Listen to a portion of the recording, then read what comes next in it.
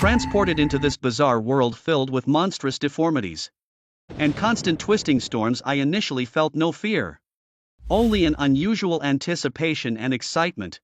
After all, in this game I had once been a top player, thoroughly familiar with every plot twist and the hidden depths of each character. Reality, however, dealt me a harsh blow. I became an orphan abandoned at an orphanage. A place I knew all too well was intended to cultivate playthings and death warriors for the people of the upper city districts. To avoid being selected, I often feigned madness and stupidity, and thus I creepily developed for a full 18 years. Recently I barely passed the threshold to be admitted into Black Crow University in District 13. As I listened to the surrounding chatter, a name reached my ears. Mu Xingju, a solitary which raised in the lower city district and one of the 4 major bosses in version 1.0. I felt somewhat sentimental, although the official storyline of the game would not start for another 4 months. Having lived in the orphanage of District 13 for over a decade without encountering any characters from the storyline had made me doubt whether this world was the same as the game world I experienced. Yet here at the university, I encountered one. Although Mu Xingju would not become a boss until her junior year, which was more than 2 years away. A major figure is always worth noting. Contact with such a dangerous boss carried certain risks. But I decided to check it out anyway, silently counting the streets. Eventually, after several detours, I stopped in front of a nearly lightless alley. Faint voices, both male and female, totaling 7, echoed from within. Suddenly a dull thud rang out from the alley as one girl grabbed another by the hair, dragging her along before kicking her violently against a wall. The fallen girl's long hair was then seized by another girl in a red vest, who shook her head violently against the wall, mocking her. Mu Xingju, you always act so aloof, why stop now? Look at yourself trying to seduce Bai Zhua. You really don't know what's good for you. Bai Zhua? I raised an eyebrow. I actually knew who he was. I hadn't expected him to have any connection with Mu Xingju, especially seeing her beaten like this. The early boss indeed had it rough, despite the accusations. Mu Xingju remained silent, leaning against the wall. Then from a direction obscured by the crowd, a nearly trembling male voice spoke. Sister Chenlu, it's all a misunderstanding, I really didn't know about this. Xingju, just apologize, I was taken aback. This voice belonged to Yi Chen, the childhood friend of the Silver Witch. This guy was so timid, seemingly sensing someone's presence. The group stopped their actions and looked towards me. One of them shouted, "Who's there?" As I looked at the bullies and then at Mu Xingju on the ground, I rubbed my chin. I had been spotted. From Mu Xingju's behavior, it seemed she had not yet awakened. At this moment, the biggest risk undoubtedly was the girl from the upper city district.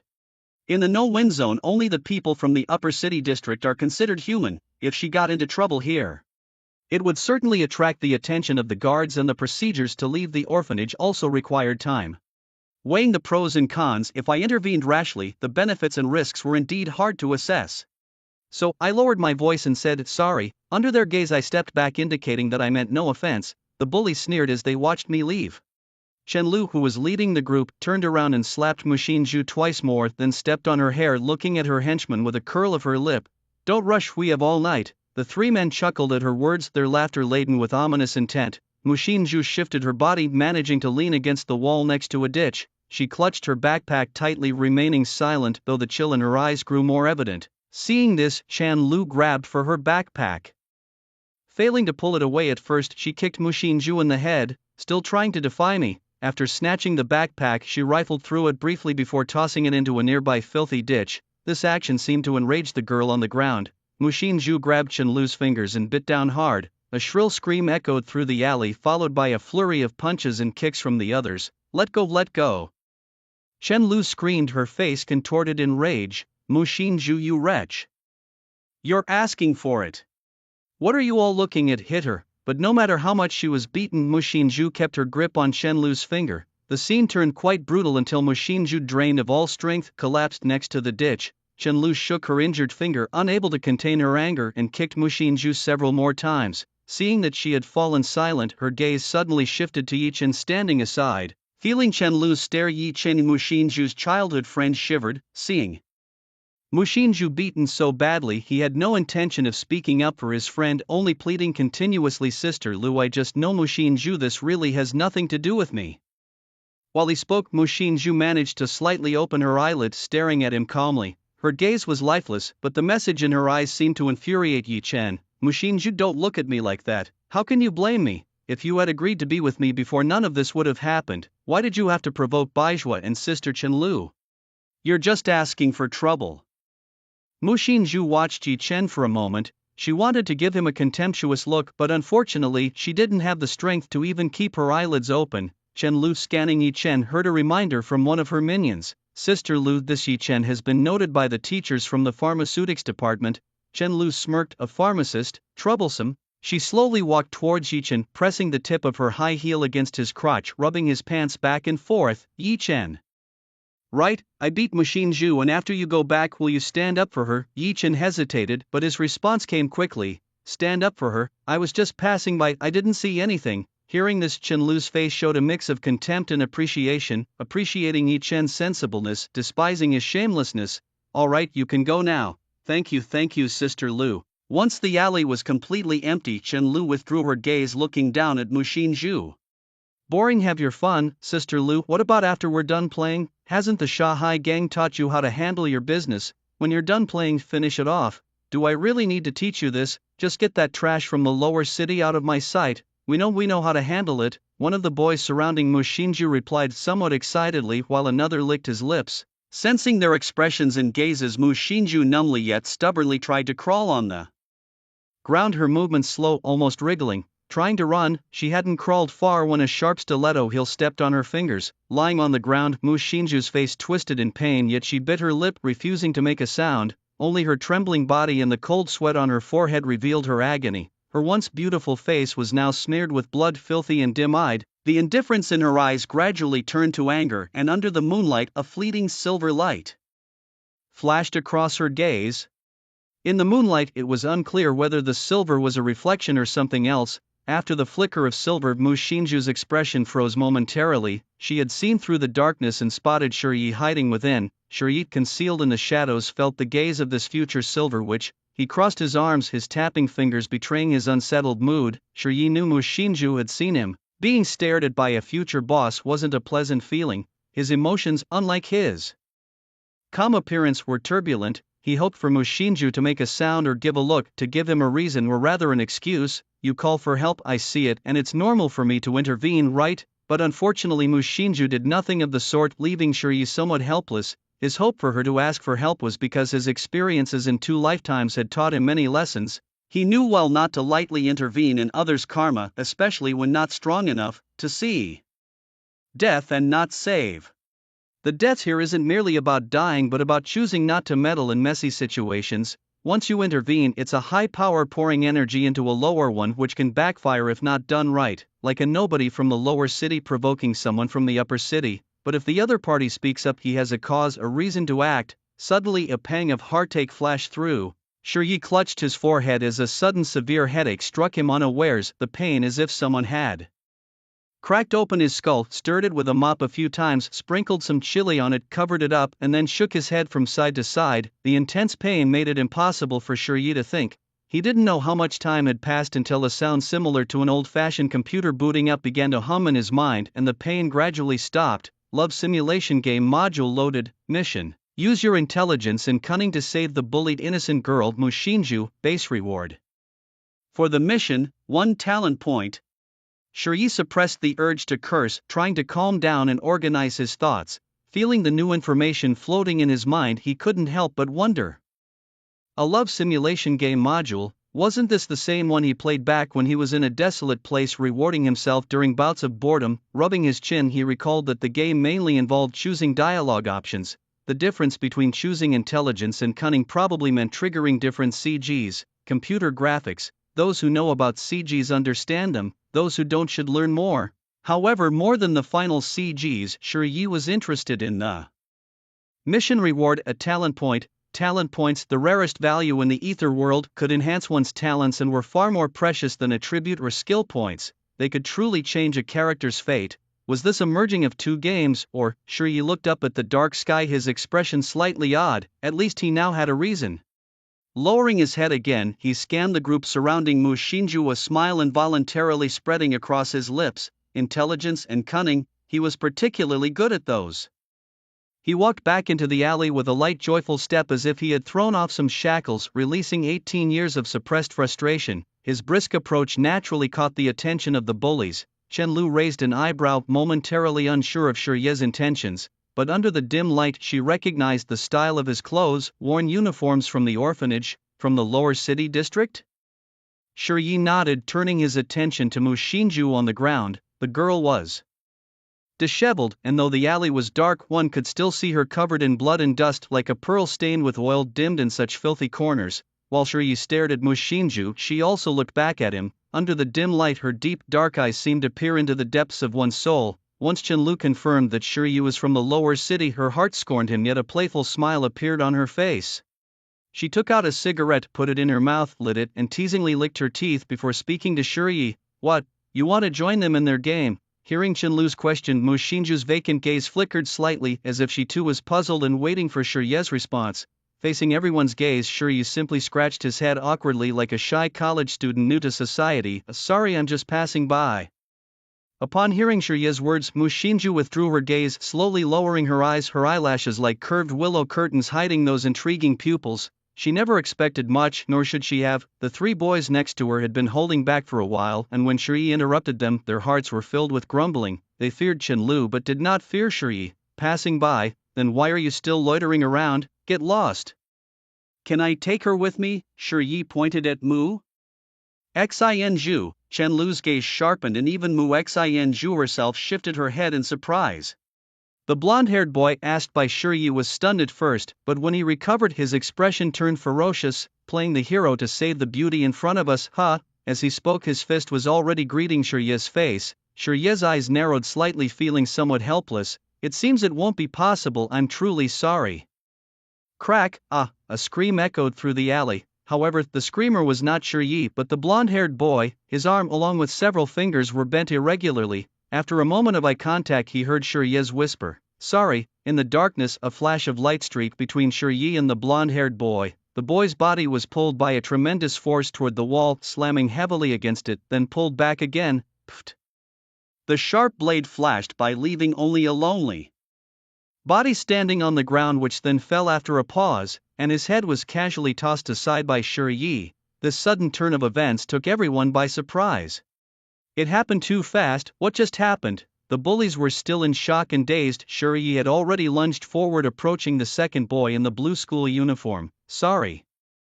Shiye apologized again. Just as the school uniform boy started to make a sound, the black blade had already struck his waist. The school uniform boy felt the world spin around him, as if he was seeing his own body. What is happening? Why is this happening? The blood mist in the alley was denser than before. The others were completely terrified. Murder! A scream came from a girl, while the last boy, also subconsciously pulling out a dagger, stared blankly as he stabbed towards Shiye. Shiye quickly stepped forward, kicking the last boy flying. At the same time, he threw the scythe in his hand. The spinning scythe blade decapitated the fleeing girl, and Shiye casually grabbed the hair of the woman leaning against the wall, kicking her knee. Crack! The breakage of bones rendered her immobile. By the time the scythe spun back into Shiye's hand, what awaited her was a ruthless verdict. Sorry. The woman with the broken leg was also beheaded on the spot. In just a few breaths, Shiye, like a butcher, had slain 4 people, leaving only one boy and Chen Lu herself. Don't kill. Sorry. Pfft. Shiye suddenly flashed forward, decapitating the last pleading boy. With apologies spewing one after another and a scythe slashing at a classmate, the blood-soaked Shiye now stood before Chen Lu. Recovering from her daze, Chen Lu, engulfed in terror, instinctively tried to flee. Shiye swung the scythe, which spun close by and sliced across Chen Lu's right foot, sending the shoe and foot flying together. The excruciating pain caused the once arrogant bully to lose her balance and fall hard to the ground. Chen Lu screamed, lying prone, and began to crawl forward, but stopped after moving just a couple of steps as the scythe she had just thrown returned, whirling close to her ear, halting any further movement. Everything happened too quickly. Enduring the blood loss and fear, Chen Lu turned to look at Shiye, her body trembling as she stammered, I am Chen Lu. My father is Chen Haiman. My brother is Chen Shui. He is a member of the security team, our family. She propped herself up with her hands, pleading continuously.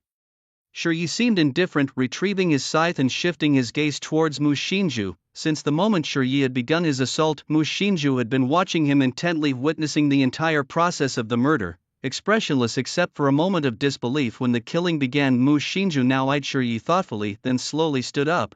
Walking up to him with some difficulty, she glanced at the still dripping scythe before extending her hand towards Shi, raising an eyebrow. Shi looked at the young, inexperienced girl before him, his eyes showing surprise and admiration. He said nothing, nor did he ask Mu Xinju to do anything. He had not expected such awareness and calm from her. Still silent, he simply smiled and handed the scythe to Mu Xinju. The frail girl seemed to falter as she took the scythe, but Shi just calmly observed her without offering much help. Mu Xinju walked past Shi to stand before Chen Lu, as Shi opened his mouth to remind her that Chen Lu might still be capable of fighting. He hesitated and then decided against it. However, Mu Xinju's performance exceeded his expectations. The seemingly fragile and silent young woman feinted with the scythe to test Chen Lu, who, as expected, suddenly pulled out a knife in retaliation. Mu Xinju quickly stepped back, allowing Chen Lu to flail about in impotent rage and panic. Mu Xinju, unresponsive and without further action, just watched Chen Lu's bleeding leg, observing as the frantic woman gradually lost strength, like a patient hunter waiting for her prey to weaken. She only raised her scythe when Chen Lu was no longer able to resist. The blade chopped halfway before getting stuck. Chen Lu's screams began to echo through the alleyway. Mu Xinju, injured and inexperienced with the scythe, failed to deliver a fatal blow on her first attempt, but this creeping sensation of nearing death is truly the most terrifying. At this moment, the arrogant bully finally couldn't hold it in any longer. She began to plead with Mu Xinju, Mu Xinju, please. Don't kill me. Murder is a crime. I know I was wrong, I really do. Mu Xinju raised the sickle again, her expression still cold. You don't know you were wrong, you just know you're about to die. As for the law, I only know that the law couldn't protect me, and likewise it can't protect you now either. The sickle swung as Mu Xinju spoke, probably the most she had spoken all evening. Thud, thud, thud. She repeatedly swung the blade, then watched as the bully who had tormented her just minutes before slowly died before her eyes. After killing Chen Lu, Mu Xinju looked at the sickle in her hand, silent for a long time. She had murdered someone, a person from the upper city. Undoubtedly, it was a serious crime. She could feel the sharpness of the sickle, and after the murder she felt no guilt. In fact, she even thought it felt good. Suddenly someone took the sickle from her hand, and then Mu Xinju saw Shi pulling out some ropes from his bag to tie up the messy corpses and drag them away. She didn't know what Shi was doing until he threw a few severed heads at her. What are you looking at? Let's go. Although still relatively calm, Mu Xinju stared at the heads in her hands and suddenly began to vomit. Vomit. The vomiting didn't last long because she saw Shi dragging 3 of the bodies forward. The future Silver, which came to her senses, quickly grabbed the heads and followed him, hesitating for a moment before asking, "Where are we going?" "There's a pigsty ahead." "A pigsty? What for?" Shi stopped, turned his head to look at the somewhat introverted girl, and after a few seconds of thought, Clean up at a pigsty." Shi nodded slightly, although he wasn't fond of explaining since they were now in this together. Clearing the girl's doubts was a necessary part of cleanup. Thus Shi began to explain seriously, "Theoretically, pigs can be used to cover up a murder. Don't be surprised because pigs are omnivores. They will consume anything left in front of them long enough, including living humans. They lick up the blood, swallow the flesh and fat, and finally crush all the bones. Therefore, a pigsty is a perfect place for cleaning up after a killing." Mu Xinju slightly opened her mouth, then closed it and swallowed. "How do you know all this?" "I read quite thoroughly." Facing rather perfunctory responses, Mu Xinju felt somewhat speechless but didn't ask any further questions. Upon arriving at the pigsty, Shi meticulously cleaned up the 3 corpses they had brought over. It was necessary to tidy up such things not only for the profit but also to effectively erase the evidence. However, Shi only took items like money, jewelry, identification wallets and backpacks, either stacking them aside or tossing them into the sewer. Being greedy was an essential trait for someone in the dark trade. After dealing with the 3 corpses, Shi turned to Mu Xinju, "Wait here for me, I'll go get the rest of the bodies." "Okay." Mu Xinju, a woman of few words, stood alone after Shi left, silently listening to the sound of pigs gnawing in the pen. She was already injured and now felt chills creeping up her spine. Reflecting on the events that had just unfolded and thinking about Shi, Mu Xinju felt an incredible sense of disbelief. As for killing Chen Lu, she bore no psychological burden. If the law of Wu Feng could not protect her, then taking up arms in resistance was the best choice. More curious to her than Chen Lu was Shi, a classmate perhaps, boom. Just then, as if the heavens were aiding them, thunder roared and lightning flashed, followed by a torrential downpour. As Mu Xinzhu pondered over Shiye's situation, Shiye, taking advantage of the absence of onlookers, opened his attribute panel. However, the love simulation module did not indicate that the mission was complete, and there were no additional points on the attribute board, which slightly furrowed Shiye's brow. Not completed? Was I deceived? Suppressing his doubts, and since the mission wasn't complete, Shiye decided to dispose of the bodies first. His actions were swift, so Mu Xinzhu didn't have to wait long. The remaining bodies were brought over, and the two silently witnessed the process of destroying the evidence until it was over. Finally, Shiye looked at Mu Xinzhu. After this, we are accomplices. Accomplices? Mu Xinzhu always felt this word was odd, not a good term, but after some thought she nodded. Yes, we are accomplices. Shiye couldn't help but smile, burning the last remnants of the bullies. Finally, the mission completion notification sounded in his mind. A rescue filled with wisdom and strategy perfectly completed the mission. Continue to be bold in love. Reward: talent 1 point, skills 2 points, attributes 4 points. A bond with Mu Xinzhu has been initiated. Mu Xinzhu bond. Criminal accomplice, all attributes +1 when acting collectively. The mission's rewards surprised Shiye. All were gone, and yet it counted as a rescue filled with wisdom and strategy. Besides gaining 1 talent point, he also earned 2 skill points and 4 attribute points. Alright, now I know the correct way to complete a mission. However, the bond with Mu Xinzhu, labeled as criminal accomplices, was a bit hard to accept. Now his attribute panel read: name, Shiye, attributes, strength 7, agility 8, constitution 6, ether 0, health points, 60 life coefficient, 10 talent, none skills, basic fighting master, basic scythe mastery, equipment, iron scythe, ordinary, remaining, talent 1, skills 2, attributes 4. Shiye's attribute layout was considered extremely luxurious among ordinary downtown students. Coupled with his skilled combat techniques and sharp perception, he was confident in his actions. However, these attributes were the result of over a decade of feigning foolishness and madness, leveraging memories from his past life and cultivating diligently through every available crevice. Undoubtedly, compared to his own cultivation, the rewards from completing a single love rescue mission were heaven-defying, equivalent to years of arduous cultivation. Talent points were hard to come by, no matter how hard one trained. As for love, as a muddy-legged boy from the lower city, he hadn't yet enjoyed the better days of life. Now that the person was saved and the reward was secured, Shiye felt it more pressing to find a place to level up rather than pursue romance. After all, the two were criminal accomplices, and Shenlu, the city dweller, was killed by Mu Xinzhu, which had nothing to do with him. Shiye was about to move away when suddenly a somewhat hoarse voice of Mu Xinzhu came from behind him, sounding as if she had caught a cold from the rain. Wait.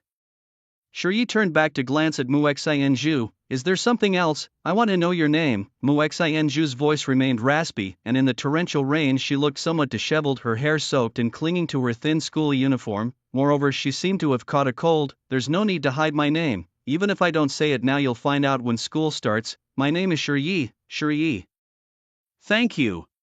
Shiye looked at Mu Xinzhu for a few seconds, thought seriously, and then returned a polite remark. It's nothing, we are classmates. Shiye thought that the word brothers didn't quite fit here, better to use classmates. He waved at Mu Xinzhu and continued towards the exit of the alley. Mu Xinzhu, after a moment of silence, silently followed him. Feeling Mu Xinzhu continuously behind him, Shiye initially didn't care. However, after a while, he finally lost patience. Hey, even if we are accomplices, you don't need to keep following me like this, right? Thunder roared, a lightning bolt flashed across the sky, and in the storm Mu Xinzhu, who had been keeping her head down, was startled by Shiye's sudden fierce demeanor. Looking somewhat at a loss, she then pursed her lips and pointed to a door ahead. My home is here. Under the light of the lightning, Shiye saw the girl's figure, drenched by the rain, looking too frail. He had misunderstood her, which was somewhat embarrassing.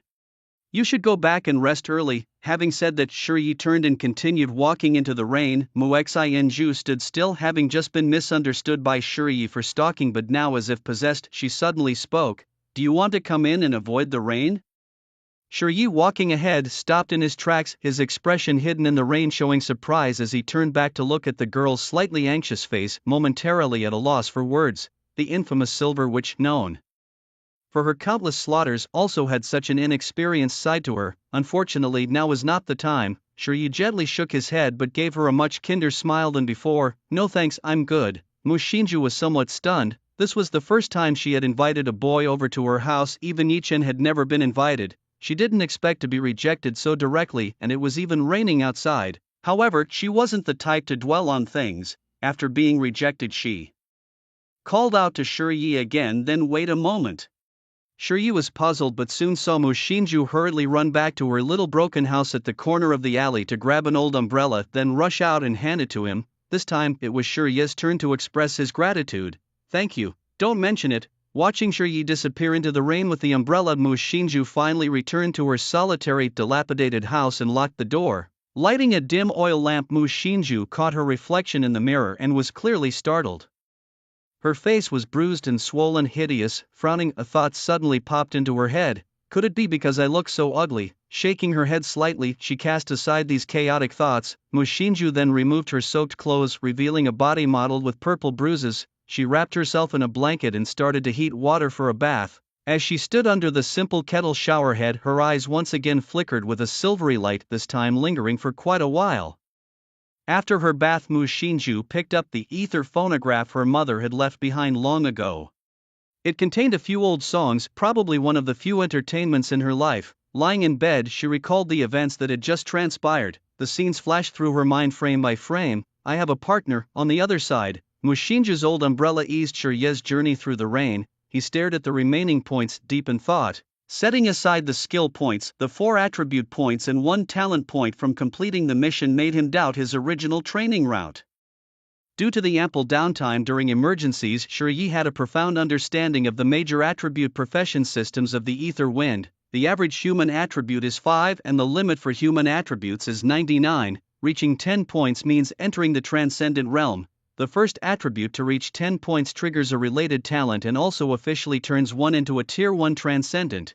Thus, even a weak transcendent is fundamentally different from an ordinary person. Initially, Shiryu thought to follow the path of agility, using speed and dexterity to enhance his survivability, which is evident from the direction of his attribute development.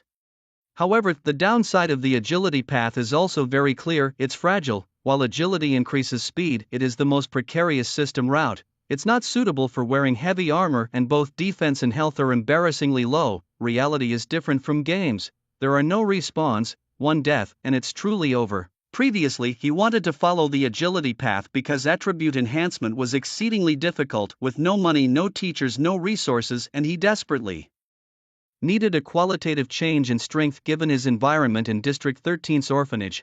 But now things were different. He had 4 attribute points. Moreover, he possesses a set of highly unique skills that he created himself, known to be the strongest he's aware of, requiring a robust physical constitution to support them. Thus, without much hesitation or delay, he focused his energies on enhancing his physical attributes. 7, 8, 9, 10. As his constitution improved, he could feel waves of warmth coursing through his body.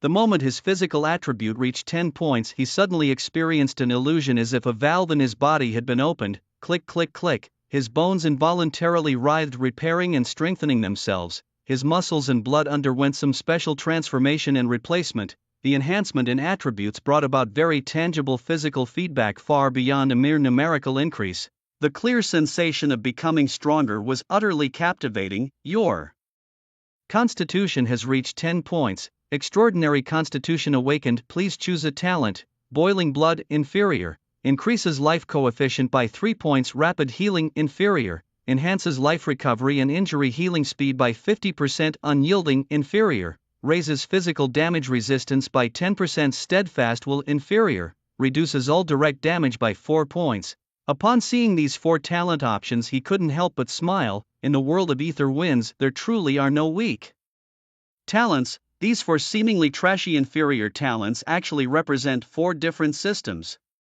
Blood Ox, as the name suggests, in the Blood Ox system, the health pool becomes explosively high in the later stages, and coupled with blood-related skill enhancements, it becomes terrifyingly powerful. The healing system might seem useless, but in his past life, someone had enhanced a healing talent to an almost unkillable level, capable of regenerating from a single drop of blood. And as for physical resistance, needless to say, even the lowest level provides a precious 10% physical damage. Immunity making it the best talent for conventional tanks, but these were not what he wanted. He had other ways to increase his life coefficient. Regenerative healing did not fit his combat system, and he certainly didn't need to mention physical resistance. He never intended to be a pure tank, and physical resistance wouldn't reduce damage from ether magic. The talent he had been waiting for was the fourth one, Steadfast Will, a talent that seems somewhat useful at first glance but turns out to be quite insignificant upon closer inspection. -4.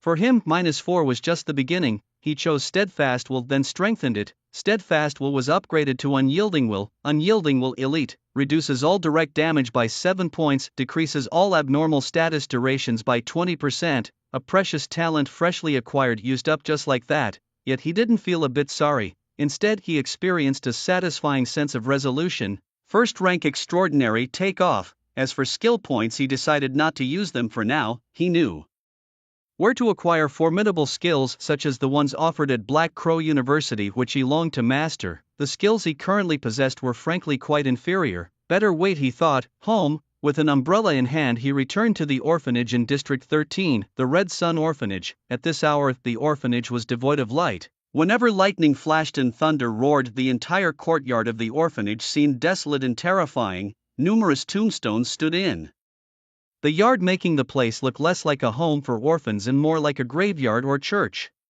As one of the few orphans from the District 13 orphanage who had been accepted into a university, he had the privilege of holding a key to the main gate. Just as he unlocked the gate, a woman with a nun's veil and a curvaceous figure suddenly appeared behind him. He seemed completely unaware of her presence, humming a tune. You're as cozy as being nestled in a blanket, yet as elusive as the wind. He walked with a light step, clearly in a good mood. Suddenly, the veiled woman drew a dagger, its tip almost touching his neck. Her figure was ghost-like, almost floating as she maintained her assassination posture, following him down the long corridor. Only at the end of the hallway did she put away her dagger and, with a soft voice, asked, "Just got back, huh?" Shirye narrowed his eyes, turning around with a surprised look. "Lan Tu, you haven't gone to bed yet? You're going to Black Crow University tomorrow, right?" "Came back to pack up today." Shirye nodded, his eyes sad as he looked towards the courtyard. "Yes, I'm leaving tomorrow." "I really hate to leave." Seeing his sorrowful expression, Tulan smiled and comforted him. "It's okay, young birds are meant to fly high. The orphanage is happy that you got into Black Crow University, and even though you're going to university, you can still come back to visit during holidays. You're always welcome here." Shirye nodded vigorously. "Yes, Lan Tu, once I finish my studies, I will definitely repay the orphanage." Tulan shook her head gently, chuckling. "All we want is for you to grow." "Well, then, I'll go back and pack up now. I have to go to school early tomorrow." "Go ahead." As Shirye turned around, Tulan suddenly struck her sharp blade, sweeping toward Shirye's neck. However, Shirye turned back at that moment, as if he remembered something. His face filled with horror, he narrowly avoided the strike, the blade even cutting some of his hair. "All right, Lan Tu, what are you doing?" "Nothing, just joking with you," Tulan said with a smile, shaking her head. Then I'm going." Shirye left with a face full of confusion and uncertainty. After Shirye left, Tulan stood in the hallway, one arm wrapped around herself, the other supporting her chin, seemingly pondering Shirye's reaction. After a long time, she disappeared into the corridor. After his interaction with Tulan, Shirye finally returned to the male dormitory area. His smile remained fixed on his face, unchanged. It stayed until he reached his own room, where his expression gradually became more reserved, turning cold and calm. They were truly cautious. Such was the pressure he endured growing up in the orphanage of District 13. It was never a charity organization, but rather a hub for child trafficking. Of course, not all children were taken away. To keep up appearances, the orphanage certainly needed some children to grow up safely and become adults there. Shirye, however, grew up struggling in such an environment. Unexpectedly, despite the scarcity of information and resources, he managed to enroll at Heya University, an unprecedented achievement. Without a doubt, such a performance would raise suspicions at the orphanage. Turlan's testing was proof enough. Although Turlan was not old nor the head of the orphanage, she was the actual manager of these orphans, directly responsible to the upper city district, the true mastermind behind the scenes. As Shirye's strength grew, even without special perceptive abilities, he increasingly relied on his intuition to gauge Turlan's formidable nature. He did not understand Turlan's attribute skills. He could only ascertain that she was a transcendent with attributes, and her floating ability likely indicated she was an awakener. Shi had extensive PvP experience, and now with a breakthrough in attributes he had the capital to compete with other transcendents, but challenging Turlin was still not a sound move. Awakener's abilities were vastly unpredictable and one could easily be overturned or even counter-killed. To stand a fair chance against Turlin he still lacked powerful attack skills and weapons. He must go to Heya University, only there would he have enough time and space to grow. So he must not rush. Quietly packing all his belongings, Shi didn't sleep but sat silently by the bed feigning rest. He took out a small iron tag from around his neck and silently stared at it. The tag was crudely engraved with 2 characters Wen Lan. Gently rubbing the tag, Shi's thoughts drifted. This world holds nothing for me to rejoice until I met you. Shi, once we grow up, let's change this chaotic world together. Don't cry at my grave, for I am not there. Memories of Wen Lan were many, some blurred, others vivid. Perhaps at some time in the past Shi only saw her as a child pretending to be an adult, but later realized, emotions are needs, fear is instinct, but only courage is truly laudable. She was the true rebel against the orphanage, the brave one. His contemplation continued until dawn. The first light of morning streamed through the window, falling on Shi's face, who had now opened his eyes. He didn't rush out but continued waiting in the room. Only when it was almost too late did he move. He took a few shallow breaths, adjusting his expression before suddenly grabbing the suitcase that had been prepared beside him and rushing out of the room in a flurry. As he ran he couldn't help but shout, it's over, I'm going to be late." Dragging his luggage through the orphanage's dining hall where a bunch of kids were eating, Turan, looking equally flustered, stopped him and handed over the orphanage's breakfast. "Shia, aren't you going to eat?" "Sorry Turan, no time, I'm going to be late, I'll eat on the way." Saying this, Shia grabbed the coarse grain bun from Turan's hand and ran towards the orphanage's entrance. No one could really understand Turan's thoughts, not even Shia, and it was a while before the serious woman spoke. "Slow down, be careful on the road." "Got it," Shia responded, already running out of the orphanage, casually tossing the food into a trash bin. The breakfast Turan prepared was something he dared not eat. The usually dull and sluggish orphanage pharmacy apprentice had suddenly passed the entrance exam to Black Crow University and, after 14 days of military training, had slipped from under the orphanage's control. Shia's movements these past days were completely unexpected by the orphanage. However, Black Crow University's prestigious status meant they could not intervene. Thus, his return to the orphanage to pack his belongings was their best opportunity to regain control over Shia.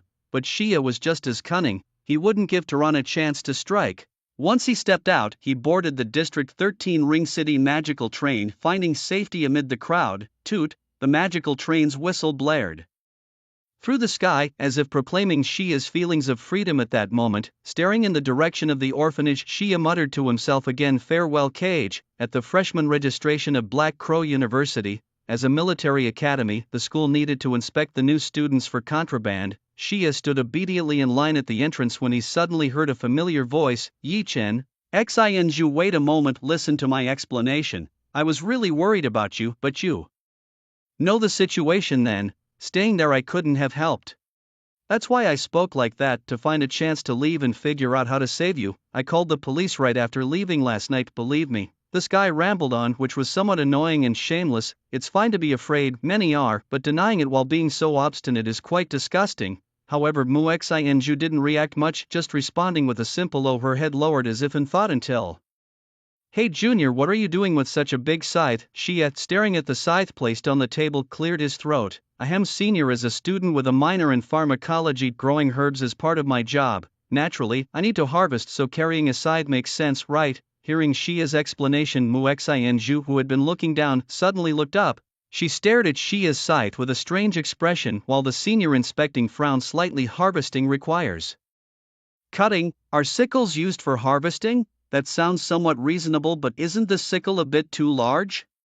Seeing the other person's hesitation, Shi made an exaggerated expression. "Senior, you don't think this is a weapon, do you? It doesn't make sense. Everyone uses swords and knives for close combat. Who would use a silly weapon like a sickle? Aren't swords much cooler?" The students around them nodded in agreement. Indeed, swords and knives are the mainstream weapons.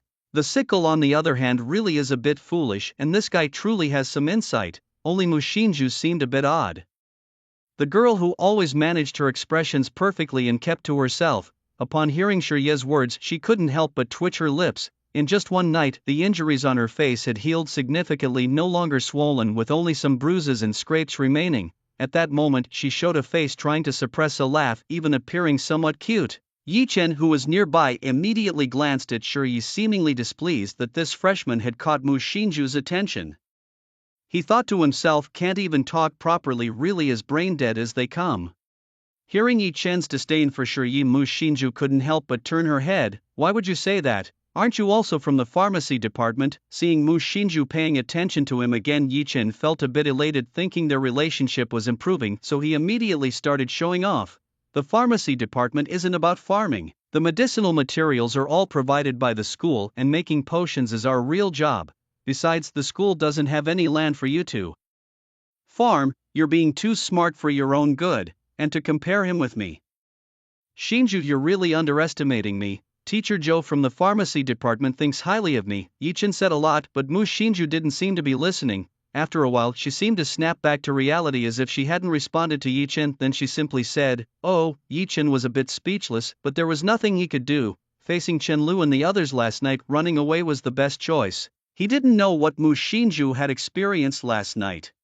Yi Chen couldn't help but observe Mu Xinju from behind, his gaze unintentionally shifting to between her legs. His thoughts fluctuated and his breathing became a bit rapid. It was a mix of pity, disdain and desire. Of course he felt pity. He pitied Mu Xinju, who he always considered his own, having been defiled by several men last night. He disdained that Mu Xinju's body was no longer pure and clean. Yet he also desired this impure body. There was no helping it. Mu Xinju was truly too beautiful, a rare beauty in the lower city district. Her eyes were like the first stars at dawn, lively and mysterious, clear yet with a hint of indifference, as if hiding some unknown secret. Every time she blinked, her eyelashes swept gently like a fan, spreading an enchanting aura around her. When she pondered, her eyebrows would naturally relax, making her appear exceptionally gentle. She could fulfill every fantasy. He watched as Mu Xinju grew up little by little, shedding her youthful naivety and gradually blossoming into the beauty he had always desired. Yi Chen couldn't hold back anymore. He confessed his feelings to Mu Xinju, only to be met with a straightforward rejection. "I don't like you." Indeed, Yi Chen knew better than anyone that they were merely acquaintances. The so-called childhood sweethearts were nothing but a rumor he had quietly spread to mislead others. He was well aware of Mu Xinju's character. She didn't care about such gossip and wouldn't bother clarifying anything. It simply didn't matter to her. But this time was different. Mu Xinju had caught the attention of Bai Zhua, who also tried to ask her out but was similarly rejected. Before Yi Chen could take pleasure in Bai Zhua's misfortune, he saw Chen Lu leading people to attack Mu Xinju, not only beating her but also tarnishing her reputation. The previous night, Yi Chen thought of that scene and couldn't sleep for a long time. He was heartbroken, yet hidden within that pain was a strange sentiment. The goddess who once ignored him had fallen from her pedestal. She was now tainted, unclean. But to Yi Chen that was a good thing. In his view, a tainted Mu Xinju no longer had the right to act aloof, especially not in front of a student highly regarded by his potion teacher. He now felt more than adequate for her. At such a time, shouldn't Mu Xinju be crying and holding him tightly, sharing her sorrows from the night before? Yet she seemed to have no such intentions. Her expression and attitude remained unchanged, just as before. All played out. What was there to pretend? Yi Chen internally criticized, struggling to contain his curiosity. What exactly happened last night? Perhaps he should ask Chen Lu's underlings. While Yi Chen pondered over the previous night's events, Mu Xinju was also reflecting on everything that had happened. Although she and Shirye had already disposed of the evidence and the body was likely turned into pig manure by now, Chen Lu had died by her hand. Chen Lu's brother was a member of the guard squad. With his sister missing, would he be questioned by the squad? If questioned, how should she respond? With various doubts and worries, Mu Xinju followed the crowd heading to the dormitory assignment. She was only 2 to 3 meters away from Shirye, but he hadn't noticed her, which made her feel somewhat at a loss. She considered speaking several times but felt awkward and decided to keep her mouth shut, continuing to walk with her head down. Just as the crowd split, with the male dormitory to the north and the female dormitory to the south, Mu Xinju suddenly heard a voice from behind. It was a calm, plain voice, yet it conveyed trust and reassurance. "If you're questioned, don't be afraid, keep your eyes firm." Mu Xinju slightly opened her mouth, then quickly shut it. Her heartbeat accelerated for a moment but soon returned to normal. She was smart, always had been. She knew it was Shirye, and she understood his meaning, so she made no response. She lifted her head, which had been bowed low, her thoughts now tinged with curiosity. Had that guy seen me already?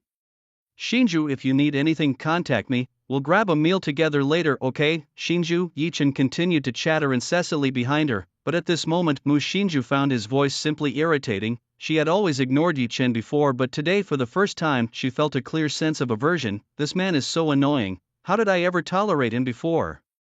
Meanwhile, Shi, carrying his luggage, followed the crowd to the male dormitory area. At Black Crow University, the basic courses were naturally divided into culture and combat, so dormitories were assigned based on one's major. Sometimes life is full of coincidences. Shi's major was pharmacology, and coincidentally so was Yi-chan's. Thus unexpectedly they ended up being roommates. When both of them stopped at the entrance of dormitory 17 for first-year males, Yi-chan's expression was slightly spectacular. It's you. Hearing this, Shi's eyes narrowed instantly, and a murderous aura enveloped the air. Had he been exposed? Did this person recognize him? Could it be from last night? Nope, last night he had made sure there was no one around before making a move, and Yi-chan did not possess the ability to hide in the corridors, plus he was too cowardly, so Shi calmed his aura and pretended to be innocent, scratching his head. Do we know each other? At this moment Yi-chan was full of resentment, mostly because of Mu Shinju, but Shi's recent words and actions didn't stop him from redirecting his resentment towards Shi. No, but I heard what you said during the check-in. Oh, did you? That's how it is. Finally Shi relaxed and his murderous intent dissipated, but then Yi-chan added, quite funny actually. Is it? Shi scratched his head, slightly embarrassed. Yeah, pharmacology isn't that easy. If you really don't understand, it's not too late to change your major to something simpler like being a basic soldier. At least you won't starve, Yi-chan remarked. Shi was left speechless, raising his eyes to look at the other two roommates with an innocent and awkward expression. He didn't forget to nod secretly at them and wave his hand in greeting. The two other roommates, one tall and one short, were named Zhang Changsheng and Zhou Enfu. Seeing Yi-chan's bullying stance towards Shi, the justice-minded Zhang Changsheng immediately stood up. Yo, you're putting on airs as a freshman? Who do you think you are? What's wrong with being a basic soldier? Zhang Changsheng's attack was fierce, and soon after Zhou Enfu also spoke up. Exactly, we're all from the lower city areas, and you're acting superior. If you were really capable, would you still be living in a 4-person dorm? Yi-chan was momentarily dumbfounded. What's the situation? He had just made a small joke about Shi, and now the other two roommates were attacking him. I didn't even give him a chance to speak, quickly stepping between the three of them with an air of the peacemaker. Guys, let's not fight. We're going to be living together for the next 4 years, seeing each other day in and day out. Besides, I feel like it wasn't intentional. Let's each say one less word. We're all buddies here. Shi's words sounded like he was trying to mediate, but if you really looked into it, there was an underlying tone of condescension that none of the others seemed to notice. Before, when the two were cursing at Yi-chan, he could still bear it, but Shi's words immediately reignited his anger. Who are you calling your buddy? Watch out you don't flunk your professional courses. It would be a shame to get kicked out. Shi became even more embarrassed, and Zhang Changsheng, seeing this, got even angrier. What nonsense are you spouting? Got your eyes on your mouth? Are you stupid or what? I just stated the facts. What about it? The two clashed and the scene quickly descended into chaos. This was how the first meeting in dormitory 17 kicked off, splendidly. Yi-chan did not realize that he had already been ostracized by the other three roommates, all because of a careless remark he made. By this point Shi was almost ready to shout, "Stop fighting, guys." When the dormitory dispute finally settled, it was already past 10 a.m. The entrance ceremony was about to begin. Heya University was nothing like the university Shi had experienced in his previous life.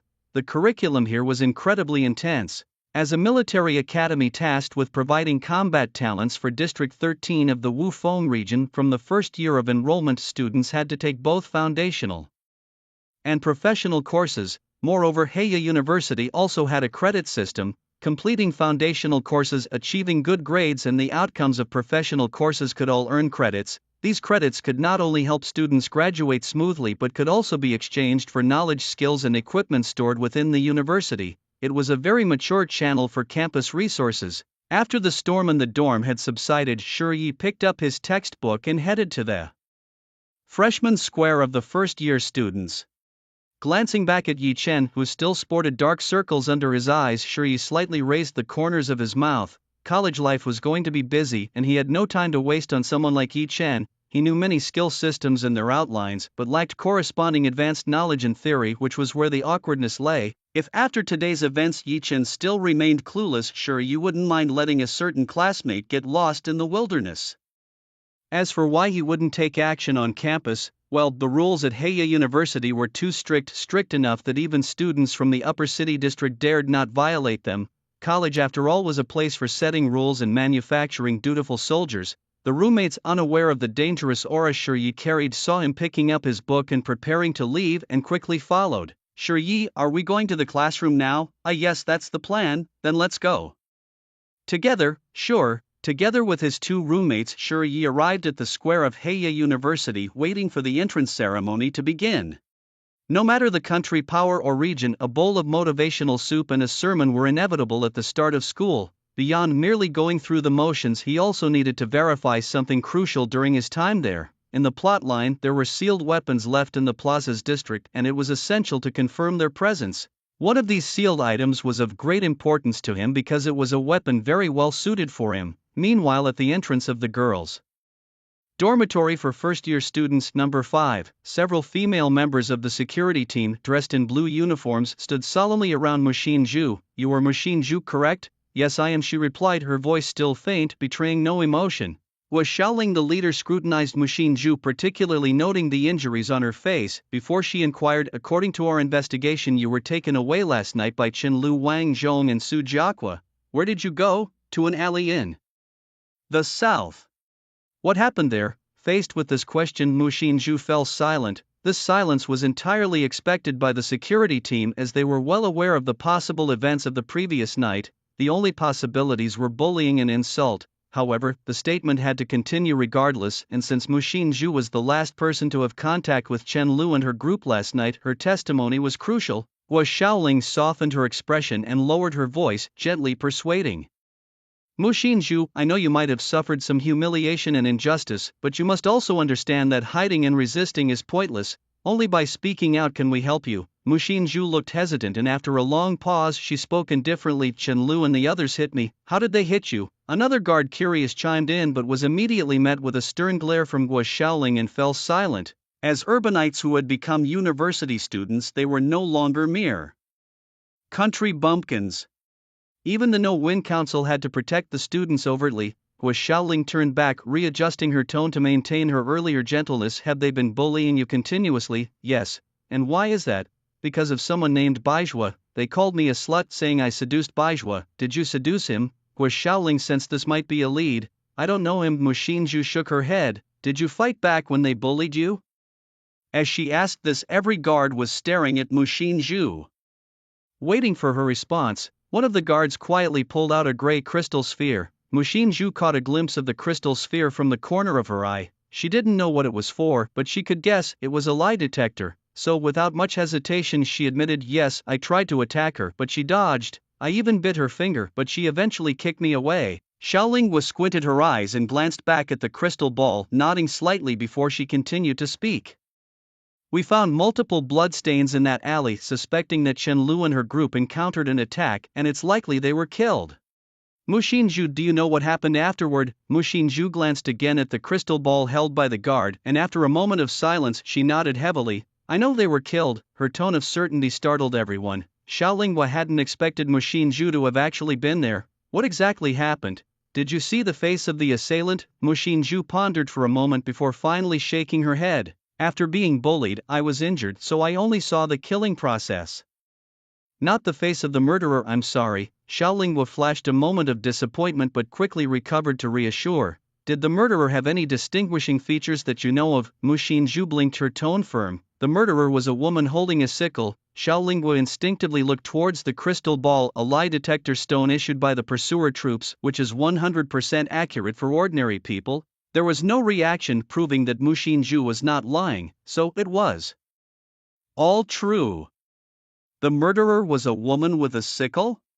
This statement, seemingly simple, contained important information: the gender of the murderer and the weapon she used. Did you see any other characteristics, like height or build? She was about my height, but it was too dark at the time. Mu Xinzhu frowned, still telling the truth. Xiaolingguo was somewhat regretful, but she was already very satisfied with the information gathered from Mu Xinzhu. The two then talked about some events that happened last night. A montage scam unfolded between the students and the guards. I understand now. Thank you for your cooperation, student Mu Xinzhu. You did well and you will do even better in the future. Thank you. Yes, you may go now. Mu Xinzhu left under the watchful eyes of the guards, her expression unchanged. Meanwhile, the guards started discussing among themselves. Captain, what now? Such incidents at the start of the school year definitely can't be publicized. Just send up the clues about the murderer and consider it mission accomplished.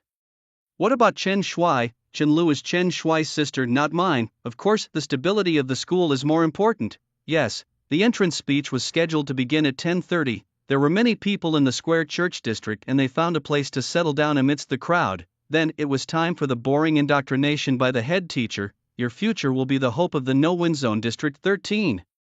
Ah yes, the same old rhetoric, especially seeing the excited and thrilled expressions on the faces of the students from the lower city districts as if they really believed in this talk of hope. It was somewhat ironic to him. Nice words spoken, all for the hope of humanity, but what about the reality? If it were truly a human community, there wouldn't be divisions like upper and lower city districts or upper and lower city people. Whenever abnormalities appeared, it was always those from the lower districts who had to fill the gaps, risking their lives to test the capabilities of these anomalies before dispatching corresponding superhumans or awakened ones to handle the situation.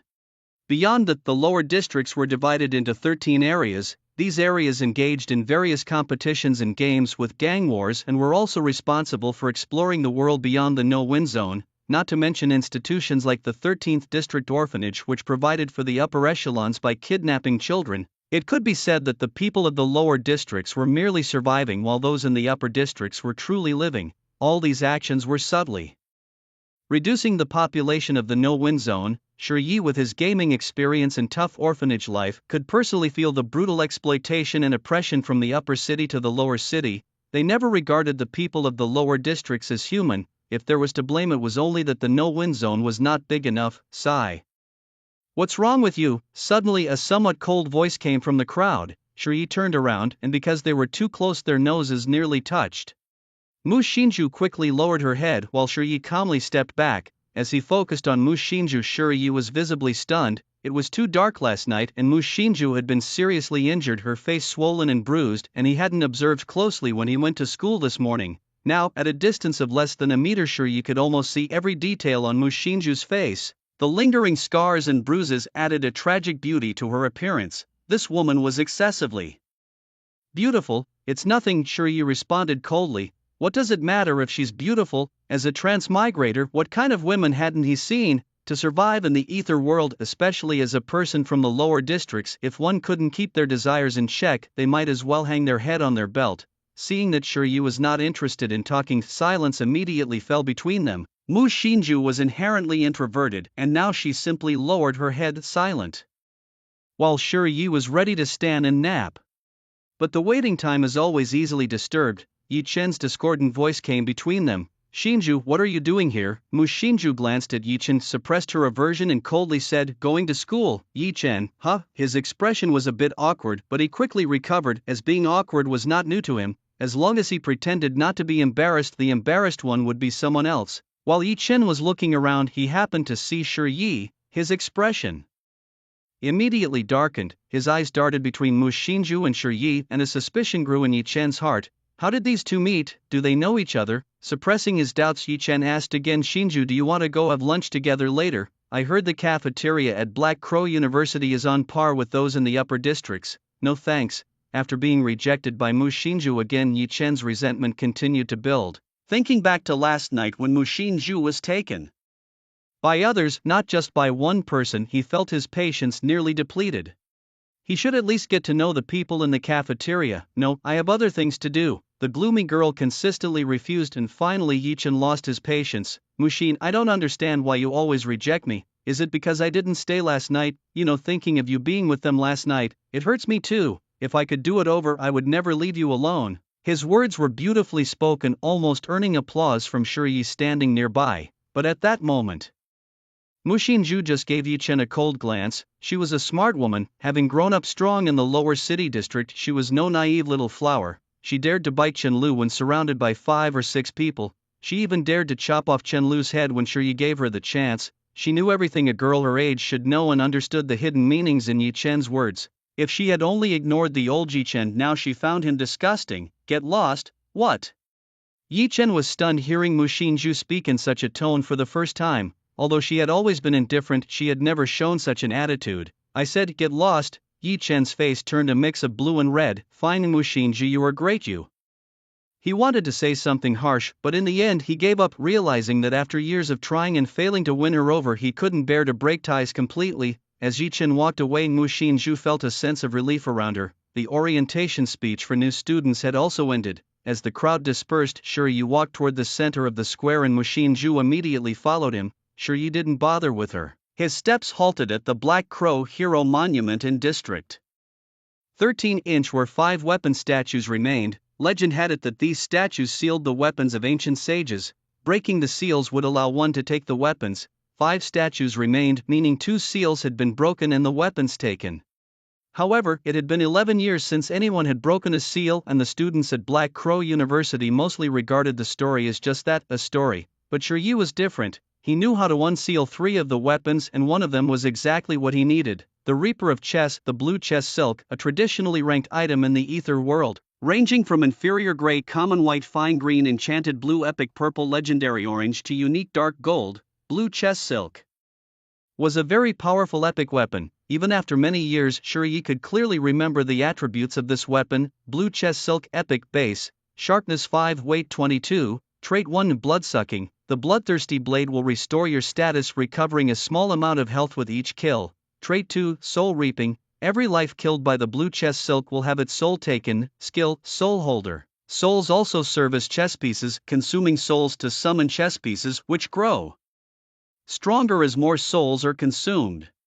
Description: the weapon of the Reaper, a merciless slayer's scythe. As an epic weapon, the blue chess silk possesses 3 additional attributes that are both practical and powerful. In the game, this weapon has been a companion for a very long time. After traversing through time, it took 18 years just to lay eyes on this sealed weapon. Just like the legends say, to obtain this weapon one must break its seal and complete the ancient sage's trial. The trial of the blue chess silk is known as the trial of chess. If you think this trial involves a challenge similar to a chess game, you would be utterly mistaken. The trial of chess is a highly challenging battle where one must face all the chess pieces of the keeper and defeat them to be victorious. The strength of the trial's chess pieces depends on the challenger's attributes. That is, the challenge becomes easier with lower attributes as long as they do not exceed the keeper's critical threshold. Currently, Shi Yi has only one attribute value reaching 10 and has acquired the common grade physical talent of indomitable will.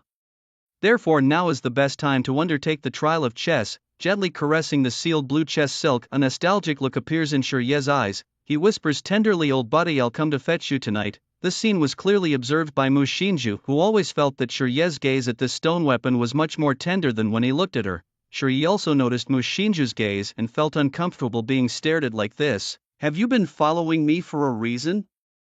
Are you looking at the sealed item?" Shi Yi asked coldly, a tone Mu Xinju could feel. She was usually quite aloof herself, so she did not find his demeanor inappropriate, yet she wondered, is it not necessary to care about what happened last night? She watched Shi Yi for a while, carefully confirming that he was not feigning ignorance, but ultimately she couldn't discern much from his expression. Indeed, Shi Yi had previously preferred not to get too involved with Mu Xinju, although the silver which was powerful, she was ultimately a villainous boss in the storyline, and the reasons behind the boss fight were unclear to him until the end. If he got mixed up with her and some story protagonist decided to treat him as a boss too, what would he do? The causality was significant and dangerous, so his earlier thought was to engage with Mu Xinju only if she offered a mission, otherwise he would ignore her. After all, he was well versed in the storyline and now also studied alchemy, so he could progress even without mission rewards. But upon reflection he wondered if there was really a need to be so resistant. Although the mod of the romance game doesn't display any affection levels, it does offer additional bonds and extra interactions, might even trigger some quests. Talent points are indeed valuable. Moreover, in this world which is no longer just a game, Mu Xinju has not yet become the Silver Witch. With so much information at his disposal, influenced by him, Mu Xinju might even become the Silver Saint. To establish a firm foothold in this world, relying solely on oneself for everything would be incredibly tiring. He could choose not to build his own power since having power is too troublesome, however he couldn't go without allies, companions, or perhaps accomplices. Thus Shuri added another sentence softening his previously cold demeanor. I am choosing my next weapon. If a regular person heard Shuri say this, they would probably scoff right there. You, a newcomer still choosing? But Mushinju didn't question it. Shuri had already shocked her too much. This classmate she had only met a few times was no ordinary person. She just didn't know how to continue the conversation, and the atmosphere suddenly turned cold. Remembering why she came to find him in the first place, Mushinju said, "The guards were looking for me earlier." "Oh sure," you responded, his usual listless self. Mushinju twitched the corner of her eye, feeling a bit awkward. "Aren't you going to ask?" "Ask what?" Shuri seemed as disinterested as ever. "About what the guards asked and how I responded," looking at Mushinju. "Sure." Yi curled his lips slightly. "So how did you respond?" "I told the truth." Mushinju summarized the questioning process by the guards and her responses to Shuri. After she finished, she stared into Shuri's eyes, hoping to see some emotional change on his face. Done, and Mushinju said, a bit embarrassed. Although somewhat ashamed, she felt that her performance in front of the guards was commendable. However, after listening, Shuri merely blinked, unimpressed. This made Mushinju feel even more frustrated. Shuri smiled slightly. He could sense her thoughts. No matter how aloof and indifferent he appeared, he was still 18, a fact that wouldn't change. But indeed, Mushinju was smart. Her montage of lies had perfectly deceived the lie detector stone, deserving of the phrase unflustered by changes. So, although I can't guarantee that there won't be any trouble in the future, nor can I exclude the possibility that the guards might find us based on other evidence, Shuri continued as Mushinju's head hung lower. But then Shuri's tone shifted. "But as it stands, your response was quite perfect, very impressive, Miss Mushinju." And Mushinju first raised her head, then lowered it again. She felt a bit of recognition, a slightly different kind of recognition. "Haven't you eaten yet? Shall we go for a meal together?" Okay, Mushinju agreed subconsciously. However, Shuri didn't seem to have the intention of walking with her side by side, but instead led the way ahead. Mushinju opened her mouth, but in the end she said nothing and silently followed behind Shuri, heading towards the cafeteria, not far away. Yichen watched everything unfold, his expression growing darker. His resentment had reached its peak. Why was Mushinju so close to that country bumpkin? Besides being somewhat handsome, in what way was he better than himself? As someone who had been infatuated with Mushinju for years, he knew better than anyone the message conveyed in her eyes just moments ago. Anticipation and excitement. How dare you, a woman who is far from innocent? Yichen cursed under his breath, his mind racing with various methods of revenge, even imagining Mushinju groveling at his feet, begging in front of him. However, lost in his vindictive fantasies, he failed to notice Shuri, who was walking ahead, casting a casual glance back at him. The two arrived at the cafeteria of Black Crow University. As Shuri surveyed the array of dishes, snacks, desserts, and fruits, his nose twitched, nearly bringing him to tears. Having been in this world for 18 years, today was the first time he could afford 4 dishes. What harsh days I've lived through before. Life at the orphanage was unbearably tough. With a heavy heart, Shuri silently vowed to ensure a better life for himself from now on. "What are you daydreaming about? Move to the back if you're not getting your food." Shuri, having stood still for too long, was yelled at by someone behind him. Embarrassed, he scratched his head and politely apologized. "Sorry, my apologies." Mushinju, standing beside him, looked strangely at him because every time Shuri apologized the night before, it ended with someone's head being chopped off. This made her somewhat allergic to his apologies. Realizing the odd look on Mushinju's face, Shuri guessed that she was unsettled by his frequent apologies the previous night, which might have led her to form a negative association. He quickly tried to explain himself. "I'm actually quite easygoing. I don't always chop heads when I apologize, it's just my way of being polite." You don't need to explain that much." Seeing the unspoken words in Mushinju's eyes suggesting she knew he was no good, Shuri could only sigh and lost the desire to explain any further. When it was their turn to get food, Shuri happily pointed out several meat dishes. "Auntie, I'll have a chicken leg, pork chop, beef, and a meat pie." "Alright, that will be 12 yuan in total." The meals at Black Crow University were quite affordable thanks to subsidies provided by the Windless Zone Council, not out of any heartfelt concern for the students but because the students of Black Crow University were typically destined for combat roles, as potential frontline explorers. Restricting their diet made little sense. Despite the affordability, people like Shuri, who ordered 4 dishes at once, were still rare. most folks from the lower city, like the ones behind Shiyi and Mushinju, were too poor to indulge in multiple meat dishes, typically settling for just one. After finishing her meal, she hesitated at the serving station before finally choosing a dish of pork strips with green peppers, a mix of meat and vegetables. Mushinju's thoughts were similar to Shia's, finally meat on their plates. Although it was cheap, it was still expensive, so she only ordered one dish. When she brought her tray over to sit across from Shia glanced at Mushinju's plate and slightly raised an eyebrow. He looked down at his own plate. Only a chicken leg bone left, his beef possibly smeared with his own saliva, half a pork cutlet remaining, and even the meat pie had a bite taken out of it. There was nothing left to share. A bit awkward. Seeing Mushinju eating earnestly, Shia did not make any unnecessary moves. This girl was stubborn even when she was beaten yesterday, a real hardhead, not even knowing how to beg roundabout. Such people usually aren't very bright, or else they wouldn't end up being big bosses. If he now acted like he was giving charity, she would definitely refuse. So, sitting back, he pondered for a moment. Suddenly, Shia stood up and, under Mushinju's puzzled gaze, went back to the serving station and got 2 portions of meat dishes. Bang! Seeing the pork cutlet and beef placed in front of her, Mushinju was startled, instinctively refusing. "No need, I have my own food." Before she could finish her sentence crisply, she heard Shia's slightly impatient tone. "Don't flatter yourself, okay? You think I bought this especially for you?" Mushinju looked surprised, and Shia continued in an unkind tone. "Alright, stop staring. I didn't buy this for nothing. Since yesterday's incident, we're practically accomplices. I pocketed around 2,000 and by rights you're entitled to half, but I am a bit ruthless and short of money, so I'm not sharing the loot. This way, I'll treat you to a few meals to even it out. You won't be at a loss, okay?" Half of 2,000 yuan evened out by a few meals sounded pretty shady, especially with his disdainful remarks just now. Any normal person would have judged by this point, this guy is no good. But Mushinju wasn't exactly normal. In the lower district, a beautiful appearance itself is a sin, and coldness is just her shell of protection.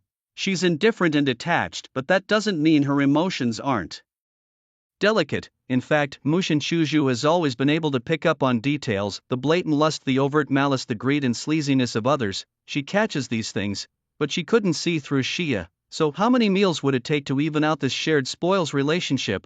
Why didn't he say, "Okay"? Mushinju nodded in agreement. Seeing her consent, Shia concealed the smile in his heart and pushed the tray in front of her. "Alright, since you agree with this division, eat.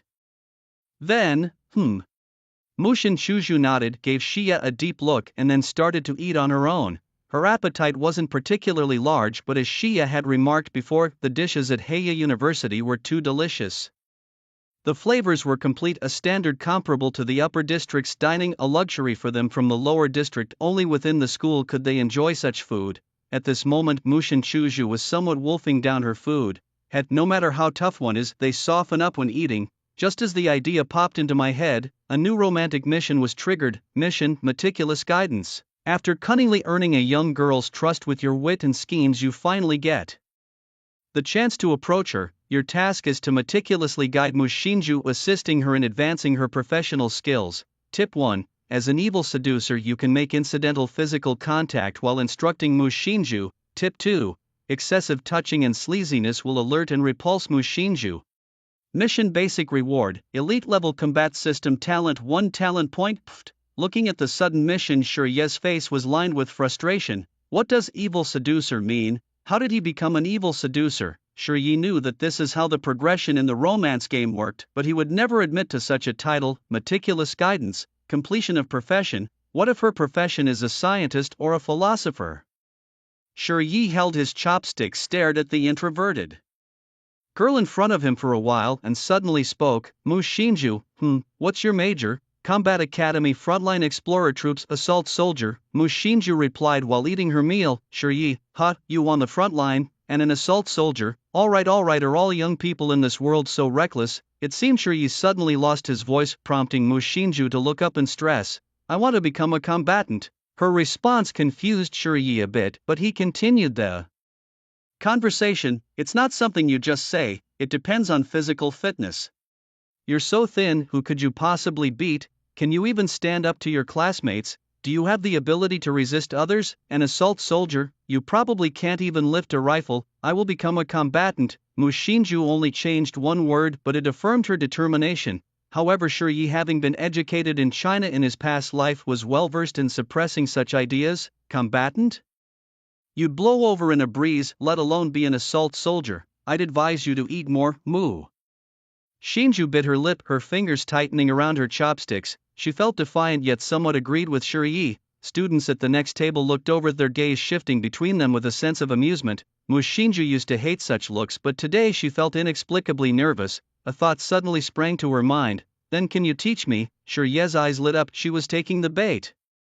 Yet, he still pretended to be shocked for a moment. Ah, can you teach me how to fight? Moo. Shinju stared at Shiyi, her eyes wide and animated. I major in pharmacology and I also don't have time to teach. Shiyi turned his head away, feigning a bit of difficulty. You don't need to teach me, I won't cause you any trouble. I can just follow you during your training, he suggested. After a moment of pretense deliberation, Shiyi conceded. Alright then, from now on be at the outskirts of the parish square at 5 a.m. every morning. I'll take you with me for training. Hearing Shiyi agreeing, Shinju was somewhat excited. Okay, thank you. No need for thanks, Shiyi replied. We've talked and eaten, so that's it. Bye. He stood up, waved his hand without any hint of sentimentality. Shinju sat there watching him for a long while until Shiyi's figure disappeared from her sight. Only then did she turn her attention back to her food. I will definitely become a battle soil, she resolved. Afternoon came and it was time for formal classes to start. The university's system differed from the ordinary education in the lower town districts. It began with some profound and abstruse system theory knowledge, like the differentiation between deformities, oddities, and monsters. Deformities are similar to the extraordinary mutations in certain plants, creatures, or animals with absolute physicality. Their abilities can be somewhat predictable, but not absolutely so. Oddities involve non-biological transformations, not necessarily having physical form and even possibly lacking a corporeal existence. Their abilities are variable and hard to predict. Monsters belong to a higher level of creatures. They often possess multiple characteristics, composite traits, and could even undergo numerous enhancements, making them the most difficult creatures to handle. Besides, there was plenty of combat knowledge to learn, such as detailed explanation of magical firearms, selection of long-range weapons, weaknesses of oddities, dissection of deformities, and so forth. These were all knowledge Shiyi needed. Previously, leveling up by defeating monsters in games was all he needed, and if he couldn't beat a monster, dying a few times was generally fine. But now it was different. He had only one life and he didn't want to die. Thus, from the beginning of the classes, Shiyi absorbed the university's knowledge like a sponge, comparing theories with his own memories of gaming experiences. As the afternoon classes proceeded, many from the lower town districts who were used to a wilder lifestyle felt uneasy. They even questioned the teacher, doubting the utility of learning knowledge. The issue of cognition was starkly exposed here. The less educated people were, the less they understood the importance of knowledge. Even Shiyi's roommate was no exception. However, Shiyi wouldn't criticize his roommate. He silently attended the classes, not wanting to disturb or be disturbed by others. The circular classroom was large enough to accommodate 400 people, so the students here were well organized. The front rows were generally occupied by people from the upper town who were different from the stereotypical wealthy second generation. In Black Crow University, those who studied the hardest were often these upper-class people. Not all upper town residents were rich second-generation kids. Many were technicians, middle-class individuals, and children of high-level combatants. These individuals deeply understand the importance of education, so they definitely wouldn't neglect the nurturing of their children. Even if they are the so-called rich second generation, their families would still impose restrictions on them. Of course, as members of the rich second generation, they wouldn't lack material desires either. It's also rare to hear of a true rich second generation individual lacking companions. They might compete aggressively because they are driven to chase profits. However, to consider them sycophants is completely baseless. In the middle rows, you typically find groups of 3 to 5 from the lower city areas, often seen arm in arm, displaying clear group behaviors. Many of them have joined forces within the lower city sphere of influence, such as weapon companies, explorers guilds, or local gangs forming their own small communities.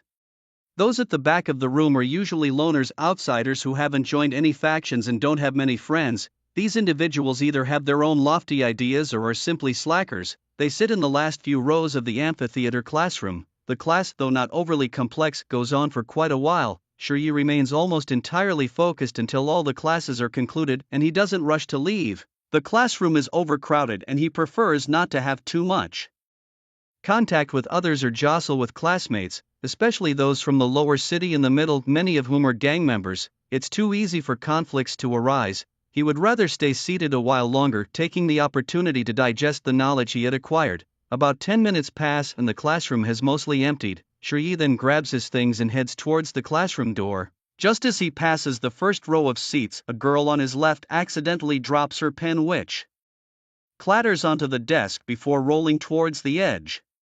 Ah, the girl instinctively exclaims. Right beside her, Shiryi reaches out and deftly catches the pen, then quietly places it back on her desk. This girl Jiang Qiao has a gentle appearance typical of a well-bred young lady. Her bright eyes convey a meticulous focus and determination, yet also reveal a touch of the shyness and tenderness unique to young girls. The setting sun streams through the window bars, casting a glow on her face, making her fair skin appear even more translucent and delicate, like fine porcelain. Her dark hair gently rests on her shoulders, swing in the breeze, emitting a faint fragrance. Undoubtedly, she is a very beautiful girl, no less charming than Mu Xinju. Their eyes meet for a moment before quickly looking away. Neither of them speaks. Shiryi has no intention of speaking while Jiang Qiao forgets to. Only after Shiryi has walked some distance does she suddenly realize, thank you. Shiryi doesn't turn back, pretending not to hear her thanks, and continues out the door.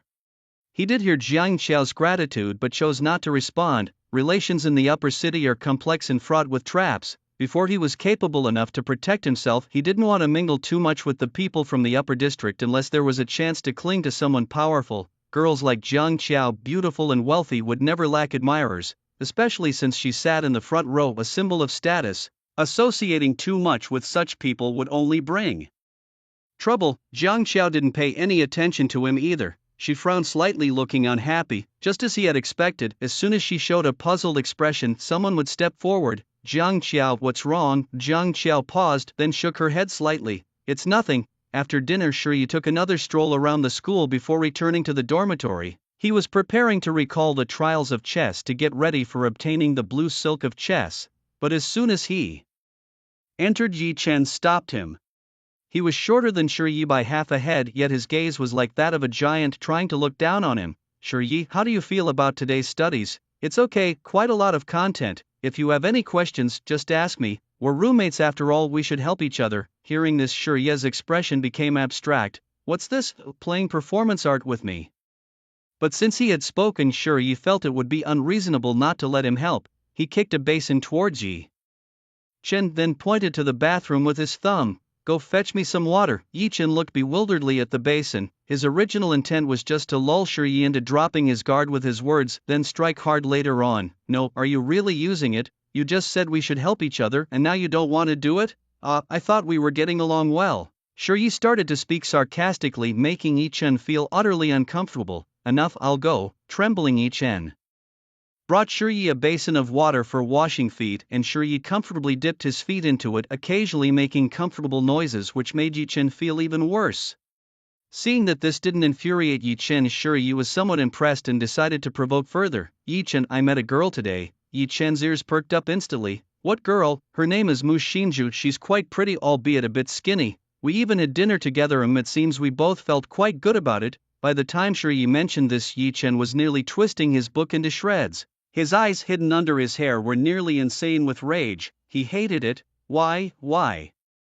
Could Shiryi speak like this about a girl he had just met today when he had known Mu Xinju for 7 years? He really wanted to punch Shiryi, but he felt he might not win in a direct confrontation, so he didn't act rashly. After all, he was a noble alchemist, an important resource. Suppressing his anger, Yi Chen suddenly stood up, looking solemnly at Shiryi. Shiryi, you can't get too close to Mu Xinju. Huh? Why not? Because I know her. Do you like her? No, it's not that. Hearing Yi Chen's denial, Shiryi couldn't help but shake his head internally. If Yi Chen had admitted outright that he liked Mu Xinju, Shiryi might have held him in higher regard. After all, in Yi Chen's view, Mu Xinju had been bullied and humiliated yesterday. To be able to accept that openly and admit it regardless of whether Mu Xinju reciprocated or not would have made Yi Chen a real man. But now, even though Shiryi was trying to stay calm, he couldn't help but despise Yi Chen in his heart. What a coward! And a cuckold at that. If you don't like her, then why do You say I shouldn't get too close to her. Yi Chen was momentarily lost for words, and after a long pause he said, look, I've known her for a long time, and let me tell you, Mu Xinju isn't as simple as she appears. What do you mean not simple? She's been slept with by many, she's already tainted, you better not fall for her tricks. Hearing this, Shi Ye's eyes narrowed instantly. I heard you were friends with Mu Xinju. Does she know you talk about her like this? You. Be more careful with your words next time. In the time it took for Yi Chen to be stunned, Shi Yi had already picked up his backpack and left the dormitory. He had no time to deal with a clown.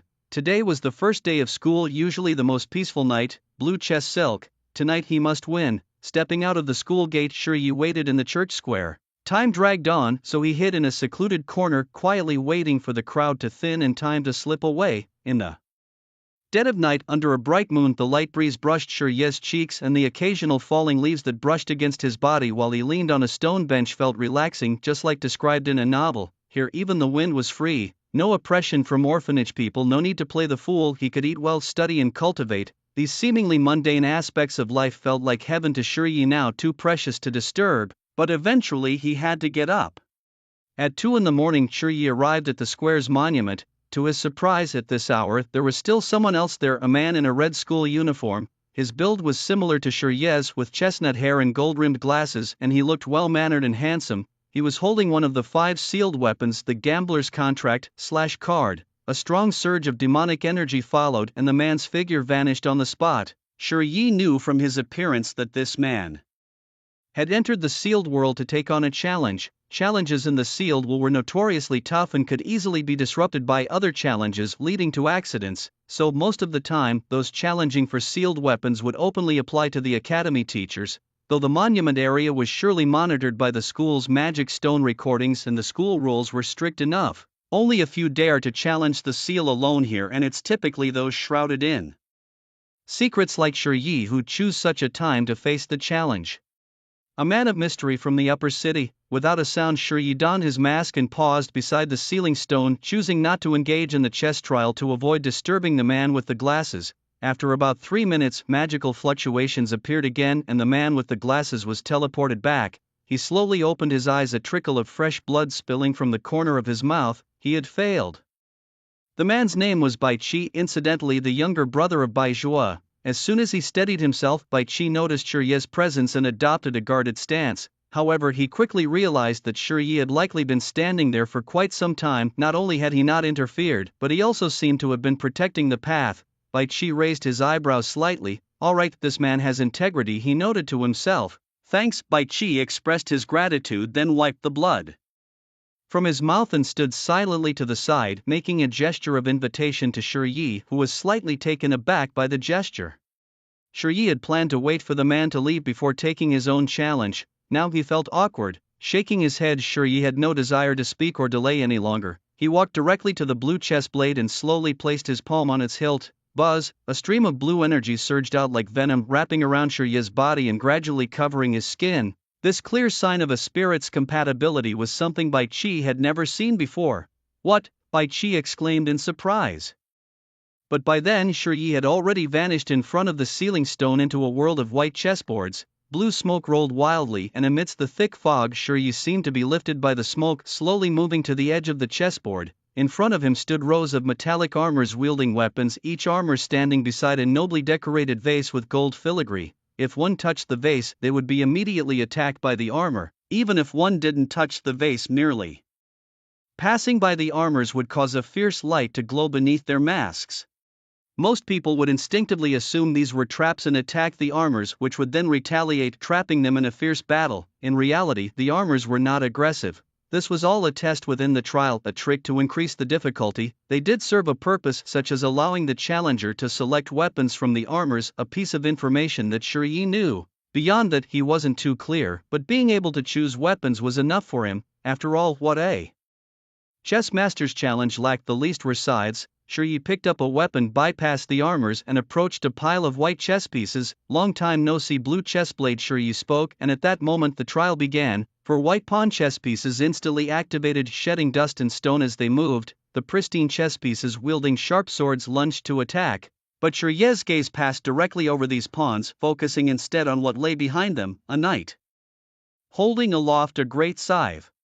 Shiryu's arm muscles bulged as he swung the heavy weapon, cling cling cling cling, for strikes hit Shiryu, the sound of the pawn's jade swords piercing his skin. Shiryu's body was jarred by the impact, but he did not stop charging forward again. He knew that if there were system notifications he would now receive a message like this: "You have been attacked by Clay's soldiers. Due to the effect of Indomitable Will, the damage is 0.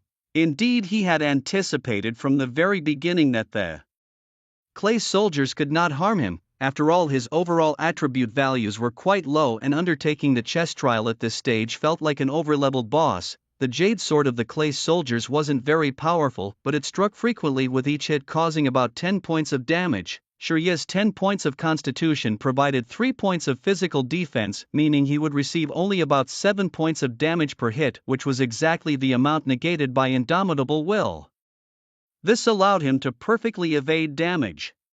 With skillful maneuvering, he could even use these Clay soldiers to block, isolating him from other chess pieces' attacks. Compared to the Clay soldiers, the knights wielding lances posed a real threat to him. Reap! The large scythe suddenly flew from his hands, the long handle drawing a circle in Shiryu's grip like a stormy slash, cutting directly through a Clay soldier wall and landing on the head of one of the knights.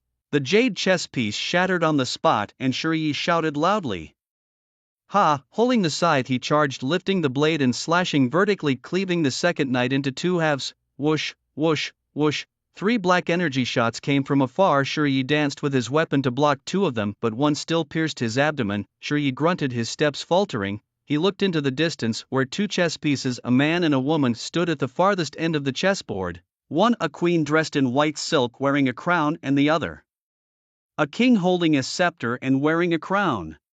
Blocking Shiryu's path were countless Clay soldiers, knights, and even castles. Shiryu did not retreat despite being surrounded. Instead, he felt his blood boiling, a feeling of battle he hadn't experienced in a long time. He swung his scythe with both hands, charging directly into the center of countless chess pieces. Harvest! A flash of black light, and the scythe cut through heads of chess pieces like slicing through leeks. The attacks of ordinary Clay soldiers only produced clinking sounds against Shiryu, unable to cause him any harm. With renewed vigor, Shiryu slashed through 4 knights in succession, finally reaching the front of the castle. Behind the castle, the king continued to summon Clay soldiers. The queen too would inadvertently unleash beams of darkness, attacking as she did. Shiryu found himself in a predicament, yet he merely smiled, suddenly kicking a Clay soldier's head and leaping towards the edge of the chessboard. According to the standard strategy, stepping off the board meant failure. However, mid-air, Shiryu grabbed a vine hanging from the roof. This was the intelligence he had gained as an experienced scythe user. Stepping off the board was considered a failure, but as long as he didn't touch the ground, it didn't count as leaving the board. The castle's chess pieces had extremely high physical defenses, and currently he lacked powerful weapons and had no etheric magic power or strong offensive skills. Breaking through the castle's defenses would likely exhaust all his physical strength. Skipping over the castle was the best choice. Swinging from the vine several times, Shiryu fixed his gaze on the king, diving down while grasping the vine. Sensing the danger, the king immediately summoned a large number of Clay soldiers to guard himself. However, Shiryu seized the moment to turn around and slash at the unguarded queen. Die! Although he wouldn't be hurt, Shiryu, who had been taking hits, was not in a good mood and struck fiercely, chopping off the queen's head with a single blow. He grabbed the queen's head, and the gem on her crown emitted bursts of magical energy at that moment. Shiryu lifted the head, aiming at the king. A dark ray shot out from the gem, piercing through countless chess pieces guarding in front of the king. With just one strike, all the king's defenses were shattered, leaving him gasping on the ground. Shiryu removed the gem and approached the king, embedding his scythe into the king's body as he tried to raise his hand. Sorry. The challenge of the chess trial was full of deceptions. The end of the challenge was to defeat the chess king, but the conventional condition to defeat the chess king was to obtain the black gem from the queen. A discerning challenger could also spot clues from the trial. The entire chessboard was as white as jade, yet it was strange that the queen kept firing dark rays. The dark ray was also the only ranged attack on the entire board. After Shiryu killed the king, a dark aura burst from the gem, falling onto the ground like black water, beginning to contaminate this chess world. Shiryu knew this was a sign that the sealed world was about to collapse, and he had to run deeper into this place while the chess world had not yet completely fallen apart. According to Shiryu's impression, after completing the chess trial, there would be 3 treasure chests awarded. Magic Grass Chess Holders Ring, White Jade. however given the current speed of decay of the chess world he could only take one and now he must make the right choice. White jade was immediately ruled out as it was a material for equipment crafting. The chess holder's ring, a magical ring, would be of no use to him as a warrior. The only magical companion he anticipated, Mu Xin Zhu, still held a warrior's heart and it was uncertain when she would awaken. Just as he chose the side job of a pharmacist, his only option was magical herbs, formerly known as ether magic spirit herbs. These herbs come in various types. The ones here are attribute herbs that can be directly consumed to enhance attributes or used to concoct magical potions.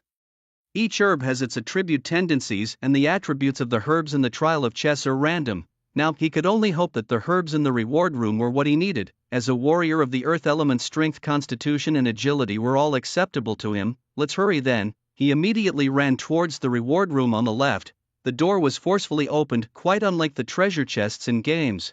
In the real world, the reward magical herbs were sealed inside a display cabinet. It was a red berry-like fruit. Carefully he lifted the glass and took the fruit. Flame flow, epic level, direct consumption effects. Strength +1, agility +1, a slight increase in fire resistance. Seeing the flame flow fruit, his gaze sharpened and his breathing momentarily halted. An epic level 3 attribute magical herb. In the games of his former life, such an item would unquestionably be exorbitantly priced, a rare gem even in the late stages of the game. Now he faced many dilemmas.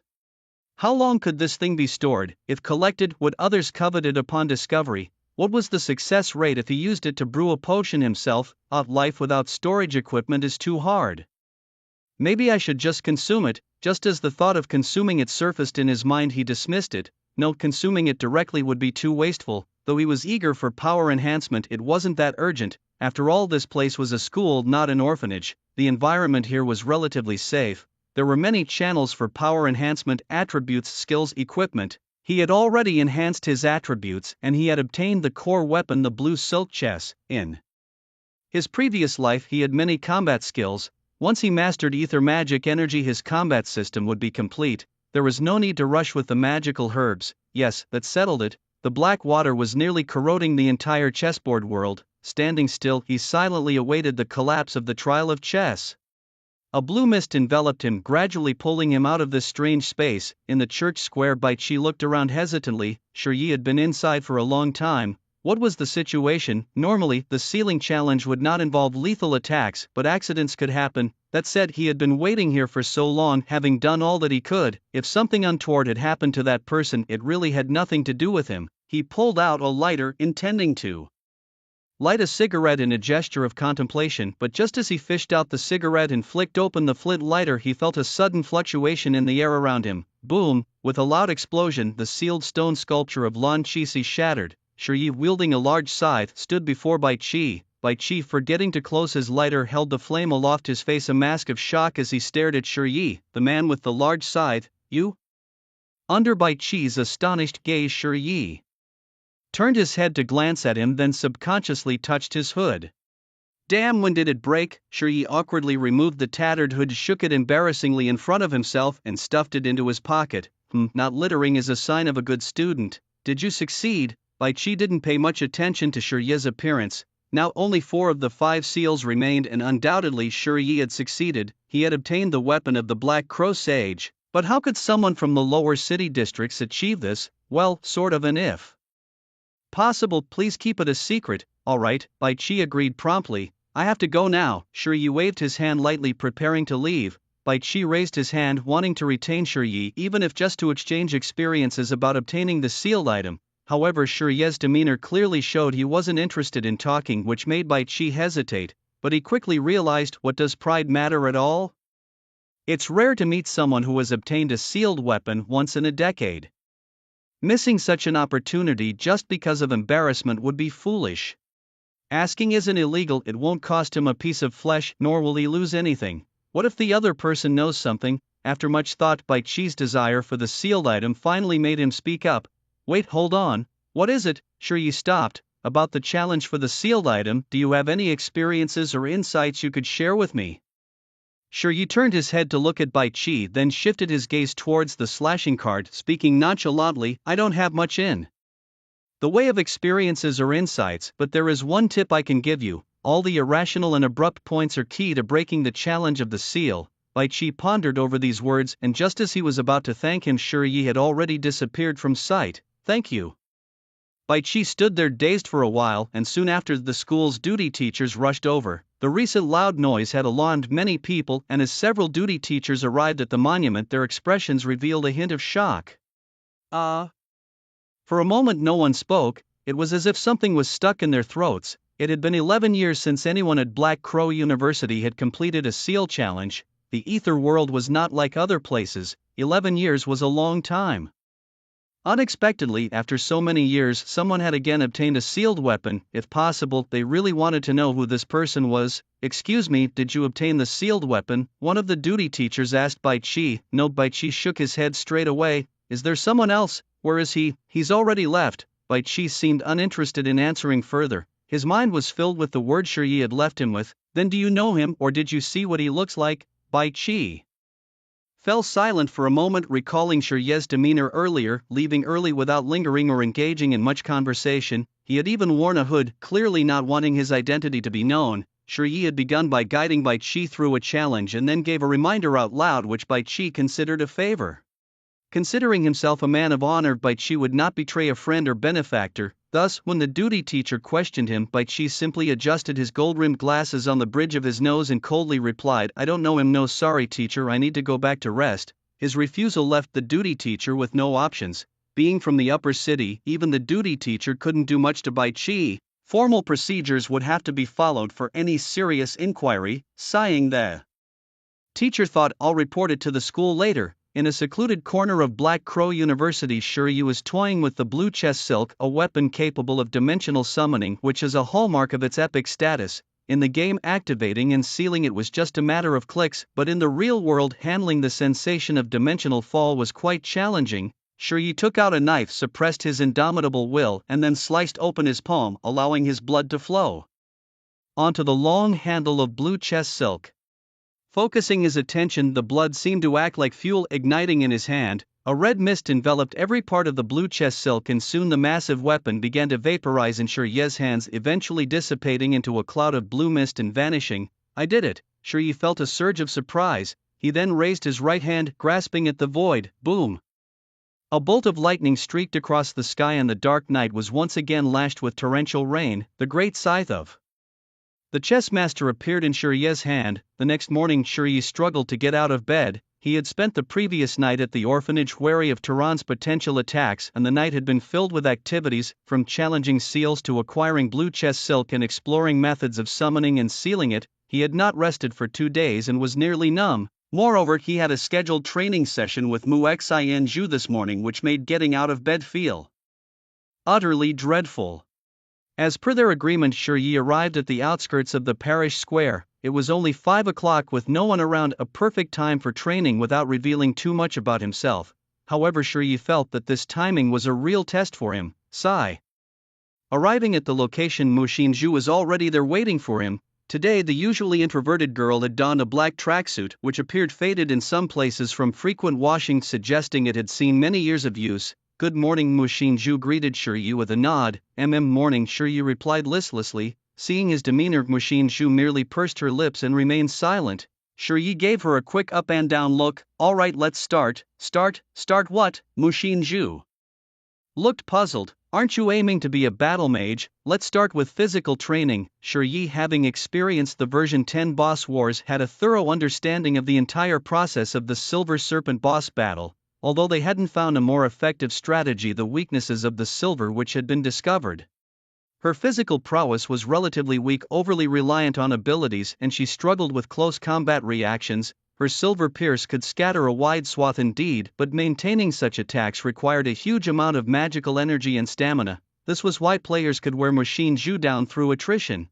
So Shiryu thought if the Silver Witch's physical shortcomings and combat responses could be compensated for, how would she be defeated then? Physical fitness got it. Mu Xinzhu knew the importance of physical conditioning, but for someone from the lower city districts, good physical fitness was rare before college. Physical training depended not only on nutritional intake but also on long-term exercise. Even Shiryi, a traveler from another world, had struggled to survive in an orphanage and only had slightly better attributes than ordinary people when he entered school, let alone a girl like Mu Xinzhu who was almost entirely neglected. Let's warm up first. Warm up? Just follow my lead. Okay, Shiryi began his warm-up routine. His training sessions were lengthy and his experience vast, his movements precise. Mu Xinzhu, however, struggled. As she followed Shiryi in the warm-up exercises, her movements were clumsy and stiff, her slender body teetering, and soon she was gasping for breath. Shiryi, leading the exercises, didn't call a halt and she didn't dare stop. Observing Mu Xinzhu's rigid movements, Shiryi frowned slightly and suddenly stepped forward. Grabbing her arms, this action startled her, causing her pale cheeks to flush with a hint of red. Her usual calm and indifference were gone, replaced by panic. What is he doing? Mu Xinzhu's heart raced, but Shiryi's next move was completely unexpected. Lift your arms higher. Such a simple movement and you can't even get it right. How can you be so clumsy? Shiryi's harshness made her uncomfortable. He was being too harsh. Although she wanted to perform the movements correctly, the physical disparity couldn't just be overcome by willpower alone. Especially the forward arm stretch, which after a while made her arms feel as heavy as if they were filled with lead. After 20 minutes of warm-up, Mu Xinzhu was drenched in sweat, her face pale. Occasionally she would let out a whimper, unable to hold it back, but Shiryi's attitude didn't change. He remained as indifferent as ever, even adding some verbal taunts. For the stubborn, suppressive education is the most effective. If you can't hold on, you can simply go back. No one would say anything if you gave up. Hearing this, Mu Xinzhu just glanced at him and continued to grit her teeth and persevere. The warm-up exercise lasted a full 30 minutes before it ended. When Mu Xinzhu saw that Shiryi had stopped, she thought she could rest for a moment, but at this moment Shiryi pointed to the track in the training area. Warm-up is over, now we can start the real training. Let's begin. Mu Xinzhu was confused. So the real training hadn't even started yet, while she was still in a daze. Shiryi had already started running. Although Mu Xinzhu was very tired, her stubborn-natured desire for strength and unwillingness to admit defeat to Shiryi still drove her to follow him. Initially, she could keep up for about 300 to 400 meters, but then she naturally fell behind. It was like those who hadn't exercised for a long time trying to run 1,000 meters, gasping for breath halfway through. At least those people were well-nourished and relatively healthy. Mu Xinzhu at this point could almost be described as frail, not even. Reaching 500 meters, she felt like she was about to fall apart, the world swaying with each step she took. The nausea brought on by overexertion attacked her body in waves. Now it wasn't just about keeping up with Shiryi, the problem was how to keep going at all. By this time, Shiryi had already completed a lap and of course he saw Mu Xinzhu's plight. However, just like that night, he wouldn't say anything to Mu Xinzhu or ask anything of her. Even now, Shiryi wouldn't demand that Mu Xinzhu continue. If she could persevere, she should. If she wanted to give up, she could. He wouldn't encourage or cheer her on. Everything was solely Mu Xinzhu's choice. The 500-1000 meter stretch was a hurdle. The slender girl, upon reaching 1,000 meters, couldn't help but stop. It wasn't that she didn't want to run, but that she couldn't help it. Vomit. Violent vomiting convulsed Mu Xinzhu's entire body, erasing her usual beauty and calm, making her utterly disheveled, even more so than the night she was bullied by Qianlu. Coincidentally, Shiryi was also present that night and had seen her disheveled, weak and helpless state. Why was it always in front of him that she appeared so disheveled? Mu Xinzhu pounded the ground. She felt that every time in front of Shiryi she always showed her worst side. No fighting strength, no knowledge, and even her once prideful resilience was almost gone. Why indeed? Vomit. Another bout of vomiting followed, and then Mu Xinzhu staggered and continued to run. Shiryi frowned slightly. The girl's frailty was more than he had expected, and her constitution was indeed very poor. However, even at this point he had no intention of showing pity. Occasionally he even thought it would be good if she just gave up. When Mu Xinzhu finished running 1,500 meters, Shiryi had already completed his 5-kilometer morning run with weights added to his body. Lacking proper training equipment and environment, he had no choice but to increase the training intensity by wearing weights. As for Mu Xinzhu, she was in a more miserable state. Staggering along, her eyes had begun to blur and her vision could not focus. At this stage her pace was barely faster than a walking person. Anyone with a slightly faster step could surpass her, but the stubborn girl did not give up. She continued to run, moving her body. By the time she reached 4 kilometers, she vomited for the second time. Ugh, sure, you didn't waste these moments. he continued with his physical exercises, not even glancing at Mu Xinzhu for a moment. Today Shi Yi didn't engage in combat training as if he had forgotten what he was supposed to do, just repeating those physical movements. With only 400 meters left, the girl's pace could barely be called moving, her body wobbling as if a gust of wind could knock her down. When the body reaches its limit, willpower will carry you through. Mu Xinzhu's sweat had long dried, and Shi Yi knew very well that the girl was persevering solely on willpower. He hesitated for a moment, but eventually he came to the end of the track as if waiting for her. Feeling Shi Yi standing in front, Mu Xinzhu's shaky eyes seemed to light up. She finally saw her goal again, Shi Yi. With her body reinvigorated, Mu Xinzhu's every step became incredibly heavy yet absolutely resolute. She was very close, really close. As she approached Shi Yi, just as she was about to touch him, Mu Xinzhu slowly reached out her hand. Shi Yi. Suddenly Mu Xinzhu's steps wavered violently, she felt herself losing balance, about to fall. Her consciousness was blurring. Had she failed? Suddenly she felt herself crashing into a solid embrace, the other person gently lifting her up. Just before completely losing consciousness, Mu Xinzhu stared at Shi Yi. Did I succeed? Shi Yi shielded Mu Xinzhu's view with his embrace, also hiding the remaining 100+ meters, and gently nodded. Yes, you succeeded. Looking at the girl in his arms, Shi Yi felt somewhat helpless. In this state, how could he continue his training? And, well, you're usually so vigilant, aren't you? In this state you could be taken advantage of. Mu Xinzhu didn't respond. She had truly passed out, but even in her unconsciousness a smile that was no longer cold lingered on her lips. Shi Yi gently lifted the girl up. She was very light, almost weightless in the arms of someone accustomed to carrying weights. He carried her to a shaded area under the trees. Carefully laying her on the ground, straightening her out, he then gently massaged her thighs and calves to relieve the pressure on her body.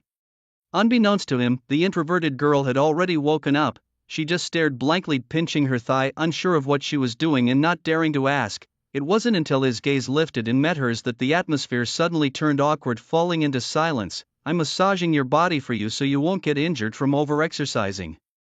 Oh, Mu Xinzhu's voice was soft, somewhat submissive. Her cheeks were flushed, though it was unclear whether it was from the exercise or just her girlish shyness. If you're okay now, you should get up. It's not good for your body to lie down too long. Shi Yi maintained his seriousness, his hands leaving Mu Xinzhu's body. Mu Xinzhu's eyes flickered for a moment before she sat up directly. However, as she stood up, she lost her balance and fell towards Shi Yi. Her hands landed on Shi Yi's back and her slender body collided with his. The soft contact made Shi Yi pause for a moment before he composed himself. Be careful, I know. Mu Xinzhu was somewhat flustered, but she concealed it well. Shall we continue training now? I feel much better already. Shi Yi looked at her with a bit of speechlessness. Much better? You're so weak a breeze could blow you away. I'm afraid training might kill you. No more training, your body is too weak. From today you'll eat well with me and I'll arrange your training. Oh, okay. All day the girl followed Shi Yi around like a shadow. They went to the cafeteria together, attended basic classes together, and learned theoretical knowledge. Occasionally practicing together after classes. In He Kuo University there were indeed slackers, but there was never a lack of those earnestly cultivating. The world outside the no-wind zone was too dangerous, with the ether wind every 3 months bringing monsters from the outside world into the no-wind zone. As students of He Kuo University, they were likely to participate in expelling the strange and deformed creatures from the no-wind zone. Danger was constant and everyone needed to have the power to protect themselves. That evening Shi Yi somehow procured a giant wooden sword and handed it to Mu Xinzhu. From today you'll train physically in the morning and practice swordsmanship in the evening. Mu Xinzhu looked at the wooden sword in his hand, puzzled. Why don't you teach me how to use a scythe instead? Faced with this question, Shi Yi, who usually gave perfunctory responses, took on a serious expression. The scythe is not a conventional weapon and my combat system may not suit you. The great sword is widely used, with many mastering its advanced techniques and powerful weapons. You don't need to imitate me blindly, just find your own path. That's what I hope to see. Mu Xinzhu pondered these words before nodding firmly. Okay, I understand. She discovered that Shi Yi was like a treasure trove, seemingly knowledgeable about everything including swordsmanship. Though perhaps not deeply expert, his guidance was more than sufficient for her, certainly surpassing the elective courses. Swordsmanship instructor. The training was grueling. They continued from after class until past 10 at night. Mu Xinzhu's hands trembled, her body on the verge of collapsing again. can you still hold on? Shuri asked. Yes. Just as she stubbornly responded, she collapsed onto the ground. Shuri, puzzled by the stubborn girl's defiance, which had become somewhat expected, was nevertheless troubled by her frequent fainting spells from overtraining. Approaching Shuri, set aside the wooden sword, then lifted the girl and laid her on the nearby grass. He unzipped her jacket and gently massaged her arms and back. Shuri had no improper intentions toward Mushinju despite what might be described in romantic plots. If he were less principled, he could have taken advantage of the teaching moments to inappropriately touch her under the guise of instruction, and she might not even be alert to it. However, Shuri didn't do that. He simply followed normal procedures to ease her physical strain by promoting circulation through massage. Eventually, the girl beneath him made a sound. Her shy voice, quiet as a mosquito's, was almost deafening even in the not-so-quiet surroundings. Her legs instinctively clamped together, her muscles tensing. Shuri knew Mushinju was awake. All right, stop pretending to sleep. Do I need to get up? Don't you want to? Your massage feels really good, Mushinju admitted honestly, something she had never experienced before. In her past life had been nothing but hardship. Her father died when she was young, followed by her grandmother, and her mother abandoned her during her school years. Her life had been devoid of sweetness, only enduring struggles. Shuri remained silent for a long time, his hands still, making Mushinju think he had lost patience. As she tried to get up, she was met instead with Shuri's gentle hand and his indifferent words. Don't move, since it's comfortable, let me massage you a bit longer. You won't get many more chances like this. Mushinju quickly nodded, feeling the warmth of Shuri's palms soothing her back and easing her tired body. Unknowingly, Mushinju fell asleep, a deep, secure sleep.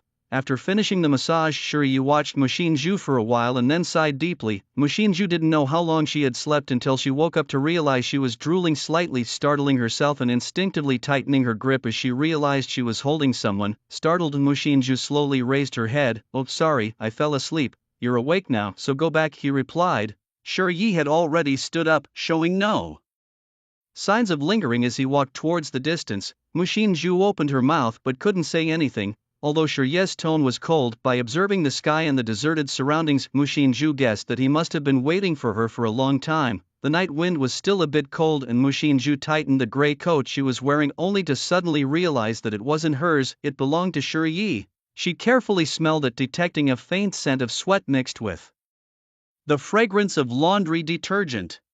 But then, as if suddenly realizing something, she quickly tightened the coat around her, covering her slightly blushing cheeks. It's hard to guess what goes through a young girl's mind, her fingers just clenching the fabric of the coat a bit tighter. Back at his dormitory, Shuri was also pondering. He was contemplating how to enhance his skill system, whether to follow the conventional path prescribed by the academy to ascend steadily or to adopt the approach of the top players from his past life and create his own skill system. In the gaming world, there were no prerequisites. You could just allocate skill points based on your aptitude and madly push through to invent a skill system. But the real world was different. Everything you want to do, every skill you wish to cultivate, requires a theoretical foundation. He hadn't even started the basic training in ether magic energy, so venturing into a self-created skill system was risky. However, high risk also meant high reward. The plot lines of this world hadn't even begun. If he prepared now, he would have a place when the stars shone brightly in the future. Standing at the dormitory entrance, Shuri looked toward the lights of the girls' dormitory, a smile gradually forming at the corners of his mouth. So why should I, who dares even to disrespect the Silver Witch, fuss over such trivial matters? With a decision made, Shuri finally returned to his room. For the first time in 18 years, he slept a peaceful sleep. The next morning, after completing all the morning routines with Mushinju, Shuri and she headed to the circular classroom together. Along the way, they occasionally heard people in the school discussing, I heard someone took a sealed weapon. I heard about that too, quite impressive. Wonder which senior it was. Why can't it be a freshman? Freshmen don't have that kind of strength. You're thinking too much. Listening to others praise him, Shuri slightly curved his lips but said nothing. Today there would be a class on ether magic energy cultivation, a class that everyone looked forward to, including those from the upper city. Although people from upper city definitely had the opportunity to be exposed to ether magic energy cultivation early on, they usually wouldn't start before the age of 18. Even the bravest of families would only go as far as sharing some knowledge and theories about demonic energy cultivation with their children, strictly warning them not to practice such arts until they reached adulthood.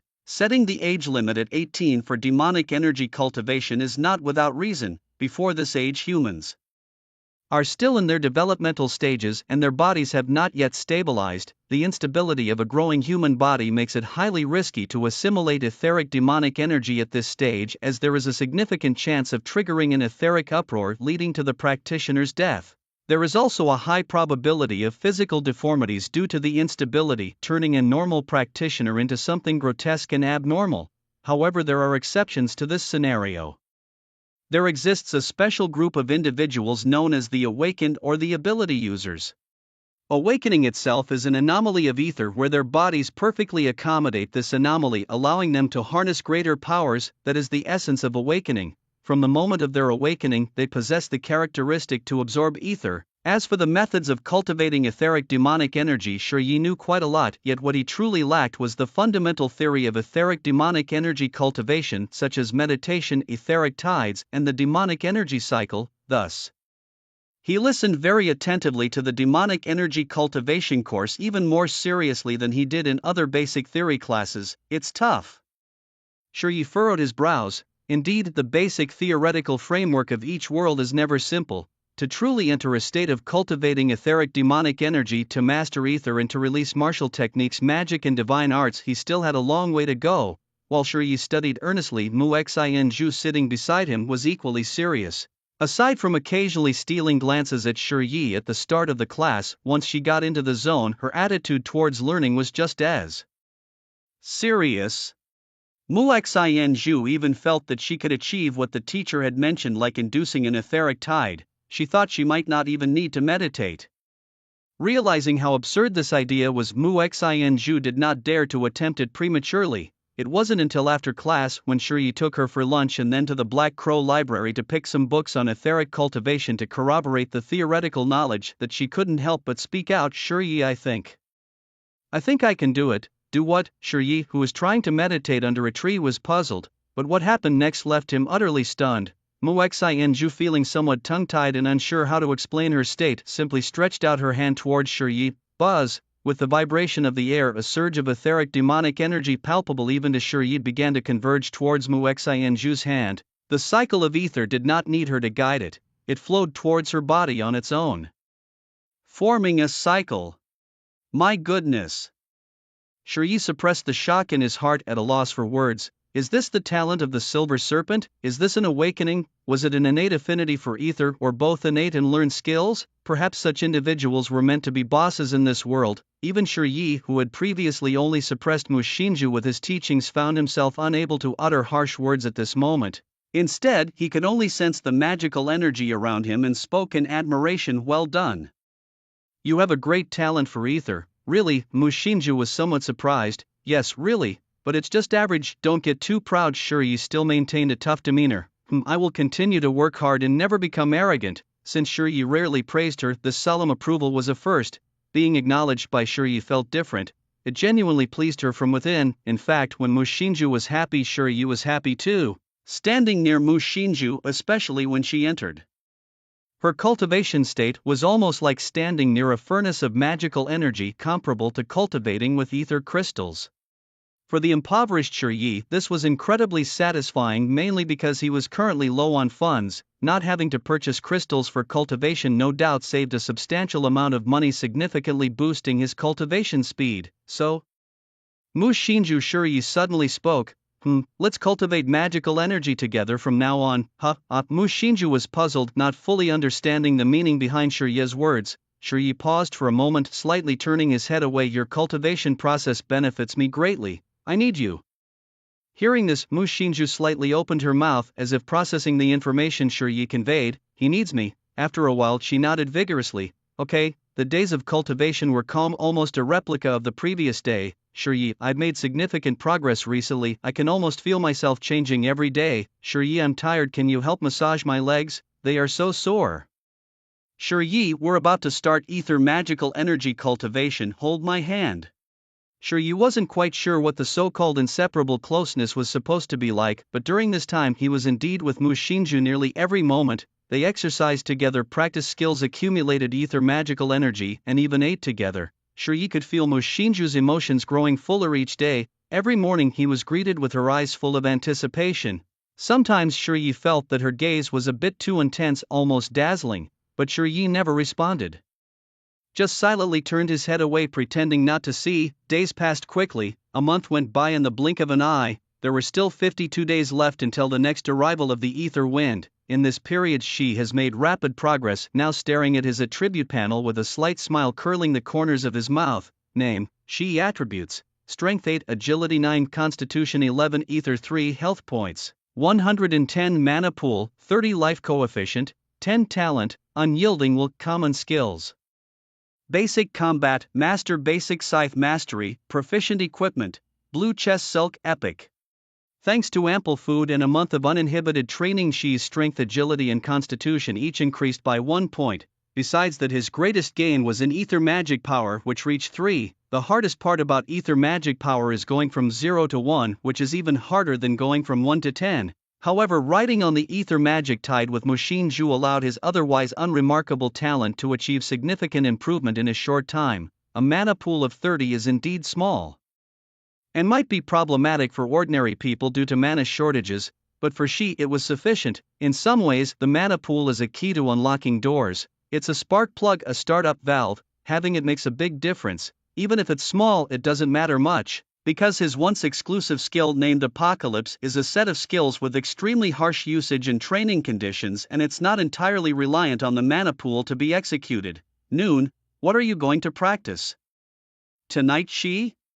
Shi, why do you keep zoning out? Mu Xinzhu's slightly discontented voice reached his ears, causing Shi to turn his head to look at her and shake his head gently. Not together tonight. What about tomorrow? Not tomorrow either. Mu Xinzhu's nose twitched as if she was a bit flustered and unsure what to say next. Shi's sudden refusal left her somewhat at a loss. Did I do something wrong? No. Mu Xinzhu fiddled with her fingers anxiously, taking a long time before she spoke again. But if we don't practice together, you won't benefit from the ether magic tide effect. Shi glanced at Mu Xinzhu and sighed inwardly. How did such a fine silver witch end up like this because of him? Compared to her aloof and introverted self more than a month ago, Mu Xinzhu now barely showed any signs of her past self in front of Shi, except for occasional tiny grievances, replaced mostly by shyness and tenderness. Shi knew that Mu Xin had developed some dependence on him, so he also wanted to take this time to give each other some space to let her cool down a bit. Ambiguity can indeed be intoxicating, but ambiguity is not real emotion. It might just be a burst of hormones, or perhaps a craving for a novelty not experienced in many years. We're out of money. In 1 month, over 2,000 were spent, and my pockets are now cleaner than my face. If we don't start making money, we'll starve to death in school. Previously, Shi mentioned splitting the gains from meals, and then she mysteriously ended up eating over 100 meals on Shi's tab. So the excuse of having no money was indeed irrefutable. Even Mu Xinzhu couldn't argue with that at the moment. We really do need money, so what do you plan to do? I'm majoring in pharmacy. Brushing up on my professional courses should make it not too hard to find a job.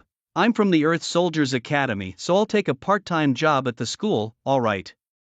Let's split up and get to it. Shiyi chose this time to focus on his pharmacology courses while Mu Xinzhu took a job as a school worker to earn a bit of living money. Now that they had settled on their respective jobs, they finally found a reason not to stick together all the time. The afternoon class was a professional course in pharmacology, which was very important for Shiyi at this time. Not only did he need to learn how to concoct magical potions which would allow him to process the flame flow fruit he had, but he also needed a side job that could make money to support himself in the long run. Unfortunately, unlike other transmigrators in novels who instantly became billionaires with the click of a system, money was an issue for him. Apart from the 140 yuan he received monthly from the orphanage as a volunteer stipend, all he had was the 2,000 yuan from that night he had to resort to violence. Shiyi, are you listening? The teacher called out twice from the podium, pulling Shiyi back from his distraction as he was absorbed in checking his attributes panel. Sorry teacher, he mumbled. Jiang Yanqing, the pharmacology professor, frowned at Shiyi. As one of the top pharmacists in District 13 and a strict educator, even with his own sister Jiang Qiao, Jiang Yanqing was seriously busy. He had come to teach here because of the weak foundations in pharmacology in District 13 and the strong invitation from the school. He disliked students who zoned out during class. Shiyi, born in the lower district, had managed to get into Black Crow University and into such a promising field as pharmacology, yet he let himself slack. You were distracted. Shiyi. Jiang Yanqing noted. Yi Chen, sitting behind Shiyi, couldn't help but smile at this moment. In fact, he had deliberately raised his hand to answer a question just to make the teacher notice Shiyi's distraction. Over the past month, Shiyi and Mu Xinju had become close, which was torturous for Yi Chen, who had his sights set on Mu Xinju. He even fantasized nightly about what could possibly be happening between Mu Xinju and Shiyi, and to what extent, being 18, he was at the age ripe for fantasies. However, he knew Mu Xinju wasn't interested in him, and his roommates sided with Shiyi too, leaving him powerless against them. Therefore, Yi Chen had been lying low, diligently studying pharmacology, and had finally mastered the concoction of a physical strength potion a few days ago, earning the approval of teacher Zhou. Now qualified as a campus pharmacology apprentice in the Calm Belt, no one could ignore the status and solid strength of a pharmacist, in Yi Chen's eyes, as someone who holds the qualification of a potion apprentice. He believed it was time for Shiyi and Mu Xinju to start taking things seriously and not disregard him all the time. Look, this is the lesson. Shiyi felt the piercing gaze of Yi Chen from behind, but he chose to ignore it. It was indeed troublesome that fighting wasn't allowed on campus. Watching the teacher on the podium, Shiyi stood up and said, "Yes, teacher, it's my fault." His straightforward and sincere admission slightly eased Jiang Yanqing's discomfort. But only slightly, as Jiang Yanqing was never polite to students who didn't take their classes seriously. He knew that admitting one's mistakes was good, but the ultimate outcome still depended on one's professional conduct. Now, tell me the difference between secret potion studies and magic potion studies. Yes, teacher. Secret potion studies, also known as basic potion studies, involves the safe configuration of potions using regular stable potion materials. Magic potion studies, on the other hand, uses deformed mutants, crystal core powders, and even bizarre remains of magical creatures as carriers for potion configuration, making it an unsafe branch. Jiang Yanqing nodded slightly, noting that Shiyi's answer was fluent. However, he wasn't ready to let the matter rest and posed another question. Given the current environment of the Windless Zone, which of the two, secret potion studies or magic potion studies, do you think holds more potential? Teacher, without a doubt it's magic potion studies. Shiyi's answer caused some stir among the classmates as they whispered among themselves. After all, at this point in time, secret potion studies was mainstream due to its high stability. It offered stable returns, was not difficult to concoct, and didn't involve much difficulty in obtaining materials or risks. Compared to secret potion studies, magic potion studies seemed to have only disadvantages. Yet, despite everyone understanding this, Shiyi's incorrect response seemed foolish, at least in the eyes of most people. However, as a mentor, Jiang Yanqing raised his eyebrows slightly with interest upon hearing Shiyi's response. He tapped the desk quietly and continued, "You feel the whispers and glances of your classmates, don't you? Your answer doesn't seem to be a good one, Shiyi." Shiyi just smiled in response. "My answer may not seem good, but it is the correct one." "Oh, do you really think so?" "Yes," Shiyi nodded. Jiang Yanqing gently rubbed a piece of chalk and continued, "As usual in the field of potion studies, no, in all fields of study, those who court popularity usually don't end up well." "I know, teacher, but this isn't about courting popularity. I truly believe that magic potion studies is the future." Noticing the determination in Shiyi's eyes, Jiang Yanqing became intrigued. "Shiyi, tell me your reasons." "I think we explore too little of this world. As time progresses and we explore more of the outside world, more and more materials will appear before us.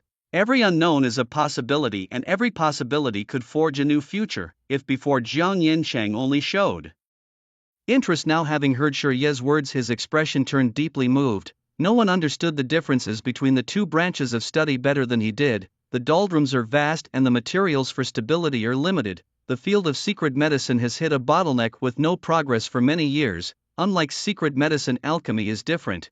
Every unknown material or combination of known and unknown materials has the potential to create new potions. These new potions can have various effects: combat, support, healing, and even enhancements for the extraordinary.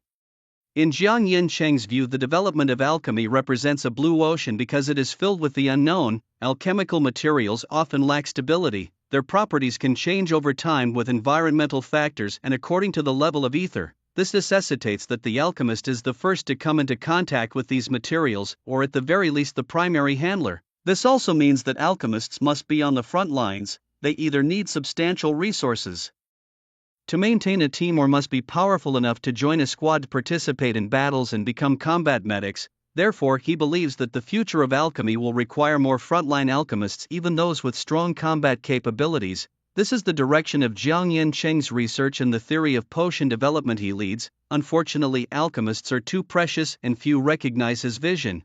Even those who agree with his ideas on alchemy are rarely willing to take to the battlefield. Could the person before him be a promising candidate? You have great ideas, and if you continue to think this way in the future, please keep it up. Take a seat, please. Yes, teacher. Shi squinted his eyes. He would indeed persevere, because alchemy is the future. Just as he said, as the extraordinary explore more of the outside world, more materials will surface, at the same time more powerful magical potions will emerge. According to the explorer theory, new unknown equals new change. The prospects of alchemy belong to the pioneers and are an extension of the explorer theory. There's no debating this. This student-teacher dialogue was somewhat peculiar, but the keen-eyed had already sensed something amiss. Could it be that Jiang Yancheng, the youngest professor of potion studies, supports alchemy? As the classroom buzzed with discussion, only Yi Chen had a gloomy expression. He couldn't understand why Shi Yi, who hardly attended classes, could respond so fluently to Professor Zhang's questions. This wasn't mere academic learning. The incident in the potion studies class didn't affect Jiang Yancheng's teaching progress. The classroom quickly returned to calm, but Yi Chen's malicious gaze lingered until class was dismissed. Yi Chen approached Shi Yi, who typically stayed a bit longer after class. Shi Yi looked up puzzled. What's up? Is there something? Time and again I've warned you to stay away from Muxin Zhu. Why won't you listen? Oh.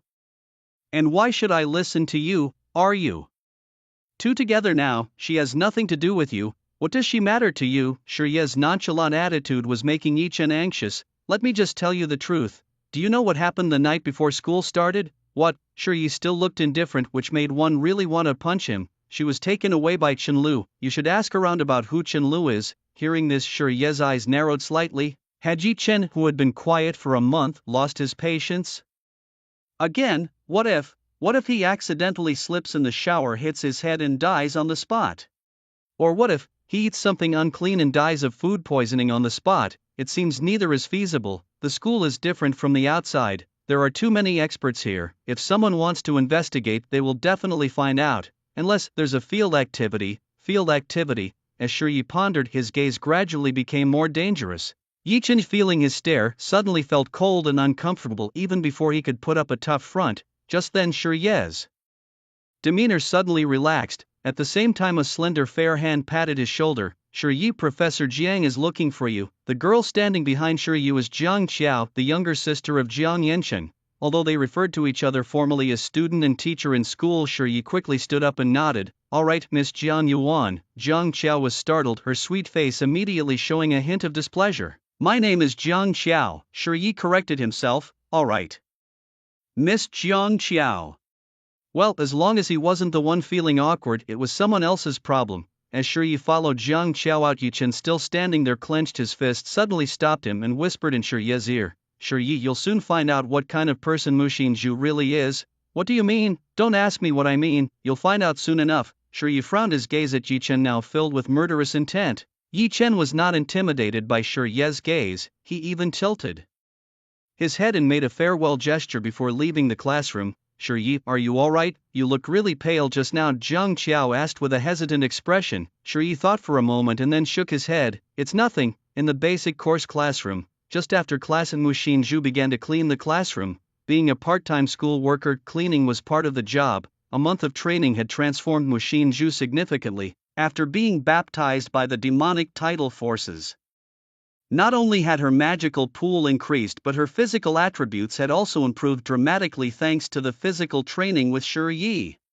Now, she was no longer the frail bean sprout she used to be. With the rapid growth endowed by her silver witch talent, she had become qualified to be a warrior. Engaged in cleaning, she was neither flushed nor out of breath. Humming a song that Shi Yi often sang, Muxin Zhu methodically finished her tasks. But as she returned to her seat to tidy up some things before going to find Shi Yi, as soon as she sat down, she felt a strange stickiness coming from underneath her. Muxin Zhu shifted uncomfortably, suddenly realizing her pants had stuck to the seat. As she stood up, her pants clung to the chair, lifting it with her. Bang! The previously closed door was suddenly kicked open and a swarm of classmates rushed in. Their faces were filled with mockery, disdain, or something else entirely. as soon as they spoke the raw insults began. Mo Xin, how does it feel to be slept with by 3 men in one night? 3 in one night must have been thrilling, right? Did you scream that night? There's an old saying, if you can't resist, just enjoy it. Did you enjoy it? You usually act so aloof, I thought you were pure as ice. Turns out it was all an act, huh? Come on, tell me, what was it like that night? These people encircled Mo Xin, their spit flying as they hurled extreme mockery and insults past her ears. Most of them were girls from the lower city. Mo Xin's beautiful appearance and her aloof demeanor were seen as sins in the eyes of other girls from the lower city. They felt she shouldn't be so pretty or put on airs. Thus, there was never any girl helping girl, only bullying. The introverted young woman kept a cold face and silently stood up, attempting to pull her chair off her pants. After several tries, she stopped, not because she couldn't detach it, but because the quality of her pants was poor. Forceful pulling might tear them. It was October, and though the autumn breeze was cool, she only wore one pair of long pants underneath, which were her underpants. If her pants tore now, no one would sympathize. Only endless mockery, jeering and ridicule would follow. Mo Xin silently sat back down, bowed her head and laid it on the desk as if this could shield her from the surrounding abuse and laughter, but she completely underestimated the malice of human hearts, or perhaps the resentment of the weak. The weak never dare to resist the strong. Instead, they turned their blades towards those even weaker. These people were undoubtedly the weak of the lower city, never daring to question those from the upper city to hold those aggressors accountable. They only dared to follow the crowd, to join in demeaning the victims, the innocents. In their view, by gathering together, they felt stronger than Mo Xin. They could freely bully her, thereby venting the dissatisfaction that had festered deep in their hearts for years. They were discontent with the society, their own upbringings, and with Mo Xin herself. Women would think, why should you be so beautiful? Men would think, you're so beautiful and you sleep with others, why not with me? The essence of this world is simply this. So, after Mo Xinju lay down in her isolated despair, the first bully appeared. A girl grabbed Mo Xinju's hair and yanked it fiercely. I'm talking to you, why aren't you speaking? Once the first hand is raised, the ensuing bullying becomes limitless. They even unconsciously forget the strict school rules, feeling that there is safety in numbers. After the first girl started pulling her hair, Mo Xinju lifted her head. She tried to retreat as much as possible, but never expected them to be so ruthless. Suddenly someone slapped the back of her head. Smack. What are you looking at? A mere nobody dares to glare. That slap unleashed the fierce glint in the eyes of Mo Xinju, the silver witch, the lingering silver around her eyes beginning to ripple. But then Mo Xinju bit her lip. I must not let ether control my thoughts, as Shirye once advised her. Remembering Shirye's warning, the silver in her eyes faded, and she managed to suppress her emotions. But she would no longer endure. Suddenly, the usually withdrawn girl stood up fiercely, tearing the chair stuck to her trousers, and the sound of tearing fabric echoed as her pale thighs were exposed. Mo Xinju remained calm. She took off her jacket and revealed the sports vest underneath. Then, using her jacket as a skirt, she tied it around her waist. After finishing these preparations, she was shoved again. Seeing the bully in front of her trying to continue, Mo Xinju kicked her in the stomach. Then, grabbing the hair of a girl on her left, she smashed her head onto the desk and stuffed sawdust from the desk hole into her hand. A scream echoed through the classroom, calming many who were bullying Mo Xinju. Mo Xinju's real teacher was Shirye. Her fighting style was almost a carbon copy of Shirye's, ferocious, venomous, and utterly decisive. She knew these people were only temporarily subdued. To make them truly fear her, to never dare bully her again, she needed to be more ruthless, to make them bleed more. Without stopping, Mo Xinju turned and punched another girl in the face. This girl was quite pretty, but not nearly as beautiful as Mo Xinju. She was there out of pure jealousy, but Mo Xinju had no intention of mercy. The struggle in the lower city was always more brutal than imagined. She needed to survive to stand beside that person. Hot punch after punch. Mo Xinju wrapped her arms around the girl's head and used her own forehead to deliver a fierce blow right on the girl's nose. The pretty girl's nasal bone broke instantly, blood splattered, staining her clothes and Mo Xinju's cheeks red. The blood of her enemies, her own blood, covered Mo Xinju's face, making her resemble a fierce mother leopard. She coldly surveyed everyone around her, those who had dared to confront her. Then, with a swift kick, she struck the belly of the one who had tried to rise again, forcing out her very breath. Such a ferocious counterattack silenced the classroom. For a moment no one dared approach Mo Xinju. But after a short while, a voice from the shadows called out, "She's alone, get her." With that scream, chaos erupted once again. Minutes later, the commotion inevitably drew the attention of several teachers. "What's going on here?" they demanded as they arrived. The scene they encountered was hard to describe and certainly not favorable for Mushinju, but what followed would be even less favorable. Someone had already exclaimed, "Teacher Mushinju is hitting people." The on-duty teacher glanced at the crowd, then at the dozen girls lying on the floor, and finally at Mushinju standing in the corner sighing deeply. "You've come to the office with me." In the office of the Department of Potionology at Black Crow University, Professor Jiang Yanqing and Shi Yi were discussing the future of magic potion science, the theories, possibilities and prospects. Although Shi Yi lacked much theoretical knowledge and practical experience in potion making, he possessed information that Jiang Yanqing could not match. Every discussion about the future sparked Jiang's curiosity intensely. "Shi Yi, do you really believe such a future is possible?" "Don't you believe, Professor? It's precisely because I believe that I chose this path." "It seems something is troubling you. Did my invitation bother you?" Jiang's question caught Shi Yi off guard. Normally, Shi Yi was adept at concealing his emotions, but the recent conversation had stirred some concerns about that foolish girl, normally capable of tailoring his words to his audience. Shi Yi found himself unexpectedly transparent under Jiang's discerning gaze, prompting him to admit, "Yes, there are some matters on my mind. If you have things to attend to, please go ahead." "I wouldn't want to keep you," said Jiang, shaking his head and gesturing dismissively. Meeting someone who shares similar ideas and truly understands the essence of magic potion science is rare. Your lack of foundation is not urgent. Being unshackled by existing theories can sometimes be a good thing. Whenever you're free, come here and I'll have someone teach you some basic knowledge and techniques." Hearing this, Shi Yi was surprised. Jiang Yanqing was a professor, a far cry from ordinary substitute teachers. Recognizing the value of this generous offer, Shi Yi immediately nodded in thanks.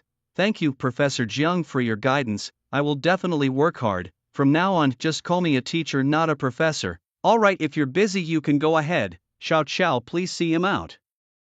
"For me, always bossing me around." Jiang Qiao was somewhat displeased at being ordered around by her older brother, pouting, but when she turned to look at Shi Yi, her expression softened into a gentle smile. "Let's go, I'll walk you out." "Okay." Shi Yi knew the way, but he was still cautious about navigating places like the Research Institute. Walking out with Jiang Qiao, the girl suddenly stopped, turned around and said, "I know you're in a hurry. If you have urgent matters you should go ahead." Shi Yi paused for a moment, then nodded appreciatively. "Thank you, classmate Jiang Qiao. At least this time he didn't get my name wrong." Shi Yi gave an awkward smile, showing no intention of continuing the idle chat, and walked past her towards the direction of the Earth Soldiers Academy classroom. As Shi Yi walked away, Jiang Qiao shrugged her shoulders. It was the first time she had seen her brother like this. Shi Yi made his way through the crowd to the circular classroom of the Earth Soldiers Academy.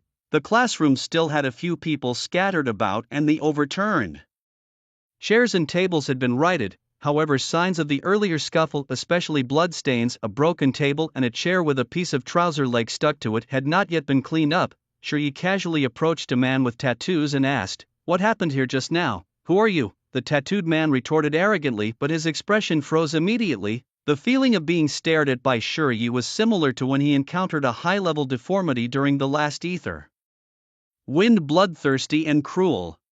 The terror that rose from the soles of his feet made him immediately retract his earlier arrogance. "Sorry, big brother, just now a bunch of people were bullying a girl, something like Mu something Zhu, then a fight broke out." "Where is she?" "She was called to the teacher's office." "How long ago?" "It's been a while, about 20 minutes. "Thanks." As Shi Yi left, the tattooed man shivered suddenly. "No way, this guy actually thanked me, so polite." On his way to the teacher's office, Shi Yi occasionally overheard some discussions, mostly about Mu Xin Zhu. "I heard she slept with 3 men that night, not sure if it's true or not." "It must be true. With rumors like that, can it be false? She always looks like she's seducing men." "Serves her right." Shi Yi's expression darkened. He didn't argue or try to correct them. The rumors had spread and people would only believe what they wanted to, so no matter how much he explained, it was pointless. He couldn't just stand on the playground with a megaphone and announce that Mu Xin Zhu hadn't been touched that night, that the men were killed by him, and that she was still a virgin. The truth about that night only he and Mu Xin Zhu knew. Anyone else who knew was already dead, so the true story would never be revealed. But undoubtedly the rumors would hurt Mu Xin Zhu. That clumsy girl, can she handle the pressure? As he hesitated, he had already arrived at the office. He peered inside from the doorway but did not see Mushinju. who are you looking for by sticking your head in? A teacher spotted Shi. Excuse me teacher, I was wondering if Mushin Zhu was here. Mushin Zhu, oh, she was just reprimanded by teacher Wu, received a disciplinary note. Even if others were at fault she shouldn't have gone so hard on them, she showed no restraint. Moreover, why do they always pick on her? Isn't it because she doesn't behave properly, provoking other students? She just started school and already fought with a classmate. How can this be tolerated? Oh right, who are you to her? What do you want with her? After the teacher delivered a strong dose of personal opinions, he then remembered Shi's purpose. Reprimand, disciplinary note, victim blaming. Shi took a few shallow breaths to adjust his mindset and the smile on his face. I'm her friend teacher, could you please tell me where she went? The teacher took a sip of tea. You're her friend? Try to make fewer friends like that, you know. Teacher, I don't have many friends.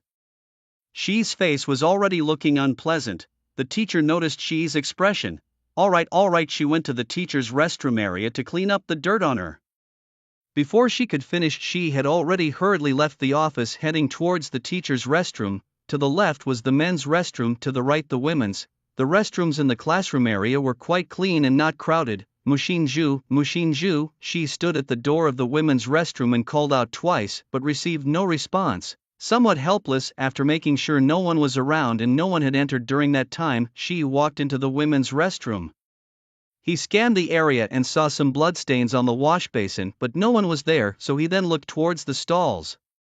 There were 4 stalls with doors, the first 3 were open, only the last one was locked. Shi took a deep breath. He knew that his actions at this moment in many people's eyes were almost equivalent to being a pervert, a voyeur invading the women's restroom, but at this point he could no longer care so much. Shi walked up to the door of the 4th stall. Mushin Zhu, if you're in there, please open up. Silence lasted for a few seconds. Click. The door was opened from the inside. A somewhat helpless girl was sitting on the toilet, however, she wasn't using the restroom, just sitting there blankly. Her pants were gone, her tank top soaked with water and blood, and her jacket was draped over her head, hanging down wet, obscuring her face. Shi looked at Mushin Zhu in front of him and sighed softly. Without much hesitation he stepped forward, but as he took a step forward the young girl tightly hugged him, holding him close, one might even say clinging to him. As she embraced him, Mushin Zhu reached out to lock the bathroom door again. Then she buried her head in Shirye's stomach with her eyes closed, rubbing against him somewhat greedily. Her nose occasionally sniffed at Shirye, as if there was some pleasant scent on him.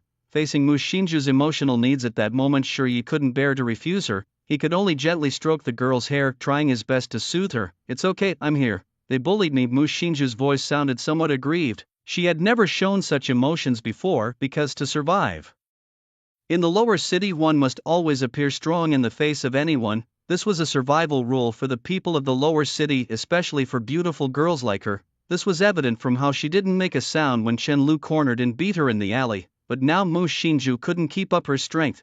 In front of Shirye she showed herself completely, her grievances, her sadness and her vulnerability, because strong people only show their vulnerability in places where they feel absolutely safe. Shirye touched Mushin Zhu's head again. I know this isn't your fault, Shirye. I am a witch, but I didn't kill them. Mushin Zhu suddenly said something abrupt. Shirye's pupils contracted, he could completely understand the meaning of her words. In fact, before this Shirye always had a doubt in his mind. That was whether Mushin Zhu's silver serpent had awakened or not. If she had awakened, then why wasn't she as bloodthirsty and cruel as depicted in the game's storyline? If she hadn't awakened, then why was she able to easily control the tide of demonic energy, master the cycle of demonic energy, and quickly increase her strength? By this moment Shirye no longer needed an answer. Perhaps Mushin Zhu had already awakened, maybe on the night she was bullied by Chen Lu, that flash of silver in her eyes. Perhaps she didn't need him to save her. She might have had enough power to easily kill everyone. Perhaps it wasn't Shirye guiding Mushin Zhu's growth, but rather Mushin Zhu herself restraining her urge to kill, restraining her surging etheric demonic energy, restraining her own power. As a transmigrator he indeed possessed a lot of informational advantages, but these advantages didn't make him invincible, nor did they mean he could control everything. Control Mushin Zhu. Human hearts are unfathomable. Thinking this, Shirye put away the arrogance that had inadvertently shown as a transmigrator. A witch, huh? That's actually pretty cool. Upon hearing this, Mushin Zhu finally raised her head, staring into Shirye's eyes for a long while. Shirye didn't avoid her gaze at this moment, but calmly met her eyes. After a long time, Mu Xinju's face suddenly turned a bit red and she buried her head back into Shiye's stomach. Then suddenly she slipped her cold hands inside Shiye's clothes. What are you doing? I'm a bit cold, warm me up. Well, okay then. Normally Shiye wouldn't allow such physical contact between himself and Mu Xinju. At this moment, the emotions between the two had clearly crossed a line. After spending some time together, Mu Xinju had come to understand a part of Shiye's personality. She knew that if she missed this opportunity there might not be another, thus her little hands greedily roamed about in Shiye's embrace. One moment she felt his abdominal muscles and the next his back. She even thought about pulling some of his underarm hair but refrained from doing so, fearing it might anger him. This was good enough, already quite satisfying. She was content with this closeness and wished that the moment could last a bit longer. Mu Xinju leaned on Shiye for a long time. Long enough for many people to come and go outside the restroom and long enough for her to start feeling somewhat embarrassed. That was when she finally withdrew her hands from his embrace and timidly said that should do it. Shiye was somewhat helpless, thinking they had been huddling for nearly 2 hours. Right to the sigh. If you're done, let's go out then. Mu Xinju nodded, but her expression was a bit awkward. Her face flushed as she looked down. Following her gaze, Shiye realized that she was only wearing panties and her vest was half dry.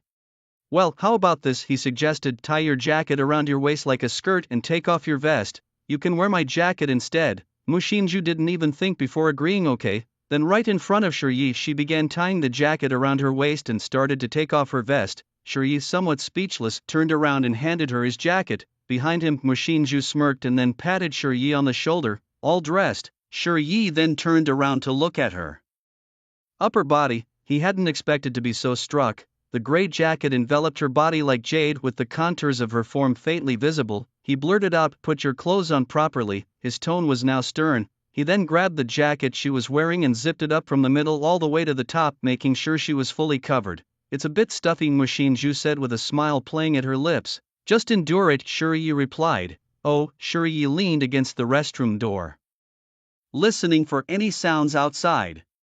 Once sure it was clear, he opened the door and pulled Mu Xinju out. The once introverted girl looked around, no longer displaying the distress she had felt in the afternoon. She followed behind Shiye, even appearing somewhat pleased. "All right, no more training today. Let's go back to the dorm and rest," Shiye said. Hearing that she was to return to the dorm, Mu Xinju frowned slightly. After pondering for a few seconds as if struck by an idea, she said, "I want to eat." Shiye was puzzled. "No money, can't eat." "I still have 2 yuan," she replied. "We can share a serving of pickled vegetables and just keep refilling rice." As she spoke, Mu Xinju's eyes couldn't help but blink incessantly. Shiye, hearing her words, couldn't suppress a twitch at the corner of his mouth. "You think you're good at living life, so are we going? Dress like that.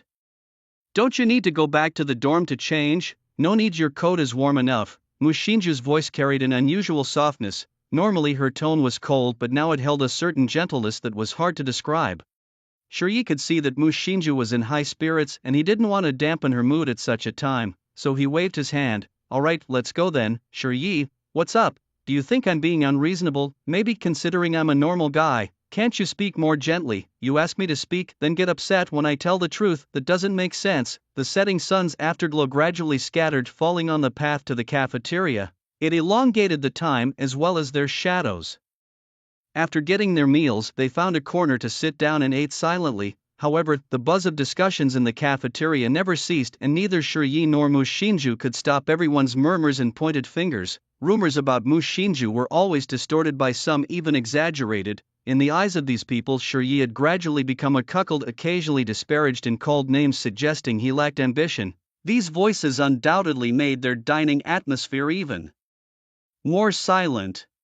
"Shiye, should we not have come here?" "What do you mean shouldn't have? We have to eat after all. They always talk about you." "It hurts a bit." "Actually, they talk about you even more." Shiye seemed indifferent. The situation had become somewhat irresolvable, and the incident that happened one night couldn't be explained to others, so Shiye was not entirely blameless either. Fortunately, the gossip didn't diminish their appetite. Refilling their rice indefinitely in the cafeteria was quite satisfying, and the more people discussed, the less interesting it became for them, and the topic would gradually die down. Regrettably, the hard-earned peace was again disrupted by an annoying voice. "Yo, you guys are still together. You already know about Mu Xinju's affairs, right? Several men have been with her, and you still want her." "Shiye, you really can stoop low." Shiye narrowed his eyes, about to speak, but was stopped by Mu Xinju. The usually reticent girl grabbed his wrist, signaling that this time she would handle it. Shuri didn't object, quietly waiting for Mushinju to take the lead. Mushinju stared at Yichen, took a deep breath. She wasn't foolish, in fact quite intelligent, but why had things developed to this point? Reflecting on everything, she gained some insight. I was wrong, Yichen. Hearing Mushinju admit her mistake, Yichen felt a surge of excitement. She was finally apologizing to him. Would she beg for his forgiveness? Would she serve him well in the future? Maybe then he could forgive her. Oh, you finally realize your mistake. What mistake? Mushinju's gaze didn't waver. From the beginning, she had her thoughts clear. Yes, I know I was wrong. My biggest mistake was not telling you to get lost the first time you approached me. What? Yichen was stunned. With an expressionless face, Mushinju continued her unfinished words. Actually, I've realized your intentions from the beginning and guessed your thoughts. I've rejected you, but that wasn't enough, far from enough. I underestimated the malevolence of the human heart, the depth of human desires, your desires. Ignoring you didn't make you back off. Without harsh words or resistance, you only saw me as weak, someone you could easily manipulate. You've always pretended to be the good guy, pretended to be my friend, pretended to be what you call a childhood friend, but we both know that's not true. You're no different from those people in the upper city seeing me as a possession. The only difference is that you don't have enough power or status. If you were powerful enough, you would've forced yourself on me long ago, not waited until now. So, I was wrong. My initial choice shouldn't have been to ignore you or reject you, but to make you get out. This was the first time Shuri saw Mushinju speak so much at once. Not only him, even Yichen, who had followed her for years, felt the same. Humiliated, Yichen gaped. Mushinju's words were too clear and straightforward, exposing all his past filthiness glaringly, which infuriated him. Mushinju, you really don't know your place. After being played by so many, you still have the face to criticize me?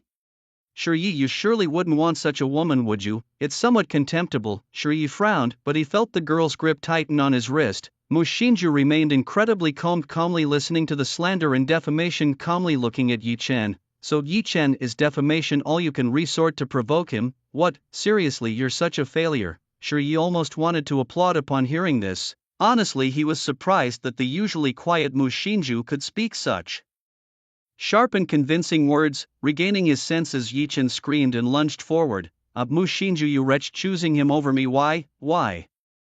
Hearing this, Mushinju stiffened slightly, then stealthily glanced at Shuri, staying silent. The quarrel attracted the school security, and Yichen, who was causing the disturbance, was dragged away. But after the calm returned, there was a silence between Shuri and Mushinju. It was supposed to be a happy day, yet it was ruined by Yichen. Moreover, there had always been a unique understanding between Shuri and Mushinju. The arrival of Yichen and the words he spoke when he left had disrupted the unspoken understanding between them, breaking the silence they had maintained. They both realized that some emotions had become too intense, especially during the daytime encounter in the restroom. This was the reason for their mutual silence. Let's go back, Shuri suggested as they left the cafeteria, pointing towards the dormitories. Okay, Mushinju nodded.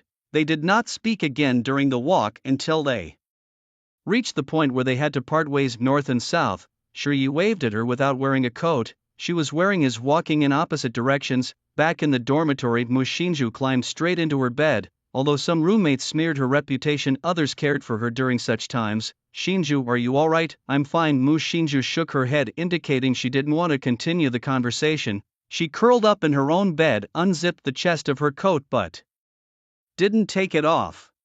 Instead, she pulled her head entirely inside the coat and zipped it up again. No one knew what she was thinking, perhaps not even herself. She forgot to ask if he still wanted to train together the next morning. After returning to his dorm, Shuri also remained silent for a while. However, he didn't dwell on his emotions for long. After some thought, he began to review the day's lessons. Yichen, however, couldn't stay. Allowing him to remain would only plunge Mushinju into more unstable emotions. If her awakened powers erupted, causing massive destruction, the school and the upper city district would surely take notice, and Mushinju might be taken away. If she resisted, she would likely fight to the death, leading to a break with District 13. Being close to Mushinju, Shuri would also be implicated, investigated, and possibly purged. This was not in Shuri's interest, so this unstable element had to be eliminated. The point of intervention would be in pharmacology.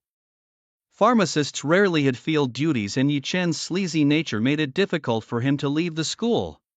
A herb collecting team was a common task for pharmacists outside the school. For Shi Yi, as long as it was outside the school, there were plenty of opportunities to act. The environment, monsters, and even accidental encounters with poisonous insects and snakes could all potentially take a person away. It was indeed time to cling to the powerful legs of Jiang Yan.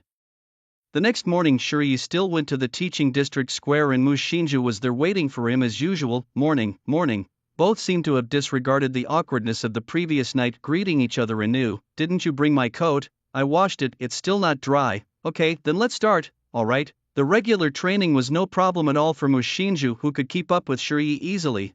As for the training in ether demon energy, this required Shi Yi to support her significantly. Even though they hardly spoke during the training, Mu Xinju felt it was the happiest moment of her day. As for the daytime, Shi Yi would go to his pharmacology classes, and she would attend the infantry academy, her chosen specialty being a frontline assault trooper. The pharmacology courses were complex and tedious, with memorization that could make one's head spin. Just ask anyone studying medicine how complicated it can be. Shi Yi didn't have any extraordinary memory or the ability to never forget, but fortunately his memory wasn't too bad either. He could gradually manage rote memorization. Jiang Yansheng's classes were tough, and the questions he posed often stumped many, including Shi Yi. When it came to forward-thinking topics, Shi Yi could boast a bit, but when the discussion turned to academic arguments, basic knowledge theory, and the mixing of potions, he had to admit he was mostly clueless. Thus, attending these classes was quite a struggle. When class ended, Shi Yi followed Jiang Qiao to Professor Jiang Yansheng's office once again. The young professor looked at Shi Yi with an expression that was hard to describe. How can you know so little? I'm still learning, Shi Yi replied. But you're even unfamiliar with basic knowledge. How can you talk about magic potions when you don't even master basic potion making? Teacher, as you know, I've been poor since I was a child.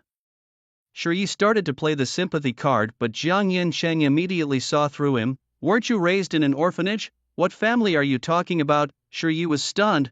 Wow, you've investigated me. Well, it makes sense for someone like you to do a background check if you're considering taking on disciples. The orphanage is my home. Hearing this, Jiang Yansheng gave him a look of disbelief. Xiao, spend some time teaching him the basics of potion making, make it quick. Since he has an extraordinary constitution, he can also help you with testing and adjusting the potions during the process. Shi Yi, any problems with that? Potion testing? Don't worry, the potions she'll be testing are part of my project and have been approved. There won't be any major issues, just some minor tweaks. At most, it might cause some diarrhea. Shi Yi hesitated for a moment. No major issues, just diarrhea? Although he was somewhat resistant to the idea of potion testing, he nodded. There was no better opportunity to get close to the action. Alright then, no problem. Hearing that he was assigned a personal helper and one with an extraordinary constitution no less, Jiang Qiao was thrilled. Pointing at Shi Yi, she asked, Big brother, is he my potion-making apprentice? You're not a mentor, why do you need an apprentice? Can't you just help each other as classmates? Jiang Qiao pouted, somewhat dissatisfied but still pleased that her brother had assigned her a helper. Finally, I've got not a slave, but a helper in potion-making. Jiang Qiao smacked her lips, raised an eyebrow, and looked at Shi Yi. Classmate Shi Yi, I look forward to working with you. Just as Shi Yi was about to shake hands, his long-dormant romance game module suddenly activated. A new love mission was triggered. Potion trial slave. By a twist of fate, you become Jiang Qiao's apprentice in potion studies. Beneath her charming and sweet exterior lies a scholar's heart that you could never have guessed at. Complete potion trials to boost her confidence and help her become a qualified potion scholar. Tip 1. As a wicked critic, you can totally feign madness and stupidity after drinking the potion and crash right into her arms. Tip 2. Each potion will have different effects, even if temporarily it brings out your beastly nature. The blame lies elsewhere. Mission basic reward. Talent potion sensitivity 1 talent point. This new mission certainly left Shi Yi exasperated. As expected, this thing only reacts to beautiful girls, not just any sort can catch its eye. Moreover, he was sure that this unserious game only issued unserious tasks. Feign madness, unleash the beast. As a member of an upper city potion master family, if you really did that, are you sure you wouldn't get punished severely? After a long moment of dazed confusion, Jiang Qiao began to doubt, especially since her extended hand still hung in midair. Classmate Shi Yi, sorry, I was just distracted. My apologies. I look forward to learning more from you, classmate Jiang Qiao. Shiyi quickly shook her hand, signaling a pleasant cooperation. Soon after, he was led by Jiang Qiao to the number 2 potion mixing room. Shiyi wasn't surprised that Jiang Yancheng wasn't teaching him personally, he was just a novice. Having Jiang Yancheng teach him would be like having a university professor teach a primary school student, completely unnecessary. With the heritage of their potion master family, having classmate Jiang Qiao teach him was more than enough. Come on, classmate, sure. Yi, let's start with material identification. Okay, Jiang Qiao might look like a gentle sweet girl, but she was efficient and straightforward in her work, pulling Shiyi straight into the topic without any princess-like demeanor. This made Shiyi feel quite comfortable, quickly getting into the rhythm of learning. However, he clearly underestimated the teaching intensity of this Jiang family's princess. She started teaching in the morning and by the afternoon had already scheduled an exam for him. Classmate Shiyi, have you memorized the potion rules I asked you to? What is the material ratio for the stamina potion? What are the side effects of continuous potion use? Classmate Shiyi, it's time to take your medicine. By the afternoon, Shiyi felt his head was about to split open, Jiang Qiao's voice buzzing in his ears like a bee. How could someone talk so much? Shiyi endured this verbal storm until the evening, when he really couldn't take it anymore and sought an excuse to temporarily escape from Jiang Qiao to catch his breath. Classmate Jiang Qiao, when are we finishing? Finish? What finish? I have to go to my part-time job at the school later to earn some living expenses. Shiyi was serious, but Jiang Qiao showed a strange expression, as if the idea of a part-time school worker was completely beyond her understanding and comprehension. Jiang Qiao spaced out for a moment, then suddenly seemed to realize something. She quickly nodded and apologized to Shiyi. I'm sorry, I might have overlooked this aspect. However, my elder brother asked me to rush you on the progress. If you take up a part-time job now, it would just delay things.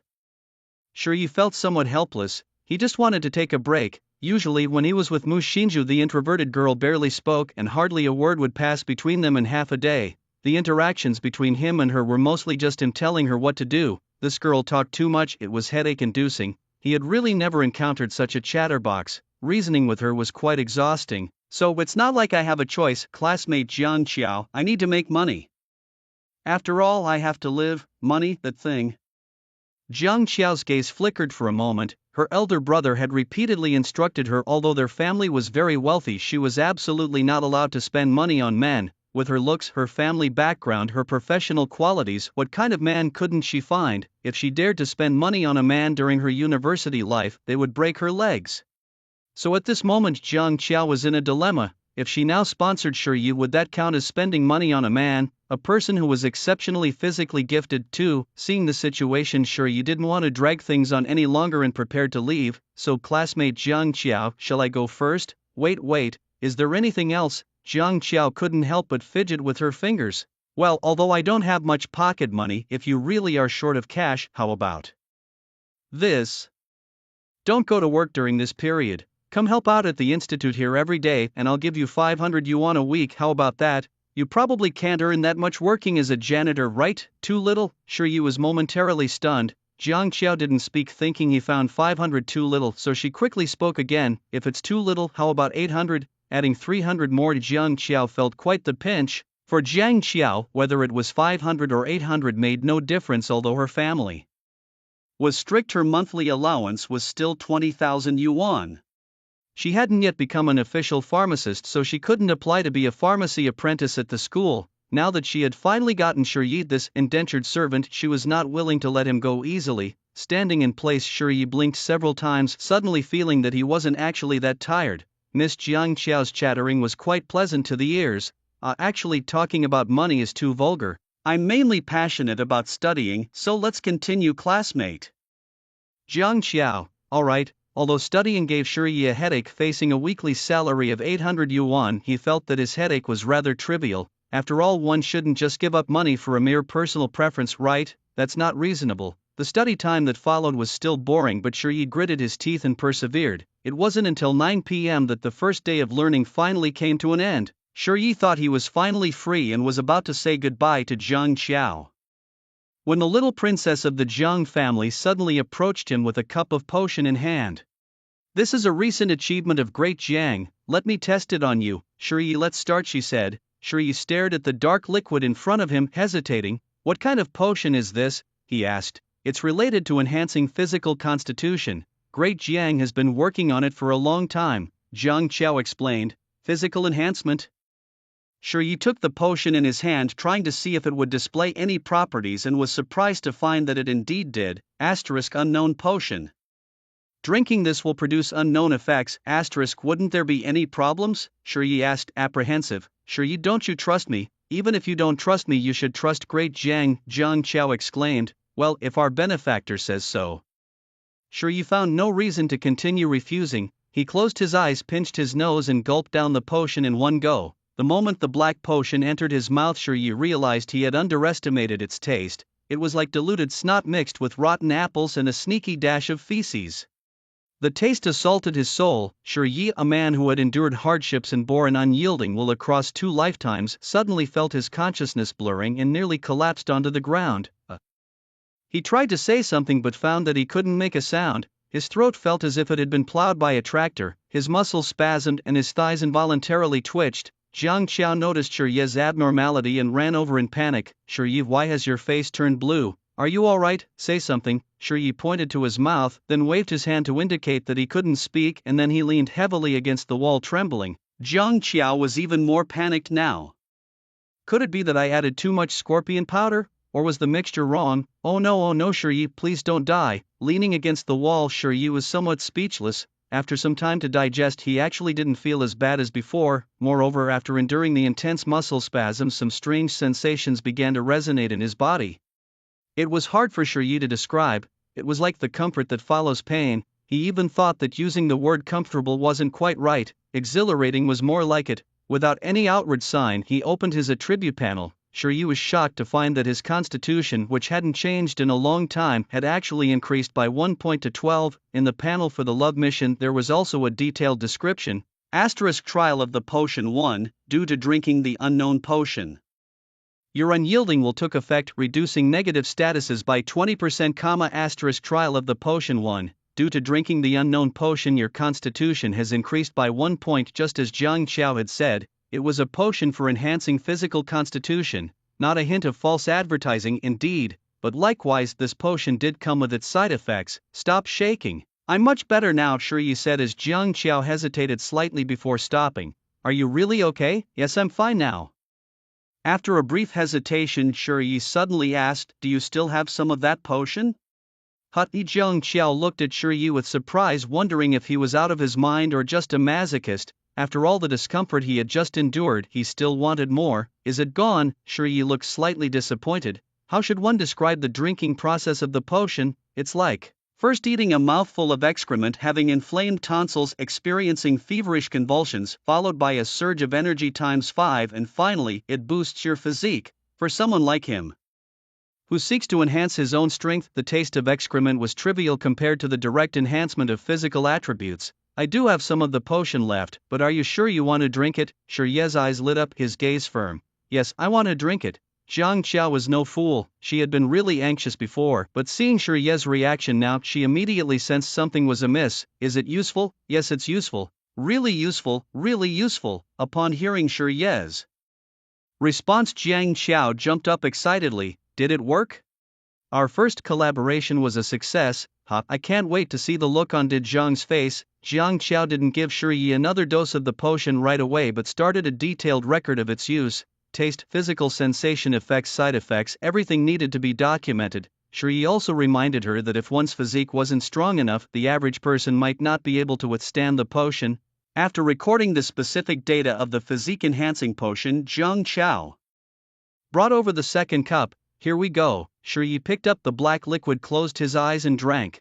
Down the hatch. The taste of excrement assaulted his senses once again, but the burning sensation, convulsions, and the subsequent exhilaration that followed previously did not occur. After finishing the cup, Sure Yi looked somewhat bewildered. No effect? What happened? Hearing Jiang Qiao's inquiry, Sure Yi showed a smile uglier than crying. It seems like it didn't work this time. Failure. It's likely that after showing effects initially, the magic potion developed resistance, which is a normal phenomenon, Jiang Qiao analytically explained, making it hard for Sure Yi to stay frustrated. Seeing Sure Yi's disappointed face, Jiang Qiao immediately comforted him.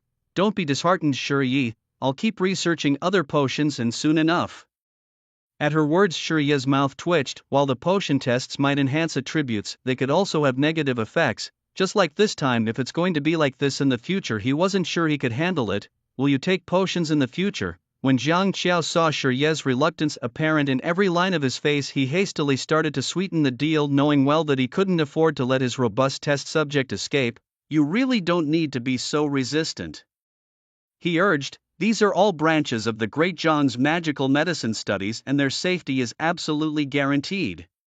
Although Jiang often boasts, in District 13 he still holds some sway. His magical medicine research could attract countless investments in favor. You being the first to try this is an opportunity others would kill for. Most of what Jiang Qiao said was true, and Shuri understood this well. The potion that could directly enhance one's basic attributes was outrageously expensive. With his current income, it would take years of hard labor to afford even one. Despite Jiang's persuasive talk, Shuri still felt resistant deep inside. I'm still a bit scared. Seeing Shuriya's hesitation, Jiang Qiao knew that mere promises wouldn't suffice and decided to offer something tangible. His bright eyes spun as he thought, how about this? After each test you can take a batch of first-level magical medicine materials. Whether you mix them yourself or sell them, it's up to you. 1 batch, Shuriya countered. 3 batches, you're too greedy. 2 batches, Jiang concluded, and the deal was swiftly struck. The promise of 2 solid batches of magical medicine materials was enough to sway Shuriya. With these, his days of refining the flameflow fruit would come sooner. So for those 2 batches of magical medicine materials, should I go to teacher Jiang to collect? Shuriya asked. Why go to him? Just take them directly from the school's magical medicine supplies. Ah, from the school? Shuriya was shocked. Wasn't that embezzling? What did you think? I don't have money to buy materials for you. The school won't investigate the consumption of magical medicine materials, Jiang replied nonchalantly. Just report 2 batches as failed experiments. Magical medicine is a nascent subject and the failure rate in concocting is high. What's the harm in 2 extra batches? Seeing Jiang Qiao's matter-of-fact demeanor, Shuriya once again felt the unevenness of the world. Indeed, wherever they were, pharmacists were among the most privileged. That's it for today's lesson. The doors are about to be locked. See you tomorrow, Shuriya. Okay. Leaving the school's research institute, Shuriya took out the 800 yuan Jiang Qiao had given him. His feelings mixed. It felt as though he was being kept. Undoubtedly, clinging to Jiang Yanchang would rapidly accelerate his development. Pharmacists had access to abundant resources, significantly enhancing attributes. This had been Shuriya's planned path all along. As for why Jiang Yanchang valued him, was it really because of his philosophy? Shuriya couldn't figure it out, feeling that someone of Jiang Yanchang's status wouldn't be interested in a low-district orphan for no reason, so he decided to just go along with it for now. Walking to the church square where he and Muexi Enju usually trained together, Shuriya lingered for a while. Except for the morning, he hadn't seen Muexi Enju all day. Wondering what the silly girl was up to without a communicator was frustrating. In the Ether world, communicators were quite advanced, with every player in the game having one. In reality, communicators are exclusive devices used only by extraordinary combat personnel and some upper city residents. After all, these devices require crystal cores as a power source, and with the cost of the most common first-tier crystal core being 1900 per gram, ordinary people simply cannot afford them. Without a communicator, there's no way to make contact. Alumni connections are basically limited to pre-arranged meetings and internal school messages. Was she serious about her training? When it was time to return to the dorm, Mu Xinju was curled up on her own bed, clutching her now dry jacket. She suddenly regretted washing it the day before. It no longer carried Shuriya's scent, only the smell of laundry detergent. Her upper bunkmate Wen Jingwu poked her head out to look at her, seemingly with something to say. Xinju, are you okay? Whose clothes are those? It's nothing. Is something up? Mu Xinju nonchalantly stuffed the jacket under her quilt, her expression calm, showing no embarrassment from having her secret discovered. Wen Jingwu looked her up and down, then started talking about the next day. Xinju, tomorrow there will be an assessment by the captain of the Earth Soldier Academy. You've been performing so well lately, it seems like you might have a chance to compete for the squad leader position with those upper city folks. Mu Xinju's eyebrows slightly furrowed, her eyes reflecting a casual disinterest. Not interested? Hey, it's not about interest. If you become the squad leader, you'll be in charge of field missions leading 10 people and you'll receive a lot of extra subsidies every month. It's a huge step up.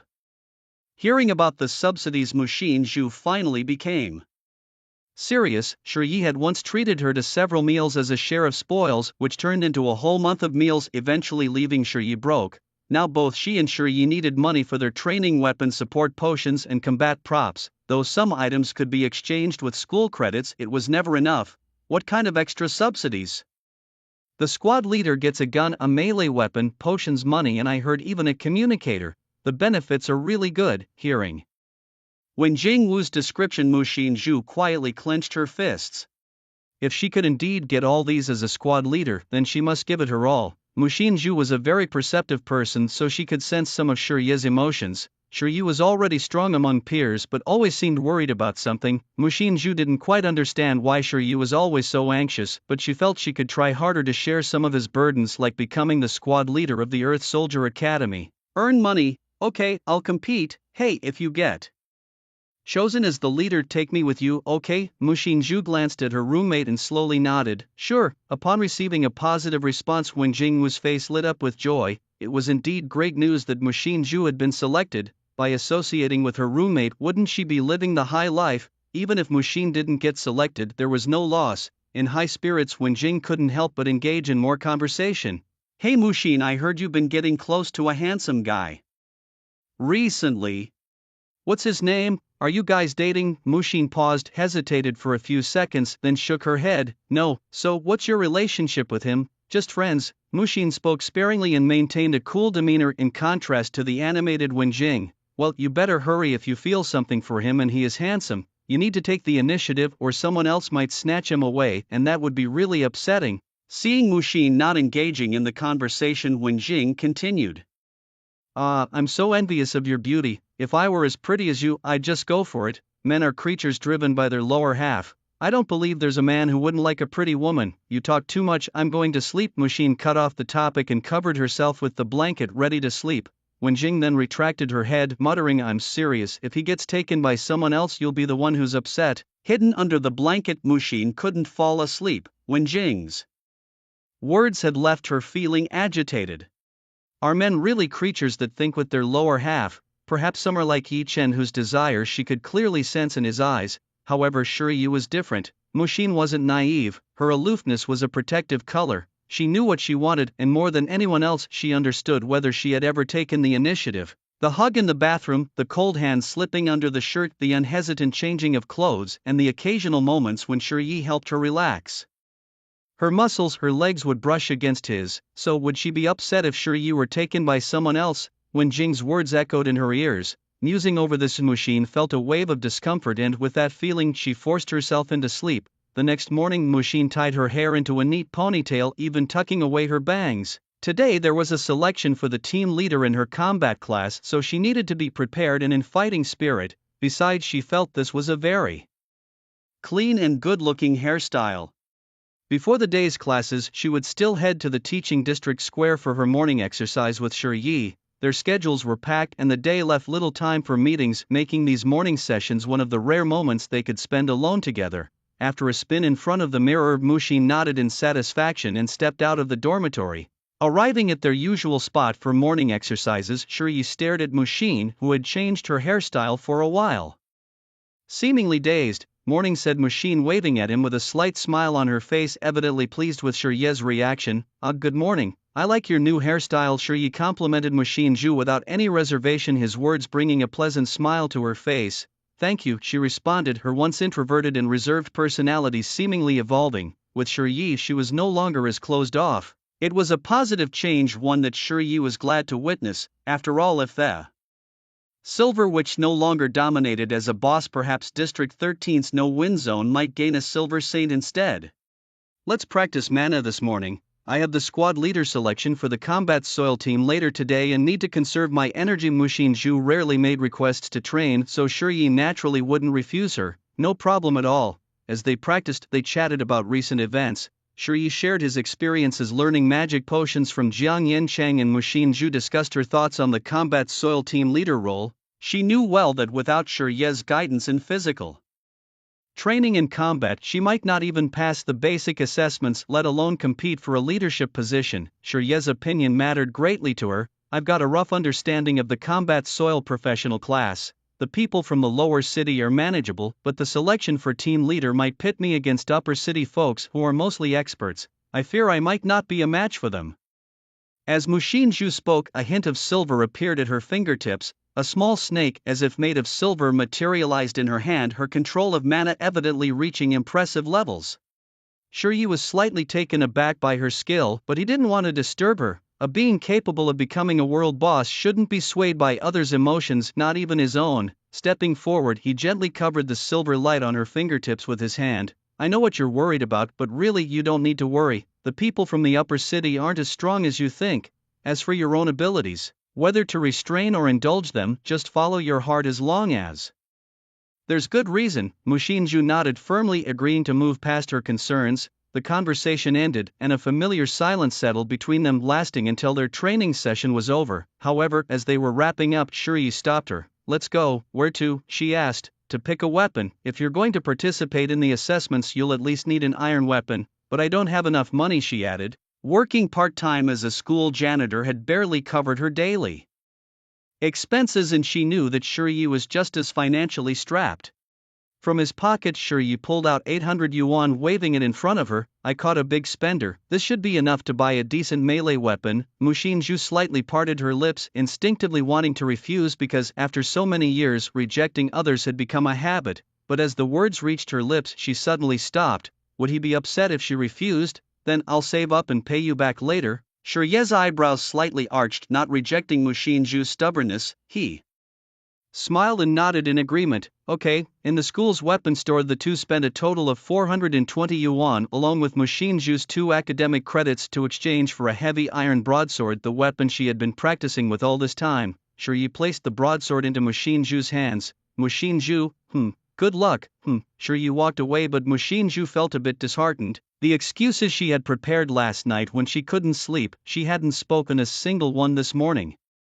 Like asking Shi if he had a girlfriend, if there was someone he liked, what exactly was their relationship now? Indeed, she was still the same as before, not good with words. Gently wiping the broadsword in her hands with her palm, Mu Xinzhu's eyes gradually sharpened. A sliver of silver light slowly flowed from her palm into the broadsword, making this ordinary-looking weapon suddenly become sharp. She must prove her worth. With this thought, Mu Xinzhu headed to the Earth Soldier Academy classroom. In the Earth Soldier Academy, the Battle Earth Specialty classroom, the instructor was speaking sternly. "After this period of training, you all have the potential to be qualified Earth Soldiers, but our school District 13 and the people need more than just Earth Soldiers. We need Battle Earth, real Battle Earth, to become captains, to lead the Earth Soldiers towards survival. Today is the moment for selecting Battle Earth. Those willing step forward." At last, Mu Xinzhu didn't hesitate. She stepped forward, distancing herself from the others in the squad. Because the Earth Soldier specialty had the lowest requirements, it also had the most students. Unlike the potion specialty, where the number of students in a year couldn't even fill a 400-person amphitheater, the Earth Soldier specialty had 8 classes, 3,200 people, and Mu Xinzhu was a member of Class 6. Speaking of electing 40 squad leaders from a ratio of 10-1, it seemed like there were many positions, very fair, but actually not so. Just over a month into school, this kind of selection was completely unreasonable, because many years of life had made the physical fitness gap between the upper city people and the lower city people exceptionally clear, especially during this initial period of school. Even if the school's food was good and cheap, it couldn't quickly bridge the gap between them. Even Mu Xinzhu herself, if it weren't for Shi's careful training and the influence of the ether magic tide, she wouldn't have been able to catch up so quickly. Plus the gap in combat skills, the upper city people who had been trained in combat from a young age often dominated when facing the lower city people. It's hard not to speculate whether the school intentionally selects participants this way, aiming to increase the number of upper city residents as team captains. Participants line up on the left for registration, the instructor commands. Following the instructor's orders, Mu Xinzhu heads to the registration desk with her roommate Wu Wenjing cheering her on from behind. "Go Mu Xin, you can do it." After registering her identity, Mu Xinzhu is surprisingly assigned number 1, meaning she will be the first to compete in this selection battle. Silently waiting until everyone has drawn their lots, a total of 213 candidates participate in the selection, with about 40 from the upper city, a cunningly precise number, 213 competing for 40 spots. This would be neither a particularly grueling nor an easy battle. High Black University's teaching pace is always brisk, devoid of any lengthy preparations or rallying. Following the instructor, they arrive at the combat training ground, where the instructor directly proceeds to the center of the arena and announces, numbers 1 to 8 enter the combat zone in order of your sequence number, step forward, holding A. Broadsword. Mu Xinzhu positions herself at the lower left corner of the training ground. Unfortunately, her opponent is not a fellow lower city resident but a young man from the upper city, Pei Baihua, dressed impeccably in a red uniform, his hair neatly combed and set with gel. Pei Baihua's lips slightly curl upon seeing his opponent. Classmate Mu Xinzhu, I've been paying attention to you for a while, but rest assured my interest in you doesn't stem from those rumors. Courtesy and chivalry are traits most upper city residents possess, although there are exceptions. However, his polished demeanor doesn't affect Mu Xinzhu. She nods politely without a word, silently lifting her broadsword. Seeing her reaction, Pei Baihua feels somewhat helpless. Actually, I don't really want to fight you, but unfortunately my family's expectations are high and I can't afford to lose this battle. As soon as he finishes speaking, the instructor's gunshot rings out. The battle begins. Pei Baihua, with high combat prowess, takes off his jacket and draws a fine steel saber, ready to give his all against Mu Xinzhu. But as the fight begins, Mu Xinzhu's figure dashes towards him with incredible speed. Damn, she's fast. In a flash, her broadsword's edge nearly grazes his hair as it sweeps past his saber. Note this speed. The collision of blade on blade sends a numbing shock through Pei Baihua's arm, evidently struggling to grip his saber as the seemingly frail girl proves her strength far exceeds just speed. But how could this be? One shouldn't be distracted during a fight, yet Pei Baihua can't help but wonder at that moment. In his moment of distraction, his arm is slashed by her sword. As the weapon slipped from his grasp, the ordinary iron broadsword was already pressed against his neck. You've lost, announced Mu Xinzhu calmly. In the lower left corner of the combat arena, there was silence. So soon, all the students watching the battle between the upper and lower city districts were either gaping or staring wide-eyed, none able to react. After a while, someone finally muttered, Pei Baihua lost. I'm not blind. Did he go easy on her? Does that look like going easy? She's much faster than Pei Baihua. No way. Are people from the lower district that strong? What does she eat to grow up? Not just them, even Pei Baihua himself, the target of the sword, hadn't snapped back to reality.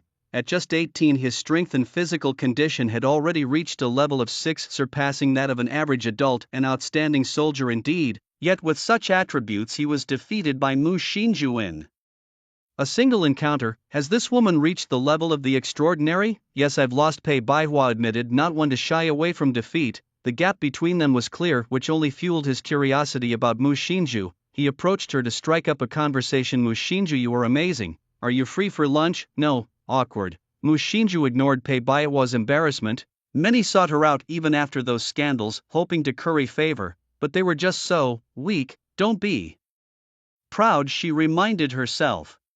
A true master always retains the heart of an apprentice, as her mentor often told her. As she sat contemplating, Wu Wenjing came running over, chattering excitedly, Xinzhu, you're incredible. You took him down in just a few moves. You'll definitely make it. It's not over yet. Mu Xinzhu felt no joy. This selection battle wasn't a one-on-one fight but a 1 out of 5. Unless someone gave up, she'd have to fight 3 to 4 matches, maybe more. This was just the beginning.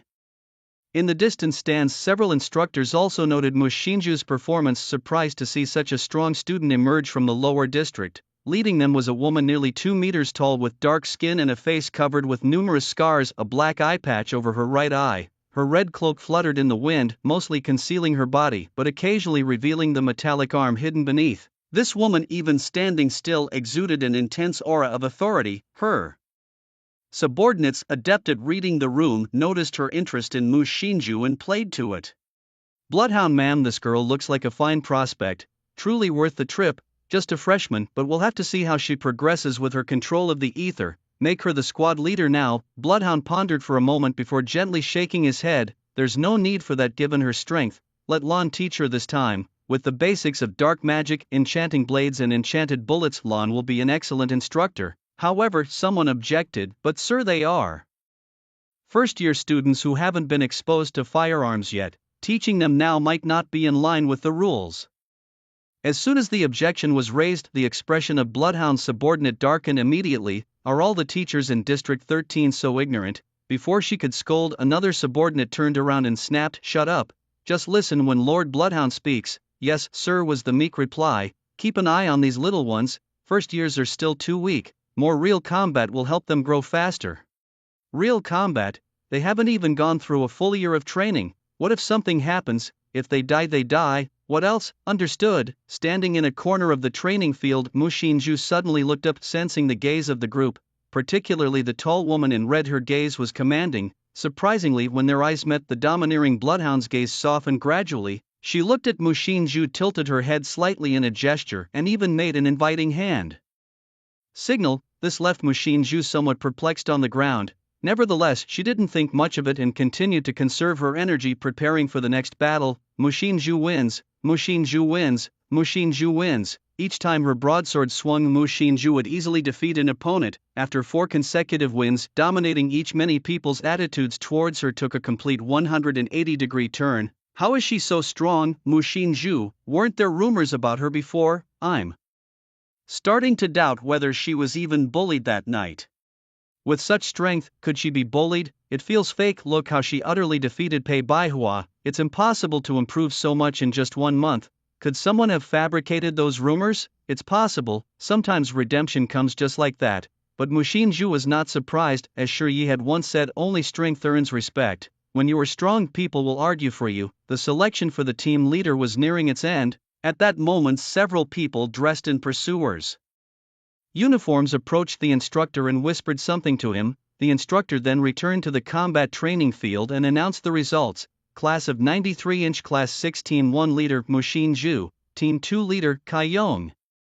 Hearing the instructor announce the results, Mu Xinju finally breathed a sigh of relief. It was over. She had actually done it. She became the team leader of the Earth Soldier Academy. So was she now considered a qualified warrior of the earth? Mu Xinju looked around for a moment, then withdrew her gaze, wanting to share the news with Shi Yi, but that would probably have to wait until tomorrow morning.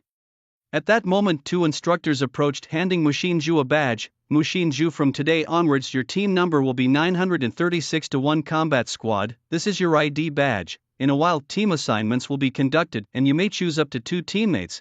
Afterward, you and your teammates will undergo a month-long closed training. Personally, you will undergo specialized training for squad leaders, focusing on professional and combat skills, mastering training in ether manipulation. Besides, you will also work on coordination and combat strategies with your teammates, plan schedule and rest in the waiting area for 5 minutes before the team assembly is complete and then depart.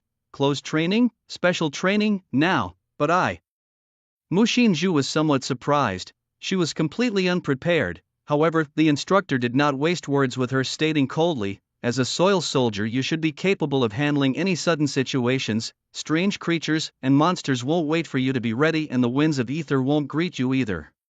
You should answer yes or understood. If you want to opt out, you can apply to do so now. Yes, sir, Mu Xinju replied, her heart fluttering with panic. This sudden change of events left her unable to explain herself. What would Shi Yi think if he doesn't see me tomorrow morning? Does this count as leaving without saying goodbye? Although it's only for a month, she couldn't give up the opportunity to be promoted to squad leader, just as Shi Yi had said, if there's a good enough reason. Follow your heart. Once the team was assembled, Mu Xinju followed a group to the Soil Soldier Special Training Camp. As they passed by the Potion Research Institute, she paused for a moment, thinking to herself, wait for me. In the training camp, 320 squad leaders gathered, while other students from the Soil Soldier Academy underwent basic training reinforcement. The original large class size was completely disbanded, reorganized into special training classes of 20 people each. Mu Xinju glanced around. Among the dispersed class members, only 2 or 3 were familiar to her. They were arranged in a military tent, silently waiting. However, after waiting for over half an hour with no instructor showing up, some people began to show signs of impatience. Of course, some thought this was a test by the new instructors to see who could remain calm during such times. Time quietly passed a bit longer. It wasn't until more than 40 minutes had passed that a woman slowly approached the group. She wore a black long dress, white gloves, a purple hat, and a white mask with tear streaks resembling a crying clown. Her bare attire and high heels seemed completely out of place in a military camp. Everyone thought she might have wandered into the wrong place. It wasn't until this woman stood before everyone and spoke. Sorry, everyone, I just got a bit lost on the long road of life. Seeing that no one spoke, the woman gently shook her head as if dancing, then voiced out in confusion, isn't there anyone who will step forward to question or criticize me? I am a person who was willing to accept criticism. Her voice was slow, her speech deliberate, as if she was intentionally tormenting those around her, yet there was no reaction from the crowd. Those present were all team leaders, normally from either the upper city or the elite of the lower city, no fools among them. They understood well that anyone who could walk into this place so nonchalantly, speaking provocatively and evasively, was no simple person. Indeed, the woman crossed her hands with a hint of regret. It's a shame everyone is so cautious. I didn't even get the chance to make an example out of someone, she said. Well then, I am a member of the Windchasers from District 13 and I will be in charge of your training for the next 2 weeks. When Lan slowly walked up to Mu Xinju, leaned down and whispered in her ear, you all better watch and learn carefully, I am very strict. Her voice was not loud, but everyone present could hear her clearly. Did you hear that? Yes ma'am. Good, then let us learn from each other in the time to come. Now let me introduce myself. My name is Wen Lan. On the other hand, Shi Yi had completed today's basic lessons and finished all the homework assigned by Jiang Qiao. Taking advantage of the early hour, he hurried back to the dormitory. His progress was much faster than Jiang Qiao had anticipated, but he modestly underplayed his abilities, not wanting to stand out too much. That was just Shi Yi's character. He never fully revealed himself to anyone, an excellent professional trait of a covert operative. Today he planned to secretly concoct a simple potion without the knowledge of Jiang Yanchang and Jiang Qiao, choosing his own dormitory for this task. The reason was simple: his dormitory housed a basic potion-making kit purchased by Yi Chen, which he could use freely. At this time none of his roommates had returned, nor would they expect him, usually the last to return, to be back so early. It was a classic case of hiding in plain sight. As evening approached, the dorm room was dim with the lights off and the door and curtains closed. In the dimly lit room only an oil lamp flickered weakly. Shi Yi donned a dust-free cap and changed into a long robe stained with various herbs, carefully pulling out 3 types of ingredients for a standard life potion from his backpack, grinding the bitter nail, crushing the vitality grass, and then mixing them into hot water. As he stirred the contents in the glass bottle, it made a gentle bubbling sound. Through the mouth of the bottle, Shi Yi's eyes gleamed with a calm light as he began to heat the mixture. With the rising temperature, the rich scent of mixed herbs permeated the room. Shi Yi's fingers danced deftly between the jars and bottles as if performing a silent ritual until the last crystal of nucleus shards was added. The entire potion seemed to tremble momentarily. Shi Yi lifted the potion bottle in his hand, watching the red liquid flow slowly within, stable, beautiful, and filled with a bloody essence. A slight smile crept onto Shi Yi's lips. He knew that his first attempt at potion making, the blood potion, was a success.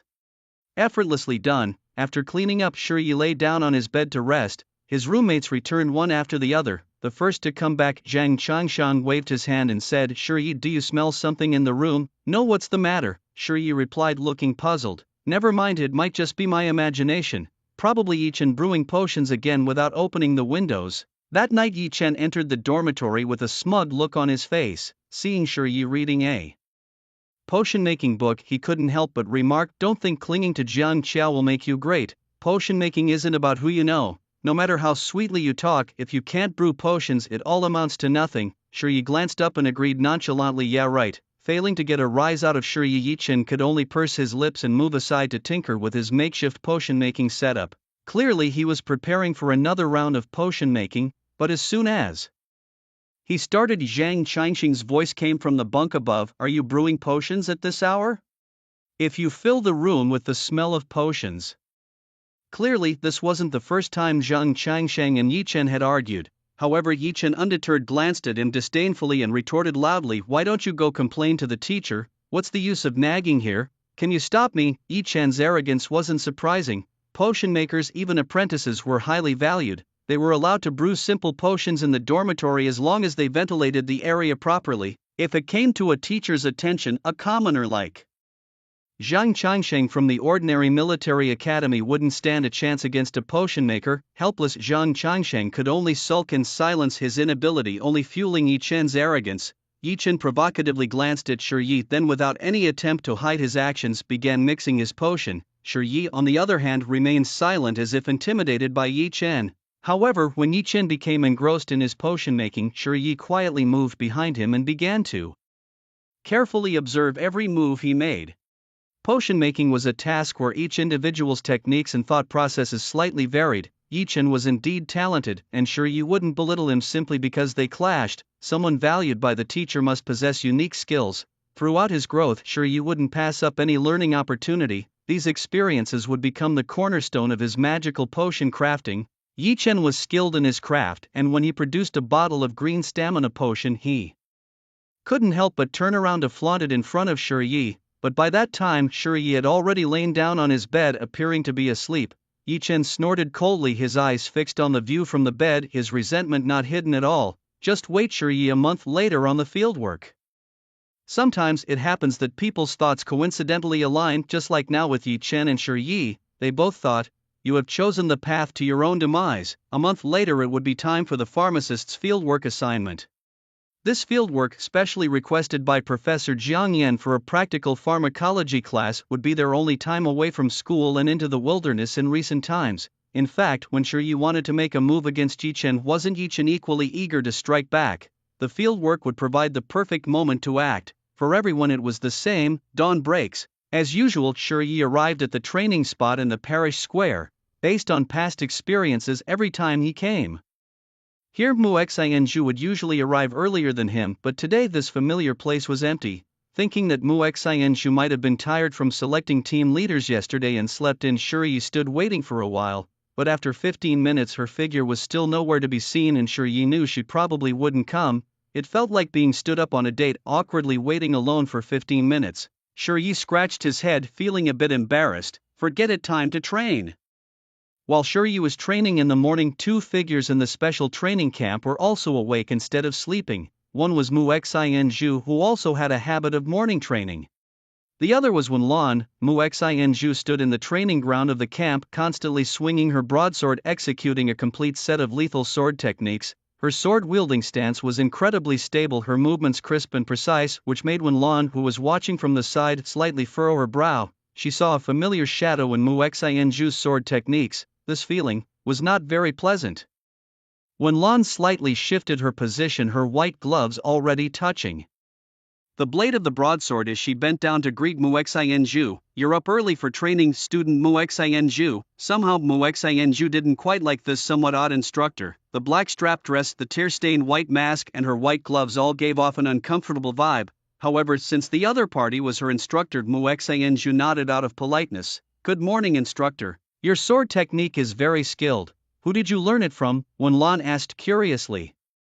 No one, I studied it on my own.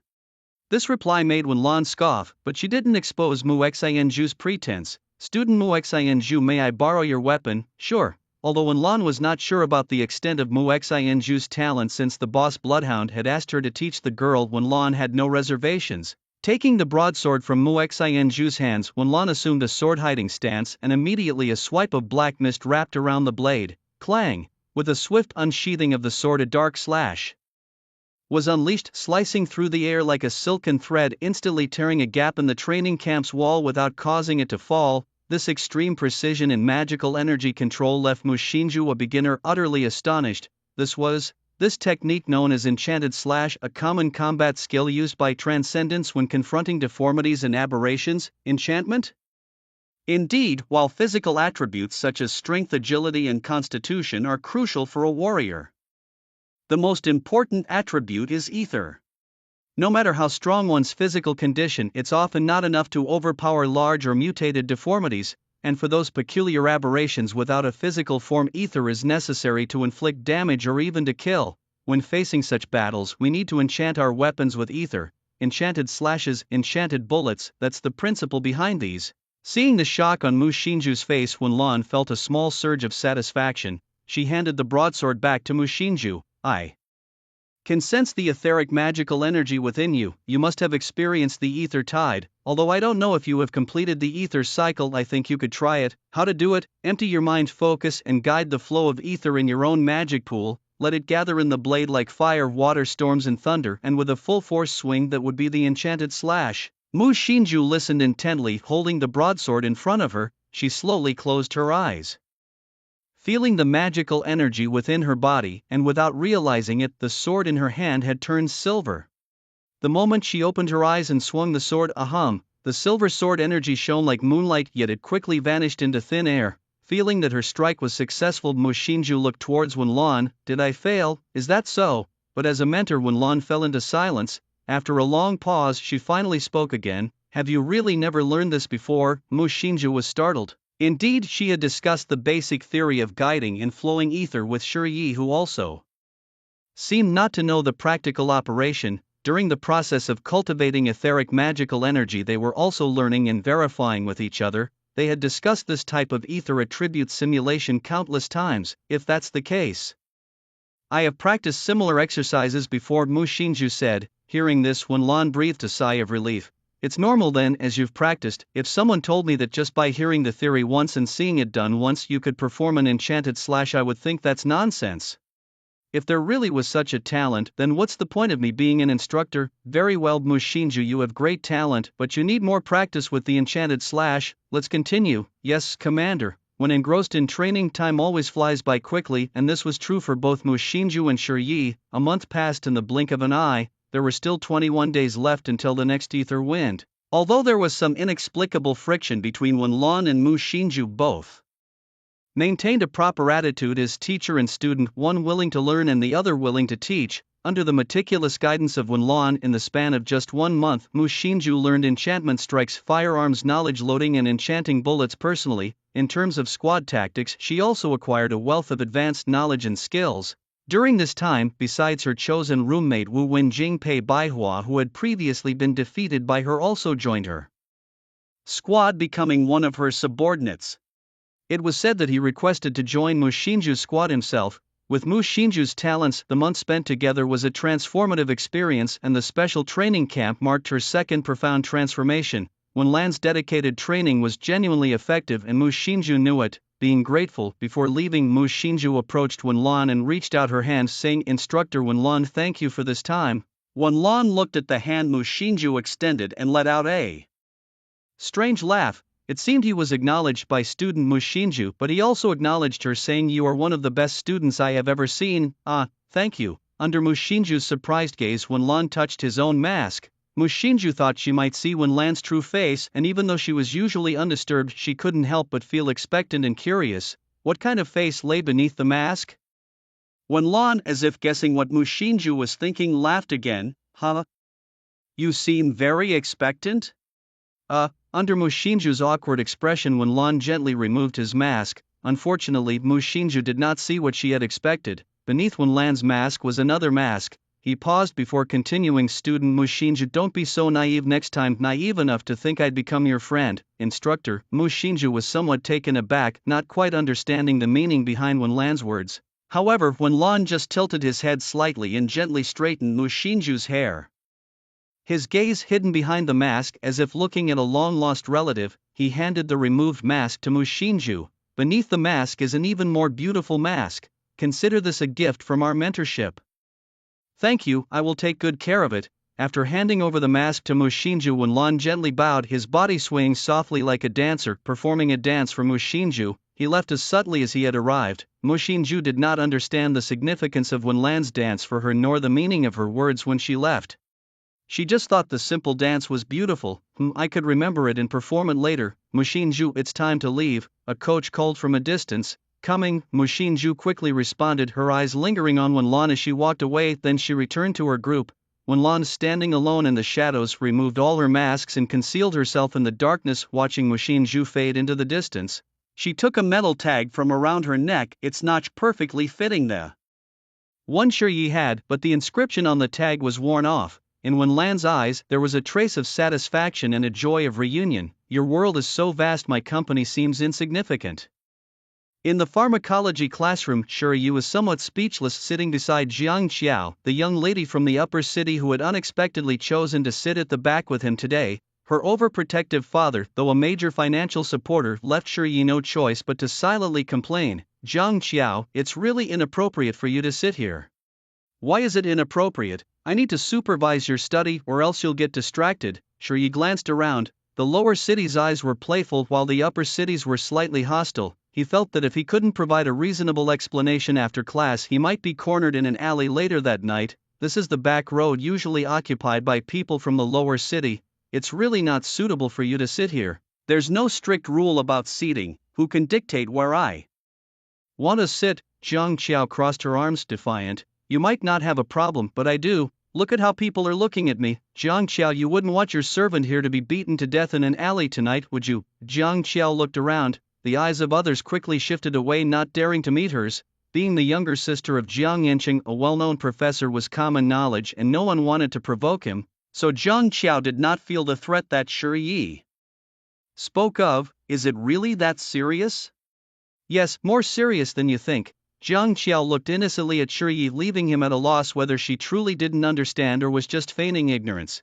Jiang Qiao, you are a young lady from the upper city and I'm from the lower city. It's okay to study together privately, but during class it's not appropriate to mix. Why isn't it appropriate? I have many friends from the upper city and also mingle with students from the lower city. It's not the same. Besides, you are my apprentice and there's a task given by Elder Jiang and you've also paid money. Alright, since it has come to money, I have nothing more to say. Shi Yi reluctantly endured the occasional glances from others, steeling himself to continue studying. Jiang Qiao was indeed capricious, but she was undeniably a competent teacher with a solid foundation in pharmacology. The guidance of Shi Yi was comprehensive, which guaranteed his rapid progress. Shi Yi was well aware that for a long time to come it would be difficult to find a more solid backing than Jiang Yanshang. Therefore, he was determined to continue leveraging this support. However, a girl like Jiang Qiao represented absolute resources and power. If he had the idea to align closely with her, others would too. This included even those from the upper district. Jiang Qiao was beautiful, resourceful, and well-connected, making her an ideal marital partner for those from the upper city district and a target for many of her peers. By targeting Jiang Qiao, Shi Yi, who was close to her, naturally became an obstacle for these people. Thus, troubles when he was with Jiang Qiao became inevitable, which is probably why he disliked interacting with people from the upper district. During a break, Jiang Qiao suddenly stood up and Shi Yi quickly grabbed her. Where are you going? Jiang Qiao stiffened, touched her bottom, and a blush spread across her cheeks. I need to go to the bathroom, let go. Sorry. As Jiang Qiao left the classroom, Shi Yi already felt several malicious gazes, off faster than I thought. Several students in red uniforms from the front rows approached him. One of them knocked his pen to the ground. Oh, sorry Shi Yi, I dropped your pen. Shi Yi looked at them helplessly. These people, dealing with the small ones will only bring the bigger ones, and it never ends. Resolving these issues was troublesome but not impossible. It just required leveraging the situation. Unlike his approach with Yi Chen, the key here was not with him but with Jiang Yanshang and Jiang Qiao. Shi Yi slowly raised his head to look at the boy who had dropped his pen, Wang Liang. He reached out to retrieve his pen, but Wang Liang's hand slipped and it fell again. Oh, how careless of you, you didn't catch it. Not my fault this time, you have to pick it up yourself. Shi Yi's eyes narrowed, a flash of fierceness crossing his face. The few remaining pens in the pen holder were now clenched in his hand. By the time Wang Liang sensed the danger, it was too late to escape. Variety of pens stabbed into the back of Wang Liang's hand, followed by a scream. Shi Yi grabbed Wang Liang's hair and slammed his head onto the desk, creating a loud bang, boom. The crowd immediately erupted into chaos. Shi Yi, what are you doing? Do you know who he is? You're looking for trouble. Shi Yi disregarded the curses hurled at him and glared fiercely at the crowd, his pencil poised threateningly close to Wang Liang's pupil. If anyone dares come closer, I'll blind him. His ferocity stunned most of the bystanders, including Wang Liang, who was pinned against the table. He quickly raised his hands, signaling everyone to stop. Don't move, nobody move.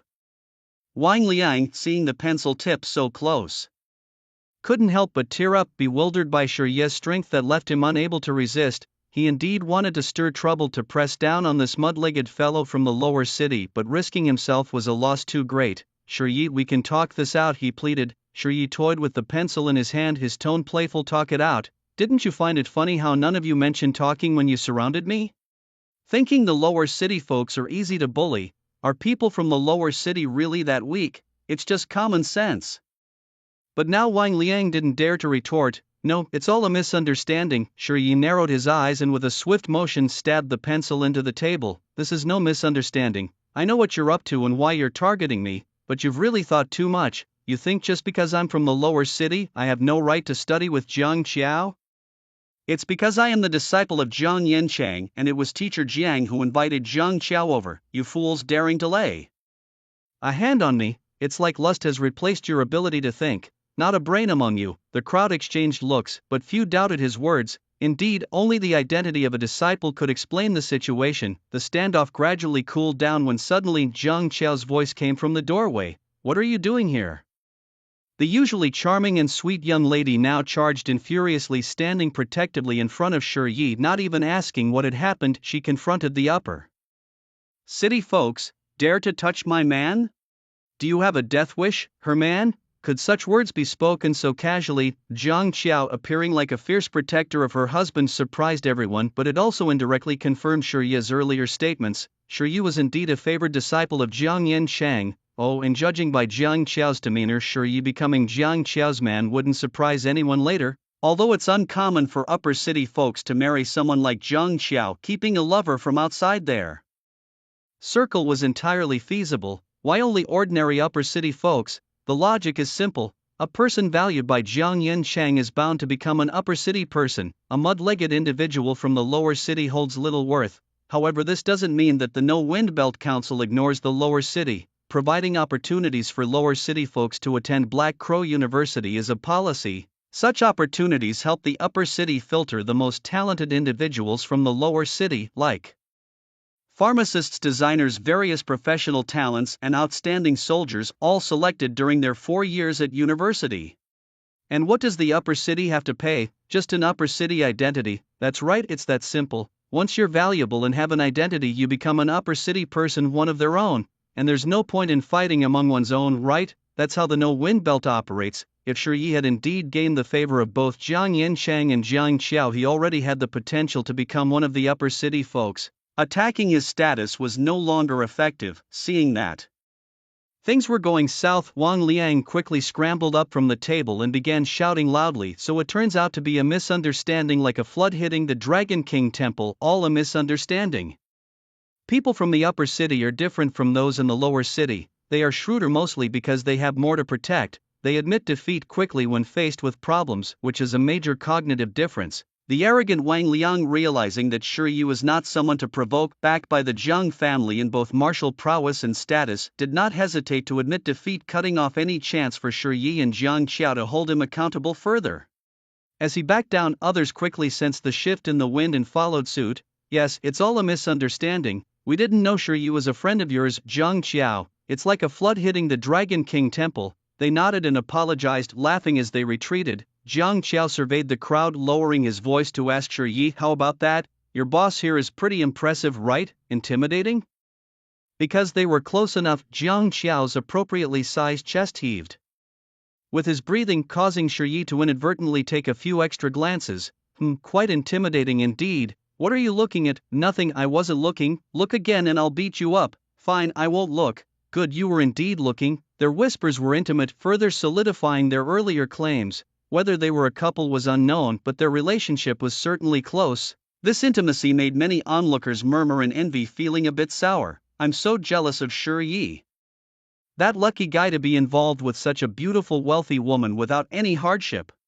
Among these slightly envious gazes was also one filled with a purer emotion, jealousy, hatred, a strong intent to kill. It was Yi Chen. Earlier, when Shi Yi was cornered by the upper city folks, he was secretly thrilled, thinking today would be Shi Yi's downfall. Yet he hadn't expected Shi Yi's combat prowess to be so formidable, swiftly dispatching the upper city group like they were nothing but trash. However, any conflict was good news for him, but the subsequent development of events, especially with Professor Zhang's sister Jiang Qiao rushing out to back Shi Yi, and their intimate interactions and Jiang Qiao's playful scolding, made it clear they were no ordinary friends. Why, how could this be? Previously, it was Mu Xinzhu who was submissive to him, and now it was Jiang Qiao who favored him immensely. How did all the good days fall into this boy's lap? Was he truly the charmed demon of District 13? Yi Chen couldn't understand it, and the more he couldn't figure it out, the more resentful he became in his heart. He couldn't grasp what he lacked compared to Shi Yi, why Mu Xinzhu didn't choose him, or why Jiang Yanshang didn't value him. Even less could he understand why Jiang Qiao could actually take a liking to Shi Yi. Jealousy spread like the poison of scorpions, driving Yi Chen's murderous intent towards Shi Yi to the limit. Tomorrow, the field task for the pharmacist's inspection was coming up, and Shi Yi, you can keep smiling for now, but I wonder how long you can keep it up. Actually, with Shi Yi's keen perception, he had already sensed Yi Chen's hostility behind him. Yi Chen was no master and could not hide his own aura. he was just thinking about how to handle things cleanly tomorrow. Sure yi, why are you zoning out in class again? Jiang Qiao stared at him somewhat displeased, as if zoning out in class was a terribly grave mistake. Sorry, it wasn't on purpose, I was just thinking about some things. You can zone out even when I'm here. What if I wasn't around? Well, actually, I usually study quite seriously, I'm not lying to you. Shi tried to defend himself, however, Jiang Qiao just frowned. Let's go have lunch together at noon.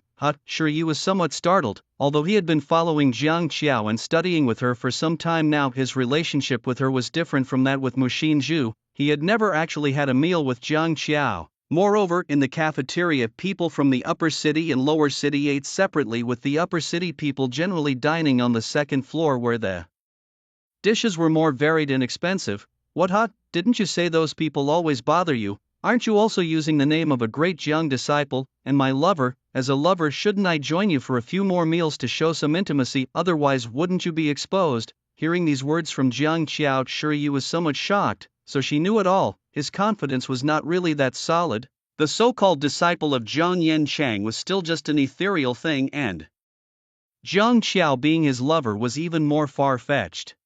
But he hadn't expected Jiang Qiao to declare it so openly and even be willing to cooperate with him. Why would you help me like this? Didn't I tell you you are my person?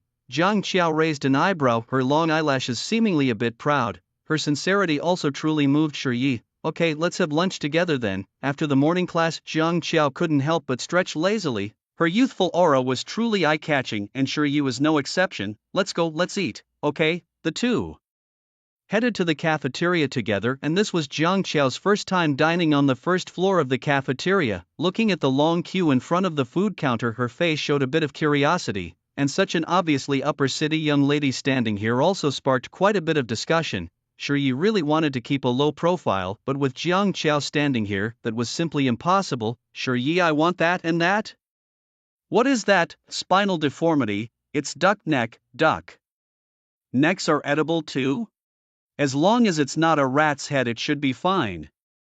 Facing Jiang Qiao's incessant chatter, Shi felt helpless. The process of getting food was destined to be anything but peaceful, yet even less tranquility awaited. That gentle voice, long unheard and uniquely shy, characteristic of the introverted girl, echoed behind him. Shi, you guys. Her voice was the same as before, but its emergence now somehow carried a sense of grievance. For some reason, upon hearing this voice, Shi also felt a twinge of guilt, and this guilt was what made him most uneasy. Why should he feel guilty? What was there to be guilty about? Shi turned around to face Mu Xinzhu. It's been a while, where have you been lately? His voice was calm, but this calmness unsettled Mu Xinzhu even more, her gaze involuntarily drifting towards Jiang Qiao. The other's beauty, composure, confidence, and the natural grace unique to the upper class were all things she lacked. I'd been busy with some stuff. If it were before, Mu Xinzhu would have shared everything with Shi without reservation, talking about her recent experiences, her training the special trainees in Wenlan.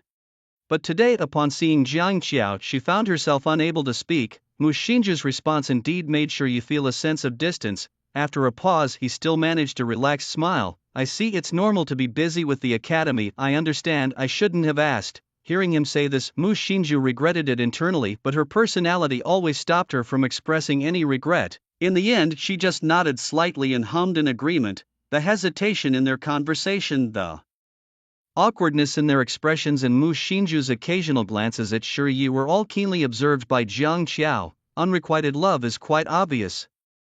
The dodging during eye contact, the feigned indifference, the uncontrollable feelings of inferiority, the restless fingers, and the locked gaze in a crowd. Her cautiousness was so evident, she thought she hid it well, but others could see through it at a glance, yet he did not. Jiang Qiao pursed her lips slightly, then suddenly extended her hand to Mu Xinzhu. Hello, I'm Jiang Qiao, Shi's classmate in pharmacology, and I also tutor him daily in the subject. Mu Xinzhu, as usual, seemed a bit impolite in such situations. However, Jiang Qiao didn't seem to mind. She pointed to her own plate. Since you two haven't seen each other for a while, why don't you join us for a meal? Shi also looked towards Mu Xinzhu, seemingly seeking her opinion. However, Mu Xinzhu slightly shook her head. No, I can do it alone. Jiang Qiao was stunned for a moment, then turned to look at Shi. At this time, Shi also furrowed his brows, not knowing what to say. Really not going together? No. Mu Xinzhu, not much for words, immediately showed her stubborn side. After the three of them had gotten their meals, Mu Xinzhu walked towards the other side. Jiang Qiao tilted his head and looked at Shiyi. How about we join her table, we could chat. No need. Shiyi shook his head and sat down with Jiang Qiao on the other side. The atmosphere, initially light and cheerful, had now become somewhat silent. Facing Jiang Qiao's occasional questions, Shiyi still answered seriously, but he hardly initiated any conversation. Jiang Qiao, while shaping the food on his plate into a square, propped his chin on his hands, looking curiously at Shiyi. You seem a bit unhappy. Not at all. Is there even a need to deny it? Jiang Qiao, I think it's better if we just focus on eating right now. Shiyi was quick to adjust his emotions. He seldom dwelled too long on ineffective feelings, thus he decisively chose to change the subject. However, Jiang Qiao's reaction was completely unexpected. Shiyi, you seem very popular with so many girls liking you. Shiyi was just about to retort when he suddenly felt something off about the statement. He looked at Jiang Qiao, who only gave him a meaningful smile and then went back to eating. Let's eat. On the other side of the cafeteria, Mu Xinju was pressing the beef she got into minced meat with her spoon. The originally whole chicken leg was now crushed, bones and all. Yet she continued to eat her white rice expressionlessly, consuming several large bowls in succession. After lunch, Shiyi and Mu Xinju unexpectedly ran into each other again. This time, neither of them even greeted each other. Mu Xinju strode under the sunlight, while Shiyi walked with Jiang Qiao in the shade of trees where no sunlight reached. Light and shadow intertwined at that moment. Mu Xinju couldn't help but turn her head to look at him. Her steps were firm yet slow, but he never stopped, and at the moment Mu Xinju turned around, Shiyi also stopped, returning the gaze. He felt that her silhouette was more determined than before. Still watching? Why don't you call her? No, I just think this is fine too. Indeed, it's fine. She has achieved her dreams, becoming a squad leader at the Earthly Soldiers Academy, also walking under the sunlight. At least she won't become the feared Silver Snake, a witch at odds with the world. In the afternoon, the school issued a rally call to the members of the Earthly Soldiers Academy. As a squad leader, Mu Xinju led her temporary squad to the rally point. Once everyone was assembled, the chief signal officer began to announce the mission. Tomorrow, the members of the Potion Science Department will be conducting a field study to the areas of LUSA No. 1-4 led by Professor Jiang Yan. A total of 146 members of the Pharmaceutics Department embarked on a novel field testing mission known as the Magic Potion Field Test. As infantry soldiers, your duty is to protect the pharmacists and ensure their safe return to District 13. Each squad is assigned 2 protection personnel, with each exploring different areas. Additionally, to prevent the leakage of information from the Infantry Academy, please wear head covers during the mission and refrain from excessive communication with members of the Pharmaceutics Department. Finally, I hope everyone is prepared for a successful and safe return from this inaugural mission. Yes, Commander. After dispersal, Mu Xinju led her team of 10 to an open field. Over the past month, she had conducted numerous training sessions with her team members, who had become very familiar with each other. They all respected Mu Xinju greatly simply because of her sheer strength. A strong leader instills confidence in her team, and with confidence, they can perform better in their tasks. Captain, what's the plan now? Mu Xinju took out the communicator she received this morning, which already displayed the mission briefing. We'll collect our combat uniforms later. We meet at 4 a.m. tomorrow, where we will receive our firearms, 210 bullets, 2 bottles each of healing and stamina potions, and a small amount of food. We have half an hour to prepare, which should be used to check our firearms, weapons, ammunition and medicines, said Mu Xinju after finishing the mission brief, prompting an immediate discussion among the team members. Our first mission, this is exciting. Wonder how tough it will be. The tasks in the LUSA region are pretty straightforward, almost like going shopping for seasoned combat soldiers. Is it that simple? Yeah. Well, I wonder who the pharmacist lord we have to serve tomorrow is. Mu Xinju was also curious about who they would be protecting the next day.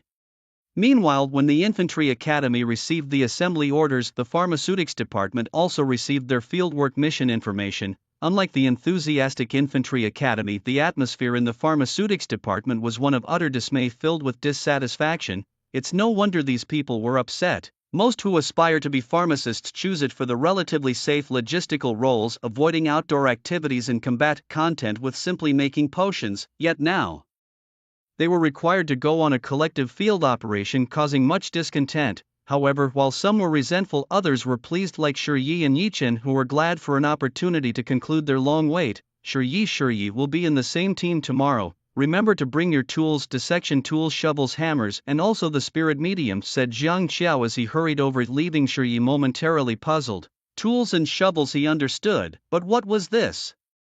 Spirit medium for? What is a spirit medium used for? Ouch, how can you be so foolish? This time we are going on a field research mission for potion studies, and it's very likely that we'll encounter anomalies in the wild. A large part of these anomalies don't have a physical form. They mostly exist as spirits, ghosts, or forms of energy. Sometimes, to capture these materials, we need a medium. Jiang Qiao's explanation was logical and instructive, and it served as a lesson for many novice potion masters, including Shiyi. In the game, Shiyi also collects materials, but in the game, whether they are spirits or not, they just drop directly. There's no need for all this preparation. Speaking of which, this is actually a little known fact. Then how can you be so sure that we will be on the same team? Upon hearing this question, the disdain in Jiang Qiao's eyes deepened. I'm the one who arranges the team lists. How do you think I know? They look for a backdoor and I am that backdoor, get it? Shiyi fell silent. Alright, there's power, there's background. Today's potion class ended early to allow the potion department students to prepare in advance for tomorrow's mission: equipment, materials, or even self-defense weapons. Students at Black Crow University, regardless of their department, need to take basic courses which include combat training. After all, no matter how much others protect you, it's not the same as having your own strength. After getting enough information from Jiang Qiao, he began to prepare his own schemes. Well, classmate Jiang Qiao, I need to go prepare some things too. See you tomorrow. See you tomorrow. Leaving the classroom, Shiyi was the first to return to the dormitory, pulling a small bottle from his pocket. Inside was something that looked like a firefly nibbling on some powder. He poured the powder out, rubbing it on his clothes, tools, backpack, and medicine bottles, applying some everywhere. After doing all this, he left the dormitory. Unknowingly, tomorrow had become a day that many anticipated and many feared. The next day before dawn, Muxianju's team had already assembled at the Earth Soldier Academy. They had changed into their combat uniforms and received their guns, ammunition, potions, and food. A solemn atmosphere began to spread among them. However, this serious mood didn't last long. After all, they were just students, and keeping serious for 10 minutes was already pretty good. After 10 minutes, someone immediately cracked a joke. Don't we look just like real Earth soldiers? Silly, we are real Earth soldiers. For most people, this was their first time venturing into the windless zone outdoors. Some had made psychological preparations, while others had not. Stress was inevitable even in the low-danger Lusa region, and the possibility of encountering high-level magical beasts could not be excluded. However, it had been nearly 70 days since the last ether wind. Generally speaking, after so much time, it's unlikely that high-level demons would appear. A relaxed atmosphere helps to alleviate stress, so Mukanju wouldn't stop her teammates from joking around. Captain, other squads have their own names. Should we pick one too? Yeah, Captain, let's get a team name. A team name? Mukanju hesitated for a moment. Somehow, she remembered the night she first met Shiyi, his ruthless scythe-wielding figure. Let's call ourselves the Reapers. The teammates nodded in agreement. Reapers? Yeah, that sounds powerful. What about nicknames? Should we pick one for ourselves? How about Merciless Killer? Stop trying to act tough with those nicknames. Once you make a name for yourself, others will naturally give you one. During the casual chat, Mukanju glanced at the parish square. She wondered if Shiyi would go to their usual training ground to wait for her, and if he might offer some explanations there. On reflection, she realized she had no reason to be angry. She wasn't anyone special to him. Shiyi was free to be with whoever he wanted. But now, thinking back, Wu Wenjing was right. What should she do if one day another girl appeared by Shiyi's side, especially someone as outstanding as Jiang Qiao, with her distinguished background in being both a pharmacist and naturally beautiful? Sigh. Mukanju couldn't help but sigh. Beep beep beep. Her communicator rang at that moment, breaking her train of thought. She picked it up. Gather up, get ready to move out, everyone. Disguise, yes. Many team members began to put on masks and hoods, and Mukanju, standing at the back of the team, also took out her mask, the white one with tear streaks given to her by Wenlan. Move out. Yes, Captain. The squad members marched uniformly to assemble at the military academy's parade ground. They didn't head to the pharmacy department to pick someone up, but went straight to the gate of Black Crow University. Meanwhile, Shiyi, having prepared everything, took a moment to visit the parish square. Mukanju was back. Yes, she was back. Arriving here, Shiyi felt a bit awkward and somewhat expectantly anxious. He didn't want to analyze or distinguish these feelings. Anyway, he was already here. Unfortunately, Shurye didn't see Nukinju here. Even though she had already returned, she didn't come back to this place. Would she never come here again? Or was it because of today's mission? Shurye felt a bit annoyed, but he didn't let these negative emotions linger in his mind for too long. After slightly adjusting his collar, he headed towards the pharmacy department. Shurye, over here. Seeing Jiang Qiao waving at him from afar, Shurye smiled and walked towards her. Today Jiang Qiao wasn't wearing her usual red uniform but had on a coffee-colored coat adorned with various tools and numerous pockets. Clearly, this was a pharmacist's outfit for fieldwork. Compared to Jiang Qiao, Shurye seemed quite ordinary, still wearing that faded coat and carrying a backpack. Jiang Qiao sized him up and immediately questioned him. Hey, why don't you even carry a weapon? Even though pharmacists are unlikely to engage in combat, it's still necessary to have some means of self-defense. Shurye was momentarily taken aback by her question. Other than the blue silk thread, he indeed had no conventional weapons. The iron sickle had long been destroyed by him, as it was a murder weapon, and he certainly did not want to leave behind any evidence of his murderous actions. So he simply raised his fists and said, well, I'm quite skilled in hand-to-hand combat. Members of the pharmacology department were gathering at the school entrance. Jiang Yanchang, as the main person in charge of this field operation for the pharmacology department, also had a very important mission. That was to accompany the Wind Chaser troops to explore more dangerous areas and slay high-level demonic beasts called Ghost Kings. It sounded rather abstract to have a scholar of magical pharmacology participate in slaying high-level demons, and one wondered if there was some additional reason for this. Before departing, Jiang Yancheng found Shurye and Jiang Xiao. Xiao, being out here is not like being at home. Even in areas with a lower danger level you might encounter some dangers. I know, Big Jiang, you're already at that age, yet you're still so nagging, she replied. Jiang Yancheng ignored her complaint, squinted his eyes thoughtfully, and continued, don't be capricious this time. If you really encounter danger, stay close to Shurye, got it? Shurye. Jiang Qiao looked puzzled. Yes, said Jiang Yancheng, ignoring the surprise in Jiang Qiao's eyes, and turned to look at Shurye. Shurye, take good care of my sister when you're out there. This kind of entrustment puzzled Shurye. Theoretically, the Luke region was basically safe as long as they were protected by a regular army of Earth soldiers, and there should be no problems. Jiang Yancheng didn't need to worry so much, unless he already knew about Shurye's capabilities, but he had hardly demonstrated his strength at school. And wasn't this all a bit too solemn? Shurye tried to read something from Jiang Yancheng's deep eyes but found nothing. Teacher Jiang, I will take good care of her. Good, that puts my mind at ease. Soon we will be entering our era. Jiang Yancheng left, but after he left, Jiang Qiao looked at Shurye with a face full of doubt. Shurye, don't you think Big Jiang was a bit off today, kind of weird? Problem? Shurye certainly felt it, but that was not a reason to stop him from going out, as he had his own matters to attend to. I didn't feel anything. Maybe Teacher Jiang is just concerned about you. Jiang Qiao frowned slightly, her face full of suspicion as she stared at Shurye. Shurye, you wouldn't happen to be a bodyguard my family arranged, would you? Purposely placed by my side, to take me down on the spot if I were to start dating? Watching Jiang Qiao's animated expression, Shurye's mouth twitched, a face full of black lines. The lady's imagination is truly top-notch, isn't it? Let's go, it's time to assign the teams. Hey, wait for me. The two headed to the designated spot, waiting for the personnel from the Earth Soldiers Academy to assign them to a security team. The soldiers passing back and forth all wore masks and head coverings to conceal their faces, a customary practice at the military academy and not at all unexpected. It wasn't long before the duo spotted a group approaching them.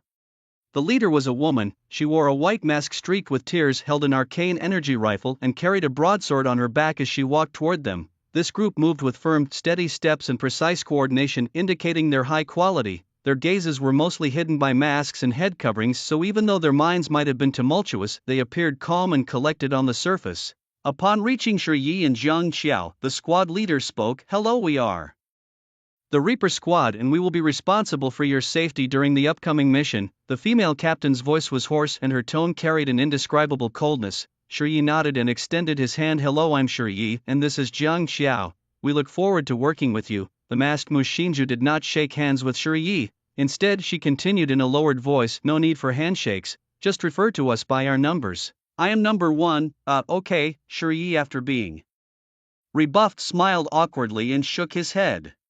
Beside him, Jiang Qiao was already eager to start. Let's go, I can't wait any longer. Alright, let's move out. Mu Xinju looked at the two who were nearly leaning on each other and couldn't help but tighten her grip on her gun. After a brief preparation, the 12-member team finally embarked on their journey. They had to cross over the protective moats numbered 1 and 2 of the lower city area and traverse a more dilapidated village zone before completely leaving the windless belt and entering the wilderness. The lower city area, due to its unique environment, had no walls but was protected by moats 1 and 2. With the population of the lower city area still growing, the area within the second moat was no longer sufficient, leading to the emergence of refugee camps beyond the moats. As they passed through here, the whole team was silent. The people here were visibly gaunt, weak, and disheveled at best. Many had missing limbs, yet, despite their frailty and dereliction, they still stared at the women in the group.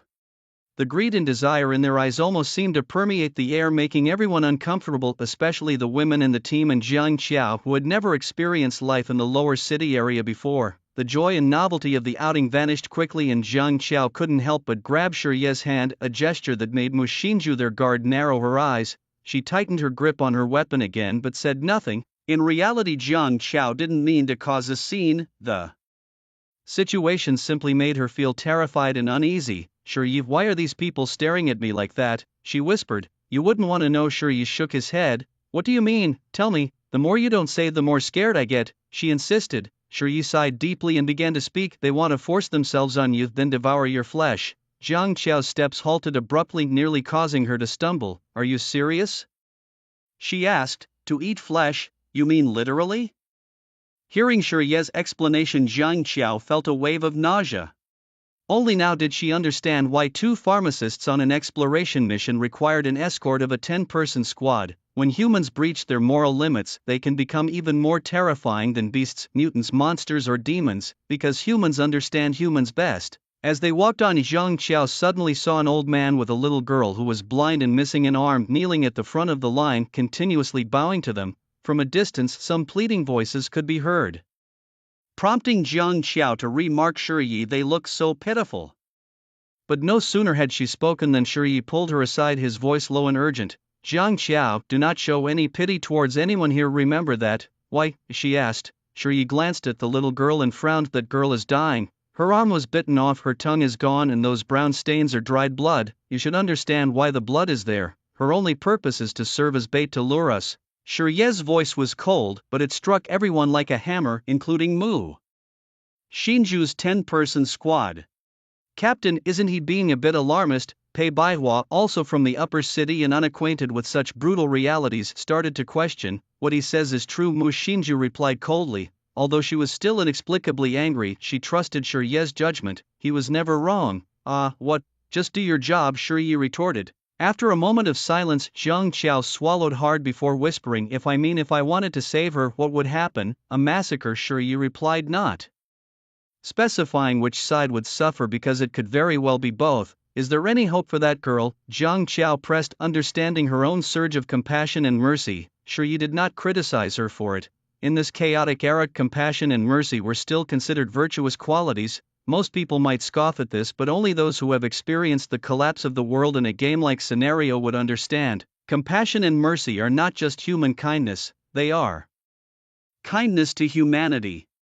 So he didn't answer Jiang Qiao's question directly. Instead, he posed another question. Jiang Qiao, do you know why there are no women here? Jiang Qiao wanted to say she didn't know, but as intelligent as she was, and with what Shiye had just revealed, how could she not connect the dots? Seeing her silence, Shiye knew she had grasped the gravity of the situation and continued, have you ever heard about the female vagrants in the lower city? In the upper city you might not see this often. Simply put, the women in the lower city are like stray female cats. They would be continuously pregnant, giving birth or miscarrying, and shortly after giving birth, they would be pregnant again, in an endless cycle. Most of them did not live long. The women here suffer more than the homeless women in the lower city areas. Generally, if they did not have the chance to become pregnant, they would die because the people here were too hungry. Jiang Qiao, you are already very sensible, Shiye explained. At least you didn't cry and scream asking someone to save that girl. That's not kindness, it's foolishness. You chose to communicate and consult with me, which is a smart choice. These choices can help you solve more than 90% of your problems. As Shiye spoke, Jiang Qiao became more silent. In fact, not only her, but the entire Guards Reaper squad was silent too.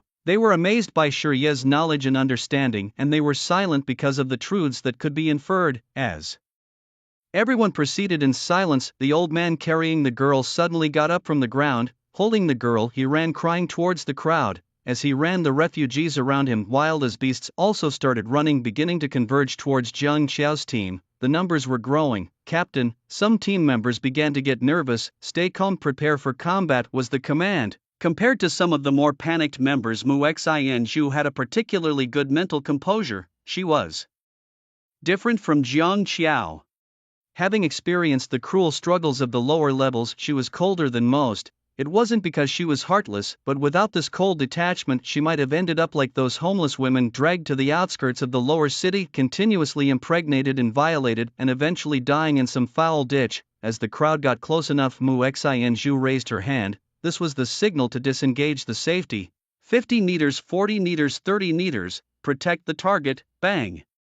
Bang, bang. At Mu Xianzhu's command, the magic energy rifles began a merciless slaughter. These frail human bodies couldn't withstand the power of the magic energy firearms. Often a single magic energy bullet could penetrate 2 to 3 people. The refugees fell in droves, dead. After a wave of deaths, they started to fear and scattered in all directions. The old man who first ran towards the team had already been killed by Mu Xianzhu. The girl he had been carrying was now thrown on the ground. The first killing caused great psychological pressure on the team. They had not anticipated that their first killing would be of people.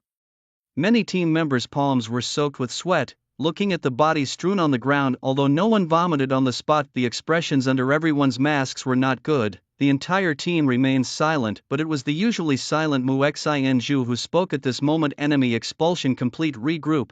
As soon as she spoke, the spirits of the members present were lifted, and they immediately began to regroup. At that moment, Jiang Qiao looked up at Shiyi, her eyes unable to hide their meaning. Shiyi didn't speak immediately. Instead, he surveyed their surroundings, ensuring no one else was alive before he finally lowered his head and spoke, "Follow me." "Okay." Jiang Qiao complied surprisingly obediently, and by now, she somewhat understood why her elder brother had repeatedly insisted that she listen to Shiyi. Their actions quickly caught the attention of Mu Xianzhu and their team. "Captain," someone called out. "Form up, protect the target." "Yes, sir." The group stopped about a meter away from a little girl. Jiang Qiao wanted to move closer, but Shiyi wouldn't allow her to advance further. As they approached, the girl still exhibited faint breathing, regrettably very weak indeed. "Number 1, lift her clothes," Shiyi commanded naturally. The soldiers were somewhat displeased to hear Shiyi ordering their captain around, but for Mu Xianzhu herself, being commanded by Shiyi was something she had long grown accustomed to. She extended her newly acquired steel broadsword and gently lifted what barely passed as clothes on the girl. Beneath the tattered fabric lay a sight that made everyone's pupils contract for a moment: dried blood, squirming viscera, decaying muscle. If those psychopaths and madmen were here, they might marvel at the beauty of death and the strength of life. But these people were neither madmen nor deviants, so they could only remain silent, understanding why Shiyi had repeatedly stressed that the girl was beyond saving. Does everyone end up this way? Let's get our minds right and move on. We are here to conduct fieldwork for the apothecary, not to study human nature. What the future holds, no one knows. Shiyi shifted the topic, feeling it unnecessary to dwell on it any longer. As the team continued to advance, the solemn atmosphere eased significantly. It seems humans are such creatures. Unless it's their own suffering, the touching hardships and sorrows of others are but fleeting clouds. After leaving the suburban refugee camp, Jiang Qiao pulled out a map she had prepared earlier. "The place we're heading to next is..." She traced a route with her finger. "Continuing south leads to the Jishui grasslands and southeast to the rainforest. Either way, once we pass this region, we'll reach the Lusha area." "Shiyi, have you seen this map before?" Yes, Shiyi had more than seen it. He had traveled these routes countless times. "Which direction?" Mu Xianzhu, lowering her voice, approached and asked. Shiyi glanced at her and then at the broadsword at her back, suddenly feeling a desire to laugh. "The rainforest?" Mu Xianzhu avoided Shiyi's gaze and waved to the other squad members, "Lead the way." Half of the soldiers walked in front, the other half behind, with Shiyi and Jiang Qiao guarded in the middle. As they entered the rainforest region, with the exploration of the surroundings and progression of the journey, Jiang Qiao's mood had significantly improved. She would occasionally bend down to inspect some roadside flowers, fruits and roots, then relay the information to Shiyi. "This tuberous root is poisonous. The fan-shaped leaves need plenty of water, but once dried they can be Used as markers, this fruit belongs to the cypress family, probably edible, but avoid eating it if there's other food available. Shuri followed behind her, earnestly learning. When it came to basic biological knowledge, he truly didn't understand much. He roughly knew which plants were edible, which animals were safe to eat, and which abnormalities could be consumed, but his cooking skills and identification abilities were rather average. After all, cooking in the game was just a matter of clicking a few skills. But in reality, even for something as simple as scrambled eggs with tomatoes, one needed to know how much tomato, how many eggs, how much water, how much salt, the heat level, and the cooking time. These were things that couldn't be mastered without practical experience. Just a little salt could pose a challenge, thus he had to learn seriously. Jiang Qiao, who was deeply engrossed in her task, did not notice that within the branches she was fiddling with, a pair of vertical pupils were fixated on her. "Don't move," it was a green snake. As Jiang Qiao extended her finger, the snake struck like lightning. However, Shuri reacted quickly, grabbing the snake's head before its fangs could reach Jiang Qiao, pulling it out from the bushes. Snap! Due to the excellent diet over time and Jiang Qiao's constant feeding of potions, Shuri's strength attribute had increased to 9, nearly reaching the threshold of a first-tier transcendent. His immense strength, coupled with years of combat skills, allowed Shuri to twist the neck of the green snake with his thumb. A small crisis was thus averted. "What is this?" Jiang Qiao looked at the snake in Shuri's hand, her heart fluttering and her voice losing the confidence it had before. Shuri swung the snake in his hand. "Bamboo viper, it's venomous but edible. Shouldn't we be discussing the danger in venom at this time?" "What do you mean it's edible?" Before Jiang Qiao could continue, Shuri had already wrapped up the snake's head and packed it away. "Shuri, we have very little food with us, and we'll definitely need to find a way to solve the food problem along the way. Just as I said, this thing is edible." Shuri might not know how to cook, but his rich gaming knowledge allowed him to easily identify what could be eaten and what couldn't. If he really couldn't cook, then just roast it. The people from the lower city felt that Shuri made sense, but those from the upper city still resisted the idea of eating the venomous snake. They traveled through the rainforest, winding their way for a long time without encountering the anticipated dangers. It was almost as simple as a walk in the park. The group walked for who knows how long, only slowing down when the sunlight was no longer intense. "We're here," Shuri suddenly said. As everyone looked puzzled, a slanting ray of sunlight pierced through the dense rainforest, falling on the path ahead. As their gaze moved through the sunlight towards the distant scenery of the forest, an indescribable shock began to permeate everyone's hearts. So tall, holy cow! A building towering over 30 stories stood in the marshland not far away. For them, whose tallest building in the entire windless zone was only 9 stories, such a structure was an unimaginable marvel. How can this building be so tall? Although they had read descriptions in books, seeing such a skyscraper in person still made them marvel uncontrollably. Shuri felt nothing special. After all, who hasn't seen a skyscraper? There were plenty of unfinished buildings around. He casually waved away the last branches in front of him and walked towards the urban area, leading the group. This was the Lusa district, different from the previous areas. From here on, the true wilderness began, where deformed creatures, monsters, and magical beings might appear. No place was entirely safe, and though their levels might not be high, they had to remain vigilant. Shuri spoke casually, but the soldiers of the Reaper squad felt something was odd. How did he know everything? And somehow the command of the team had inexplicably shifted to him. Pei Baihua glanced at Mu Xinju but saw that she had no objections and was silently following behind Shuri, which left him rather speechless. The captain was usually so fierce. Why was she so compliant today? Perhaps feeling it was odd for Shuri the alchemist to be leading, Mu Xinju suddenly quickened her pace, passing Shuri to take the lead. She didn't forget to look back at Shuri. "Please keep a safe distance from me." Shuri stared at the mask on Mu Xinju's face, his piercing gaze seeming to see through the disguise to her current panic. However, Shuri merely nodded silently. "Okay, I'll stay behind you." Mu Xinju's eyebrows arched under her mask, his words adding to her inner turmoil, causing her to quicken her steps until she reached the edge of the marshland. It seemed it had just rained recently. Toads were visible everywhere in the marshland, and occasionally insects buzzed above, making a buzzing sound. As they neared the marshland, they could smell the lingering fishy scent. The scent of water, grass, and blood. 4. Jiang Qiao, a scholar of magical pharmacology, this was a truly pristine environment with great allure. "Shuri, there are many microorganisms in this marshland. Look at these toads, they aren't even recorded in our schoolbooks, and this." Jiang Qiao was enthusiastically pointing and discussing the marshland. But the bubbles that surfaced in the marshland made her feel something was off, as if some floating creature was present. What is that? Why not poke it and find out? As soon as Jiang Qiao spoke, Pei Baihua pulled out his wand, unfolding the blade inside and striking fiercely. A sharp scream immediately emanated from the unidentified creature, the loud noise causing the many guards to feel uneasy. Pei Baihua knew he had caused a problem and looked helplessly at Mu Xinju. Maintain formation, move forward, get close to the building and find cover. Yes, Captain. Mu Xianju's judgment was not wrong, and therefore Shi also chose to remain silent at this time.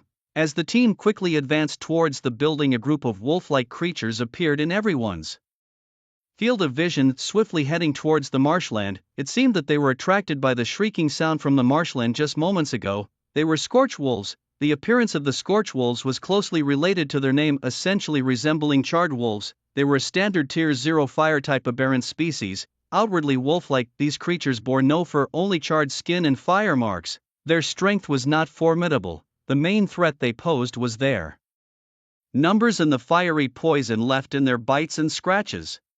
The 12-member team ran across the marshland, gathering beside the high-rise building's wall. With cover on both sides, even when faced with aberrant species, they would not be attacked from both front and back. Here they come, get ready to shoot. Bang, bang. Mu Xianju was the first to fire. The magical bullets exploded upon hitting the scorch wolves, instantly shredding large swaths of flesh and even blasting through their organs and bones. The squad's killing was efficient, but Shi Yi, observing their combat style, frowned slightly. In his view, such a large expenditure of bullets for Tier 0 aberrant species like the scorch wolves was unnecessary. Reality was not like a game. In games, a single magazine could hold 30 rounds and a large backpack could carry thousands of rounds, virtually inexhaustible. But in reality, bullets were expensive and scarce. Typically, only 7+1 magazines totaling 240 rounds were carried. Such usage would quickly deplete their ammunition. Use melee weapons? Mu Xianju paused, turning her head to see if Shi was speaking to her. Without much hesitation, she put down her rifle and picked up a broadsword, charging forward. Captain, maintain formation. Mu Xianju, holding the broadsword, stood in front of the team, facing the charging scorch wolves. The sharp teeth and claws grew larger in her sight, her grip tightened abruptly, and with a forceful swing, she cleaved the approaching scorch wolf in two. Looking down at the corpse of the scorch wolf, Mu Xianju slightly furrowed her brow. How could it be so easy? This was her most direct impression. She hadn't expected a Tier 0 aberrant species to be so weak, seemingly easier to kill than the pigs raised at the school. With a new understanding of the scorch wolf's strength, Mu Xianju quickened her movements. A faint silver light coated her weapon, and each of her strikes sliced through a scorch wolf's body as if cutting through tofu. Several team members also sensed the minimal strength of these scorch wolves and joined the melee combat. The fight proceeded smoothly, and the wave of scorch wolves soon retreated due to heavy casualties. However, only after all the scorch wolves had retreated and the battle truly ended did the soldiers feel a secret chill upon seeing the corpses scattered on the ground. Abnormal creatures differ from wild beasts completely when it comes to fighting and skirmishing. They are far more fearless of death. It was only after losing more than half of their number that the scorched wolves decided to retreat. If it were a more powerful group of abnormal creatures relying on their disregard for death, they could easily cause significant casualties among humans. Captain I.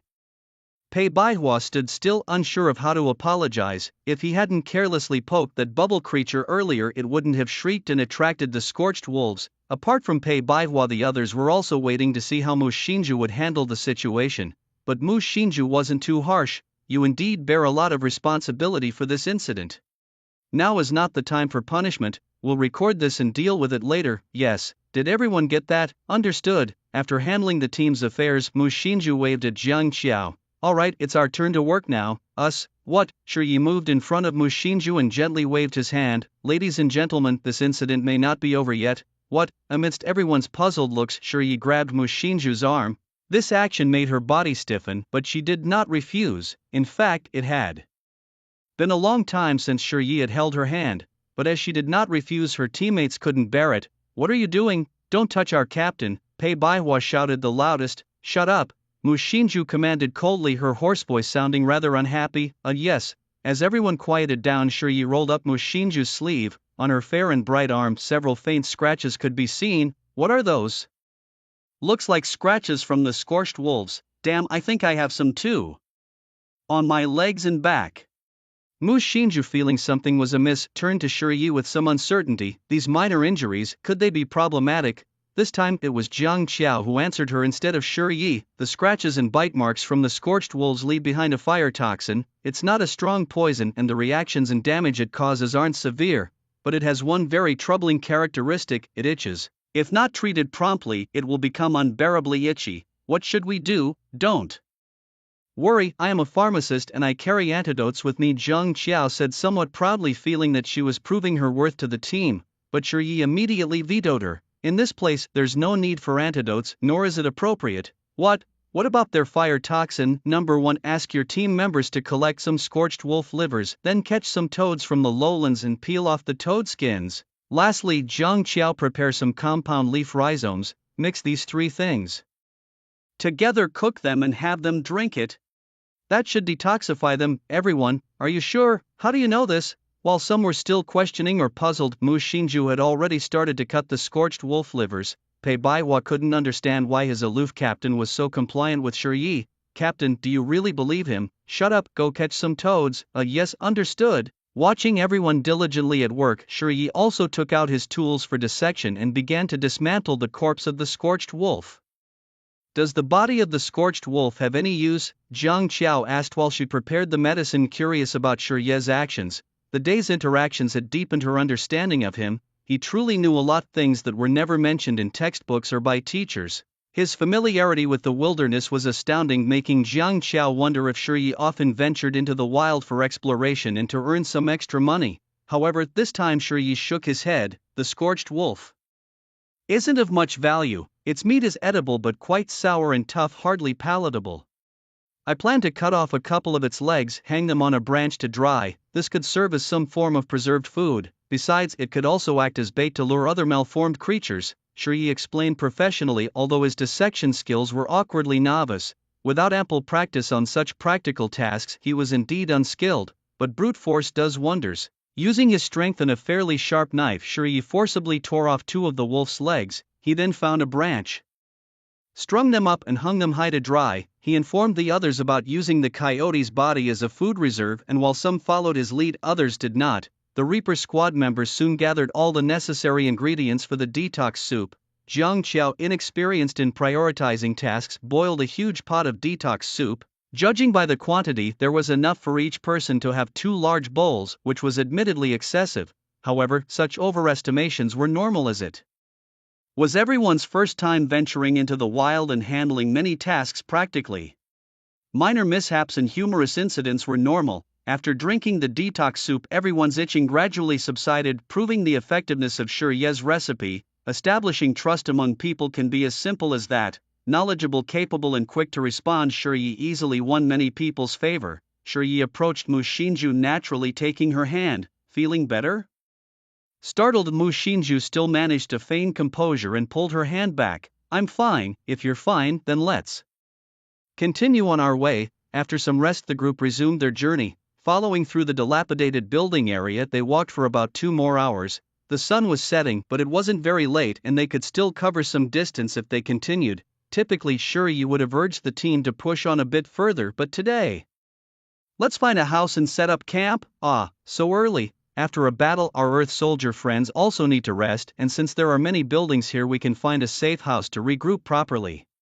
Last night, we made some action plans and decided to officially start the magical potion research tomorrow. It seemed a reasonable decision and everyone agreed without objections. Jiang Qiao nodded along too. Although the lucid area isn't particularly dangerous, given that it was our first mission, we didn't want to overexert ourselves, a choice surely all the rookies would appreciate. However, Mu Xinju was different.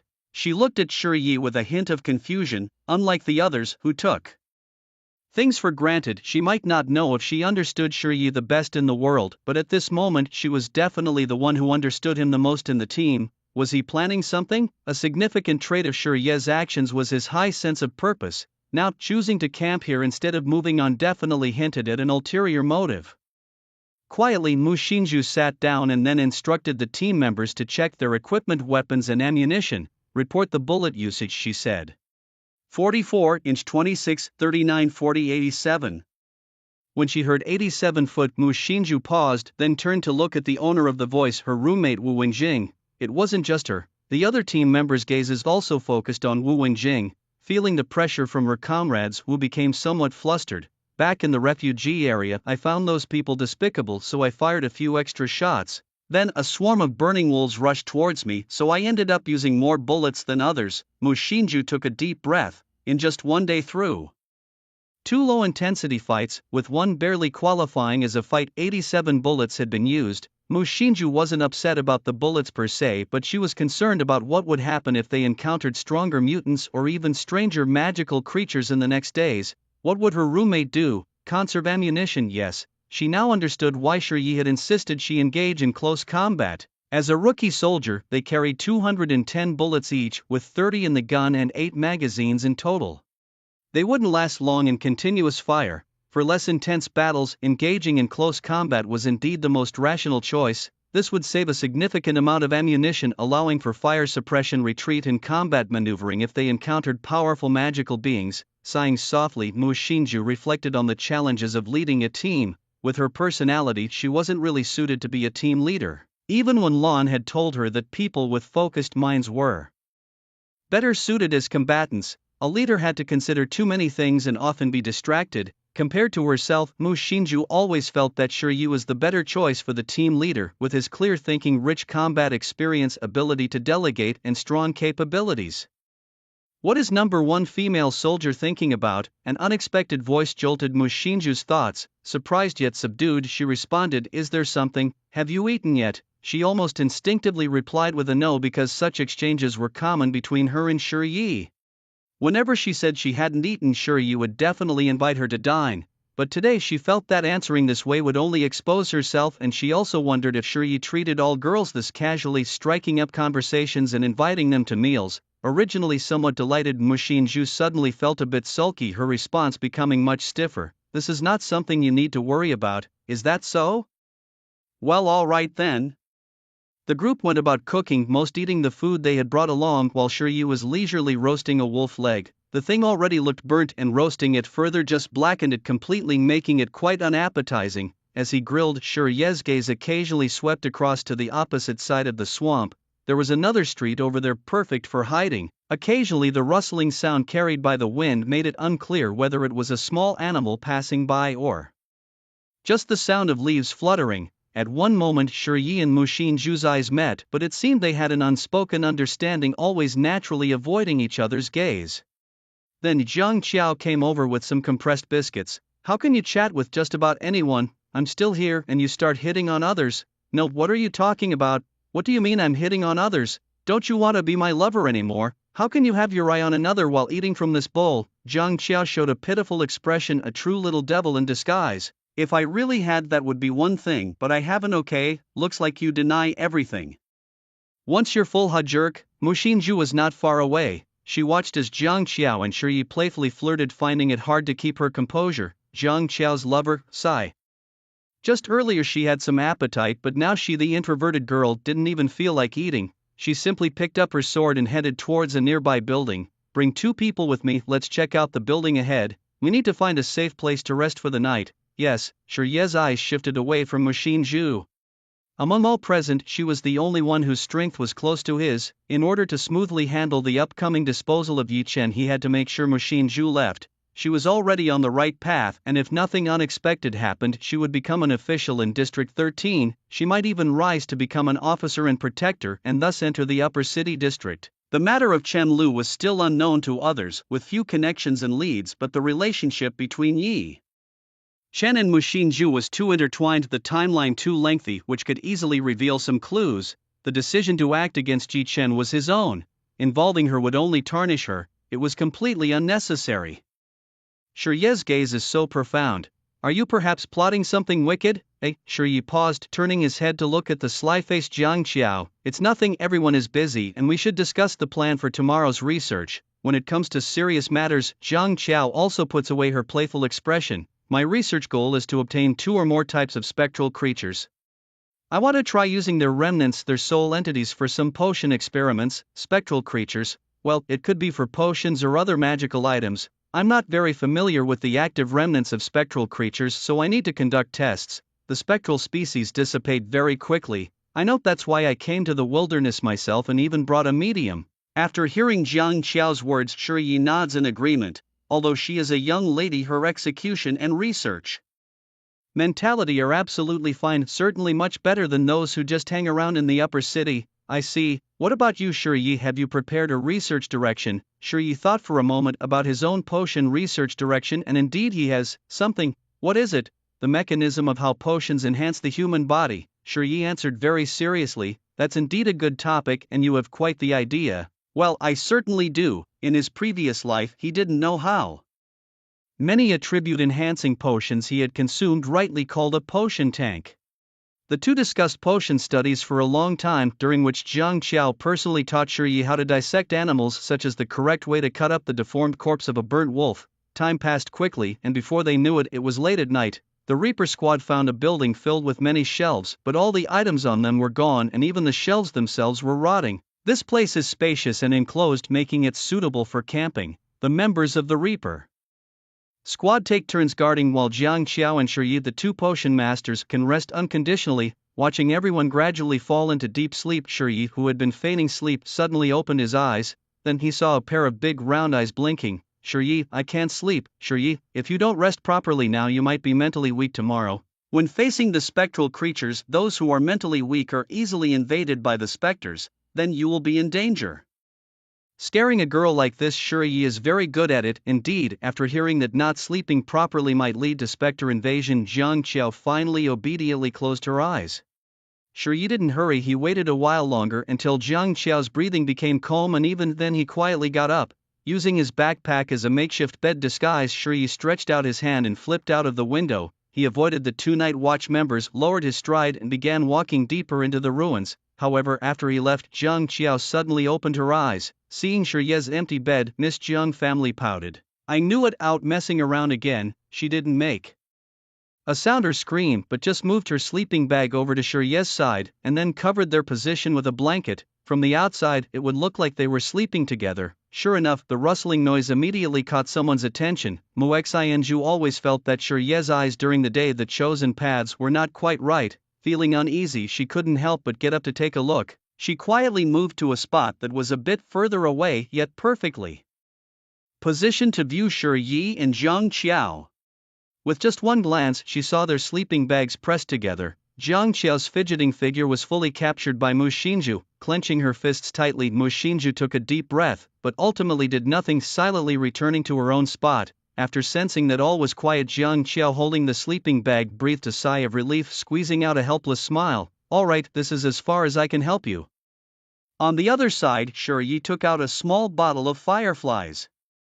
Releasing the insects inside, then he began to move through the corridors like a ghost. He had memorized the map of this area so many times that he could navigate it with his eyes closed. Following the direction of the insects, Shiyi crossed 2 blocks. Sure enough, following the wind of the night in the opposite direction, he smelled the remnants of a bonfire and the scent of blood in the air. It seemed this was the place. In fact, when choosing between the rainforest and the grassland, Yi had already sensed someone tracking them, but since these people had not shown themselves, it puzzled him. A bonfire signifies human presence, and the smell of blood indicates that these people had experienced a fight. However, the intriguing part was that the fight had occurred without any gunfire, which was quite thought-provoking. Although the level of magical creatures in the Lusa area is very low, with most beings at Tier 0 and many being insignificant wild beasts, dealing with Tier 0 deformities isn't easy. At least for inexperienced recruits, it's hard to handle them without firearms. Especially since these creatures might appear in large numbers, such as the burnt wolves, carrion beasts and crawlers. This outing was essentially a training mission for freshmen, intended to let new recruits experience the wilderness environment. For these newcomers facing deformities and weird creatures, it's hard to remain calm. The intense smell of blood meant either there were many monsters or the monsters were large. Firing a gun upon encountering monsters is almost an inevitable choice for newcomers. Given the distance of 2 streets, if these people had fired their guns, Mu Xinju's team would definitely have heard it, but there was no gunfire. Why? Sure, you would not naively think they didn't bring ammunition. He could guess 2 possibilities. First, someone had instructed this team to refrain from using firearms during the fight to avoid drawing attention. Secondly, it's because these people are strong enough and fierce in close combat. They might even be veterans, not new recruits, even. Without guns, they could easily handle these deformities, a task that even Mu Shinju, despite her skills, couldn't perfectly achieve. It's not that Mu Shinju lacks strength, but her experience in the wild is insufficient. It might even be possible that both of my guesses are correct. They are seasoned soldiers with unspeakable motives, hence they avoid firing weapons to keep a low profile. If that's really the case, then it's quite strange, their capabilities are excessively high without explanation. In the darkness, Shi stroked his chin. Does Yi Chen really have that much influence? No one knows better than him the conflict between Yi Chen and himself, and their issues go beyond mere romantic disputes. His arrival directly squeezed Yi Chen's pharmacology resources. Much of the attention in pharmacology shifted from Yi Chen to him. In the lawless zone, women are like clothing, but blocking someone's future is akin to killing their parents. Shi's presence has severely encroached on Yi Chen's space. If Yi Chen wants better resources in pharmacology, he must eliminate Shi. But despite their conflicts, Yi Chen is just an apprentice in pharmacology. He doesn't have the means to hire a team of veterans, not enough money or resources, unless there's another reason. Wait, realizing something was amiss, Shi quickly reorganized his thoughts. From his perspective, the feud between him and Yi Chen had reached an intolerable level, and indeed both were prepared to strike each other in the wild. The conflict appears significant. But what if the perspective is elevated? Whether it's in Yi Chen or Mu Shinju, they are merely peasants from the lower city area. They might have some talent, but turning that talent into real strength would take many years and a lot of resources. From a higher standpoint, their actions are just a farce among peasants. Those in power won't pay them much attention. They have more significant concerns, for example, advancing the development of magic pharmacology and compressing the space. For secret pharmacology, the most brutal struggles in this world are never personal grudges but real factional conflicts. Shi suddenly remembered a segment of game lore. After a hard struggle, it was proven that magic pharmacology had finally emerged into the light and was acknowledged by all, leading to its vigorous development. Such a simple line. But those who study history know that to leave a mark in history, the events must be significant. Even in that era, it would have been a sensational issue, one that would leave its mark in the historical texts. In summary, the background strength and motives are all in place. If secret pharmacology needs to hinder the development of magic pharmacology, it will instigate a factional struggle, then target individuals from the magic pharmacology faction. The best targets would be the youngest daughter of a prestigious pharmacology family from the upper city or the youngest sister of a pharmacology professor, Jiang Qiao.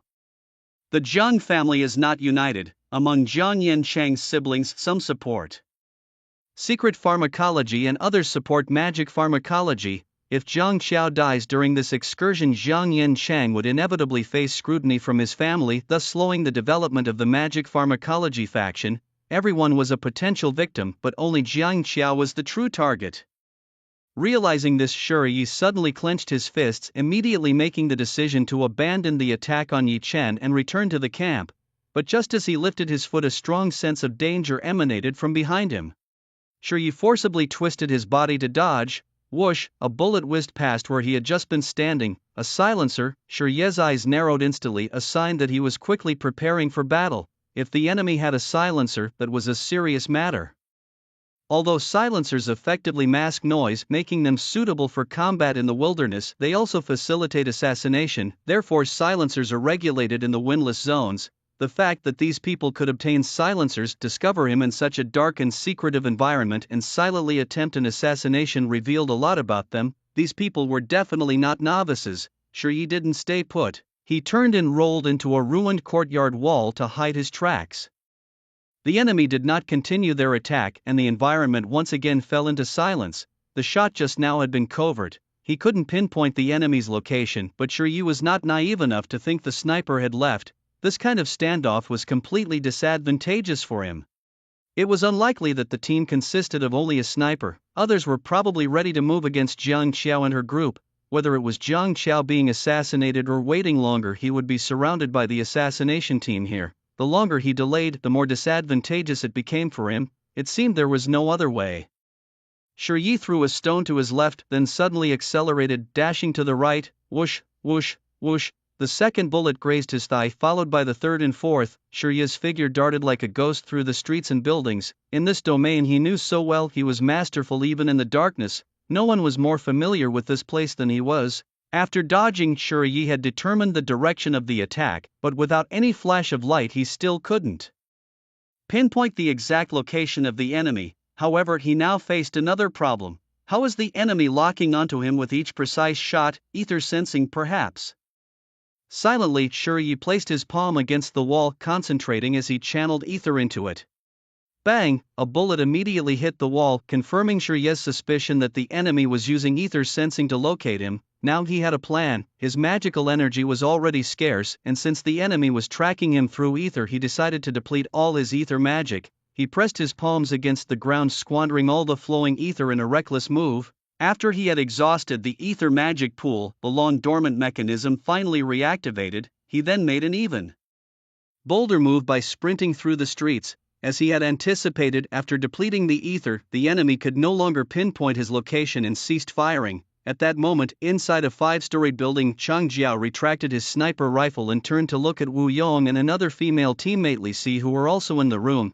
That kid must have figured out my ability. He's used up his ether magic and is now heading this way, he said. Wu Yong nodded. His reaction is impressive, and so is his speed.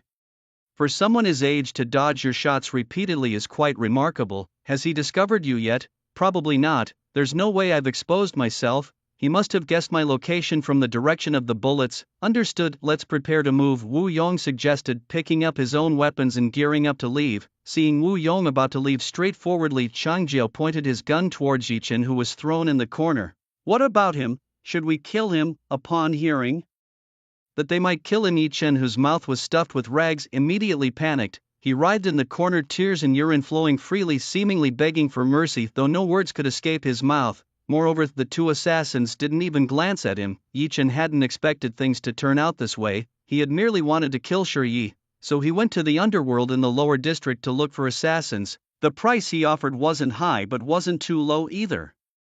And soon a group of people got in touch with him.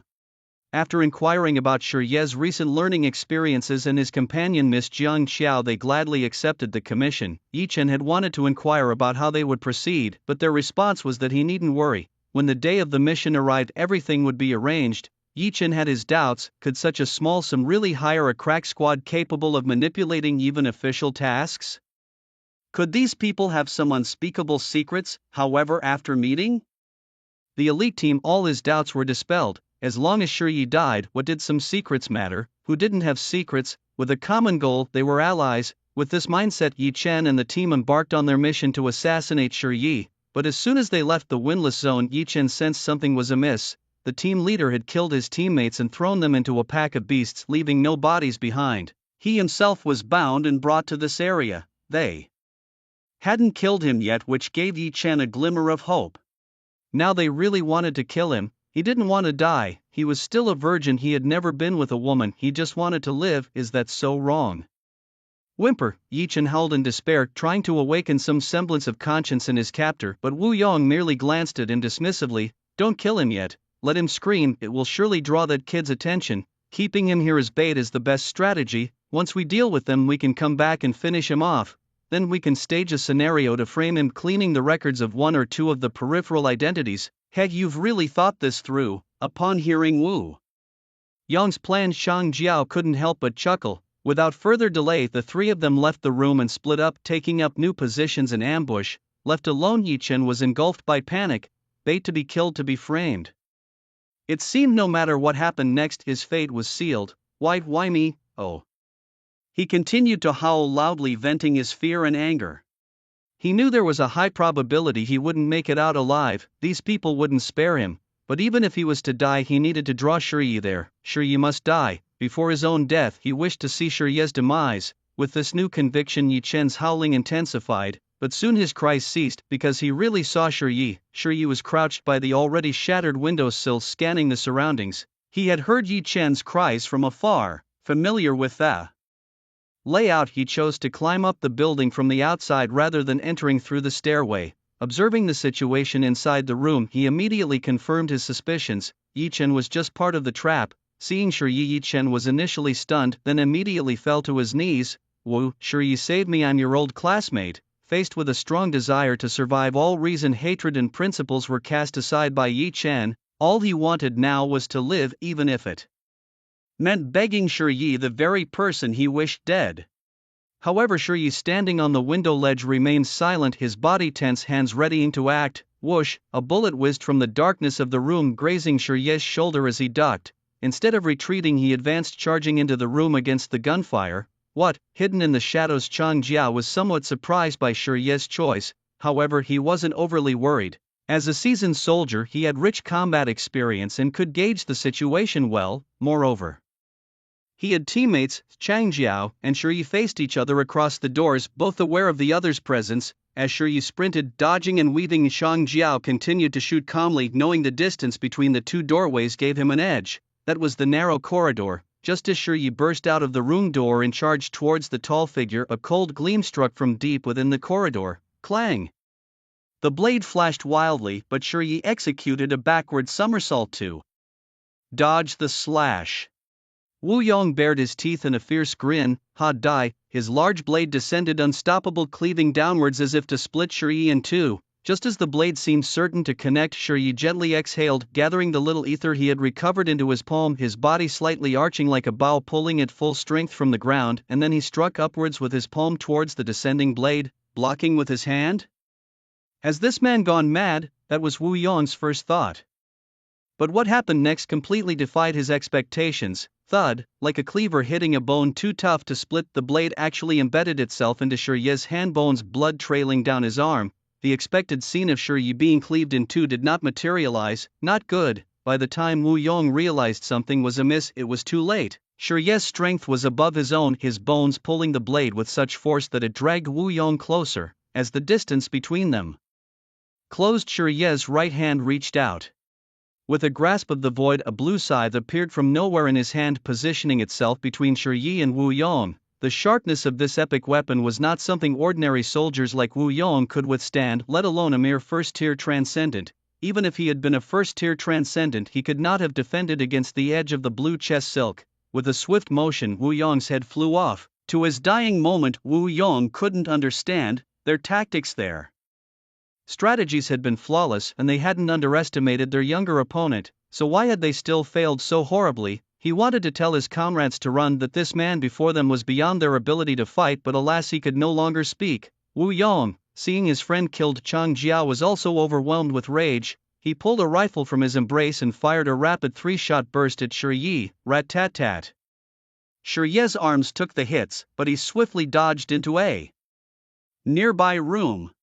However, this did not mean safety. From the darkness within the room, a short dagger suddenly thrust towards Shi's chest. It was the female soldier Li Si who had been lying in ambush all along. Li Si did not lose her reason with Wu Yong's death. Instead, she continued to lie in wait, seizing this perfect opportunity for a fatal strike. Undoubtedly, this was the right choice, and she succeeded. Thump!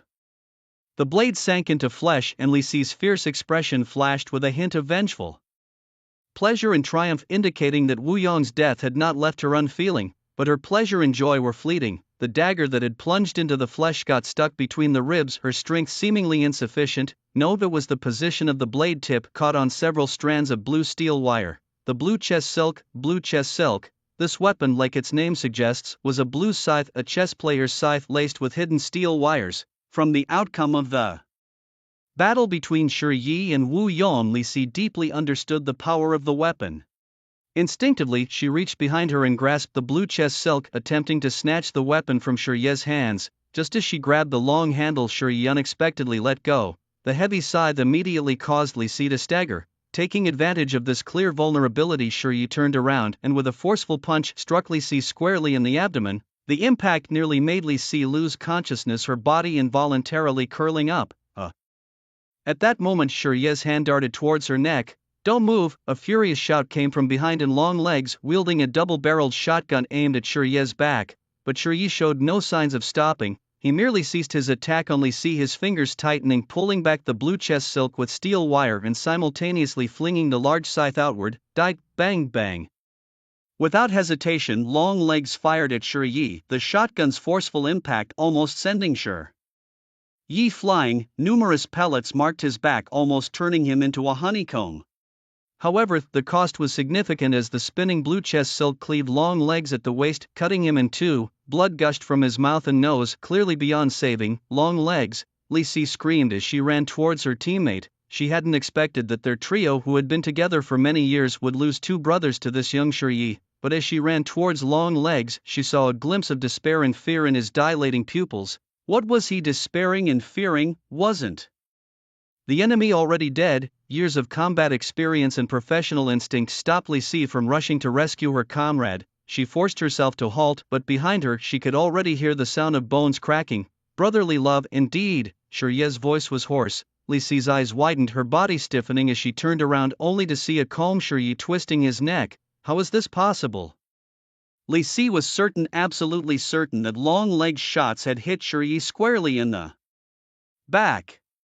The shotgun pellets, dense and forceful, were magical bullets. At such a close distance, even a first-tier transcendent might have been instantly killed by two shots. How did he survive, seemingly unscathed? Before Li Si could utter a word, Shirye charged at her like a raging dinosaur. A heavy punch landed on Li Si's left chest, the force piercing her heart, halting all blood flow in her body at that moment. Then, without any mercy, Shirye kicked Li Si's right leg, breaking it instantly. His fingers tightened, grabbing Li Si by the neck and lifting her up. Gasping and writhing in pain, Li Si struggled helplessly in Shirye's unyielding grip. Under normal circumstances, she couldn't resist Shirye, let alone now in her weakened state. You have 1 minute to spill the details, your plan, the number of your people and their capabilities, Shirye demanded, slightly loosening his grip to allow Li Si to speak. Instead of answering, Li Si gave a pained smile. Are you a transcendent being?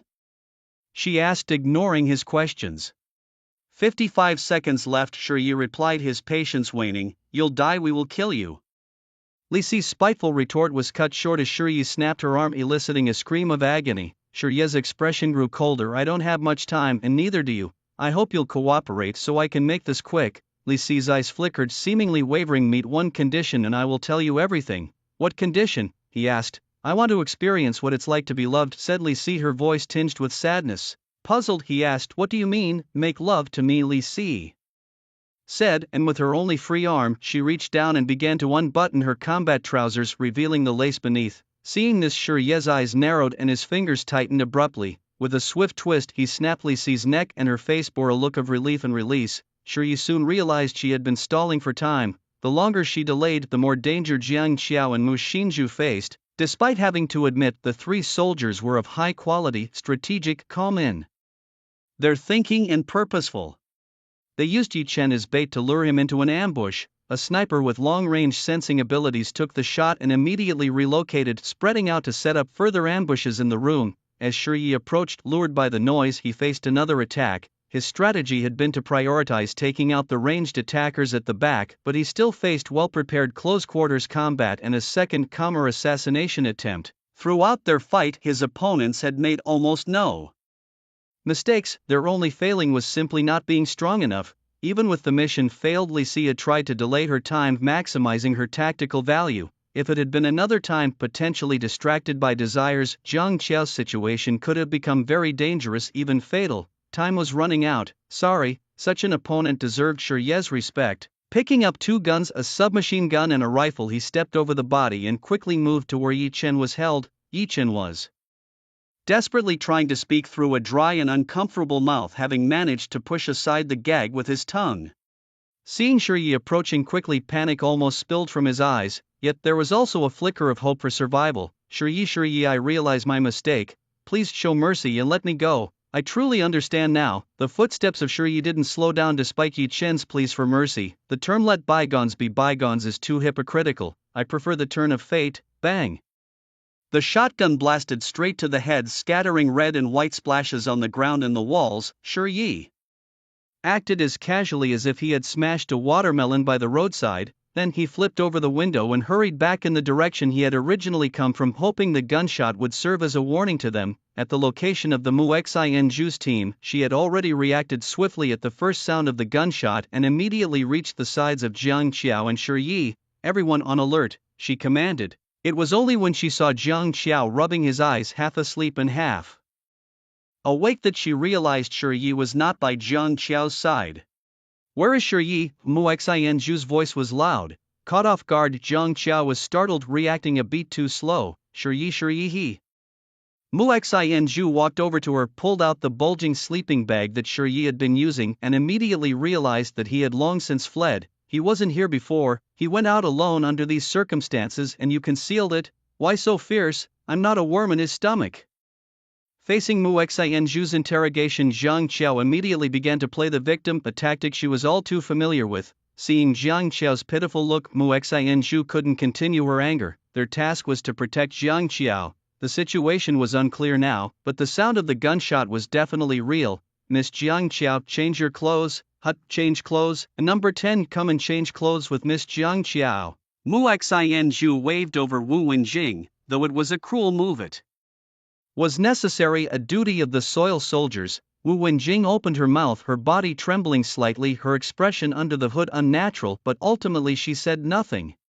Obedience was the sacred duty of a soil soldier, a belief instilled in them upon joining the soil troops. Yes, Captain. Wu Wenjing gritted her teeth and began to undress, while Jiang Qiao, sensing the seriousness of the others, gradually understood the stakes. She was smart and sensible. In such major matters she was never vague or capricious. This could be seen from how she did not cause trouble for Shi even in the refugee area. Once changed, wearing the extra mask prepared, Jiang Qiao blended into the team. Captain, turn off the lights, keep quiet. Yes. The group extinguished all the lights, then began to hide in the room, waiting silently for a long time with no disturbances. The silence outside made the team members wonder if Mu Xianzhu was being overly suspicious. Even Mu Xianzhu herself doubted her judgment, but she was unwilling to take the risk. A wrong judgment meant at most a little less sleep, until bang, bang. The distant gunshots were unmistakable, and this time all team members heard them clearly.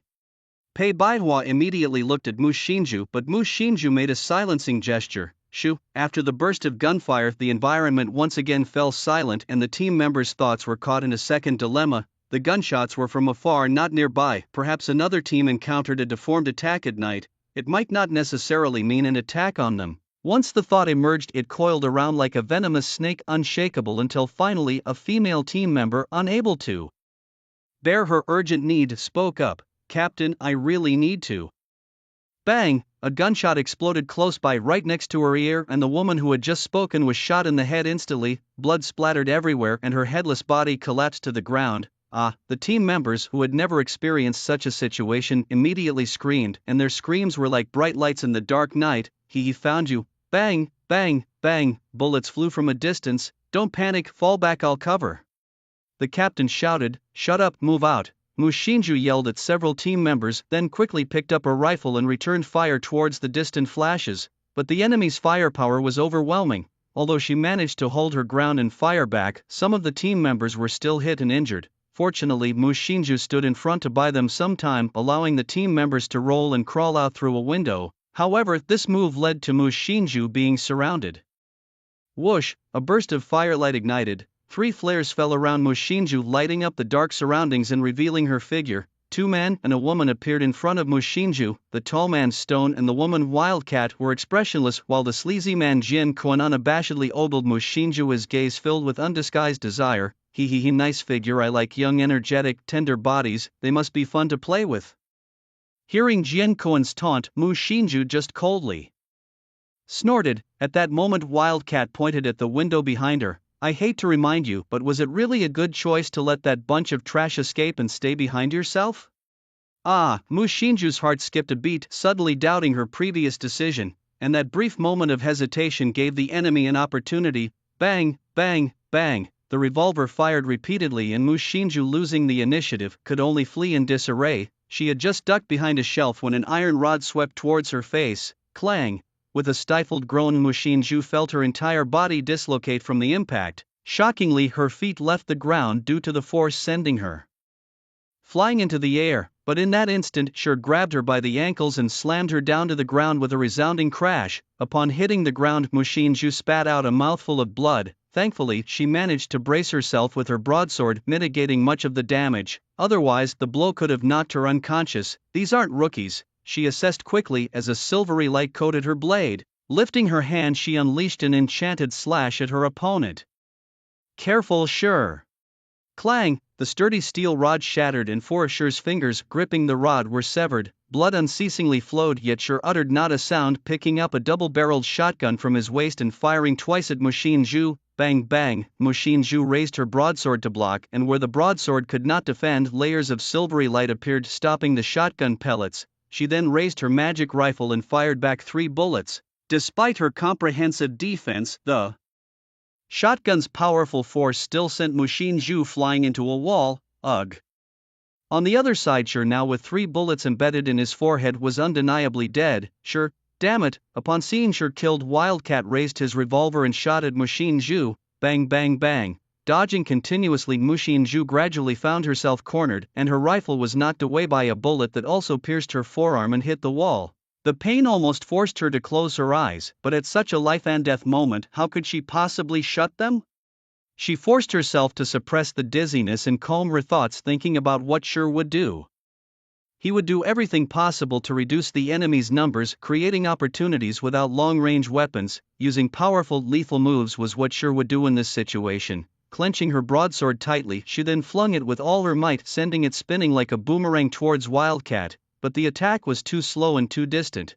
Wildcat, agile as he was, easily dodged the spinning blade. However, as Wildcat turned back to continue his assault, his upper body slid off his waist. What? A spinning enchanted slash. This was a move that required high control over etheric magic, PSH. Before Mu Xinzhu could catch her breath after dispatching 2 enemies, a long sword suddenly pierced through her abdomen. Ugh.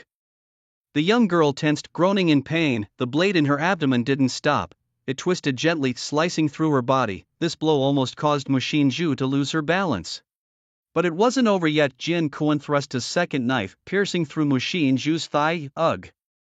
Clearly, the objective was to weaken Mu Xinzhu and immobilize her. The second wave of pain elicited a roar from Mu Xinzhu, while Jian Kuan felt a thrill of fear and hastily retreated. But before retreating, he didn't forget to throw an ether bomb at Mu Xinzhu. Although I have a fondness for fresh flesh, even if it's dead, taking advantage while it's still warm isn't entirely out of the question. However, it's a pity you are far too dangerous. This boom. The explosion nearly swept across the entire area. As Jian Kuan rolled to dodge the shockwave, he glanced at the corpses of his 2 teammates, his expression dimming for a moment, but his sadness didn't last long. He threw a firebomb, igniting the abandoned store, and then collected himself, ready to leave. Just as he turned around, a blade swiftly pierced through the center of the flames toward him. The sharp silver penetrated his chest, lifting him off the ground.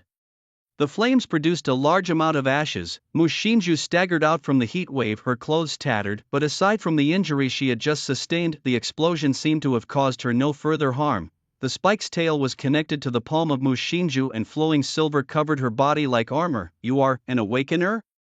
Jian Kuan finally realized what was happening, but in the next second, with a tearing sound, his body was torn into pieces by the silver. After killing him, Mu Xinzhu's pale eyes finally returned to normal. It seemed her will had been dominated by ether magic energy, an unpleasant feeling that heavily drained her body. Now at her limit, Mu Xinzhu heard screams outside as she pushed down her worries and staggered out with her severely injured body. Outside, the members of the Reaper squad lay dead. Pei Baihua held a sword in one hand and a gun in the other, shooting while retreating to cover the remaining Wu Wingjing and Jiang Xiao. Go on, I'll cover our retreat.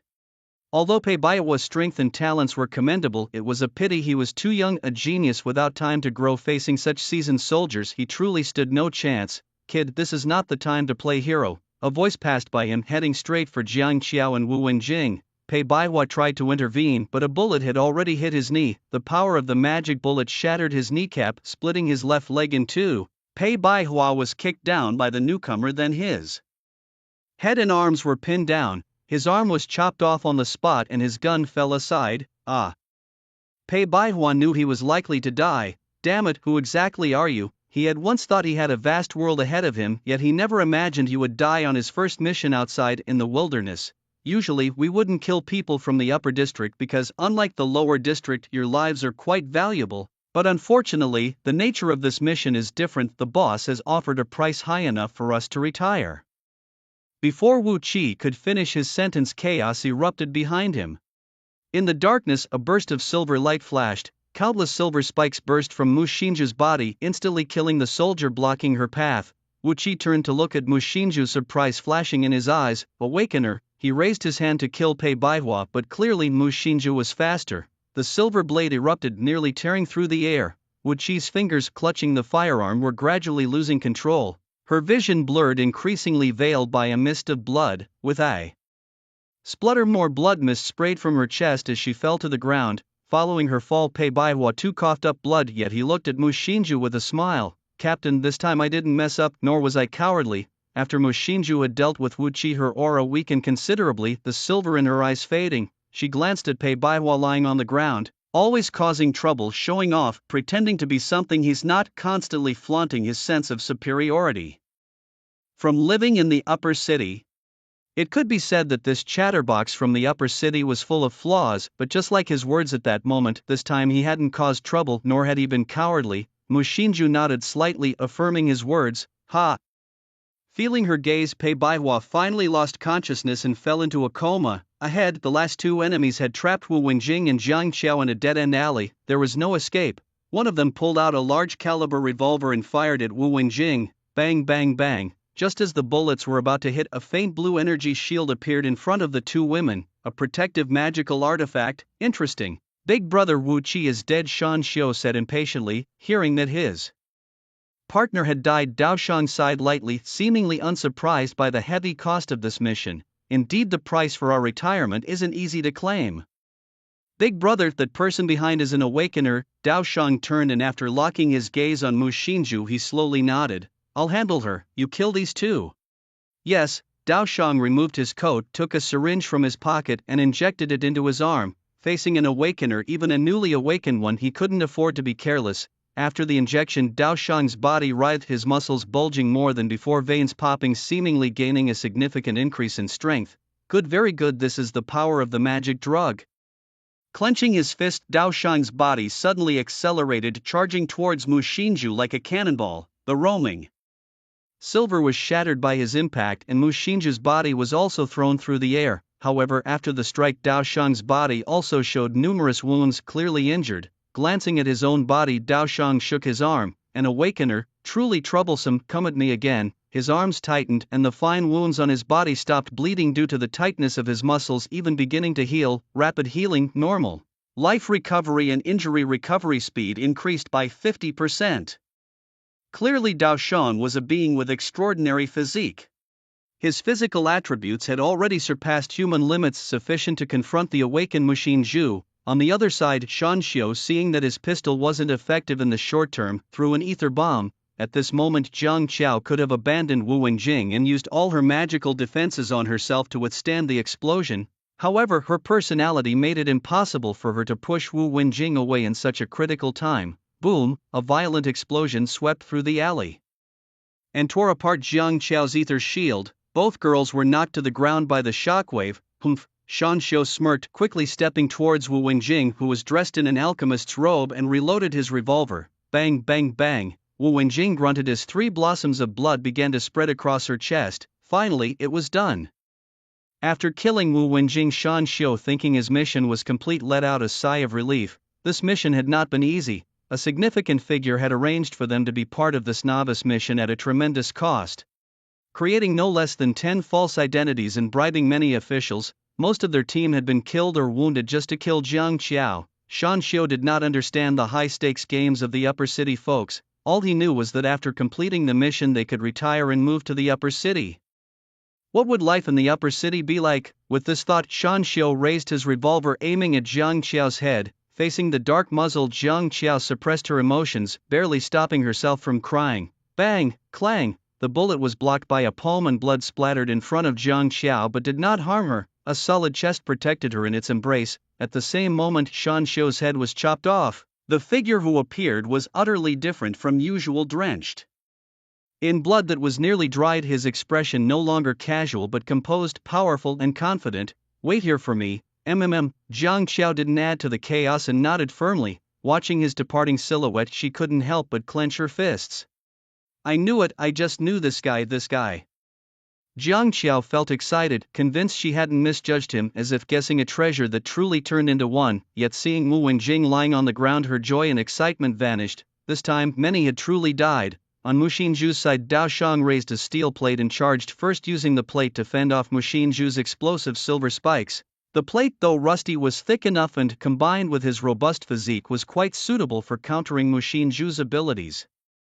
After a sprint, he was right in front of Mu Xinzhu. Dao Shang pulled out a heavy saber, slashing downwards, but it was blocked by the gathered silver, yet he merely sneered, his rich combat experience allowing him to quickly adapt his strategy. His heavy military boots kicked Mu Xinzhu in the stomach. Losing her balance, Mu Xinzhu couldn't defend herself and the heavy saber nearly brushed past her cheek. Swoosh!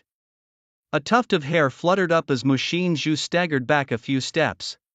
Just then Dao Shang fiercely threw the steel plate, which spun and flew straight at her upper body, already piercing through her thigh, leaving her absolutely no chance to dodge. Using her nearly shattered body, she gathered ether, attempting to withstand the blow with her powers, but as she raised her hand, it was gently pressed down by someone who pulled her behind him. Mu Xinzhu looked at the back of the person before her, feeling a long-lost sense of security welling up inside her. However, the dire state of her teammates around her brought her pain. "Where have you been all this time?" she wondered in a fleeting moment. Bang! The iron sheet struck directly into his palm, halting abruptly. Clearly, after consuming a potion that unleashed latent potentials, he was facing an opponent whose attributes were comprehensively superior to his own, evident from his ability to charge directly through silver spears. His constitution was at least 18, maybe even 19, with extremely high strength and agility as well.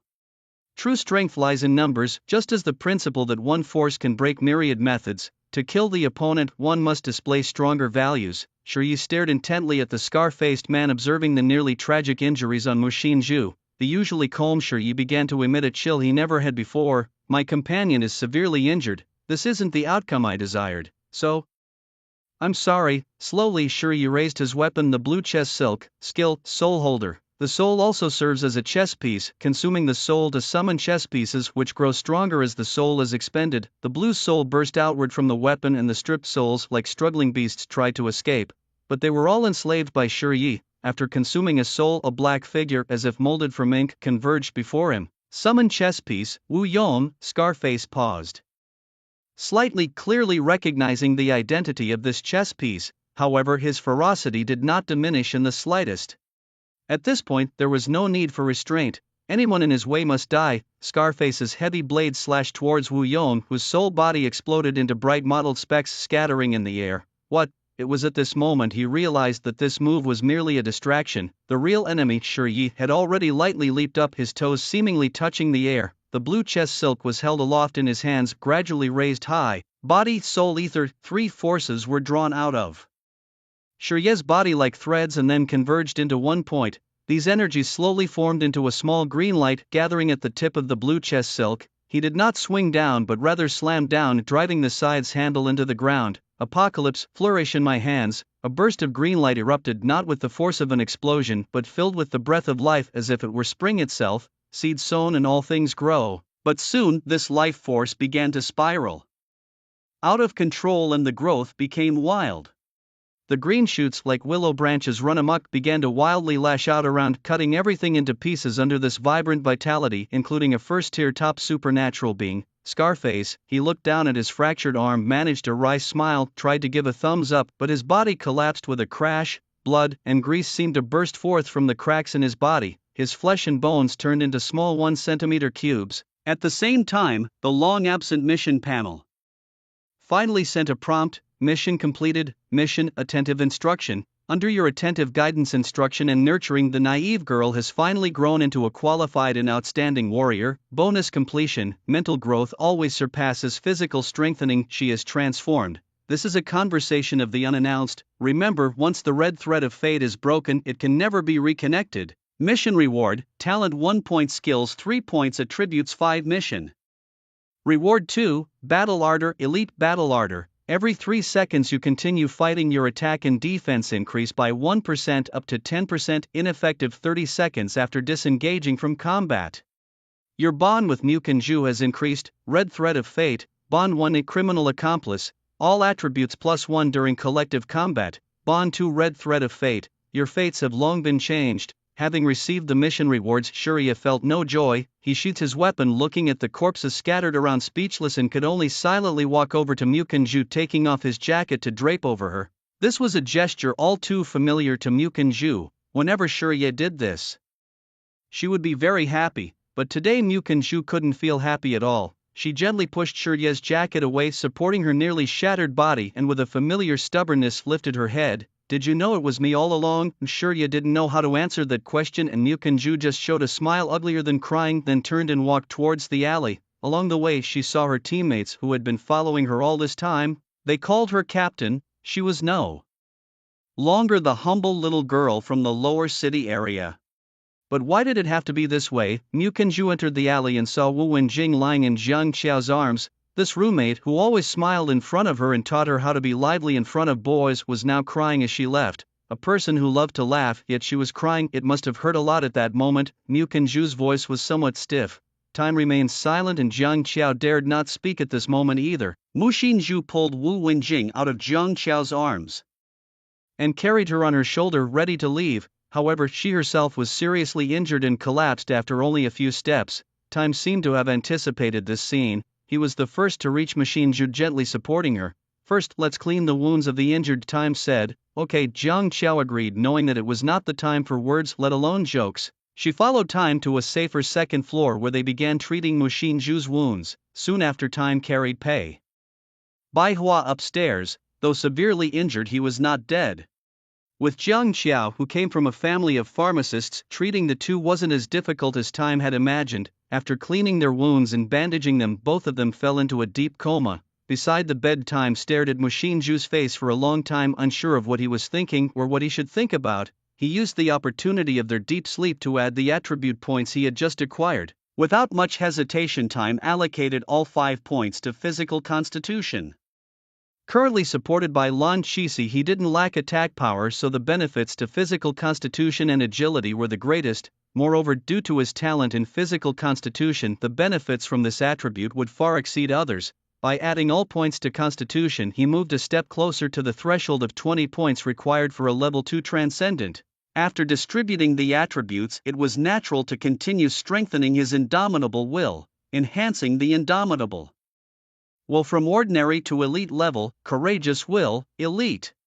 Courageous will, elite, reduces all direct damage by 10 points, decreases the duration of all abnormal states by 30%, and along with the second talent Combat Zeal acquired from previous missions, Time now possessed 2 battle talents. Although Combat Zeal was an excellent talent that integrated both offense and defense, unfortunately, it had reached its limit at the elite level and could no longer be enhanced. Aside from attributes and talents, the skill points Time had been accumulating also found their use. At the final moment of the battle with Scarface, Time had used a skill from his past life, the self-created system skill. Doom 13 in the Spring Branch was the first form of Doom 13, however, it had now been split, and on the attribute panel it appeared as such: unnamed skill, beginner. Consumes at least 40% of ether magical energy, at least 40% of life energy, at least 40% of soul will to unleash a burst of life force. Time was well aware that Doom 13A high-level skill needed many skill points to be enhanced even once. But after being split, it should not require as many. Focusing his mind, the unnamed skill immediately transformed into the first form, Spring Branch, and then he began to enhance the skill. Spending 2 skill points, he upgraded the first form, Spring Branch, to proficiency level. After spending 2 skill points, Shirya upgraded his skill, Spring Branch, to the level of mastery. The mastered Spring Branch skill consumes at least 20% of energy from all systems to unleash a burst of life force. With 1 skill point remaining, Shirya decided not to use it frivolously and kept it. At this point, his attribute panel had undergone dramatic changes. Name: Shirya. Attributes: Strength 9, Agility 9, Constitution 17, Ether 4, Health points 170, Mana pool 40, Life coefficient 10, Talents: Courage will, Elite Combat Zeal, Elite skills: Basic Combat, Master, Basic Scythe Mastery, Spring Branch, Mastery Equipment, Blue Chest Silk, Epic. 2 days swiftly passed. Mukun-ju, who had been unconscious, began to murmur at this moment. Following the routine of the past 2 days, Shirya spoon-fed her some water when she murmured. However, this time was slightly different. The weak girl slowly opened her eyes, and when she saw Shirya sitting beside her, a faint light brightened in her gaze. But after a brief moment of clarity, her expression dimmed and she turned her head away. Their eyes did not meet again, and Shirya just kept sitting beside her. It wasn't until Jiang Qiao sensed something was off in the atmosphere that she, despite feeling a bit heartbroken, chose to leave space for them. Sure, yeah, I'll go to sleep first.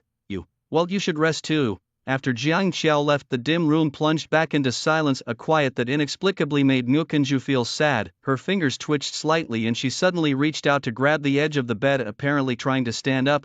Shuriya moved to help her, but she dodged. Shuriya knew her personality all too well. The more you pushed her at times like this, the more stubborn she became.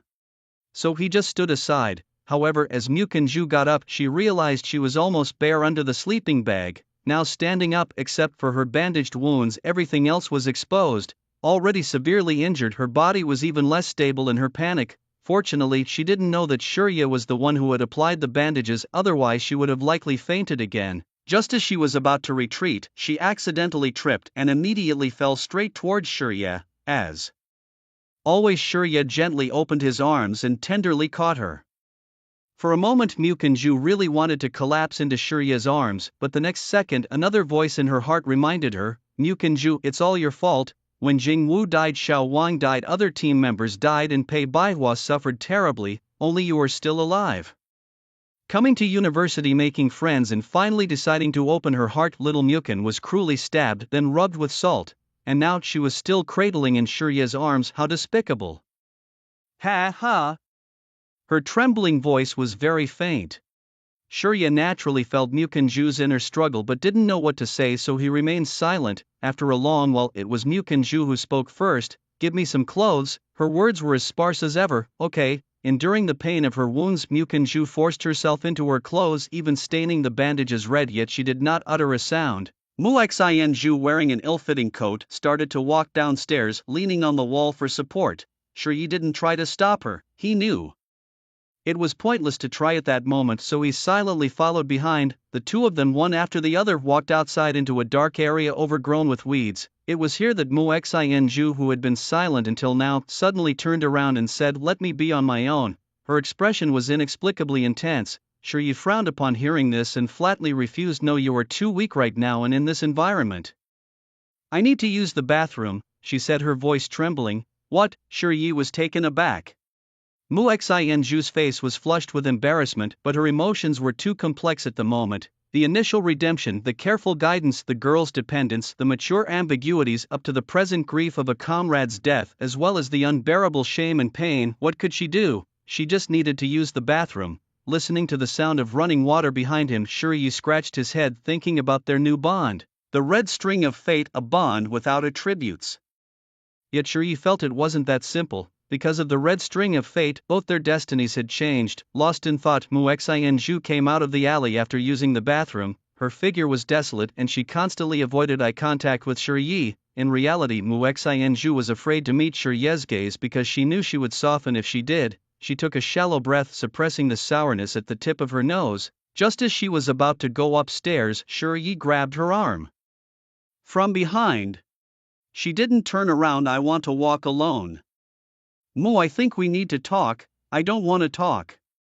Mu Xianju kept her voice very low, so low that one could hardly detect the sob in it. Shuriya immediately understood the meaning behind her words. He knew Mu Xianju was feeling very upset and for once found himself at a loss for comforting words. He couldn't bring himself to say the typical "don't be sad." He wasn't sure if staying with her was the right choice, but he felt that he shouldn't leave her side at that moment. Mu Xianju stood there for a while, then suddenly asked, "Am I very weak?" "You are not weak, it's just that the enemies are different." In fact, in terms of the newcomers, Mu Xianju's level, even if not unique, was certainly top tier. Moreover, she still had a lot of time to cultivate, and with her talent she was bound to excel in her cohort. As for him, Shuriya felt that he shouldn't be considered among the newcomers. The challenges he faced were not from students of his own cohort.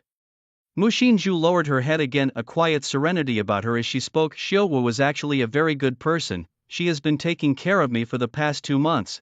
The others are also quite nice, they respect me a lot, but I can't protect anyone."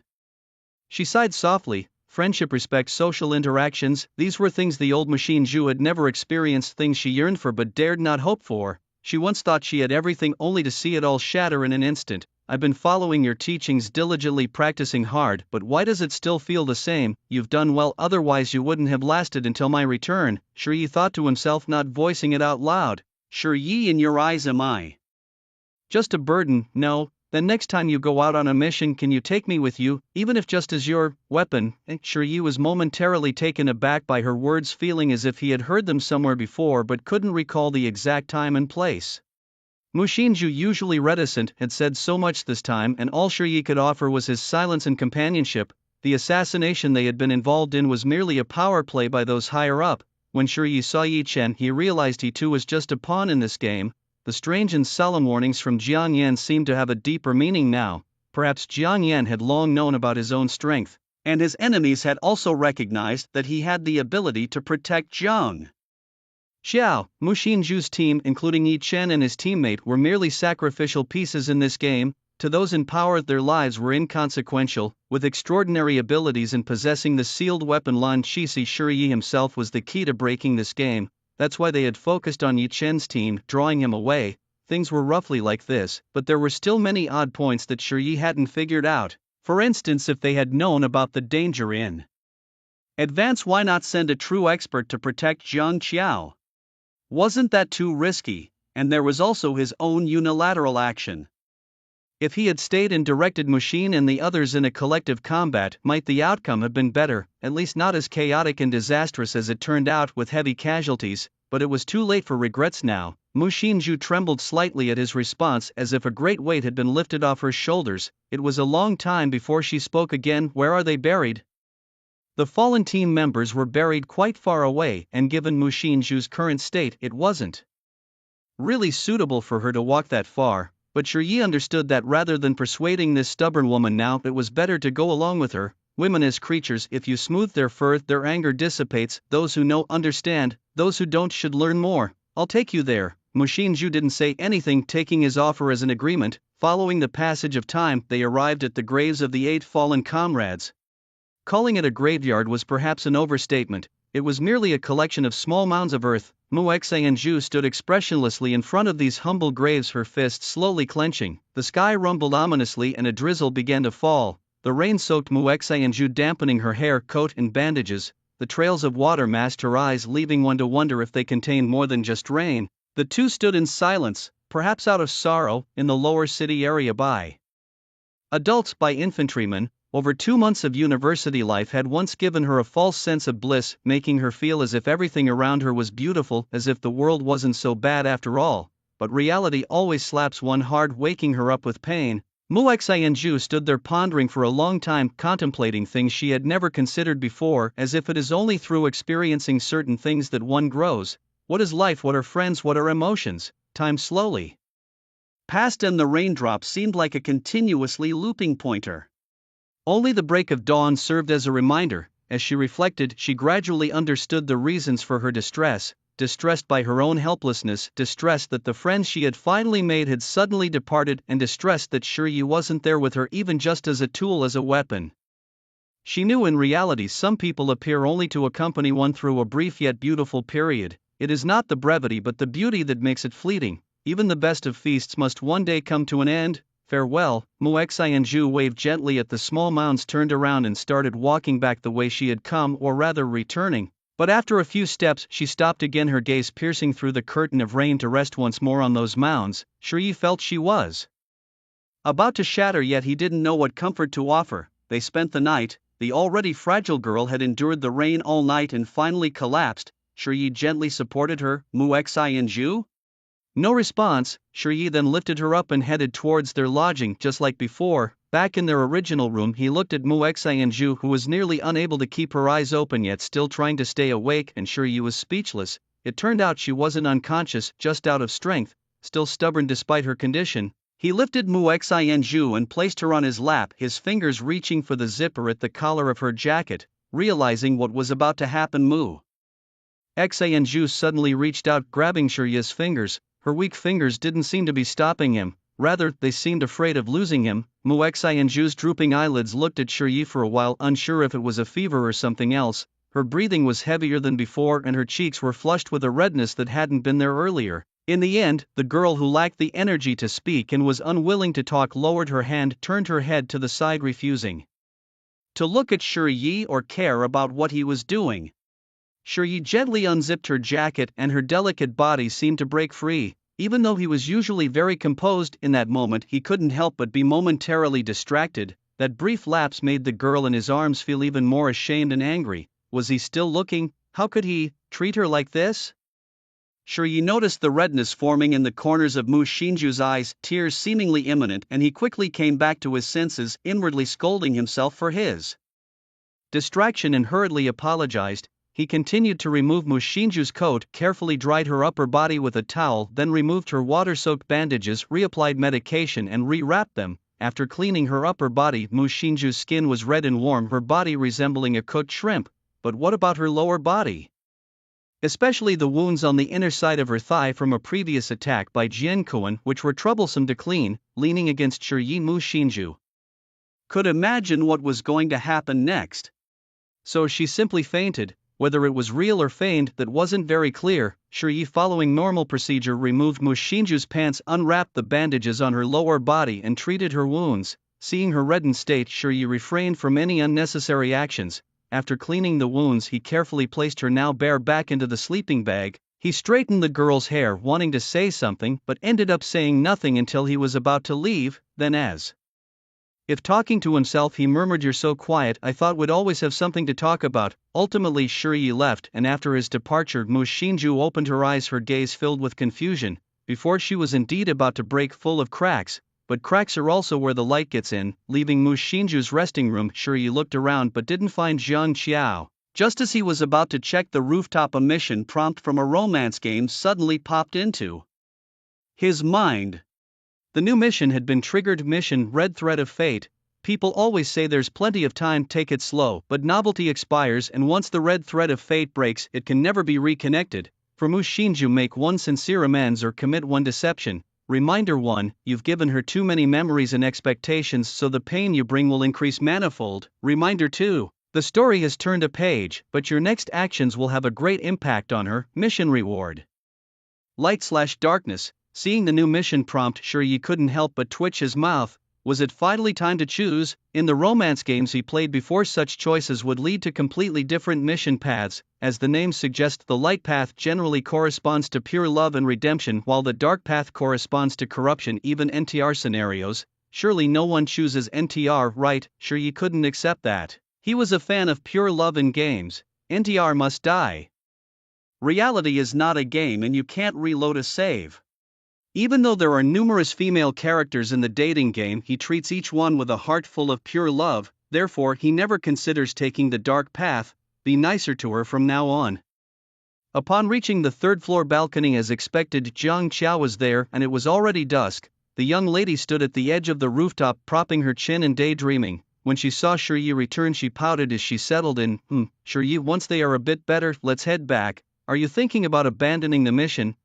Jiang Qiao's gaze turned slightly melancholic. Her elder brother Jiang Yanshang had high hopes for her, and she wanted to prove her own concepts in potion making. As a junior alchemist, without needing extra resources or strength, she aimed to complete the mission and advance the development of this discipline, providing support and feedback for her brother's theories. Unfortunately, their mission had encountered a significant mishap, resulting in many deaths.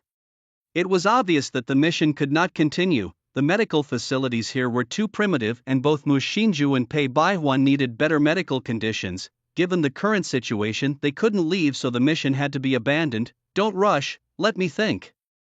As everyone knows, Shi Yi is a novice in alchemy. However, when it comes to familiarity with maps, monsters and materials, he is a top expert. In fact, in these areas, there is no one in the world with stronger knowledge than him. He might not excel in alchemy, but he sure has a knack for luring monsters. Do you need a phantom species relic?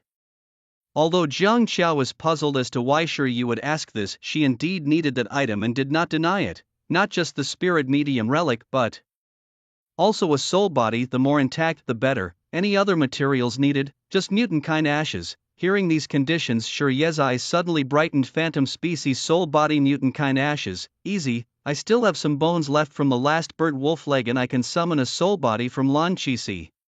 So that leaves the phantom species. Come on, what for? Well, follow me downstairs, I'll find a way to get you a spirit medium relic. Now, they are still resting, we can't go far. Not far, just downstairs. Although puzzled, Jiang Qiao trusted Shi Yi and followed him down. Once outside on the ground level, Shi Yi ran to the bonfire, picked up some charcoal, then went to the ashes of a previously cremated enemy's bodies and found 3 broken skulls. Returning to the spot, he built a makeshift stand.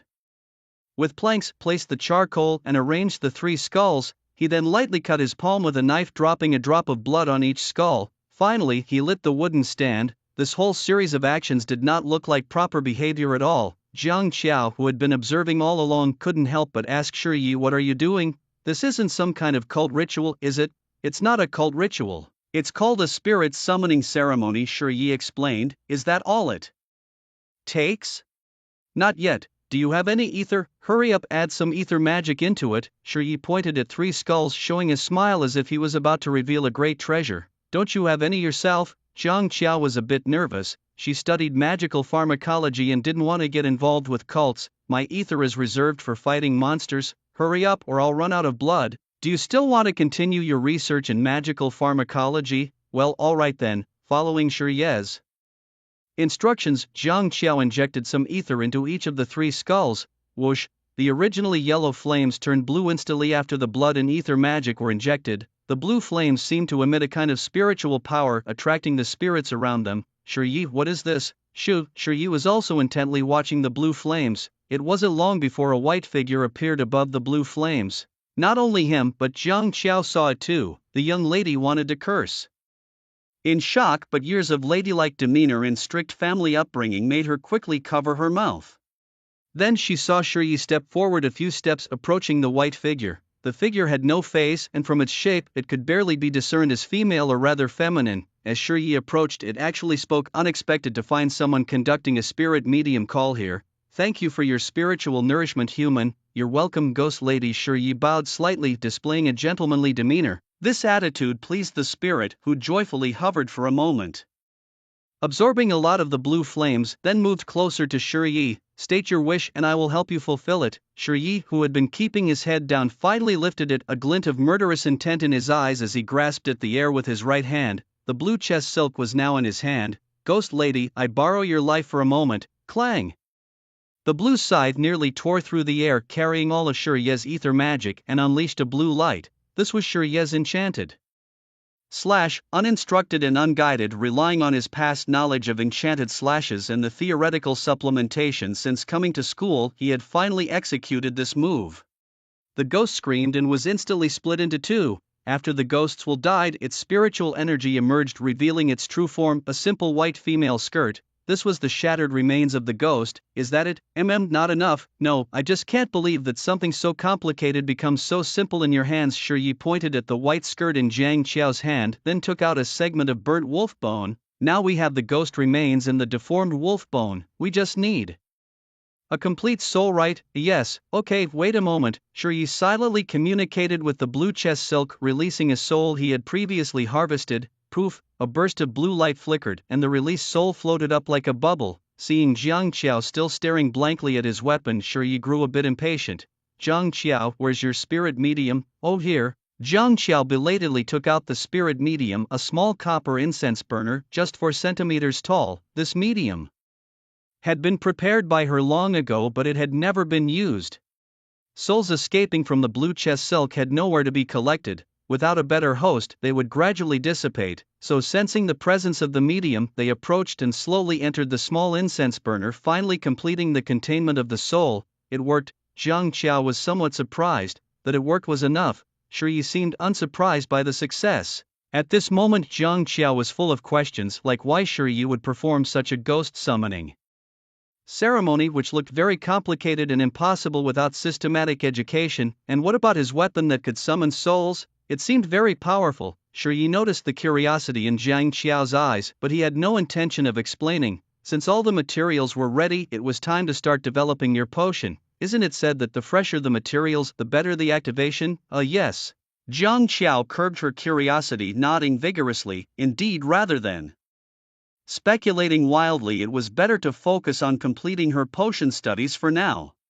She took her materials and went back upstairs, rummaging through her backpack to find simple potion bottles, test tubes, and some unidentified potions. Then she began to mix them in front of Shiyi. My potion study project is called the Ghost Potion. Upon hearing this name, Shiyi's gaze sharpened instantly. Was the famous Ghost Potion born here? The creator was Jiang Qiao, an obscure little girl. Incredible. The Ghost Potion also had another name in the game, a very straightforward one. The Invisibility Potion, such a direct name, but anyone who plays games, even just a simple butter-colored batch, would realize its power upon seeing the name of this potion. Although the Invisibility Potion had many limitations, such as not being able to move after drinking, possibly appearing outlined under optical conditions, unable to evade magical detection, and unable to hide footprints, it could still turn the tide of battle if used correctly. In his previous life's PvP, Shiyi had also used the Invisibility Potion to turn the tables multiple times. Of course, he had been tricked by others with this very potion as well. The reputation of this potion was too great. Shiyi felt that if Jiang Qiao was truly its creator, she should not be so obscure in the game's storyline without any fame. Could it be a mistake? With a skeptical attitude, Shiyi finally asked, Jiang Qiao, what exactly does this new potion do? Referring to the efficacy of the potion, Jiang Qiao suddenly burst into a strange laugh. You're not allowed to use it to spy on Muxin Zhu bathing in the future. Shiyi looked at her mischievous expression, which was far from what a lady should behave like, and was speechless. However, he confirmed one thing: this was indeed an invisibility potion. Could it be that Jiang Qiao's concoction process might fail? Can we start now? Yes, but Shiyi, you need to pay close attention next and remember every step. Shiyi was momentarily stunned, but he quickly understood Jiang Qiao's intention. She wanted to teach him the method of concocting the ghostly potion. First, soak the remnants of the spirit body. This is the secret demon-repelling mixture, but for me it should be called the spirit-detaching liquid. This is a stabilizer for deformed creatures used to prevent explosions. After neutralizing these ashes, they need to be mixed with the spirit-detaching liquid to produce a new ether reaction. A strong soul is required as the base, also serving as the driving force for the potion's formation. Finally, one's own magical energy is needed as the primer. Sizzle. Jiang Qiao explained each step of the concoction process very simply and clearly in detail. Is that all? Shiyi asked. One last step is missing, Jiang Qiao said seriously. Seeing her like this, Shiyi also became serious. You do it, I'm watching. Jiang Qiao nodded and started chanting, Heavenly Spirit, Earthly Spirit, Miss Jiang Qiao must succeed to transform for me. Shiyi, aren't you still believing in this, a charlatan? Superstition, the mysterious phenomena in scientific research are not about charlatans or superstitions, but about particle changes that existing methods cannot observe. Illiterate Shiyi, as Jiang Qiao's ether magical power was infused into the potion, it boiled and made noises. The girl, sweating profusely yet with a face full of joy, finally saw the potion take shape. Looking at the white liquid floating in the test tube, Shiyi suddenly felt a sense of déjà vu, this thing he was too familiar with.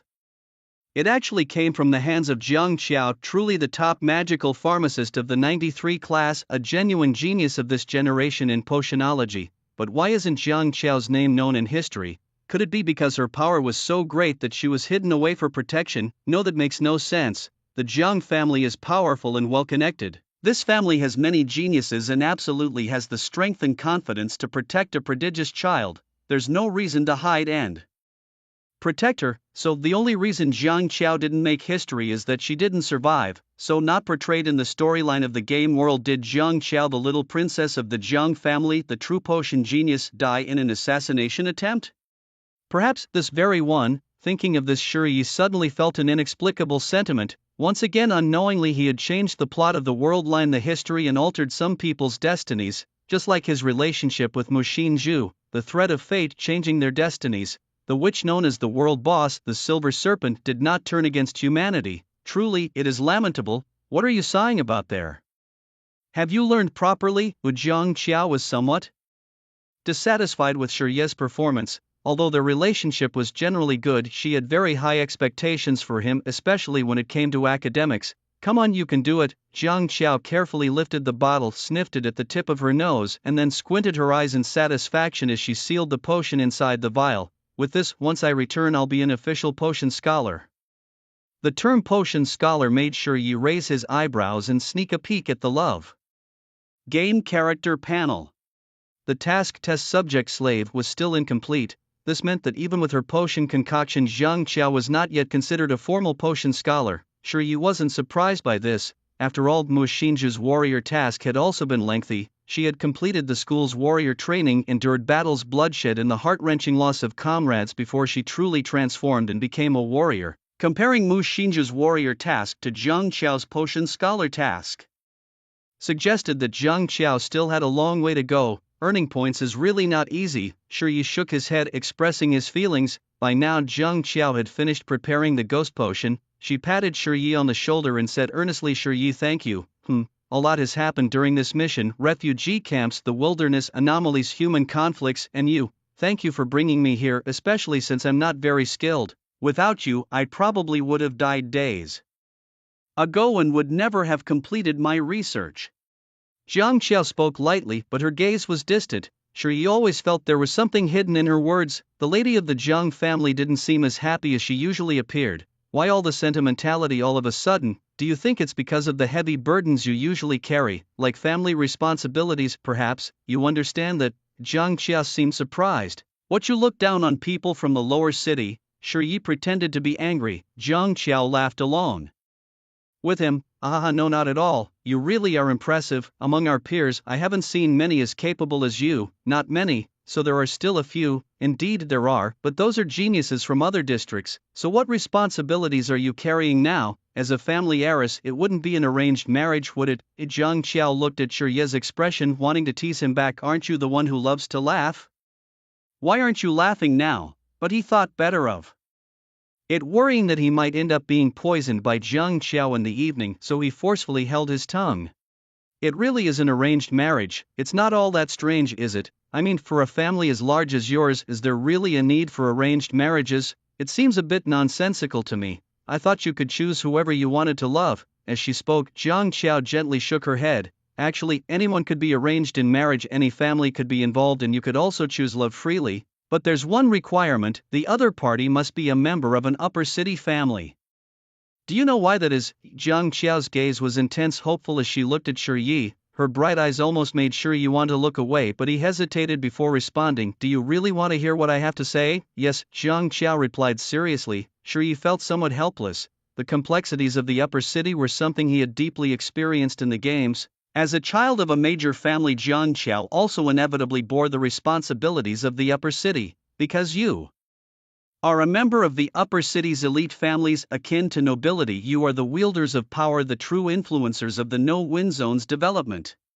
The high-level resources of the no-win zone are limited, as is power. Without constraints on you, it would inevitably lead to the outflow of resources and power. This would flow to those with general upper city status, or even to those in the lower city, which would result in a gradual dispersion of power and resources among the upper city families. So, who you end up with doesn't really matter to anyone, as long as it's someone from an upper city family. After hearing Shi's words, Jiang Xiao's eyes gleamed even brighter and a faint smile emerged. You really know your stuff and you explain it so clearly. I've always been smart since I was young. Smart? Being smart isn't enough. Most people from the upper city wouldn't understand these things. So Shi, what kind of person are you really? And me? I'm your experimental slave. Shi laughed. Alright, every time we get to crucial information you start joking around. Shi smiled, knowing that understanding Jiang Qiao wasn't so simple, yet he did not delve deeper into the forces at play. Well, as long as you're happy, he changed the subject. So the responsibilities of the upper city, are they the reason you attract so many flies in class?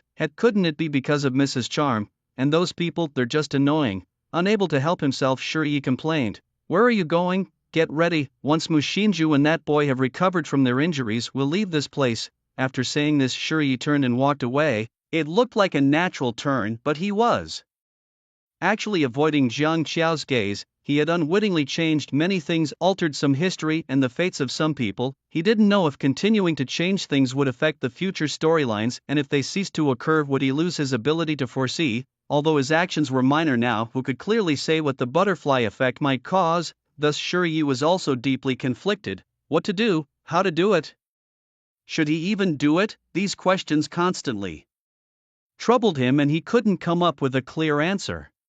But there was one thing he was sure he could do. to become stronger, continuously stronger. Anyway, let's focus on the task at hand and earn some points. Returning to the second floor, Shiryu once again passed by Pei Baihua's room to take a glance. Seeing that he had awakened, Shiryu even kindly whittled a walking stick for him from a piece of wood. You'll have to manage using the bathroom on your own. Given the current situation, you know that Zhang Qiao won't be able to assist with that.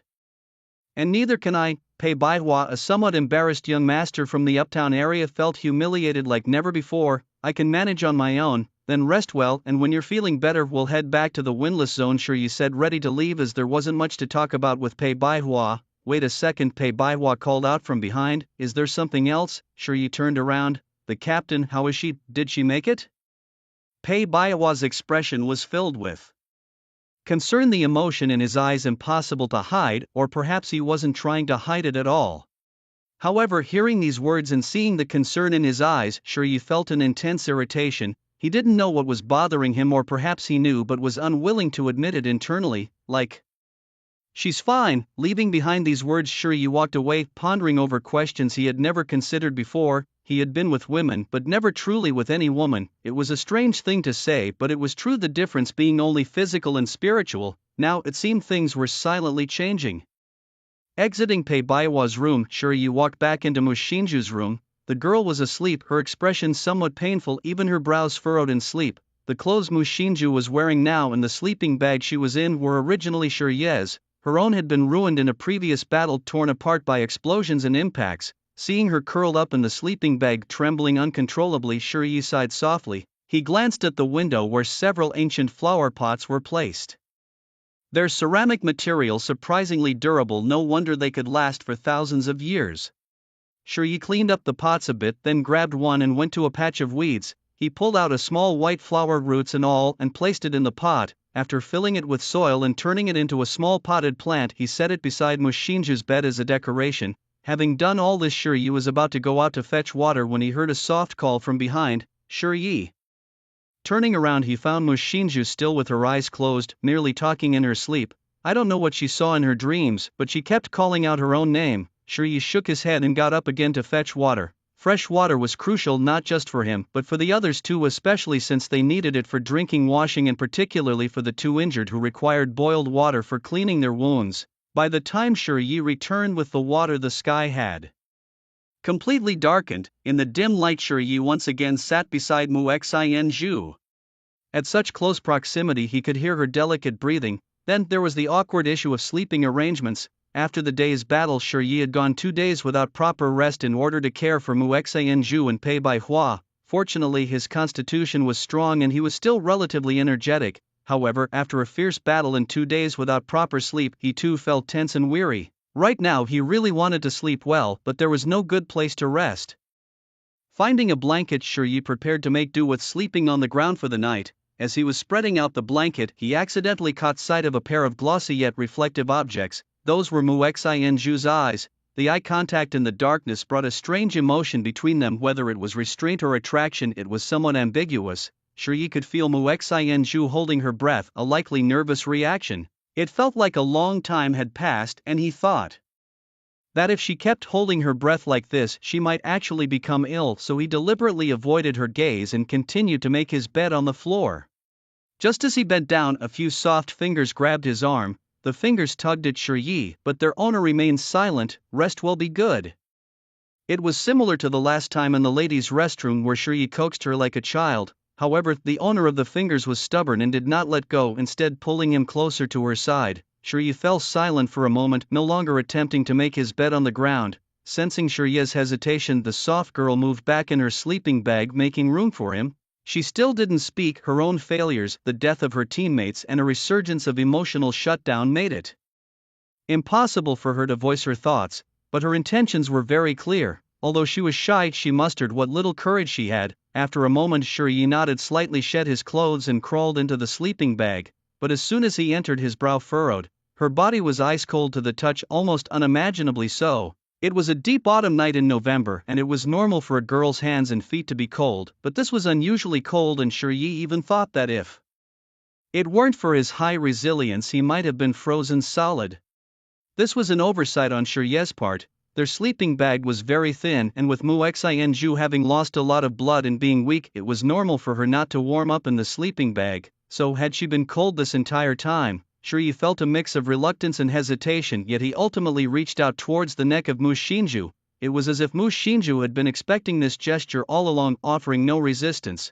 She lifted her head, treating his arm as a pillow. Shi tenderly stroked her back, pulling her closer. Her soft body melded against his, almost melting into him. At first her fingers fidgeted, unsure of where to rest, but after a while she seemed to let go of her last bits of shyness, clinging tightly around Shi's waist. He could feel her gentle breaths against his chest, her vulnerability and helplessness making it impossible for him to associate her with the nickname Silver Serpent. Perhaps from the moment their fates intertwined, she was no longer the Silver Serpent, but simply Mu Xinju, his classmate. Sleep, he whispered, and she snuggled closer into his embrace. She was conflicted. This harbor she longed for made her feel weak, unworthy and guilty for her fallen comrades. Thought continually haunted Mu Xinju. How can you not resist? Yet the tenderness was too precious to let go. Oh God, let her linger a little longer, she thought. After all, this was the gentlest place she had ever known. With this longing, she drifted into sleep, feeling a security she had never known before. Sleeping more soundly than ever, but while Mu Xinju slept peacefully, Shi found it hard to cope. It had been a long time since he had been so close to a woman, and now the night in Luosa, the occasional breeze and her presence close at hand, all were overwhelmingly gentle for Shi. Her face, so beautiful, was like a pebble thrown into the lake of his heart, rippling through his emotions, unsettling even the master of that lake. He was no emotionless sage, how could he not feel? But restraint had become a professional habit, and emotions a path leading to death. It was why he restrained his feelings. Tortured by his thoughts and unable to sleep, Shi felt like a maggot hiding under the covers, always twisting unintentionally, particularly because the girl in his arms was clinging too tightly. His movements inevitably affected Mu Xinju. Shi, do you always sleep with your weapon? Mu Xinju suddenly spoke, her voice soft and drowsy, almost a whisper, causing Shi to freeze. Always composed, he struggled to respond, that's not. Mu Xinju stiffened slightly but didn't pull away. Instead, she hugged him even tighter. As the hours closely clung to her, a fiery heat nearly ignited the young man and woman. At this moment, Mu Xinju was no longer in a drowsy, half-awake state. She held Shi consciously, caressed him consciously, and whispered softly with clarity, I allow you the right to hurt me more fiercely than anyone else, but I also hope that you will be merciful. After these words, Mu Xinju closed her eyes and buried her head again, seemingly ready to accept whatever came next.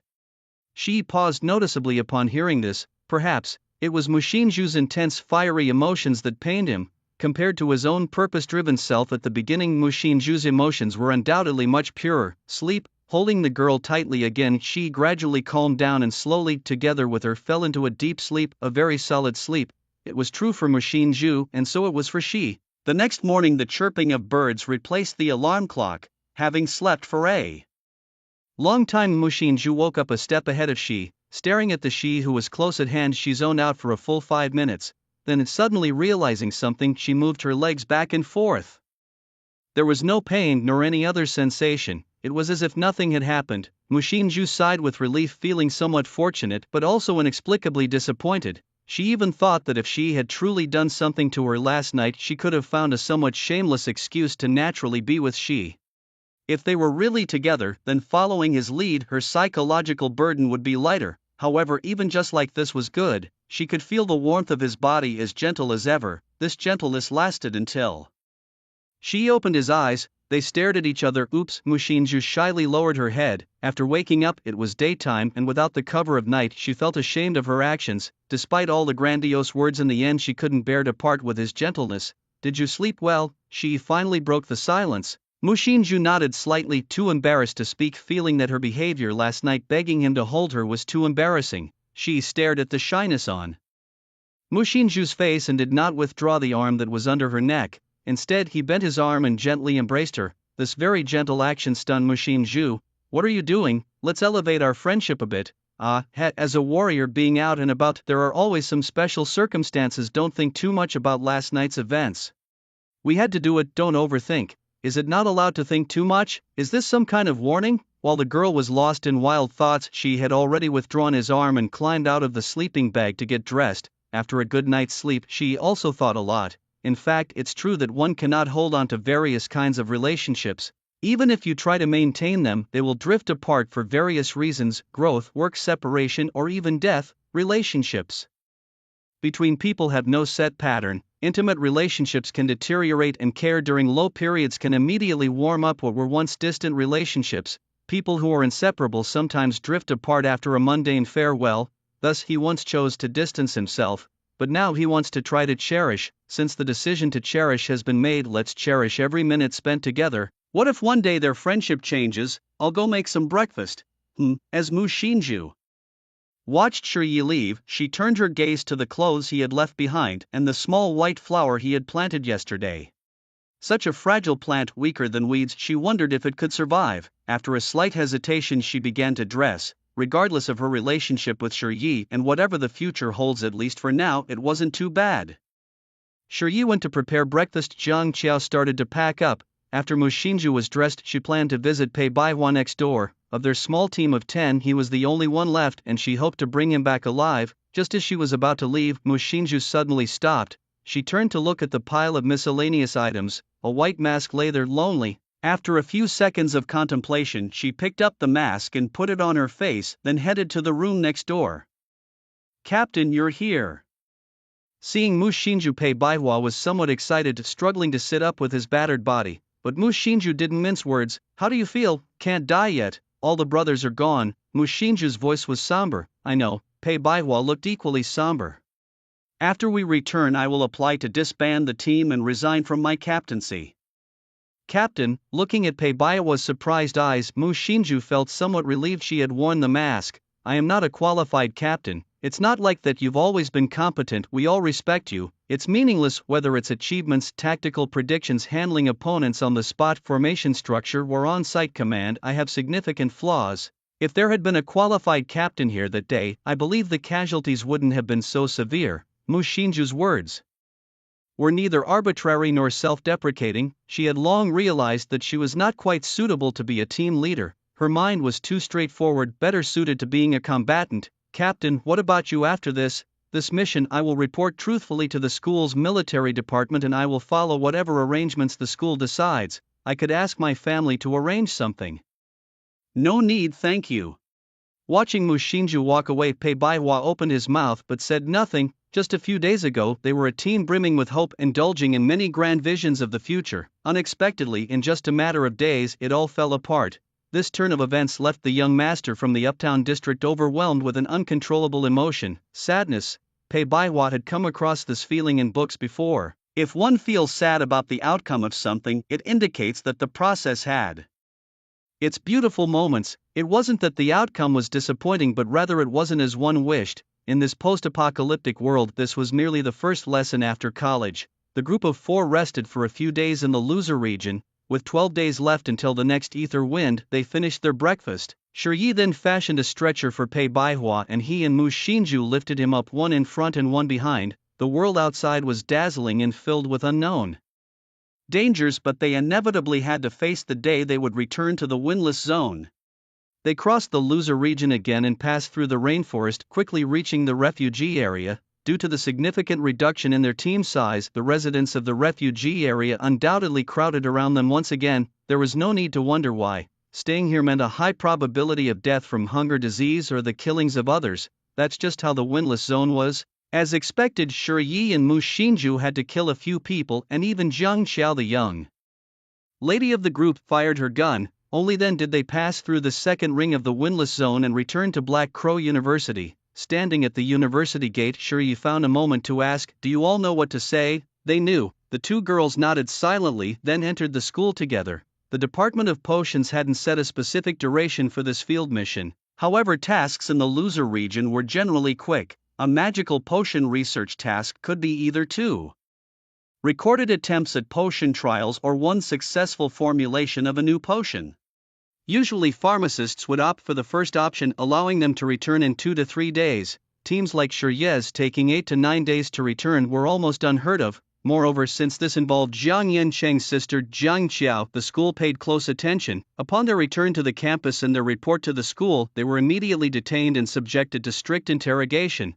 Fortunately, as survivors of this mission, Pei Baihua wasn't fully aware of Shiye's capabilities. Having only seen Mu Xinzhu's combat performance, Shiye, Mu Xinzhu and Jiang Qiao had already roughly coordinated their report before returning. Logically, if a group has information to conceal, their stories would be consistent to deceive the interrogators. However, when confronted by the guards, their accounts were strikingly different. In interrogation room number 1, Shiye recounted with animated enthusiasm typical of the youth. What does youthful flavor mean? It means always liking to attribute the process, experience, and even achievements to oneself, showing off one's strength and perhaps even exaggerating a bit.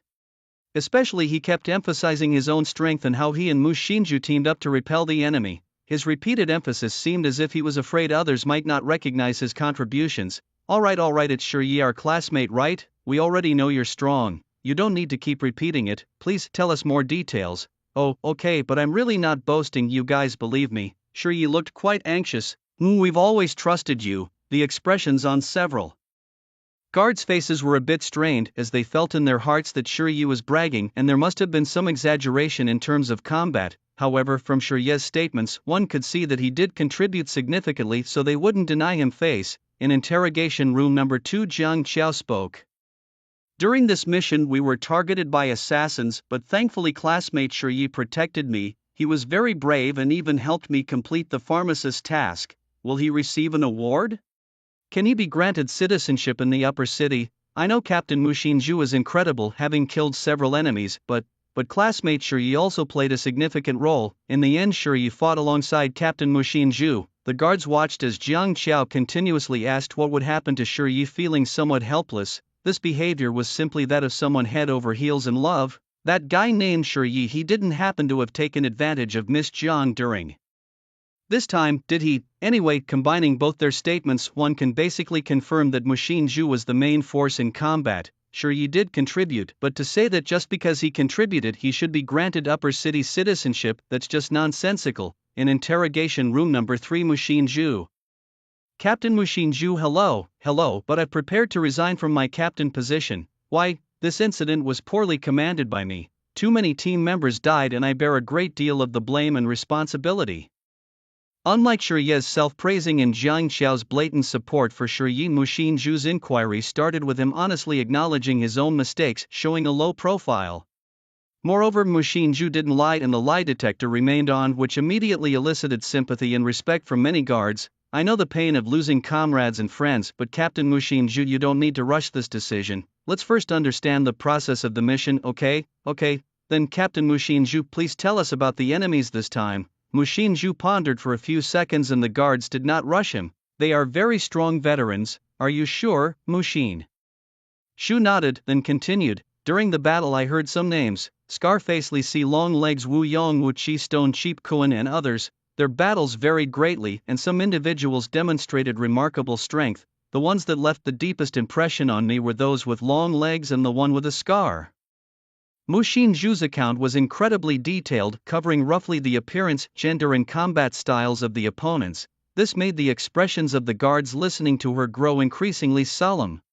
Let me interrupt for a moment. How did Shiye perform in this battle? Mu Xinzhu paused, then hesitantly said, Shiye, he gave me significant help. The lie detector didn't react. All true, no problem. The guards nodded to each other, indicating that she could continue. Can you elaborate on the details? Yes. As Mu Xinzhu spoke, the guards nodded, took notes and helped her recall the process of the fight. Mu Xinzhu's explanations weren't quick. She often needed to remember and occasionally recall details not previously mentioned. Whenever she pondered, the guards would stop making any noise, not wanting to disturb her. They believed that Ms. Jiang Qiao's safe return was largely thanks to Mu Xinzhu. This was evident from Ms. Jiang Qiao's love-struck demeanor, which dared not erase Mu Xinzhu's contributions. It seems that your battle was quite fierce. Yes, I almost died. That man with the scar was too strong, a formidable transcendent, Captain Mu Xinzhu.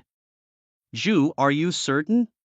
Upon hearing that the man with the scar was a transcendent, the guards instinctively stood up, an outcome Mu Xinzhu desired and had been briefed on by Shiye beforehand. This shocked the guards and suddenly shifted their focus in the details, silently conveying the information she wanted to implant. Yes, I'm certain. The scarred man was a formidable transcendent. After Mu Xinzhu confirmed this, the guards looked at each other. In the Tubing Academy, ordinary students can usually apply to join the guard system in their second or third year. The requirements for guards aren't low but are slightly less demanding than those for a formal soldier in District 13. Passing physical assessments with at least 2 attributes at level 7 or 3 at level 6 qualifies one to apply. Simply put, to be a guard, one must be stronger than an average adult, which is the minimum requirement. For a transcendent, the minimum standard is for 1 attribute to break the human limit, which is 10, even within the guard system. Transcendent individuals stand out, and the most capable among them can even apply for the Zuofeng's assessment, which is the true transcendent force of the Windless Belt.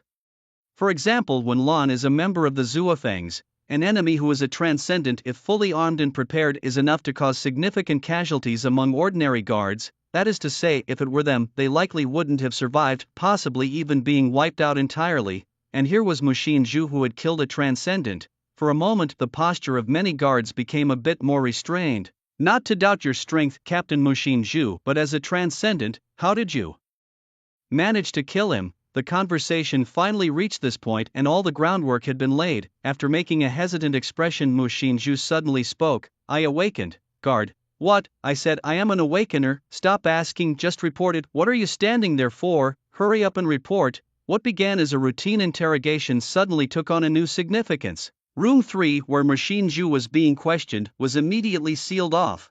Guards came in waves, each group leaving as the next arrived.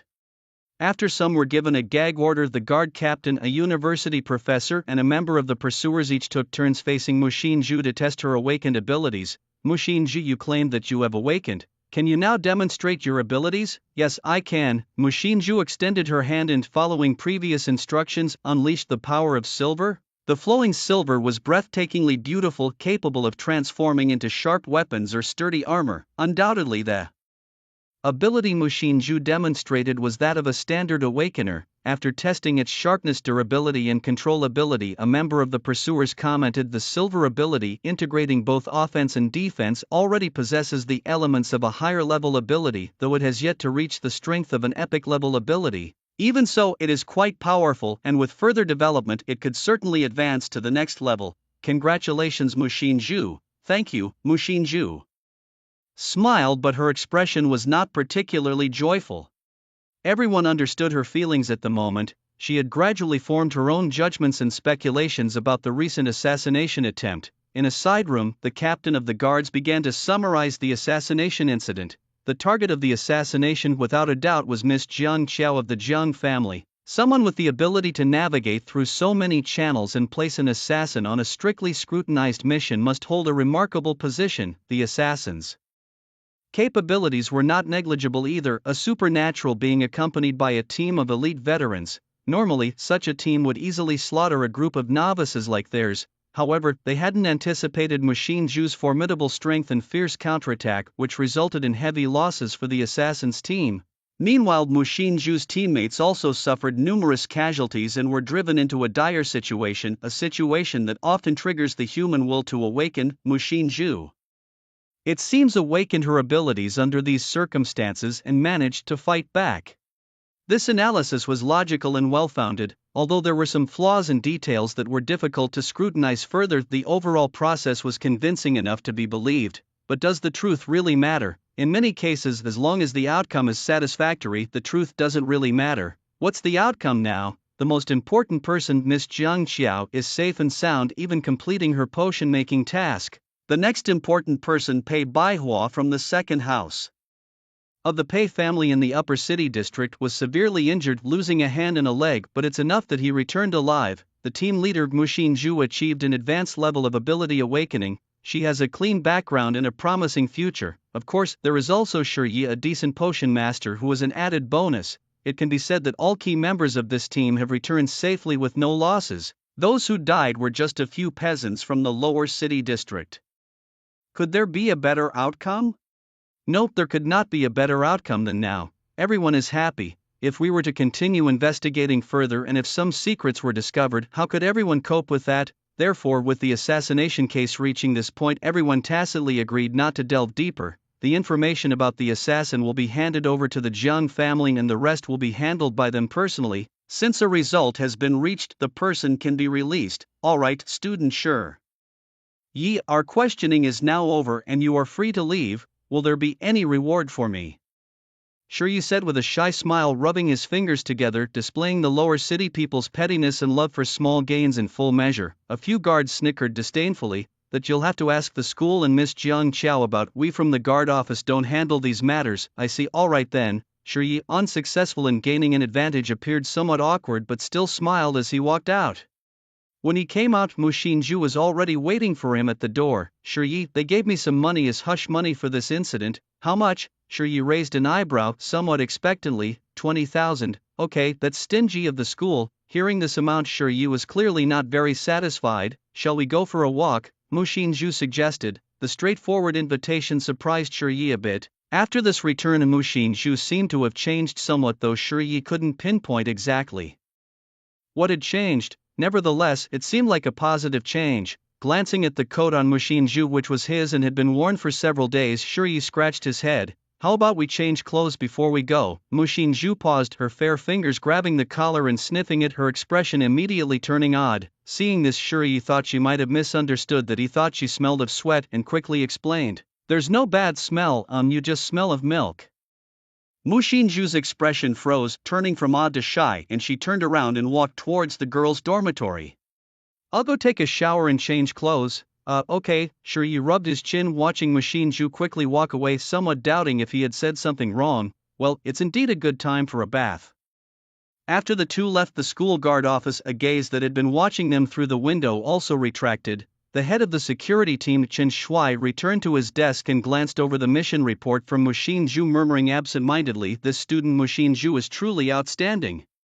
The guard next to him thought Chen was just giving a simple compliment and immediately agreed. Yes, many departments and schools have high hopes for her. She's likely to receive some resources for further development. Chen Shuai nodded and continued to flip through Mu Xinju's file, going back to the very beginning. There were suspicions that Mu Xinju had been bullied by Chen Lu. Chen Shuai's expression remained as usual, kind and calm, but unbeknownst to him, his eyes had narrowed slightly. Huff, the one who killed my sister was a woman with a sickle. As everyone knows, it only takes a man about 20 minutes total to undress, brush teeth, shower, defecate, and dress. But women need to consider more things. Even washing hair takes 30 minutes. 2 hours later, feeling a bit sleepy while squatting in the green belt, Mu Xinju finally walked out from the female dormitory. She wore a blue school uniform and the sunlight filtered through the gaps in the trees, casting dappled light on her, almost as if draping the schoolgirl in a golden veil. Shiryu watched her intently, and Mu Xinju's eyebrows lifted slightly like two new crescents in a clear sky, revealing a hint of shyness yet not lacking tenderness. What are you looking at? Looking at you, Shiryu answered honestly. Mu Xinju lowered her head. The school gave me 7 days off to rest. 7 days? Why do I only get 3? Maybe they think I was hurt. Shall we go eat now? Mu Xinju's invitation was always so straightforward, mainly because her world was overly simple. Even with Shiryu, the only activities were cultivation, eating, and returning to the dormitory. Aside from eating, she couldn't think of any other place to go. Feeling Mu Xinju's awkwardness, Shiryu couldn't help but smile. Let's go eat, but not at the school today. Oh, where then? Not eating at school made Mu Xinju somewhat anxious, as the only places she knew were the school and her shabby little home. If not at school, they would have to go somewhere else in the windless zone, places she rarely, if ever, visited. For Mu Xinju, this was more challenging than going on a field mission or engaging in combat. You seem nervous. No, not at all. It was necessary to be tough, but Shiryu saw through it and didn't call her out, walking ahead of Mu Xinju just like he used to during their training days. Come on, what's there to worry about with me here? Okay. The two, dressed in school uniforms, strolled through Heiyu University, a stark contrast to their usual fast-paced, high-intensity military college life. Today they were particularly relaxed, unrestrained and peaceful. This was the first time in many years that Mu Xinju had felt such emotions. As she walked along the road, she wasn't just idly daydreaming. Instead, she was discussing the investigation process of the recent assassination attempt. I haven't heard much from my side. They didn't delve deep. What about you? On my end, it's all right. Jiang Qiao was taken away by the Jiang family, and Pei Baihua was sent to the hospital. As for me, I spoke and provided information exactly as you had instructed, and I also disclosed my identity as an awakener.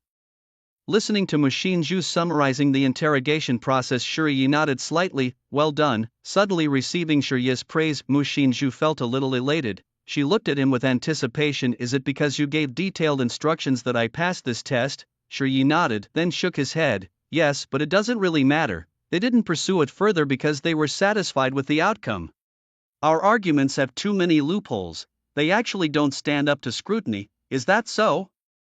But don't worry, you've already demonstrated your value, which is important. Having the identity of an awakener will make things much easier for you in the future. Also, the school will invest in you, providing you with certain resources. Later you should exchange these for physical enhancement elixirs, as I told you before, to improve your physical condition. And also, listening to Shiyi arranging her affairs, Mu Xinzhu couldn't help but interrupt. Shiyi, what about you? What about me? Shiyi's expression remained calm. Mu Xinzhu was somewhat anxious. Getting resources from the school and the Windless Council was certainly exciting, but more than that, she cared about Shiyi himself. For her, from the day she entered the school, it was Shiyi who pulled her out of the gutter. She simply wanted to be with him. But every time Shiyi spoke, acted, or made plans, it gave her the illusion that they were drifting apart. He was so strong. Why did he still need to hide? You could also get resources from the school, and we could be together. Seeing the girl's hopeful face, Shiyi explained, I know what you're worried about, but don't rush. I'm not planning to leave Black Crow University or District 13, however I have some personal matters to handle before that. Personal matters? When she heard these two words, Mu Xinzhu suddenly stopped walking, her expression turning sad. So, is it another thing you have to keep from me? Mu Xinzhu's reaction surprised Shiyi, but he quickly understood the reason. The heavy casualties among their squad members had hurt her deeply. Mu Xinzhu was inherently introverted, and this kind of unexplained departure only pressured her further. So, even if concealment was well-intentioned, it shouldn't be used anymore. Realizing this, Shiyi couldn't help but chuckle. If that was the case, he would just have to be more straightforward. He turned back, walked up to Mu Xinzhu and gently tapped her forehead with 2 fingers. This gesture was rather intimate, not quite like what normal friends would do. Mu Xinzhu's heart pounded like a stampede. What was he going to do? Why did he poke me? Shiyi withdrew his hand and posed a question almost fatal in male-female friendships. Are you angry? No. Mu Xinzhu turned her head away, giving the typical response that 99% of girls would. Indeed, it's a must for any woman to play tough. In reality, Shiyi's usual attitude towards others was one of friendly indifference. A professional habit cultivated over many years, friendliness was just the shell, indifference was the core. Even towards Mu Xinzhu, Shiyi was initially no different. However, as their interactions grew, Shiyi changed Mu Xinzhu, and unknowingly, she changed him too. Mu Xin's personality was indeed a bit extreme, but it wasn't as outrageous as the game's plot line. She hadn't yet suffered much hardship. Of course, hardships are not something to be glorified, thus Shiyi wouldn't deliberately create hardships to shape a boss who would obey his every command. It was an exaggeration to say Shiyi enjoyed helping others, but at least for Mu Xinzhu he was more patient. Whenever he saw her angry, Shiyi couldn't help but tease her. Really? I thought you were angry. I was about to tell you. What? Mu Xinzhu froze, unsure whether to admit it, nearly bursting. Seeing her at a loss for words, Shiyi almost laughed out loud, but continued pretending. How about this? If you admit you're angry now, I'll tell you why. Hearing Shiyi's proposition, Mu Xinzhu frowned, her eyes flickering. Her usually cold expression now seemed somewhat dazed and cute. No, how could he be so annoying? Mu Xinzhu was torn inside. Even a reclusive girl cared about face, right? And she really wanted to know the hidden reason Shiyi had. I'm suffocating. Yeah, I'm angry, Mu Xinzhu admitted quietly. After saying this, she simply turned her head away because even she couldn't control the corners of her lips curling up. This was probably what they mean by laughing at oneself. But after a few seconds, when Shiyi didn't speak, Mu Xinzhu thought he still didn't want to say, and her performance might make things awkward for him. Her bias towards Shiyi made her compromise, and she lowered her head. If you don't want to say, it's really okay.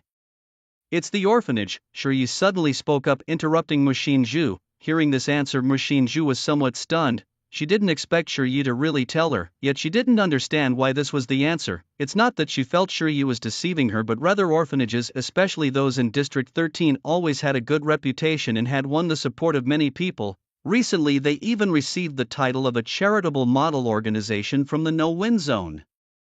Orphanages, what could be wrong with them? Don't you also think that the orphanages in District 13 are great places, taking in homeless children, providing them with resources and education and helping them grow up? But, is it not so? Mu Shinju hesitated. The Red Sun Orphanage in District 13 was in fact a child trafficking organization affiliated with a major figure in the upper city. It had an extremely complex background, formidable armed forces, and a terrifying core. This place provided the wealthy elite of the upper city with dead soil playthings and even more horrifying live subjects for human experiments. If the lower parts of the no-win zone were hell, then the orphanage was a deeper abyss than hell itself. Unluckily, I was from this orphanage. Shi, having been accustomed to working alone, had also grown accustomed to hiding this fact. But upon reflection, some tasks are better performed with a trustworthy partner rather than alone. Now that the orphanage was mentioned, he no longer held back. However, this revelation was a huge shock for Mu Shinju. Shiryu. I grew up in the Red Sun Orphanage and most of my childhood friends are gone. They were either sent away as toys, died, or turned into fertilizer for the garden. Ha, I know I appear strong and knowledgeable in your eyes, but in reality all these years at the orphanage I survived by playing the fool. Having grown up in the orphanage, I came to understand many of its secrets. While I could once get by with my act, now that I've been admitted to university, many of my disguises will become useless. This place is too deeply involved, and without sufficient assurance it's really not suitable to expose too much.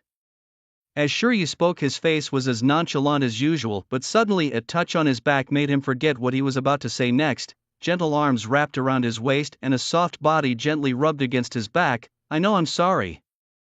The girl apologized first, then continued to rub her forehead against Shiryu's back for a while. She pushed Shiryu forward a few steps before stopping, then she exhaled on Shiryu's back. I couldn't help it. Shiryu glanced at the hand still clutched in front of his chest, somewhat helpless. Then do you still want to go eat?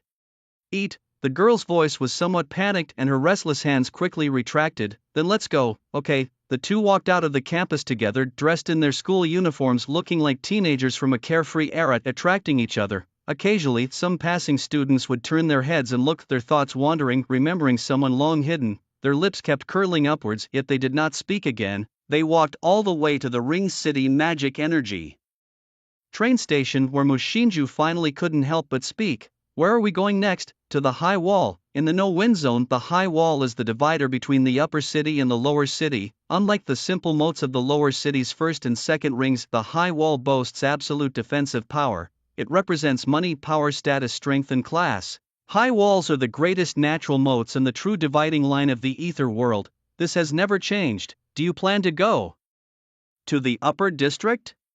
Mu Shinju hesitated. They didn't have a temporary pass, and even applying with a Black Crow University student ID required a lengthy process. No, I have no plans to go to the upper district. Just walking around near the high wall is fine. The environment there is nice. Mu Shinju didn't know what she meant by environment, but she never argued once she made a decision. Okay, ding ding.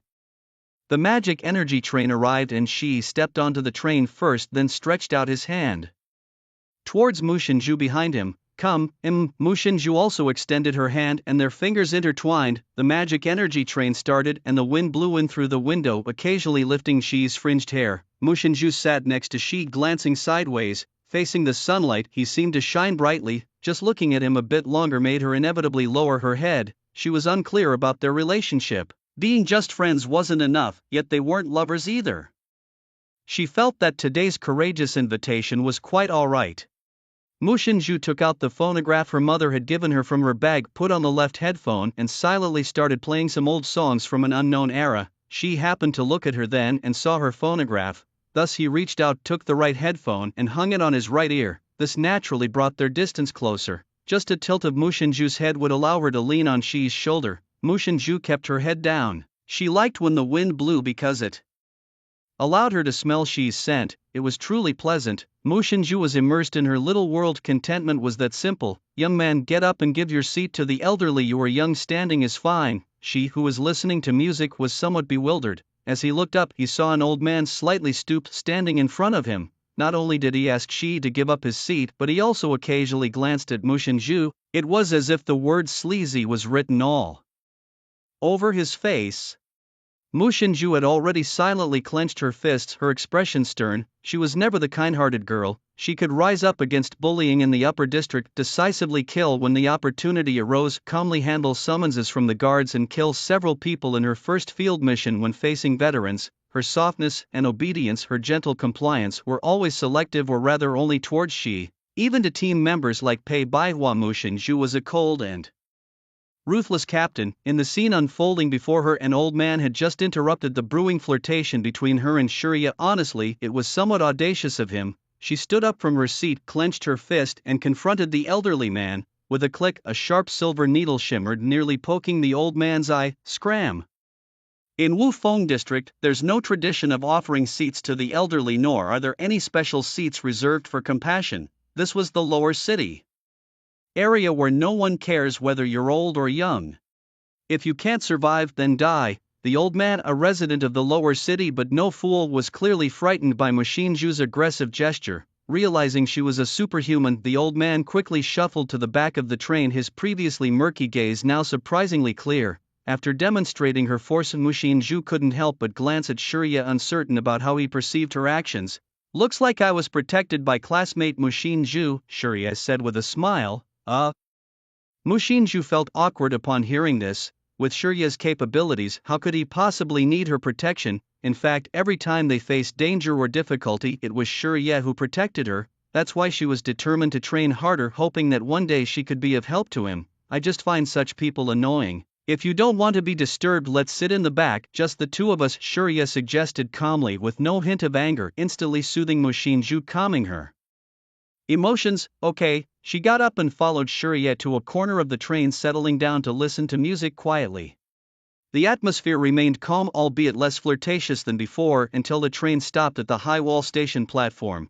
We're here, let's get off. Oh whoa. Mu Xinju stood up from her seat, looking at Shuriya as he handed her the headphones, feeling a bit regretful. She even wished the train could go on longer, slower, perhaps keep going forever. The area beneath the high wall, located deep within the lower city and on the outskirts of the upper city, typically gathered the wealthiest segment of the lower city population. These individuals were usually businesspeople from the lower city, competent but not overly so. Their businesses, largely from low-end industries, might make them wealthier than some ordinary upper city dwellers, yet they could never touch the core areas involving pharmacology, ether weaponry, firearms, superhumans, or other technology sectors. These businesses were highly replaceable. Just about anyone could take over without making it worse, but also without improving it much. They were like the pigs raised in the upper city, always ready to be served at the dinner table. Let's eat something nice today. Shuriya pointed towards a bustling area under the high wall. Sure, my treat, Mu Xinju quickly responded. She had never been one to take advantage of others. Previously, she had been eating at Shuriya's expense for a long time, but back then she had no money to return the favor. Now that she finally had the chance, she was eager to express it. Equality should exist between men and women, at least that's what Mu Xinju believed. You aren't afraid I'll order too much and bankrupt you? Not afraid, Mu Xinju answered seriously, almost making Shuriya laugh. Alright, let's splurge today. Hearing Shuriya say this, Mu Xinju braced herself for a hefty bill. Soon Shuriya led her to a pink and slightly noisy entertainment club in the lower city. The name of the club was quite unique, called Colorful Splendor, mirroring the vibrant lights that adorned the place. Even after mentally preparing herself, Mu Xinju's expression remained tense, her body stiffening as she followed Shuriyi inside.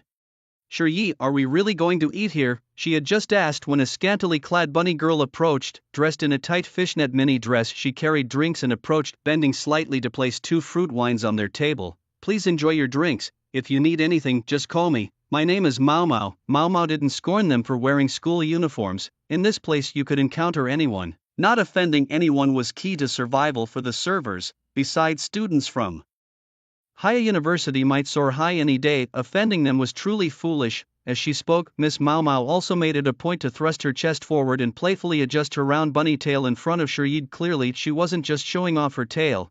Thank you, we'll start with the menu and call you later. Shuriyi responded politely, then turned to Mu Xinju with a teasing smile. What's the matter? Changed your mind about treating me? If you're worried about spending, we can go somewhere else. Known for her stubbornness, the provocatively clear challenge worked exceptionally well on Mu Xinju. No, let's stay here. If you like it, that's fine, she replied, her expression uneasy. she had imagined a romantic date with Shiryi reminiscent of their time on the magic-powered train, not like this. Sigh, surprised by her first sip of the fruit wine, Mu Xinju found it unexpectedly delicious and couldn't help but drink more, though the tasty beverage did little to alter her current mood. As Shiryi browsed the menu, she looked around the club board. The various bunny girls flaunting themselves troubled her the most. Their attire made Mu Xinju blush, yet she couldn't help but wonder if Shiryi liked this kind of style. Sneaking a peek at Shiryi still engrossed in ordering, she turned her head away, looking at the other patrons instead. The noisy hall was filled with many rough guests, their chests bare, weapons either hanging at their sides or blatantly placed on the tables. The more Mu Xinju looked around, the more she felt something was amiss. She was actually quite clever, only prone to occasional distractions, especially concerning matters of time. But now, as she regained focus, she couldn't help but notice, weren't there too many people armed in this clubhouse? Whether they were here to dine or to play, there really seemed no need for such heavy armament, right? Shiryi, do you want to eat some shrimp? Mu Xinju, initially poised to ask more questions, paused and her gaze filled with confusion. What are shrimps? This question seemed to stump Shiryi momentarily. If you haven't tried shrimp, you might as well give it a go. It's quite rare in the lower city district and this place serves it quite well. Have you been here before? Shiryi chuckled. I've heard about it, and continued to focus on ordering. This brief interlude of ordering allowed Mu Xinju to suppress her doubts without further inquiry about the clubhouse. Yet she felt an inkling that Shiryi bringing her here wasn't for a simple reason. That should be about it.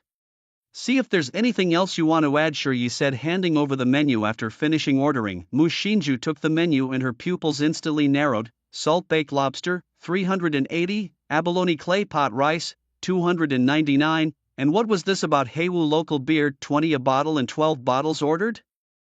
As an ultimate underdog from the lower city district, she had never seen such an array before. The 20,000 yuan provided by the school was supposed to last her and Shiryi a year, but this meal alone was nearly 2,000 yuan. Who could afford that? Even though Shiryi had said he would treat her today, the prices still made Mu Xinju's heart bleed. Shiryi, we are just students, isn't this meal a bit? Looking at Mu Xinju's almost tearful face, Shiryi couldn't help but smile, reaching out to gently tap her finger. Don't worry, just enjoy the meal today and you'll understand after we eat. The doubt in Mu Xinju's eyes was gradually replaced by thoughtfulness. Her trust in Shiryi was nearly blind, and coupled with her recent realization of the abnormality here, she quickly connected some dots. Shiryi was powerful and mysterious. Could this place be some secret base related to him? This thought sparked her imagination wildly. She wondered, by bringing her here, did it mean Shiryi trusted her completely now? What kind of relationship justified such trust? Surely a simple friendship wouldn't suffice, could it be? As Mu Xinju pondered, her ears began to smoke and she couldn't help but lower her head, though not without stealing glances at Shiryi. Is it hot? Your ears are so red.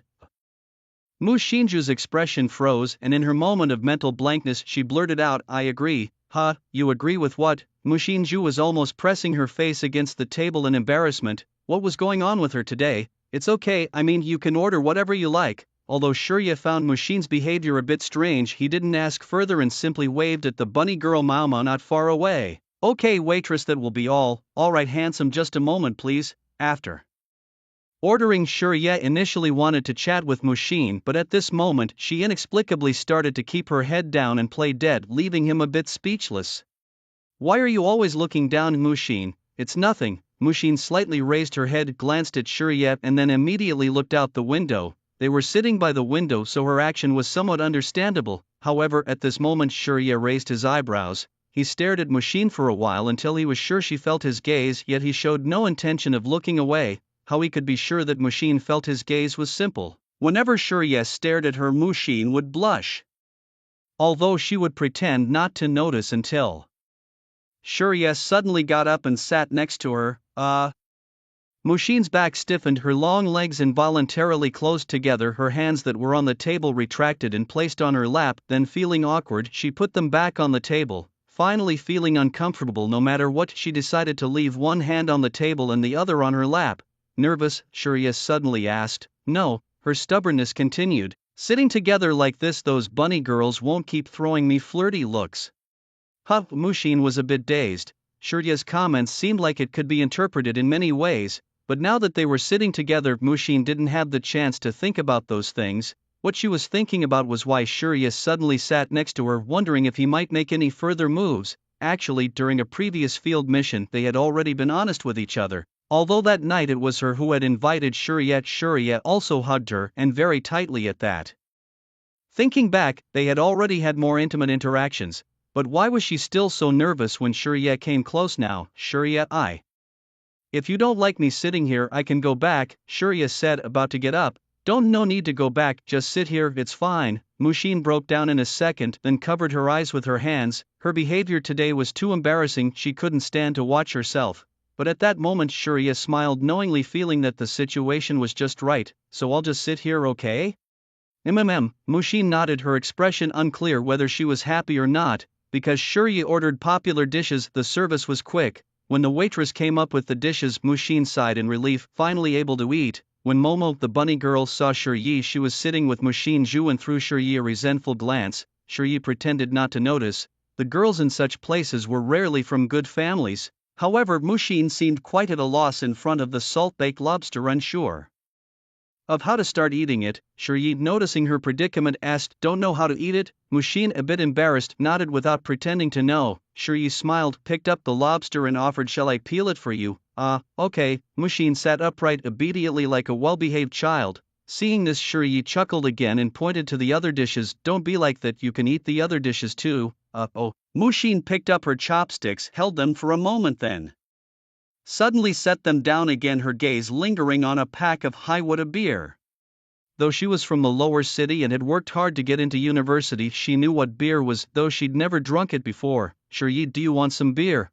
Sure, just don't lose the bottle caps or we'll have to buy another pack," Shiryi casually replied while peeling the shrimp. Pop. Mushin used a bottle opener incorrectly for the first time, sending the cap flying into the air in an arc. Her thoughts were already captivated by Shirya's earlier words. "Does the bottle cap have another use?" Whoosh! Mushin suddenly stood up and caught the beer bottle cap with one hand, startling Shiryi with her abrupt motion. Feeling that she had used too much force, and Mushin awkwardly said, "Impressive reflexes." Shiryi unexpectedly complimented, which only made Mushin more embarrassed. She sheepishly sat back down and handed the beer to Shiryi. "Here."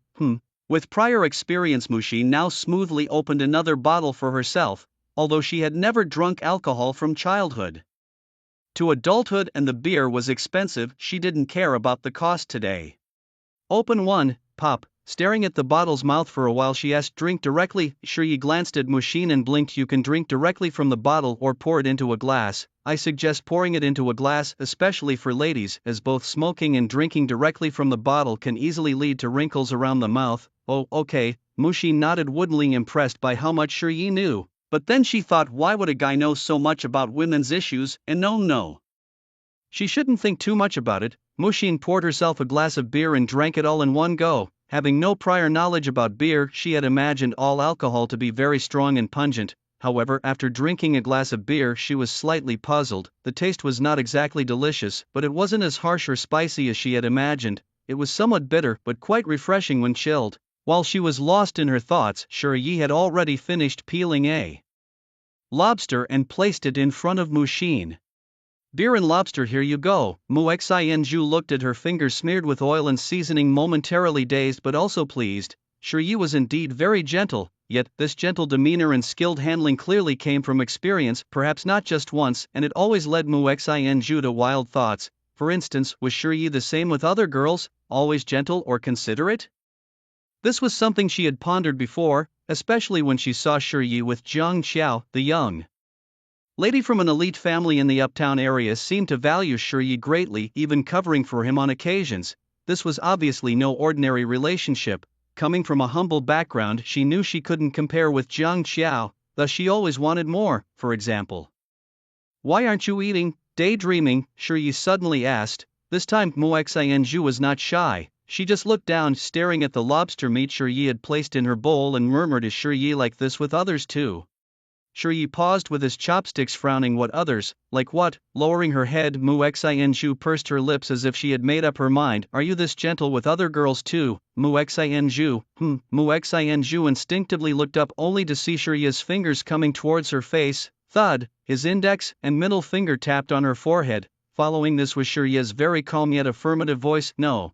Mu Xianzhu's eyes widened as she digested the meaning behind those two words. So was she special to Shi? It's well known that during adolescence, both boys and girls fancy daydreams. Their favorite thing to fantasize about is whether someone likes them or not. Seeing Mu Xianzhu daydreaming again, Shi felt somewhat helpless. Classmate Mu Xianzhu, you've asked your questions and I've answered them, so can we eat properly now?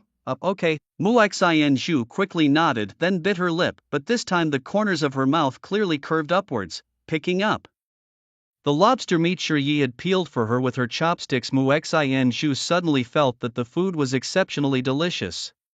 The 2,000 yuan spent was totally worth it. After a few bites, Mu Xianzhu's gaze shifted back to Shi. The beer bottle in his hand slightly tilted, the clear liquid gently swaying with his movements, bubbles reflecting streaks of gold in the sunlight. He tipped his head back, the beer sliding over his lips, the cool sensation contrasting vividly with the summer heat. His eyes slightly closed as if savoring the moment's coolness and tranquility. Shi, what does drinking feel like? Shi paused, seemingly contemplating the question seriously. When the wine brings a slight buzz, it's romantic and comfortable. It holds the emotions of yesterday and the expectations for tomorrow. But I always feel that besides being somewhat refreshing, beer doesn't taste that great. You're right about that, I replied. I'm not a fan of the taste of alcohol either, but I do enjoy the feeling of being slightly tipsy. Mu Xianzhu stared at the dark Wu beer bottle in front of her, pondered seriously for a moment, and then picked up the bottle to drink again. A small sip, another sip, and then a big gulp. It wasn't too bad. She seemed to get into the spirit of it and didn't forget to remind, even with beer, it's possible to get drunk, so it's best to control how much you drink. When are you considered drunk? When you really feel like talking. Okay, stop overthinking it. Come on, let's clink our glasses. Mu Xianzhu wasn't quite sure of the significance of clinking glasses, but she didn't want to dampen the mood and she was happy to engage in this level of interaction. Okay, the conversationally challenged Mu Xianzhu, along with Shi, who also didn't much care for chatting, drank their first round of drinks in this strange new world. Back when he was in the orphanage, Shi had neither the means nor the inclination to drink. He lived carefully, making it through each day until today, when he finally seemed to live a bit like someone who had crossed into another world. To tomorrow, Shi gestured with a mock gun salute. Mu Xianzhu didn't know what the gesture meant, but she was caught up in the moment, and Shi was too, so she followed suit with a similar motion. To tomorrow, cling. As their bottles clinked, the golden liquid swirled inside. The atmosphere was good, and with just the right level of intoxication, it seemed like the perfect moment. As the meal ended, Mu Xianzhu's cheeks were flushed from the alcohol, and she occasionally glanced at Shi, perhaps anticipating what might happen next. As everyone knows, 18 is indeed an age full of fantasies, but things often don't turn out as one might expect. After a meal well enjoyed, Shi abruptly gathered the bottle caps from the table and opened the remaining beers, collecting 12 caps. Follow me. Mu Xianzhu was a bit dazed but obediently followed behind Shi. They walked one after the other towards a club's private room door. Shi knocked softly 3 times before someone inside opened a peephole aggressively. Who the hell are you? Shi handed over the 12 bottle caps. Friend, won't you let me sit in? The person scrutinized Shi and Mu Xianzhu raised an eyebrow. New faces? Everyone has their first time. What are you here for? The person was still wary. Shi then pulled out a blood-stained iron tag from his backpack, the one he had taken from a group of old soldiers they had defeated in an outdoor mission earlier. Swinging the blood-stained iron tag in his hand, Shi smiled. I want 10 dog tags.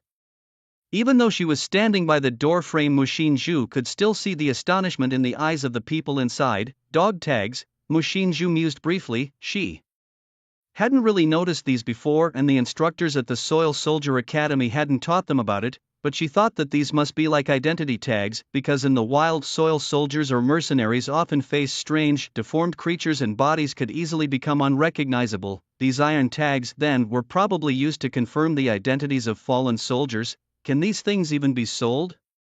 As Mu Xianzhu wondered this, the attitude of the person inside the door had already changed significantly. The voice was no longer arrogant but now carried a hint of curiosity. Did you make this? When Shi heard this question, his usually indifferent expression suddenly turned cold. You dare to ask such a thing? Don't you know the rules? Seeing that you're young but seem to know a lot, come in. The door creaked open and the room was bathed in dizzying red light. Inside, 5 or 6 men and women stared straight at the 2 newcomers. The environment made Mu Xianzhu very uncomfortable, however. Shi spoke up at the right moment. Follow me. Okay, Mu Xianzhu responded, not intimidated. Her usual expression was cold, and under the dim red light others could not detect any change in her demeanor. The two followed a man with multicolored hair towards the restroom of the private room. Although it was a restroom, upon opening the door there was a long staircase leading downwards. The previous reddish light was gone, and at the end of the corridor, pushing open a door at the corner, revealed a completely different world. This place.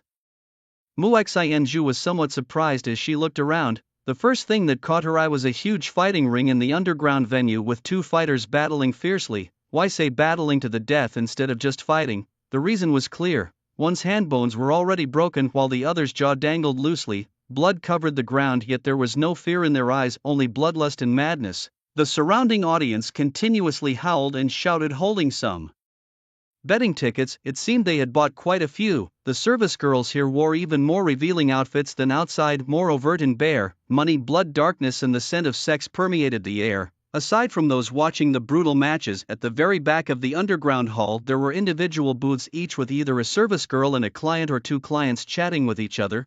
Dirty secret transactions unfolded here. This was the largest black market in District 13, vibrant and chaotic. Shi explained briefly, not forgetting to take a glass of juice from a scantily clad maid. Seeing Shi's handsome appearance, the maid paused, bluntly asking, "Want to hang out after I get off work? Last 20 minutes and it's on the house." After saying this, she provocatively glanced at Mu Xianzhu. Mu Xianzhu was indeed beautiful, but too naive and fresh. How could she compare to such a ripe peach like this maid? Mu Xianzhu? Student Xiao Mu was trying to grasp the meaning behind the woman's words. Although she could only guess a little, she was sure it wasn't anything pleasant. You. Before Mu Xinju could flush with anger and retort with some tough words, Shi had already pressed down on the matter. "Thank you, no need," he chuckled. "We're already here, why worry about a girlfriend getting jealous? That makes no sense." The maid glanced at Shi, swayed her hips and left without insisting further. Hearing her words, Mu Xinju, who was originally angry, seemed to not be as upset anymore. "Girlfriend? She must be talking about me, right?" she giggled. "What are you laughing at?" Shi suddenly asked. "Nothing, no, I wasn't laughing," Mu Xinju denied with a straight face. Shi helplessly shook his head and pulled her towards the trading area. When they arrived at the trading area, the hostess maids there were dressed much more formally, donning attire similar to Chong Sam's, and they politely welcomed the pair. "How may I assist you?" Shi got straight to the point, placing a dog tag on the table. "I need 10 dog tags." Looking at the blood-stained metal tags, the beautiful waitress raised her eyebrows. "Young sir, I'm not sure where you got these identity tags, but we are multicolored here." "Cut the chatter, 10 dog tags, one of them is for a transcendent 200000." Hearing Shi's figure, Mu Xinju's pupils sharply contracted. The achievements of this mission were credited to her. She saved Zhang Qiao and Pei Baihua, completed the mission successfully, and even awakened 4, which the school awarded her a 20,000 yuan bonus. Now, Shi was asking for 200,000 yuan for 10 metal tags. Could they be thrown out for this? "No, sir," she started, but he cut her off. "Enough talk, if you can't make the decision, call your manager." Shi's tone, usually gentle and kind, had now become very assertive. The waitress looked at the dog tags, hesitated for a moment, and then seemed to make an important decision, nodding at Shi. "Sir, I can make the decision on this deal, but isn't 200,000 a bit too high? Regular tags are 7,000. A transcendence is 100,000. 200,000 seems excessive." Shi spoke without even blinking. Meanwhile, Mu Xinju was getting confused. Normal at 7,000 for 9 would be 63,000 plus 100,000 for the transcendent makes 163,000. Her math was correct, right? Where did the 200,000 come from? The remaining 37,000. "That 37,000, that's my reason for choosing you," Shi said indifferently, reminding Mu Xinju of the night he killed. Perhaps this was the real Shi. The waitress fell silent again, but she didn't let Shi and Mu Xinju wait too long. "Alright, I'll take that 37,000 for this reason." Hearing the waitress agree, a smile finally appeared on Shi's face. "A wise choice, you won't be disappointed." "I hope so. Allow me to introduce myself. My name is Yi Qing. How may I address you?" "I'm Shi, and she is Mu Xinju." Hearing Shi's introduction, Yi Qing took a longer look at Mu Xinju. Technically, the entire transaction was dominated by Shi. There was no need to introduce Mu Xinju extra. The guest surely had his reasons for acting this way. Alright, I've noted it down, Mr. Shiryi and Miss Mu Shinju. Also, would you like to pay in cash or by card? Let's prepare a card. And also, could you help us purchase some items? Hearing that Shiryi was ready to spend, Yi Qing couldn't help but beam with joy. Business is all about give and take. If it's only take and no give, nobody would be willing to continue. Please say, I'll note it all down to prepare. First off, I need 2 high-powered handguns. High-powered handguns, a broad iron sword, smoke bombs, poison communicators, ether crystals, and double-strength magic potions X2.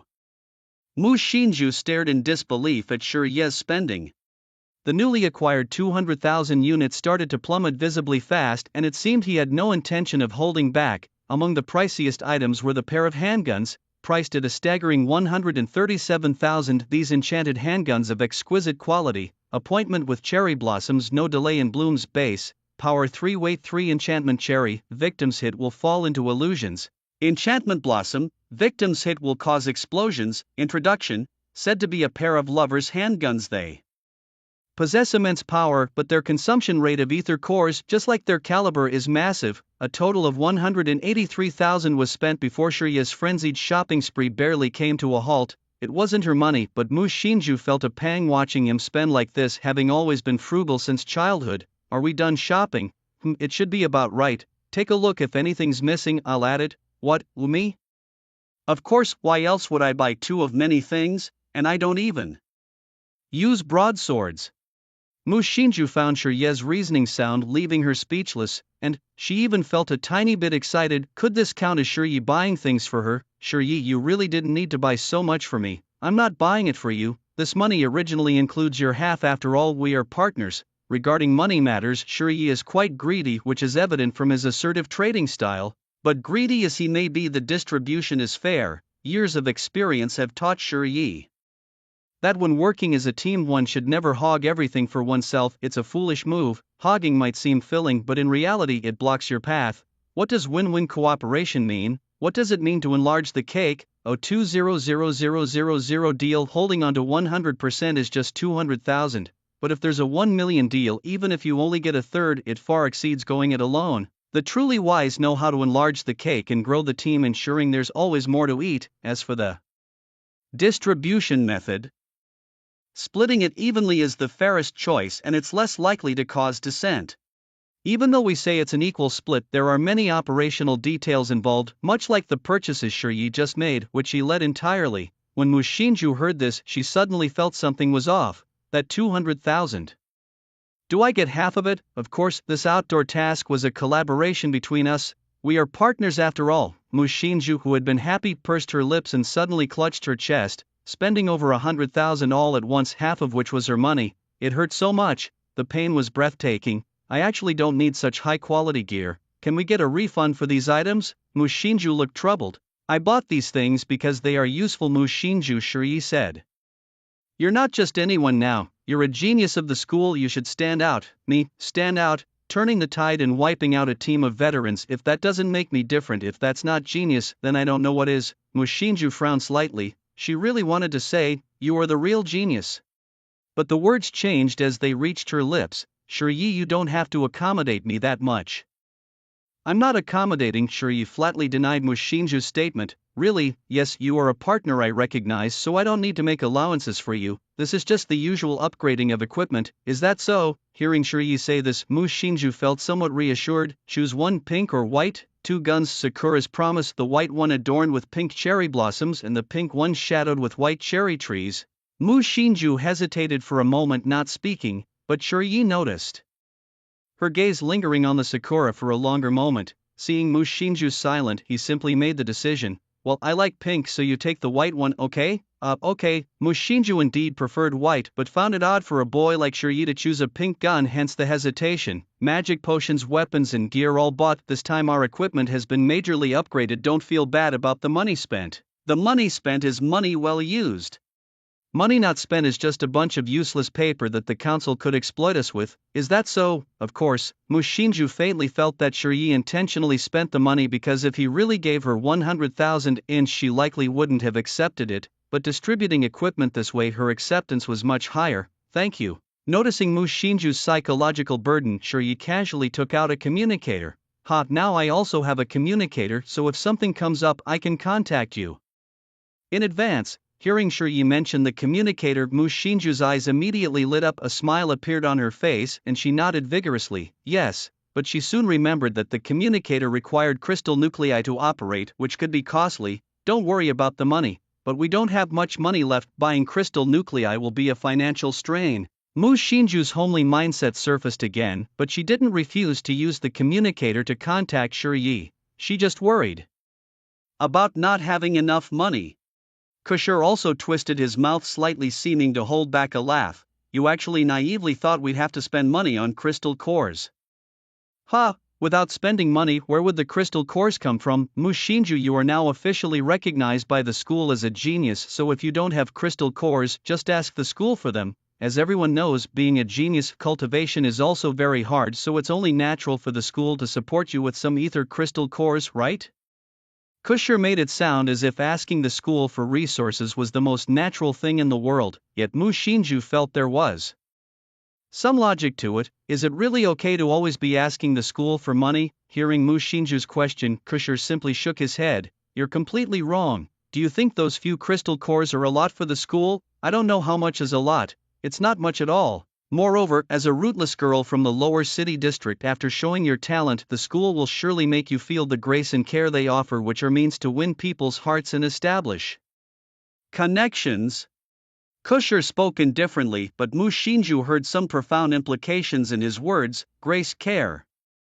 Yes, the school nurtures you to grow strong, to become a force that can stand on its own, so you can better serve the no-win zone. The education here has never been about selfless devotion, and waiving tuition fees is not a charitable act. We are ultimately meant to serve the no-win zone, so when you take things from the school you shouldn't feel too burdened psychologically. Mu Xinju stared at Kushur for a while. Although Kushur had never spoken ill of the no-win zone council, the undertones of his conversations always hinted at disdain, sarcasm, and even hostility towards the council. Was it because of the environment in which Kushur grew up? Although Mu Xinju had struggled in the lower city district since childhood, the ideas and education she received always glorified the no-win zone council. It was the no-win zone that protected the weak like them, allowing them to qualify to survive in this broken world. The old Mu Xinju didn't have the energy, nor would she think about these issues. After all, when even getting enough to eat was a problem, thinking about such matters seemed ridiculous. But now things were different. She needed to gradually get used to thinking for herself, to gradually become an independent individual rather than just a tool of the no-win zone. I understand, I will think it over carefully. Hearing Mu Xinju's response, Kushur smiled. What a good girl. Let's take a walk and get you familiar with this place. Do I really need to get familiar with it? Looking around at the scantily clad maids and the noisy environment, Mu Xinju felt some resistance. But Kushur gave a firm answer. Yes, you need to. For a long time in the future we will have to deal with this place. Understood, let's go. Shiyi, accompanied by Mu Xinju, began to wander through the colorful and bustling black market. There one could engage in transactions ranging from buying weapons, selecting equipment, appraising goods, shipping them out, to gambling and other indulgences. One could say that whatever a soldier on the battlefield wanted to acquire, or whatever desire he wanted to vent, it could be found here. This place was a den of extravagance, a madhouse, and also a spot for swapping equipment and handling contraband. After getting acquainted with the surroundings, Mu Xinju finally voiced the question that had been on her mind. Shiyi, why can those dog tags be sold for money? I thought you weren't curious because you hadn't asked for so long, Shiyi replied.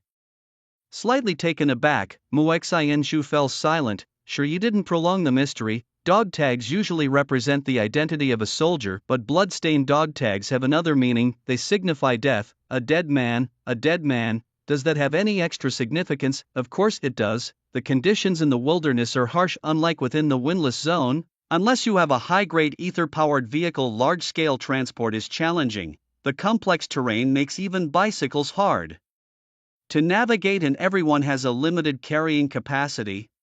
This means a lot of things are left behind: equipment, weapons, and so on. When the black market gets a dog tag and the coordinates of a corpse, they send ghouls to scavenge the belongings. So the dog tags themselves aren't valuable, but the corpses they correspond to hold enough value to be worth something. But what if the equipment on the body has been taken? Wouldn't the black market lose money then? Mu Xinju asked, a hint of worry in her tone. Shiyi sighed, somewhat helplessly. Would Someone like this really make a good boss. She's even worried about the black market losing money. First of all, the equipment left by an old soldier, like melee weapons, armor vests, communicators, firearms, is worth far more than just $7,000. As long as it's not too outrageous, the black market definitely won't lose money. As for the bodies of the extraordinary, they are worth a fortune in themselves. What if someone deceives the black market? Mu Xianzhu posed another naive question. People from the upper city districts generally look down on and disdain such activities. As for those from the lower city districts, not many understand this layer of business, and those who do, are you really sure you'd want to cheat the black market after knowing all this? Realizing Shiye's point, Mu Xianzhu suddenly understood. The scattered individuals and mercenaries of the lower cities simply didn't have the means to cheat the black market, they would be killed. This is a streamlined business, Mu Xianzhu concluded. Smart, Shiyi replied, weighing his pink handgun in his hand. Just like the previous owner of this pair of guns, they too became part of the ghoul's business dealings, and a lucrative one at that, costing us gold coins by the hundreds of thousands. Mu Xianzhu clenched her white handgun, her voice suddenly somber. So, as a battlefield soldier, I too might die out there one day, right? It's the destiny of a soldier. You won't die, Shiyi said firmly and seriously. Mu Xianzhu was momentarily stunned. Come on, you don't seem too interested in this place anyway. We've wandered around enough, let's go. Shiyi didn't linger on the topic of death any longer and turned to leave. Mu Xianzhu felt like she had misspoken and hurriedly followed along. Oh, here we come. The two of them walked one after the other toward the exit, but at the exit they were stopped by the security personnel. Excuse me, please wait a moment. Shiyi raised an eyebrow. Is there a problem? One of the security guards immediately smiled. It's not that we're deliberately making things difficult for you to, but since you've come here you haven't left a ticket yet. Leaving a ticket? Oh, I forgot about that. The meaning of leaving a ticket isn't very clear, and there are many ways to do it. The simplest is to play a game here. Anything will do: gambling, boxing, transactions, etc. The black market has many purposes for this, but the most important is to leave your information here and make you a bit less clean. In my past life playing games, there were also ticket leaving missions.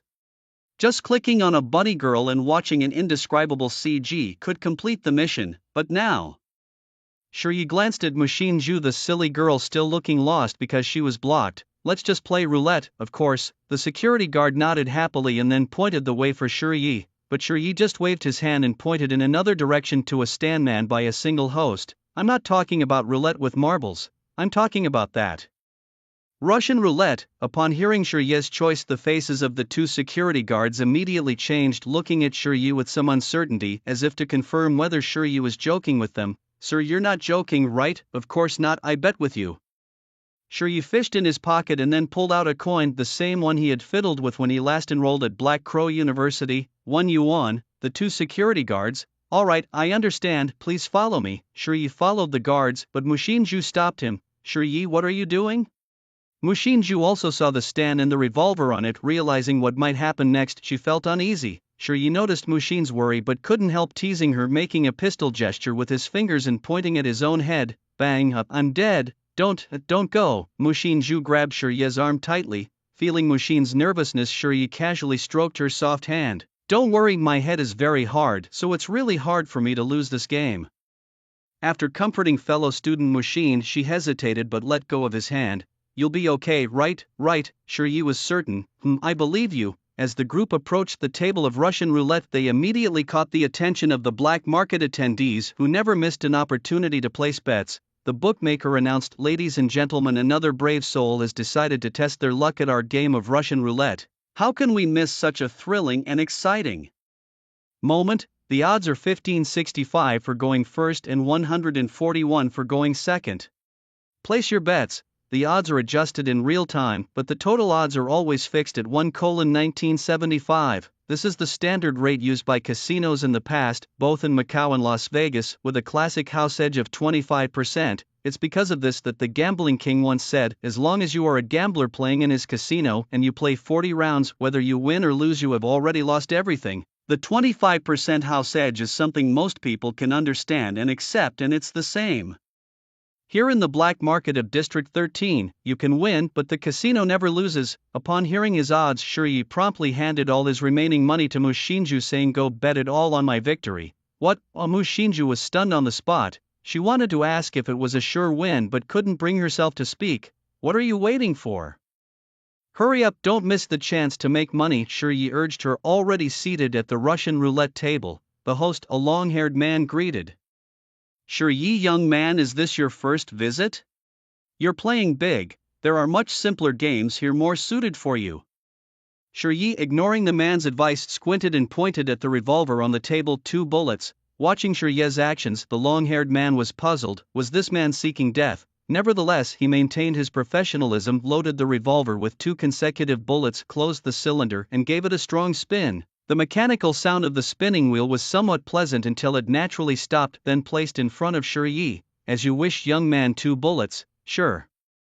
Yi then pressed the revolver to his temple, and immediately the crowd erupted in a roar. Shoot, shoot now, headshot. The noisy shouts drowned everything else but couldn't hide Mu Shinju's anxious and flustered expression. Mu Shinju didn't disturb Shiyi, but she tightly grasped his other hand, her sweat soaking into Shiyi's palm. This time, Shiyi didn't ignore Mu Shinju's feelings and reassuringly gripped her hand back, the first time he had ever taken the initiative to hold her hand.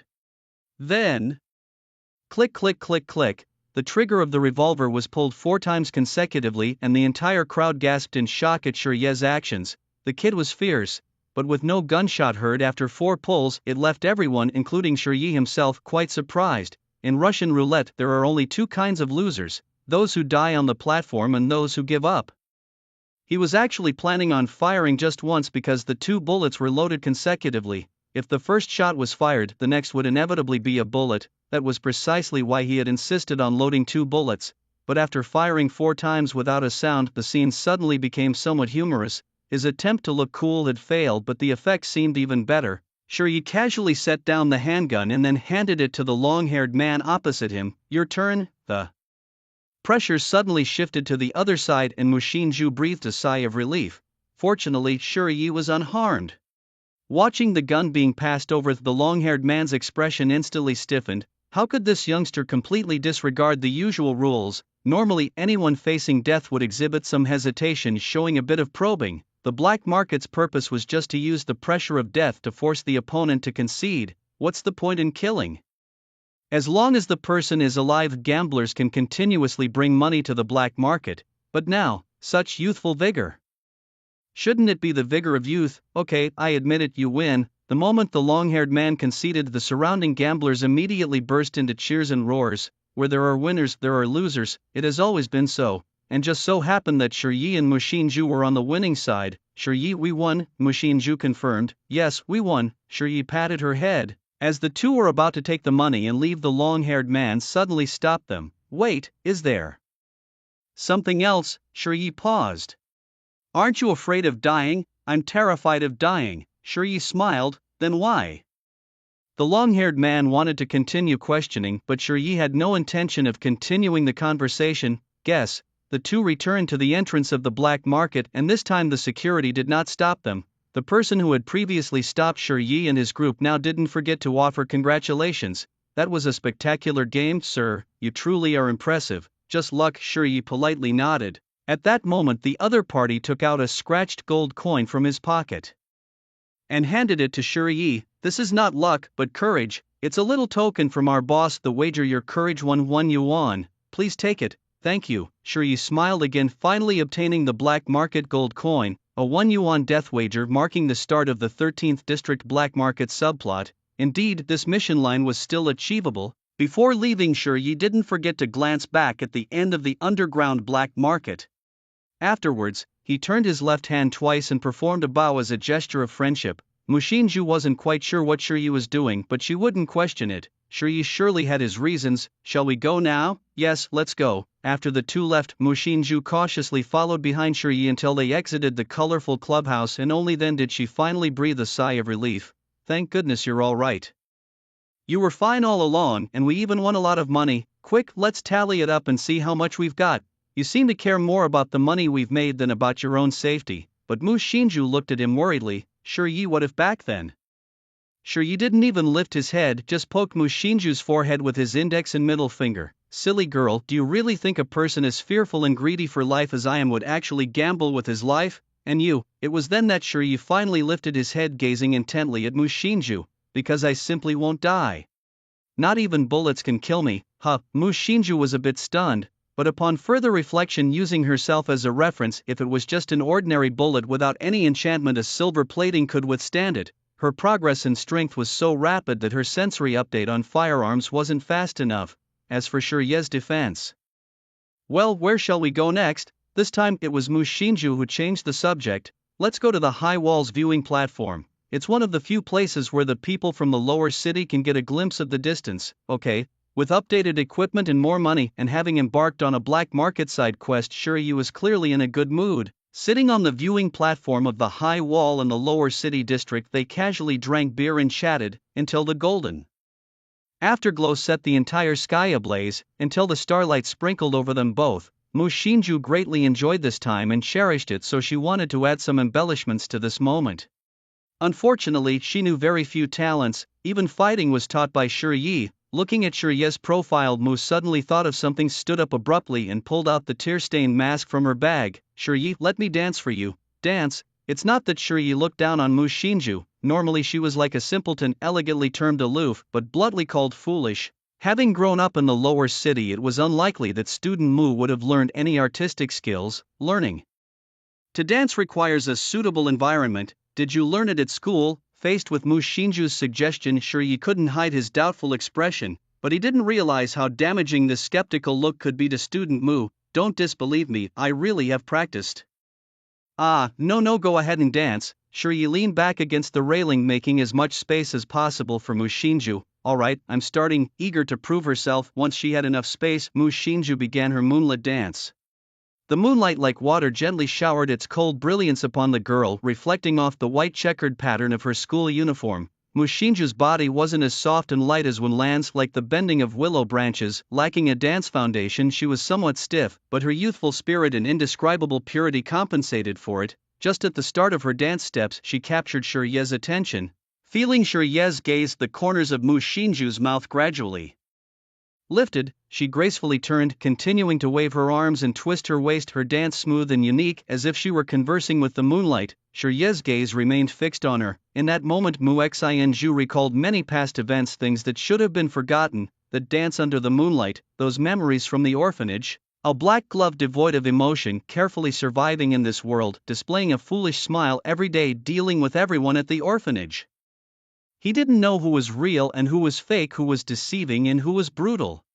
He dared not show his intelligence or his talents. Stubbornness, foolishness, and the occasional runny nose were probably the best disguises for survival, and these were very detailed disguises. Even when bullied or beaten by other children in the orphanage, he never fought back. But no matter how detailed, the disguise is still just a disguise, and eventually it would be unmasked. One day at the orphanage, a short-haired little girl, smaller than Shirye, stood up for the foolish Shirye. 1 against 4-inch. Though she ended up with a bruised face, she established her tough status in the orphanage. The little girl moved in with Shirye, calling herself his older sister. From then on, Shirye finally found protection and was no longer bullied. The two of them grew up in this environment. But one night, the little girl quietly climbed onto the bed, lying in front of Shirye, her growing hair tickling his forehead. The fine itchy sensation stirred Shirye's long-sealed heart, so much so that he couldn't resist opening his eyes.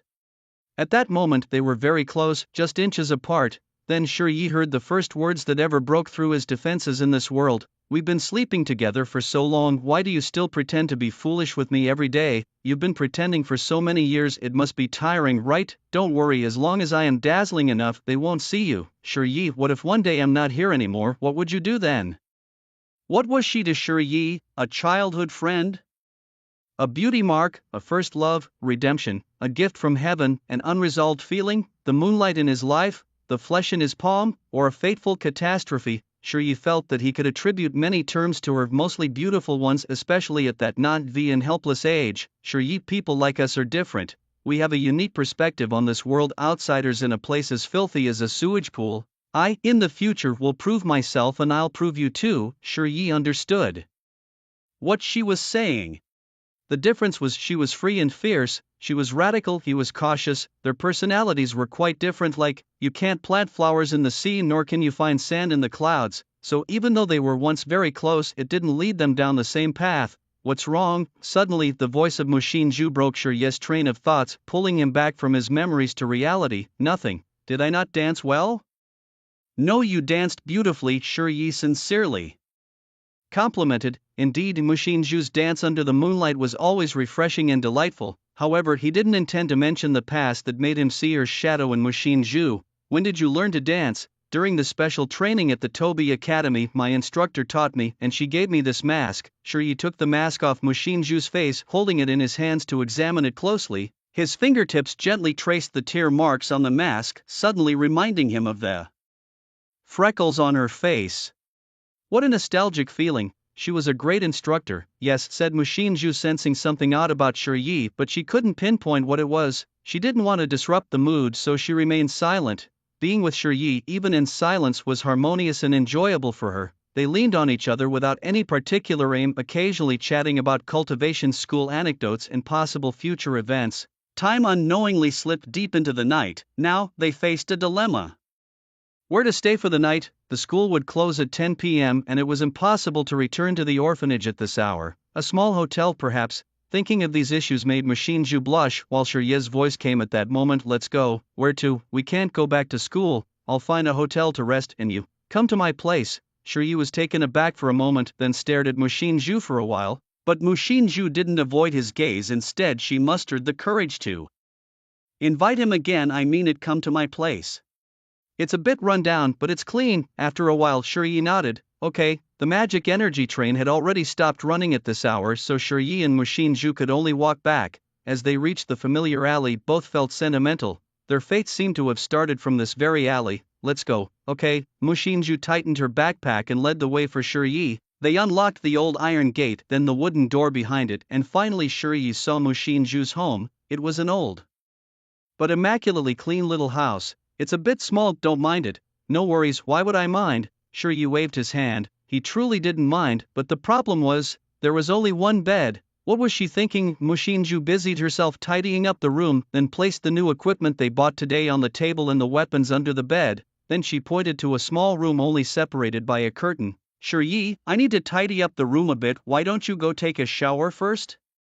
With Mu Xinju, Shirye usually took control of the situation, but today, after arriving here, the roles seemed reversed and the rhythm of their conversation was now entirely controlled by Mu Xinju. There's something intriguing about it. Shirye could see the shyness hidden in the girl's eyes, yet he didn't say much, just nodded gently. Okay, wait a moment, I'll boil some water for you. After wandering around the colorful and bustling black market all day, he was enveloped in the smells of smoke and liquor. When there were no options, Shirye didn't mind, but when conditions allowed, he wouldn't compromise on such matters. When Mu Xinju had the water ready, filling a simple mixed water shower with a hot water kettle, Shirye then made his way to the small bath chamber. It's fair to say, small as it might be, it had everything necessary. He took off his clothes and gently turned on the shower, letting the water cleanse his body. In fact, since their return, they hadn't really rested, and this might have been their first real night of relaxation. Outside the shower curtain, Mu Xinju stared blankly at the shower room. The door curtain was so simple that she could even see Shirye's feet. Swallowing nervously, Mu Xinju closed her eyes to adjust her mindset before speaking up. Shirye, pass out your clothes, they'll get damp inside. Hearing Mu Xinju's words, Shirye hesitated for a few seconds inside, seemingly pondering how he would exit later after handing over his clothes. However, he quickly received a towel passed by Mu Xinju and responded, okay. When Mu Xinju took Shirye's clothes, she habitually sniffed them, then hugged them quietly to her chest, her footsteps becoming much lighter. This mood lasted until Shirye finished his shower. The moment he stepped out of the bathroom, water droplets slid down his black hair tips, splashing on his solid shoulders, disappearing into the steam-filled air. The clear water drops danced on his distinctly defined six-pack abs. Shirye's physique was like a sculpture meticulously crafted by an artist, each line exuding masculine strength and beauty. His skin was as solid and strong as marble, each movement displaying his inner confidence and composure. Even in such a simple daily scene, his charm was unmistakable, like the fireworks of a midsummer night, still radiating an irresistible glow even after washing away all embellishments. His expression remained casually indifferent. As their eyes met, Mu Xinju's gaze was blank and straightforward, which made Shirye slightly embarrassed. Stop staring, go take a shower yourself. Oh, okay. Mu Xinju uttered 3 words in succession to mask her panic. She too, wrapped in a towel, walked into the bathroom. the spring-hearted girl couldn't help but fantasize about what might happen next tonight, tomorrow, or even during the following days of rest. The deeper she thought, the more her cheeks flushed and heart raced. Calm down, she reminded herself. Mu Xinju sighed deeply, then began to meticulously cleanse her body as if she wanted to present her best self before Shinya. After finishing her ablutions, Mu Xinju, wrapped in a slightly snug towel, stepped out of the shower. Water traced her footsteps and her gaze flickered, elusive yet tinged with anticipation, summoning her courage to meet Shirye's eyes. Mu Xinju did not find the longing she sought in his gaze. It seemed he did not desire. Mu Xinju knew what desire looked like. She had seen it in Yachin's eyes and those of many other classmates. Those looks made her feel nauseous, uncomfortable, but had such a look come from Shirye, she would likely have accepted it gleefully, even with a leap in her heart. Perhaps this was the double standard in emotions. People often quote such double standards with a prettier excuse: love becomes profound through differences. Unfortunately, Shirye did not exhibit that desire-filled look. Put on some pajamas, it's better that way. Okay, Mu Xinju nodded, her expression considerably dimmed, and then the towel slipped. Shirye was taken aback. Wait, dude, you? He was genuinely stupefied. The cabin was indeed small, but it wasn't so cramped as to lack a space for changing clothes. Do you have to do this right in front of me? Finally seeing Shirye's dumbfounded look, a smile curled on Mu Xinju's lips. She picked up her somewhat worn teddy bear pajamas and raised her arms to slip them over her head. The movement was slow, and naturally certain parts of her body swayed as she lifted her arms. Between shock and confusion, that was probably what Shirye was thinking. Just a hand's breadth away, within reach. He felt Mu Xinju was deliberately being slow in dressing. In fact, Shirye was right. Mu Xinju was doing it on purpose. With the top on and just her underwear below, she had no more clothes to wear. She slowly walked up to Shirye, lightly lifting her hair. Let's sleep. Are you sure you want to sleep together? Shirye asked again. But Mu Xinju simply climbed into bed, deftly sliding under the covers. Shirye, I'm not a child. Despite Mu Xinju's explanation, Shirye just smiled and lay down next to her. She was so close, ethereal, within arm's reach. Though they had touched more explicitly in the wilderness before, the different environment and mindset now led to a completely different outcome. Back then, Mu Xinju, shocked by sudden changes, couldn't open her heart. But now she had sorted out her thoughts and knew what she wanted, which was why she acted this way. Mu Xinju proactively wrapped her arms around Shirye's waist, gently resting between his arms. This was probably the brave expression of a reclusive girl, simple and straightforward. Shirye could feel Mu Xinju's breathing and the small hands continuously stroking his chest and abdomen. The young girl's thoughts were blatantly obvious, causing Shirye some turmoil, until he couldn't help but speak up. Mu Xinju, this is quite dangerous. I know, you know, and still do it? Shirye looked surprised. Hm. But Mu Xinju just nodded. Just then Mu Xinju caught hold of something enough to make Shi pause in surprise. Was it a dog tag? Mu Xinju felt the dog tag on Shi's chest, then pulled it out from under the covers and held it before her eyes.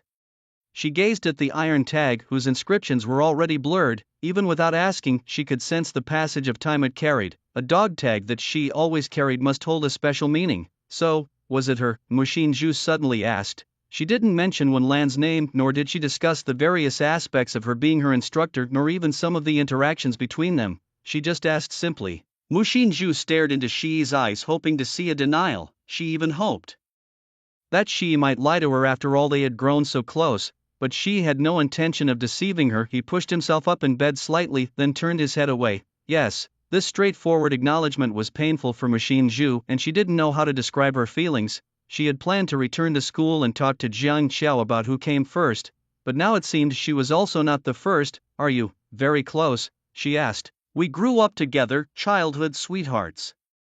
She answered in a way that seemed final, as if on purpose. Mu Xinju fell silent at these words. Her own acquaintance with Shi was barely over 2 months, one of which she spent at a special training camp. No matter what, it couldn't compare to being childhood sweethearts. That dance, I've seen her perform it many times. Each time when I was about to lose it, it comforted and encouraged me. Mu Xinju felt at a loss for a moment, only able to hide under her covers and fiddle with her fingers. What is your relationship like? Very good, we are the most familiar people to each other in this world. Shi's voice remained calm, but Mu Xinju found it hard to keep composed. The most familiar people in this world.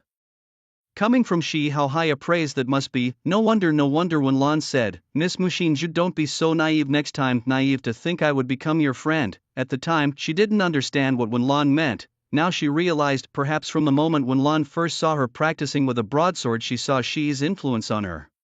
And she in turn saw traces of Wenlan in her dance under the moonlight. The once fierce spirit had now vanished completely. Expressing her emotions also required confidence. They knew each other too well, making Mushinju feel like an outsider. The introverted girl lost all her courage and could only hide under the covers, not making a sound. It took her a while to recover, and then she peeked out again, as if a thought had struck her. Did you two not stay together? This time it was sure? Yes turned to have his gaze flicker, slightly caught off guard by the question. Had it really ended between him and Wenlan? It seemed not, as they had never actually said break up. Both had their own thoughts, independent personalities and differing ideals. But then again, although they had never declared an end, they had never really declared a start either. Their relationship was more like a tacit understanding that had grown gradually from childhood and natural progression. There was never a clear beginning, so perhaps there was no clear end either. I don't know, it feels like it's over, but also like it isn't. Hearing Shirye's somewhat puzzled answer, Mushinju's eyes brightened a bit more than before. So you are not together anymore? Shirye was silent for a moment, then said, I thought she had died. Mushinju was at a loss for words. The slight joy that had just begun to rise was dissipated by Shirye's remark. Growing up in an orphanage in the doldrums, the death of a child was sadly normal. In this world, there weren't many things Shirye felt were worth remembering, which was why he always carried Wenlan's dog tags with him. Don't think too much, knowing she's alive is good enough. Oh, Mushinju nodded woodenly. Her heart was in turmoil, filled with curiosity and a secret delight. She was secretly pleased that Shirye and Wenlan were not together, aware that her possessiveness was at play. There was nothing she couldn't admit to herself. But Mushinju was also curious about the relationship between Shirye and Wenlan. They hadn't separated, each harboring thoughts of the other, yet why hadn't they sought each other out after knowing of each other's existence? Now recalling the training camp days, it was clear Wenlan knew about her and Shirye's relationship. That's why she had given her a mask and taught her the dance sequence when she left, using her as a medium to pass a message. Was this also part of their play? What was Shirye's role? Would he think of reconnecting with Wenlan? Do you want to find Wenlan? She blurted out, immediately regretting her question. She felt so foolish for asking such a loaded question, yet Shirye's answer surprised her. All the unexpected encounters in life are actually long-planned separations. Huh? What does that mean? She became your instructor. She must be doing well. We're both on the right path, and that's good. There's no need to change anything. Shirye, you should rest early. Shirye turned away, seemingly reluctant to linger on this topic. Yet, curled up in the blanket, Mushinju stared at his back, lost in a myriad of thoughts. She suddenly remembered something her mother had once said. The people we meet later in life have almost always had someone else in their hearts. I don't mind that you have a past, what I mind is if your past hasn't passed. Once she didn't understand the meaning of those words, but at this moment her mother's words illuminated reality. Mushinju didn't know if Shi's aloofness was due to someone else in his heart, yet having finally gotten so close, she truly didn't want to let go. She was greedy, she couldn't bear to part. The shy girl adjusted her posture and leaned in behind Shi, gently pressing against him and wrapping her arms around his waist like a tender wife.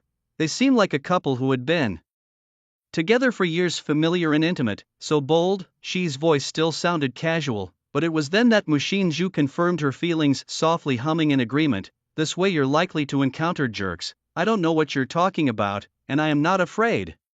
Mushinju retorted. Then she felt Shi suddenly turn around to face her. In the darkness, they couldn't see each other's gaze, but could feel each other's breath close and personal. Mushinju's face felt as hot as if she had a fever. Then, ah! Mushinju exclaimed softly, curling up like a startled shrimp, retreating backwards, because just a moment ago Shi had pinched her. You. Het so silly yet so cute. Shi smirked, switching to lying on his back and closing his eyes again, making no further moves. This gave Mushinju a great deal of time to psychologically adjust. It allowed her to process her emotions. At this moment little Miss Mushin was both shy and introverted, feeling that her previous behavior had been poor. Why hide? Go for it. Although she kept encouraging herself internally, her actions remained timid, and the courage she had mustered had already dissipated. She quietly rubbed herself, feeling a strange sensation in her heart. But after calming down, she again showed the same stubbornness as she usually did in her actions. She boldly approached Shi once more, continuing to embrace him and even daring to drape her leg over him. Shi was somewhat helpless, staring at Mu Xinzhu in the darkness for a good while. Eventually, it was Shi himself who made some concessions. He reached out his hand, pulled Mu Xinzhu into his arms, embracing her. This familiar embrace intoxicated little Miss Mu Xin, and she simply nestled in Shi's arms, no longer making a sound. As time ticked by, the feeling of security gradually made her sleepy. She indulged in this tender world, gradually falling asleep. The next day, in the morning, Mu Xinzhu suddenly woke up with a start, immediately clutching the person in her arms as if reflexively. "Thank goodness you're still here. What are you doing? That really hurts, you know," she complained, a bit painfully startled by her sudden movement. He had been awake for a while, only that Xiaomu, like an octopus, clung onto him, preventing him from making many movements. Now that she was awake, it didn't matter anymore. Mu Xinzhu opened her eyes wide, her gaze watery as she looked at Shi Yi, her serious thin lips slightly parting. "You often appear in my dreams, but every time I wake up I have to readjust the distance, feeling uncertain and uneasy. This time it's different, you are very close, truly here." Shi Yi, facing Xiaomu's almost direct confession, felt a stir in his heart. Morning is not like night. Most men are not very spirited at night, some out of tiredness, others from doing too much. But when they wake up, they become lively and are easily impulsive. Looking at Xiaomu, who was almost within reach, her body soft and boneless yet very stiff, Shi Yi finally made a move. He suddenly turned over, pinning Mu Xinzhu beneath him. Xiaomu, faced with this action, was stunned, not knowing what to do but to keep her eyes wide open. Then she felt Shi Yi's breath drawing closer. Their lips also gradually drew near and finally touched. Mu Xinzhu clenched her fists, not knowing where to place her hands. Her eyes first widened, then grew larger, but as if remembering something, quickly closed. But soon she opened her eyes again. She felt her lips trembling slightly, facing that nimble tongue her own front teeth could hardly resist easily being pried open. A warm and slippery sensation immediately spread, more intoxicating than any previous action. The gentle kiss made her stiff body gradually relax. The clenched fists also loosened, slowly caressing Shi Yi's back. Unknowingly, Xiaomu had closed her eyes again, immersed in this overwhelming kiss. She slightly moved her body, clumsily responding with her tongue, until she, inexperienced and unaccustomed to breathing, kissed until her breath was short. Shi Yi leisurely stopped. Their lips did not part, but the fervent kissing had ceased. Mu Xinzhu took a moment, her breathing gradually steadying, then suddenly took the initiative, catching Shi Yi off guard. Another long 5-minute kiss ensued before they gradually separated. Only a thin thread of saliva between their lips witnessed what they had been doing. Was that just now a kiss? Mu Xinzhu hugged Shi Yi. It felt good. Like this, I can't resist," Shi Yi honestly admitted. "You two might not resist."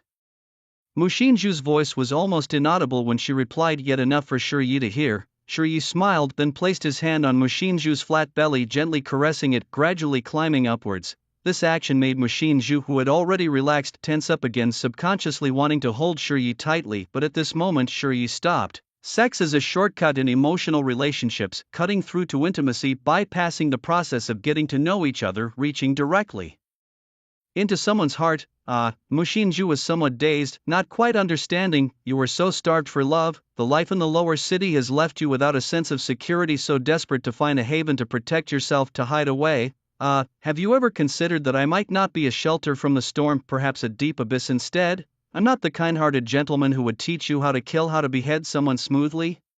You're not that." Mu Xinzhu knew that what Shi Yi said was all true, but she hadn't thought so much about it. She simply liked him purely. "Mu Xinzhu, you were too flustered." Feeling Shi Yi's touch, little Mu Xin froze, but soon her cheeks flushed with a rosy glow. Shi Yi was fiddling with something intriguing. So what was it exactly? However, unlike last night, this time Mu Xinzhu did not dodge but buried her forehead into Shi Yi's neck. Her face was flushed, her heart raced, and her voice trembled slightly. Shi Yi felt a bit itchy. Shi Yi timely withdrew his hand, satisfied. He had wanted to touch her for a long time, but how could he admit to such a thing? Shi Yi looked at his right hand. Everything was under control. "You're so annoying." Realizing what Shi Yi meant, Mu Xinzhu punched him in the chest. "Get up, wash up." The two spent another mundane day like a young couple. However, at dinner in the evening, Shi Yi turned serious with Mu Xinzhu at the dining table. "All right, this period of leisure shouldn't last too long. We have many things to do. Get ready." Ready for what? Mu Xinzhu was puzzled. The ether wind, there are only 10 days left. In the world of ether, a strong ether wind would blow every 3 months. the ether wind carried intense magical energy which would corrupt all living beings, causing mutations, transformations, or even turning them into monsters. The no-wind zone was the human gathering place established to avoid and resist the ether wind, and this upcoming ether wind would mark the beginning of the game world storyline. It was the origin of everything, the ether wind. Hearing Shirye's words, Mu Xinshu murmured. Compared to Shirye, she personally had no particular feelings about the ether wind. This was not surprising. In her past decade or so, Mu Xinshu was just an ordinary girl from the lower city. Though she belonged to the lower strata of society, she did not need to face the threat of the ether wind. After all, that was the purpose of the existence of the no-wind zone. The lower city people indeed had no status, they were the screws that kept the no-wind zone functioning, but ordinary lower city dwellers, let alone resisting the weird and deformed, would be out of breath just from running a bit more. They simply were not meant to be cannon fodder. The people of the upper city indeed need leeks and cattle and horses, but without the grown lower city folks, they merely have leek sprouts and young animals which are of no use yet. Leek sprouts definitely need protection. If they all die, how can they be harvested later? Shirye's experience in the game is quite different. He mainly deals with the invasion of the world by ether magic, be it deformities, anomalies, or human awakenings, all relying on ether. The storyline of the game world also unfolds at this time. Shirye approached Mu Xianzhu, who was cooking dinner, placed a cup of hot water next to her, and then embraced her with both arms. Before you entered Black Crow University and the Earth Soldier Academy, you didn't need to consider these stabilizers, but now you are different. I know I am now an Earth Soldier. Not just any Earth Soldier, but an Awakener. It's only natural to deal damage when consuming resources. Click. Turning off the flame, Mu Xianzhu set the cooked noodles aside and took off the apron she wore for cooking. Walking a few steps, she came to Shirye. Seeing her approaching continuously, Shirye felt a bit overwhelmed. Mu Xianzhu, I want a kiss. Shirye, isn't this a serious conversation? The girl's eyes were like stars, her intense gaze bearing uncountable deep emotions. Shirye could even see his reflection in her pupils. He couldn't help but be mesmerized. She is so cute. Seeing Shirye zoning out, Mu Xianzhu looked slightly unhappy, so she repeated, I want a kiss. Shirye's expression went from dazed to a helpless smile, then he hugged Mu Xianzhu tightly, almost lifting her up. This firm grip also brought their lips together, for a long time. Phew. Mu Xianzhu felt she was more skilled than yesterday, but recalling her initiative earlier, she couldn't help but blush and her heart raced. Let's eat. Okay. Shirye picked up the noodles. Honestly, Mu Xianzhu's cooking skills weren't great. The noodles were clumpy and tasted only of salt. Of course, Shirye knew not to blame her, as life in the lower city was basically about survival. Cooking was only considered when conditions allowed. If surviving was already a challenge, being full was already good enough. Is it not tasty? Mu Xianzhu kept watching Shirye's expression.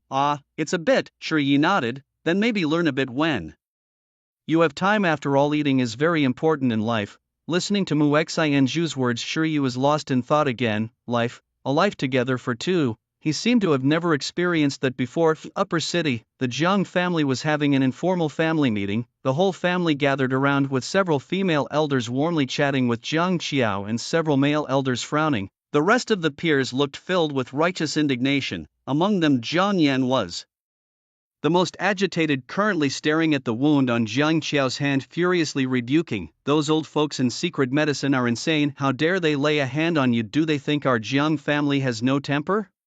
Lao Si, have you checked the identities of these people? They are just a group of ordinary gray mercenaries. All transactions are anonymous. We can only trace to them but not to their superiors. Big brother, you need to speak up. Our little sister has been bullied and you are responsible for this. Are you just going to let it go? Facing the questioning of his brothers, Zhang Yincheng pinched the bridge of his nose, trying to alleviate the pressure in his emotions. Can you all be quiet for a moment? The noise is giving me a headache. Jiang Yincheng, visibly impatient, roared with annoyance, and the room quickly quieted down significantly. As the eldest son and heir of the Jiang family with exceptional abilities, Jiang Yincheng indeed commanded great respect. Jiang Qiao was also extremely annoyed, but upon hearing her elder brother speak up, she finally breathed a sigh of relief. Big brother. As the crowd calmed down, he rubbed his forehead again and shifted his gaze towards Jiang Qiao. His eyes filled with affection as he patted her head. It's good that you are back safe. Yes, big brother, this time it was all thanks to Shirye. If it weren't for him, I probably wouldn't have made it back. Hearing the name Shiyi, Jiang Yancheng nodded seriously but then raised an eyebrow. What are you talking about? The culprit hasn't been caught yet and you are already singing praises for someone outside our circle. With this comment, Zhang Qiao immediately got upset. What are you saying? I'm stating the facts. Shiyi is incredible, he is even more capable than those self-proclaimed geniuses in District 13. Alright, no need to praise him so much. Have you guys talked? No, what are you talking about? Oh, I see. Jiang Yancheng scratched his head. Never mind, you better rest these days, I'll handle this matter. Okay, I understand. Zhang Qiao trusted Jiang Yancheng deeply. After all, among their generation he was the most capable. After the family meeting, Jiang Yancheng sat alone in his office, flipping through the information of several elders. These people were all veterans in the field of secret medicine. The mastermind behind this incident might be among them. However, after a while, Jiang Yancheng sighed, shook his head slightly, tossed aside the information on these people and picked up Shiyi's file, suspected to be the holder of a sealed weapon, the blue chest silk. It turns out to be true. Shiyi, you really continue to surprise me. The next day early in the morning, Mu Xianzhu and Shiyi arrived at school. Their actions weren't overly intimate, such as holding hands or displaying affection, which really didn't fit their style. Unlike before, Mu Xianzhu used to be a simple non-entity. Even if there were rumors among classmates, it was only because of those gossips. But once news got out that Mu Xianzhu fought a team of extraordinary fighters and veterans in the wild, after 2 days of fermenting, her personal reputation also took a turn. From being demeaned and scorned to spreading false rumors, gradually it changed to, wow, isn't that Mu Xinzhu? Yes, it's her. I don't even know if those rumors are true. The school has already announced the medals. She defeated a team of veterans. How could it be fake? That impressive. And you know what, she's actually pretty. Who's that next to her? Her boyfriend? I heard she was close to a guy from the pharmacology department. Must be him, right? Damn, someone got there first. Mu Xinzhu and Shiyi walked amidst these murmurs, feeling somewhat pleased, not because others praised her strength, but because they said she was Shiyi's girlfriend. Yes, that should be the right identity, right? After all, they had kissed. Shiyi, unaware of the girl's wild thoughts beside him, stopped as usual when they reached the division between the male and female dormitories. Let's go back, get ready, and then start the special training. Alright, Mu Xinzhu nodded but did not turn to leave immediately. It felt like something was missing. Thinking it over, she looked up at Shiyi, who always waited for her to leave first before he turned away. So today. Suddenly Mu Xinzhu took 2 steps forward and gently hugged Shiyi. Shiyi was startled. It wasn't a farewell. Why hug? But it was quite comfortable. Before he could react, Mu Xinzhu had already let go. There were too many people around the school, not like at home. Mu Xinzhu was a bit shy. She couldn't manage to kiss and hug Shiyi in front of everyone. Let's keep in touch through the communicator. Alright, I know. After bidding each other goodbye, Shiyi watched Mu Xinzhu as she gradually disappeared around the corner, not forgetting to wave back. Reflecting on the past 2 days, Shiyi chuckled. The cheesy smell of being in love. Walking towards the male dorms, he couldn't help but mutter again, feels not bad. Undoubtedly in their relationship, Mu Xinzhu was the truly proactive one. Her sincerity and warmth moved Shiyi. She was simpler and more straightforward than others, so Shiyi felt that it didn't matter if there was no silver serpent. Missing a boss wouldn't hurt. The current Mu Xinzhu was just fine. Having walked a few steps, Shiyi arrived at the corner of the male dormitory area. His steps halted there, hands in pockets. He looked ahead, then turned to look behind, where exactly 5 people appeared and blocked his path. Soon, they began to approach. Shiyi stood still for a moment, ultimately choosing not to make a move in the school. He scratched his head, feigning confusion. Who are you? One of the men, a tall individual named Zhou Jun, stepped forward and suddenly pulled out an ID from his chest. We are from the plainclothes department of the District 13 Security Team. Shiyi, right? Please come with us for an investigation. Hearing the man reveal his identity, Shiyi's eyes narrowed instantly. Trouble? Was it the school authorities or perhaps the council that decided on the outdoor assignment? Or was it because of Lan Qixi? Or maybe, may I ask what this is about? Shiyi began, but the response from Zhou Jun was chilling. Don't ask questions you shouldn't, the less you know the better. Sensing the threatening tone in Zhou Jun's voice, Shiyi realized there was likely trouble brewing. A typical student might have felt intimidated facing the security guards, but Shiyi was no pushover, though he chose not to resist at this point. Can I contact my teacher? He asked, noting a flicker of unease cross the faces of 2 men. Though Zhou Jun remained impassive, Zhou Jun quickly grabbed Shiyi's wrist with a firm grip. I advise you to avoid unnecessary actions, student Shiyi. you wouldn't want to ruin your bright future, would you? Shirye's mouth twitched at these words. They had an unsettling, almost imperialistic flavor. Seeing Shirye remain silent, Zhou Jun tightened his grip, seemingly intent on causing pain. Although Shirye felt nothing, he thought it wise to play along to give the guard some semblance of respect. Ouch, stop, that hurts. Feeling pain now. If you know it hurts, then let's go. Driven by a desire to uncover what was happening, Shirye was coerced by several people to leave the dormitory area and even the campus. As soon as he stepped off campus grounds, a hood was thrown over his head and he was dragged into a car. What are you doing? Shirye barely got the words out before a kick landed on his face. Keep quiet and cooperate or you'll regret it. Don't hit me, I'll cooperate, just tell me what's going on, please. Shut up. The car started and Shirye was taken to a desolate wasteland at the edge of the downtown area, clearly beyond the protection of the moat. Yet even now Shirye couldn't understand the purpose of these people. Kidnapping? What value did he have as a kidnap victim? If it was the school's doing, such elaborate measures seemed unnecessary. Not just the school, but any significant power wouldn't resort to such actions needlessly. Who would go to the trouble of kidnapping and nobody from the downtown area? So this matter. Bang! Lost in thought, Shirye was kicked again. Alright, that makes 2 kicks, let's keep the account. His hood was yanked off and he then saw a man in a black jacket sitting across from him. Chen Shuai. Although it was their first meeting, Shirye felt a strange familiarity in his features. Who are you? You don't need to know who I am, just that I know you were Shirye Mu Xinju's boyfriend, right? Mu Xinju, so it was because of her that he was kidnapped, this person. What are you trying to do? Shirye was completely panicked. I've looked into it. You two are close, Mu Xinju really likes you, she even brought you home. How does it feel being the top genius of your freshman year at school? By this time, Shirye had figured out the other person's target, but his motives were still vague. What do I have to do? You're quite clever, aren't you, classmate Shirye? After complimenting him, the other person handed over a communicator. You know how to contact Mu Xinju, right? Call her. Why do you want her? What for? Oh, of course there are many things to be done, kid, don't ask what you shouldn't. Okay, Shirye looked visibly distressed. Then he dialed Mu Xinju's communication number 915-3414, and because it was within the range of the calm zone, the call connected quickly.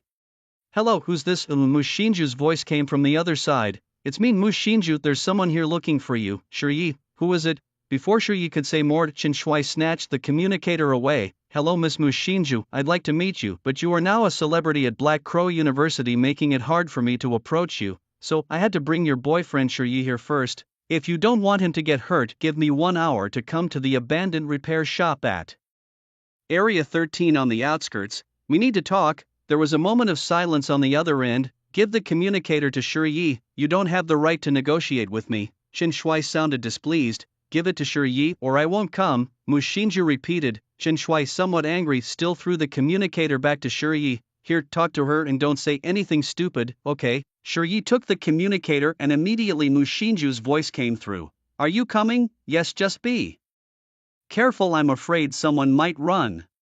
Of course, that last phrase Shirye kept to himself. Okay, give him the communicator. With Shirye's confirmation, Mu Xinju naturally complied. The communicator was handed back to Chen Shuai. Hello, don't touch him, you understand what I mean. By now Mu Xinju's tone was calm and firm, a far cry from the timid, submissive girl she had been when holed up with Shirye these past 2 days. Cold and indifferent, that was her true demeanor. Hearing Mu Xinju's words, Chen Shuai scoffed. At this point, you still think you can negotiate with me, Mu Xinju? You're being naive. Don't touch him, Mu Xinju repeated, her voice growing colder. Chen Shuai felt that this standoff was pointless, so he begrudgingly took a step back. Fine, just come by yourself and don't let anyone else know. If you don't come, I won't touch him. Okay, wait for me. The communicator was hung up and Chen Shuai turned to Shirye with an annoyed expression. In his view, Shirye and Mu Xinju were just mud-legged peasants from the lower city district, huddling together for warmth, each taking what they needed. It was normal for young people to love fervently, which is why he used Shirye to pressure Mu Xinju. But what if Mu Xinju suddenly came to her senses and didn't come? So he couldn't press too hard. As long as Mu Xinju was willing to come, that would be fine. As for Shirye, thud, as Chen Shuai sneered, Gao Jun delivered another kick to Shirye, who was rolling on the ground. Damn. Shirye couldn't help but curse in his mind. What kind of situation was this? Although murderous thoughts were overflowing in his heart, he was still very curious and puzzled about how the other party planned to deal with Mu Shinju. The news about the school hadn't been deliberately spread, especially regarding Mu Shinju's identity as an awakener, but it hadn't been deliberately concealed either. If it were an enemy, a simple background check would reveal that Mu Shinju's current strength was not to be underestimated. These people, they were weak. Anyone who had been a dark operative would understand the principle of acting according to one's capabilities. Never underestimate an enemy or a rival, even if they seem foolish, act foolishly, or are indeed fools. Underestimating them was not wise. Understanding the details of his and Mu Shinju's relationship but not knowing her exact strength was an impossibility. This was a discrepancy in information. With the enhancement of her basic abilities plus the powerful perception of ether magic energy after her awakening, it was really hard for Mu Shinju to be ambushed from a distance. Even if she was ambushed, she had the fluid silver to protect her body. After undergoing professional training from Shiyi, Mu Shinju was increasingly becoming harder to kill. Therefore, if these people were planning to target Mu Shinju, they must have some information and indeed some means to kill her. Long-distance sniping, poisoning, bombing, or perhaps overwhelming strength. Shiyi glanced at the people around. They didn't seem capable of such feats. What could it be? With a probing attitude, Shiyi timidly asked, Mu Shinju has already arrived, so can I leave now? Now, you want to leave, kid? You and Mu Shinju are both so naive, no wonder you got involved with each other. What are you planning to do? Oh, Mu Shinju is an awakener and she's very powerful. At this moment Shiyi's face was almost written with the words I am very scared. However, upon mentioning that Mu Shinju was an awakener, a mix of gloom and amusement crossed Chen Shuai's face. He walked up to Shiyi, gently patting his cheek. An awakener? Do you think she's the only awakener in this world? Shiyi was stunned, but a realization dawned on him. So, was the trump card other awakeners, hidden among these people, or somewhere else? Shiyi's level of ether magic energy was not great, so he couldn't sense the presence of others from a distance through remote means. Alas, that's the way it is for those with physically enhanced extraordinary beings. Even if one wanted to use their brains to devise tactics, there wasn't much tactical space to imagine. One could only rely on one's strong body to fight the enemy. What grudge do you actually have with her? Can't you confront her alone? Watching Shiyi's face contorted with fear and frustration, Chen Shuai maintained a smile that was not quite a smile. Indeed, when people are scared, they are all the same. In order to survive, things like love and friendship mean nothing. They can be easily forgotten. Why did you choose Mu Shinju as your girlfriend? Who provoked my sister? My sister? Mu Shinju provoked my sister. Shiyi quickly filtered through recent events in his mind. Chen Lu, so the man in front of him was Chen Shuai. I don't even know your sister, big brother. Who exactly are you? It doesn't hurt to tell you now. I am Chen Shuai. Okay, no problem. Shiyi bowed his head, his eyes slightly squinting. We from the Black Gloves handle things usually more meticulously than the guards do, not out of kindness, but for fear of not handling our clients' issues well and ruining our own reputation. Now that the identity is confirmed, it's time to think about how to cleanly handle the situation. Shiyi lowered his head again, his voice almost taking on a whining tone. I just want to live well, sob. His acting was somewhat clumsy, but these people didn't care about his expression. Chen Shuai even felt that discussing women with someone like Shiyi was beneath him, meaningless. He waved at his men, keep a good eye on him, don't go too far and don't hit the face. We need him to talk when Mu Shinju arrives. Understood, Brother Chen. The underlings nodded, understanding Chen Shuai's intent, then looked disdainfully at Shiyi. Immediately someone kicked Shiyi in the stomach. Shiyi wanted to quote the Fire Cloud evil god, saying, how can you be in the underworld if you don't have the strength to hit someone? But at this moment it was better not to show off. His acting was poor enough, better to play dead for now. Ow! Shiyi clutched his stomach and lay on the ground, pretending to be on the verge of death. As expected, his cry made the other thugs hesitate for a moment. After all, Chen Shuai had instructed them not to be too harsh. Are you pretending? Get up! Shiyi, with a pained expression, shook his head and then pointed to his stomach. You kicked my intestines. The men were somewhat dubious, but they refrained from beating him further. The wait seemed interminable. About 40 minutes later, Shiyi, sensing something, looked towards the door. Mu Shinju's figure appeared quietly and silently. Upon seeing Mu Shinju, Chen Shuai's eyes even glimmered. He had seen her photo and knew she was beautiful, but he hadn't expected her to be so stunning in person. Interesting, Miss Mu Shinju, you finally arrived. Chen Shuai spread his arms in a welcoming gesture. But Mu Xinju paid no heed to his gesture, merely looking indifferently at Shi Yi, and upon seeing Mu Xinju, Shi Yi no longer pretended to be dead. He dusted off his pants and stood up. Did they hit you? Mu Xinju asked, a question that seemed trivial to Shi Yi at such a moment. There must be a master here, or maybe more than one. My ether sense is not working well. Yours is strong, try to find him. Mu Xinju pursed her lips. Although she had much to say to Shi Yi, she understood that serious matters took precedence. However, as they conversed, an oblivious fool nearby kept pestering them. Are you two just going to chit-chat? Brother Chen is talking to you. Didn't you hear? Mu Xinju glanced indifferently at the man, and her left hand suddenly drew the broadsword from her back. As the blade swept by, the man's head flew off. She and Shi Yi had learned many combat techniques, but decapitation was the skill she had mastered the most. With just this one strike, she stunned everyone around. Mu Xinju's expression remained utterly untroubled, as if killing a man was no different to her than slaughtering a pig. Holding the sword in one hand, she gathered ether in the other. The air around her immediately filled with countless silver particles. Disperse! The silver particles exploded instantly, flying in all directions, each particle tiny but imbued with Mu Xinju's etheric magic power. Soon, these ether-laden silver particles provided feedback to Mu Xinju. Southwest on the roof, Shi Yi's gaze turned towards the abandoned house to the southwest, and he nodded at Mu Xinju. This person is meant to counter you. I'll handle him. The rest are yours. Okay. Mu Xinju nodded calmly. However, just as Shi Yi was about to leave, he suddenly stopped, pointed at the bewildered Zhou Jun and said, "This guy, yes, him, he kicked me 4 times, I remember." After saying this, Shi Yi's legs exerted slight force, propelling him like a cannonball towards the southwest. Zhou Jun, okay, got it. Mu Xinju nodded again, her gaze towards Zhou Jun now tinged with a different flavor. You guys. At this point, Chen Shui also realized something was amiss, and he immediately shouted to those around him, "By Jianjia, why haven't you taken action yet? Wasn't it agreed?" The unfolding events had caught him off guard, and his calls went unanswered. The roles of prey and hunter had unknowingly been reversed. By Jianjia, Mu Xinju also noted this name. Seeing Mu Xinju distracted, Chen Shui suddenly pulled out a handgun and aimed it at her, but Mu Xinju was quicker and more powerful. Bang! The bullet from her white handgun instantly pierced Chen Shui's arm, disarming him and plunging him into a cherry blossom illusion. His eyes turned white, and ignoring his wounded arm, he muttered, "I always said that Bai Zhuo was up to no good. If not for him, you wouldn't have died."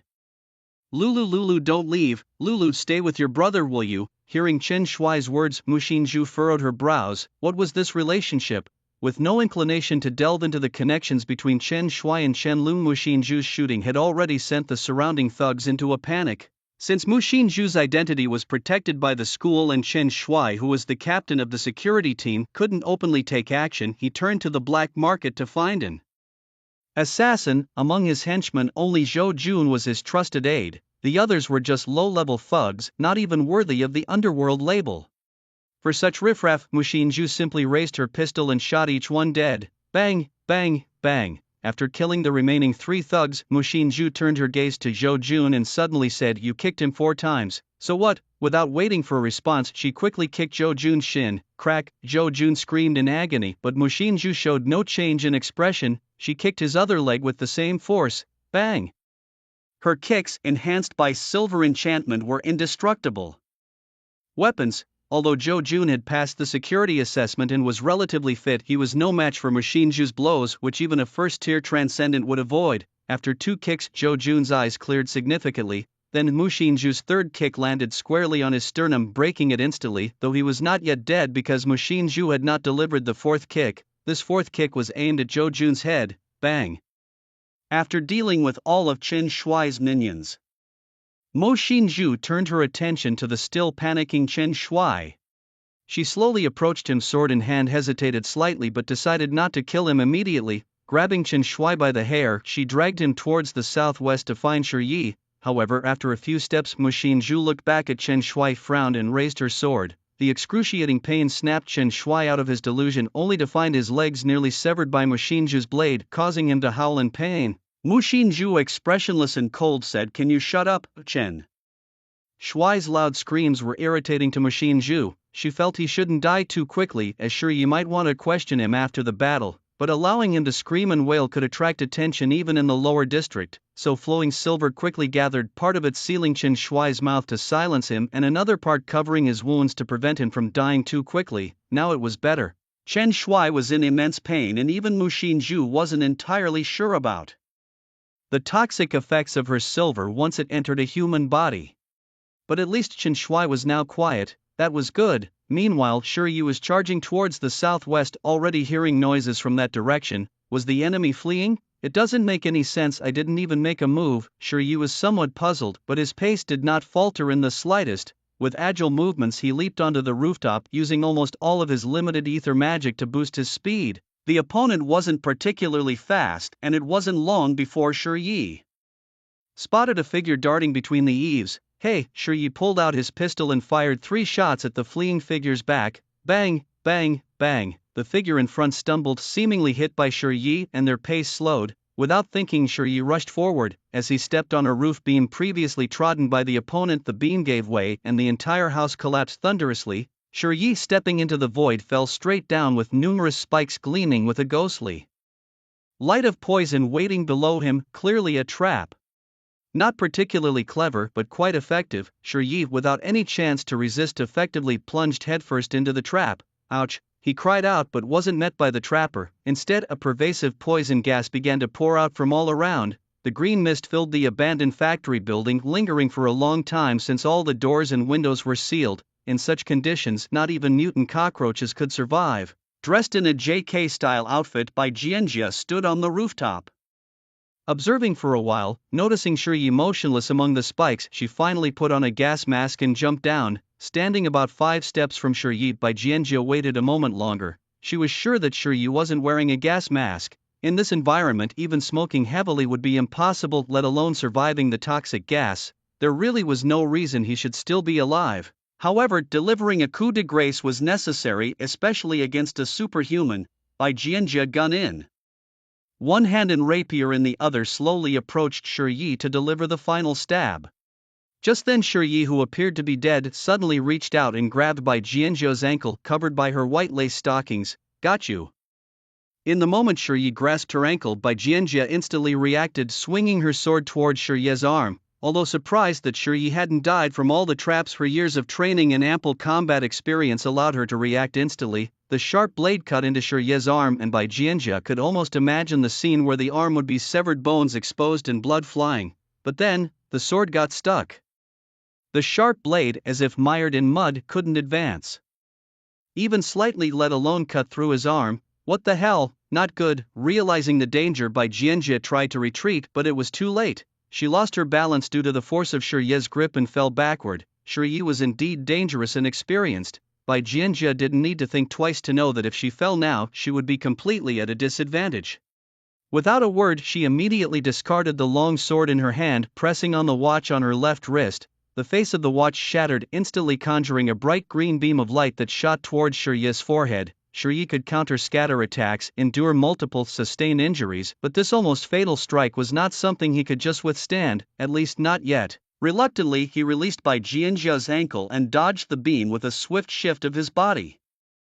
Although he didn't hit his target directly, forcing out an ace from his opponent was still quite satisfactory. After brushing the dust off himself and steadying his stance, Shiyi looked up once again at the woman across from him, dressed in a JK uniform, his expression subtly changing. Her gas mask had fallen off. Not just Shiyi, but Bai Jianjia too hadn't seen Shiyi's face clearly when she attacked him just now. Now, as she steadied herself and looked at Shiyi, her eyes also revealed surprise, even shock.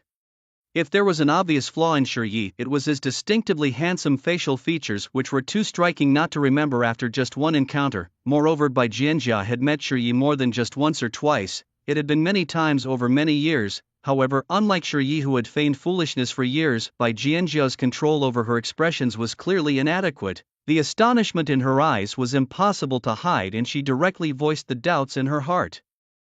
Shiyi squinted, pondered for a moment, and then decided to admit it. They all knew each other too well. As orphans who grew up together, they had too many interactions and communications. Denying it at this point was pointless. Long time no see, Wang Li. I go by Bai Jianjia now, Bai Jianjia retorted upon hearing Shiyi call out her original name. The two weren't exactly open books to each other, but their relationship was certainly not that of mere acquaintances. However, Bai Jianjia still couldn't reconcile the competent and powerful Shi Yi standing before her with the snotty, silly, smiling fool who used to just follow Wenlan around.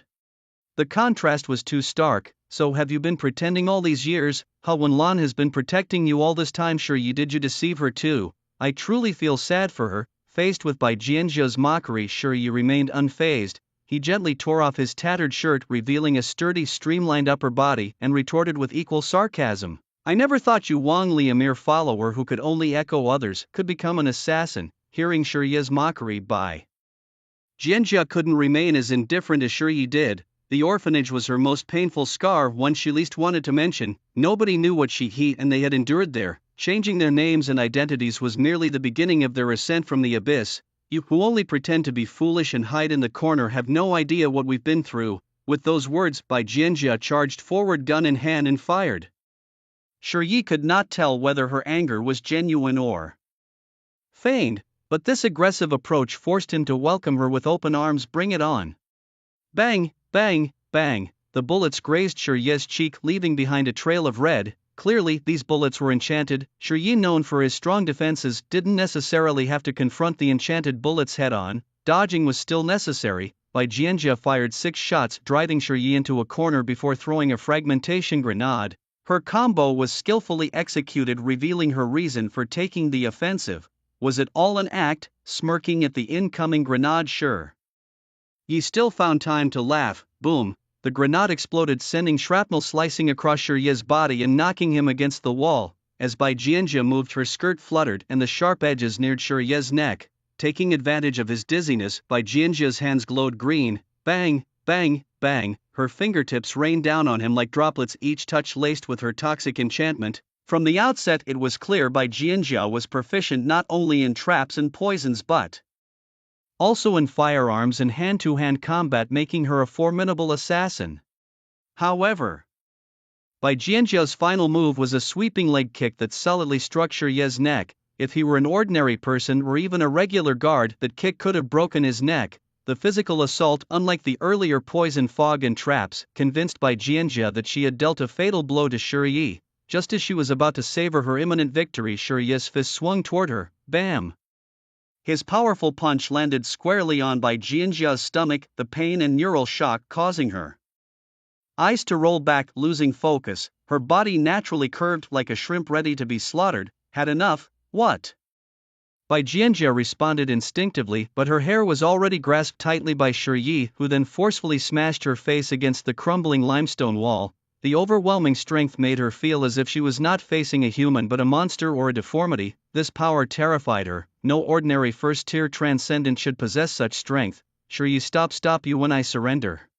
Surrender? Shi Yi's lips curled slightly. I know we didn't get along well in the orphanage, but after all, we grew up together. Bai Jianjia's voice broke off mid-sentence as Shi Yi snapped her right arm. The excruciating pain had not even subsided when crack, Shi Yi kicked directly at Bai Jianjia's ankle, snapping her calf with the sound of bone breaking. He had long despised those lace sleeves. Screams and wails continued to rise from his subordinate, yet facing his childhood companion, Shi Yi showed almost total respect. He earnestly and meticulously crippled her limbs without any negligence. There was no other way. The Red Sun Orphanage was not a place for the faint-hearted. From the moment Bai Jianjia recognized Shi Yi, it was clear that one of them had to die. After Shi Yi disabled Bai Jianjia, Mu Xinju dragged Chen Shui to the rooftop. She glanced at the girl in the JK skirt under Shi Yi's command and calmly threw Chen Shui down. Was it over? Not really. This man's identity was a bit troublesome. Troublesome? Mu Xinju glanced at Bai Jianjia. The JK skirt was tattered, and her originally delicate makeup was smeared with lime and blood, making her look like a clown. This woman and I came from the same orphanage. She used to be called Wang Li, now she goes by Bai Jianjia. Your childhood friend? Mu Xinju looked surprised. Could Shi Yi really be so harsh to his own childhood friend? That's not quite right. A childhood friend usually means a friend, Shi Yi retorted. In fact, if anyone could be called a childhood friend, it would be Wenlan. Mu Xinju began to analyze the situation of this incident. So you think the assassin organization Chen Shui was looking for is connected to the Red Sun Orphanage? Shi Yi pondered for a while and shook his head slightly. It's not just connected. The Red Sun is more like a higher level organization. What? An orphanage is the higher-level organization of an assassin group. That sounds absurd, but if you think about it carefully and combine it with what Shi mentioned earlier about the orphanage, it could indeed be possible. The primary function of the orphanage was to collect, filter and distribute. By gathering enough orphans, they could reduce liability and social risks, gaining fame and funding since the windlass belt was never short of orphans. After collecting enough orphans, they would filter and distribute them. The filtering had many criteria. Those with good appearance could be sent to be playthings, those with talent could be trained as soldiers or assassins, and of course brainwashing was essential. Even if they weren't suitable for these roles, as long as they were clever and could handle tasks, they could be arranged to work as servants or even secretaries. In some ways, the orphanage's method of collecting plus filtering plus distributing was an extremely effective way to select talent. However, the orphanage's methods were too cruel. For the orphanage, including children like Wenlan, Wang Li and Shi, they were not considered human at all but merely tools to achieve goals. Are you worried about the orphanage coming after her?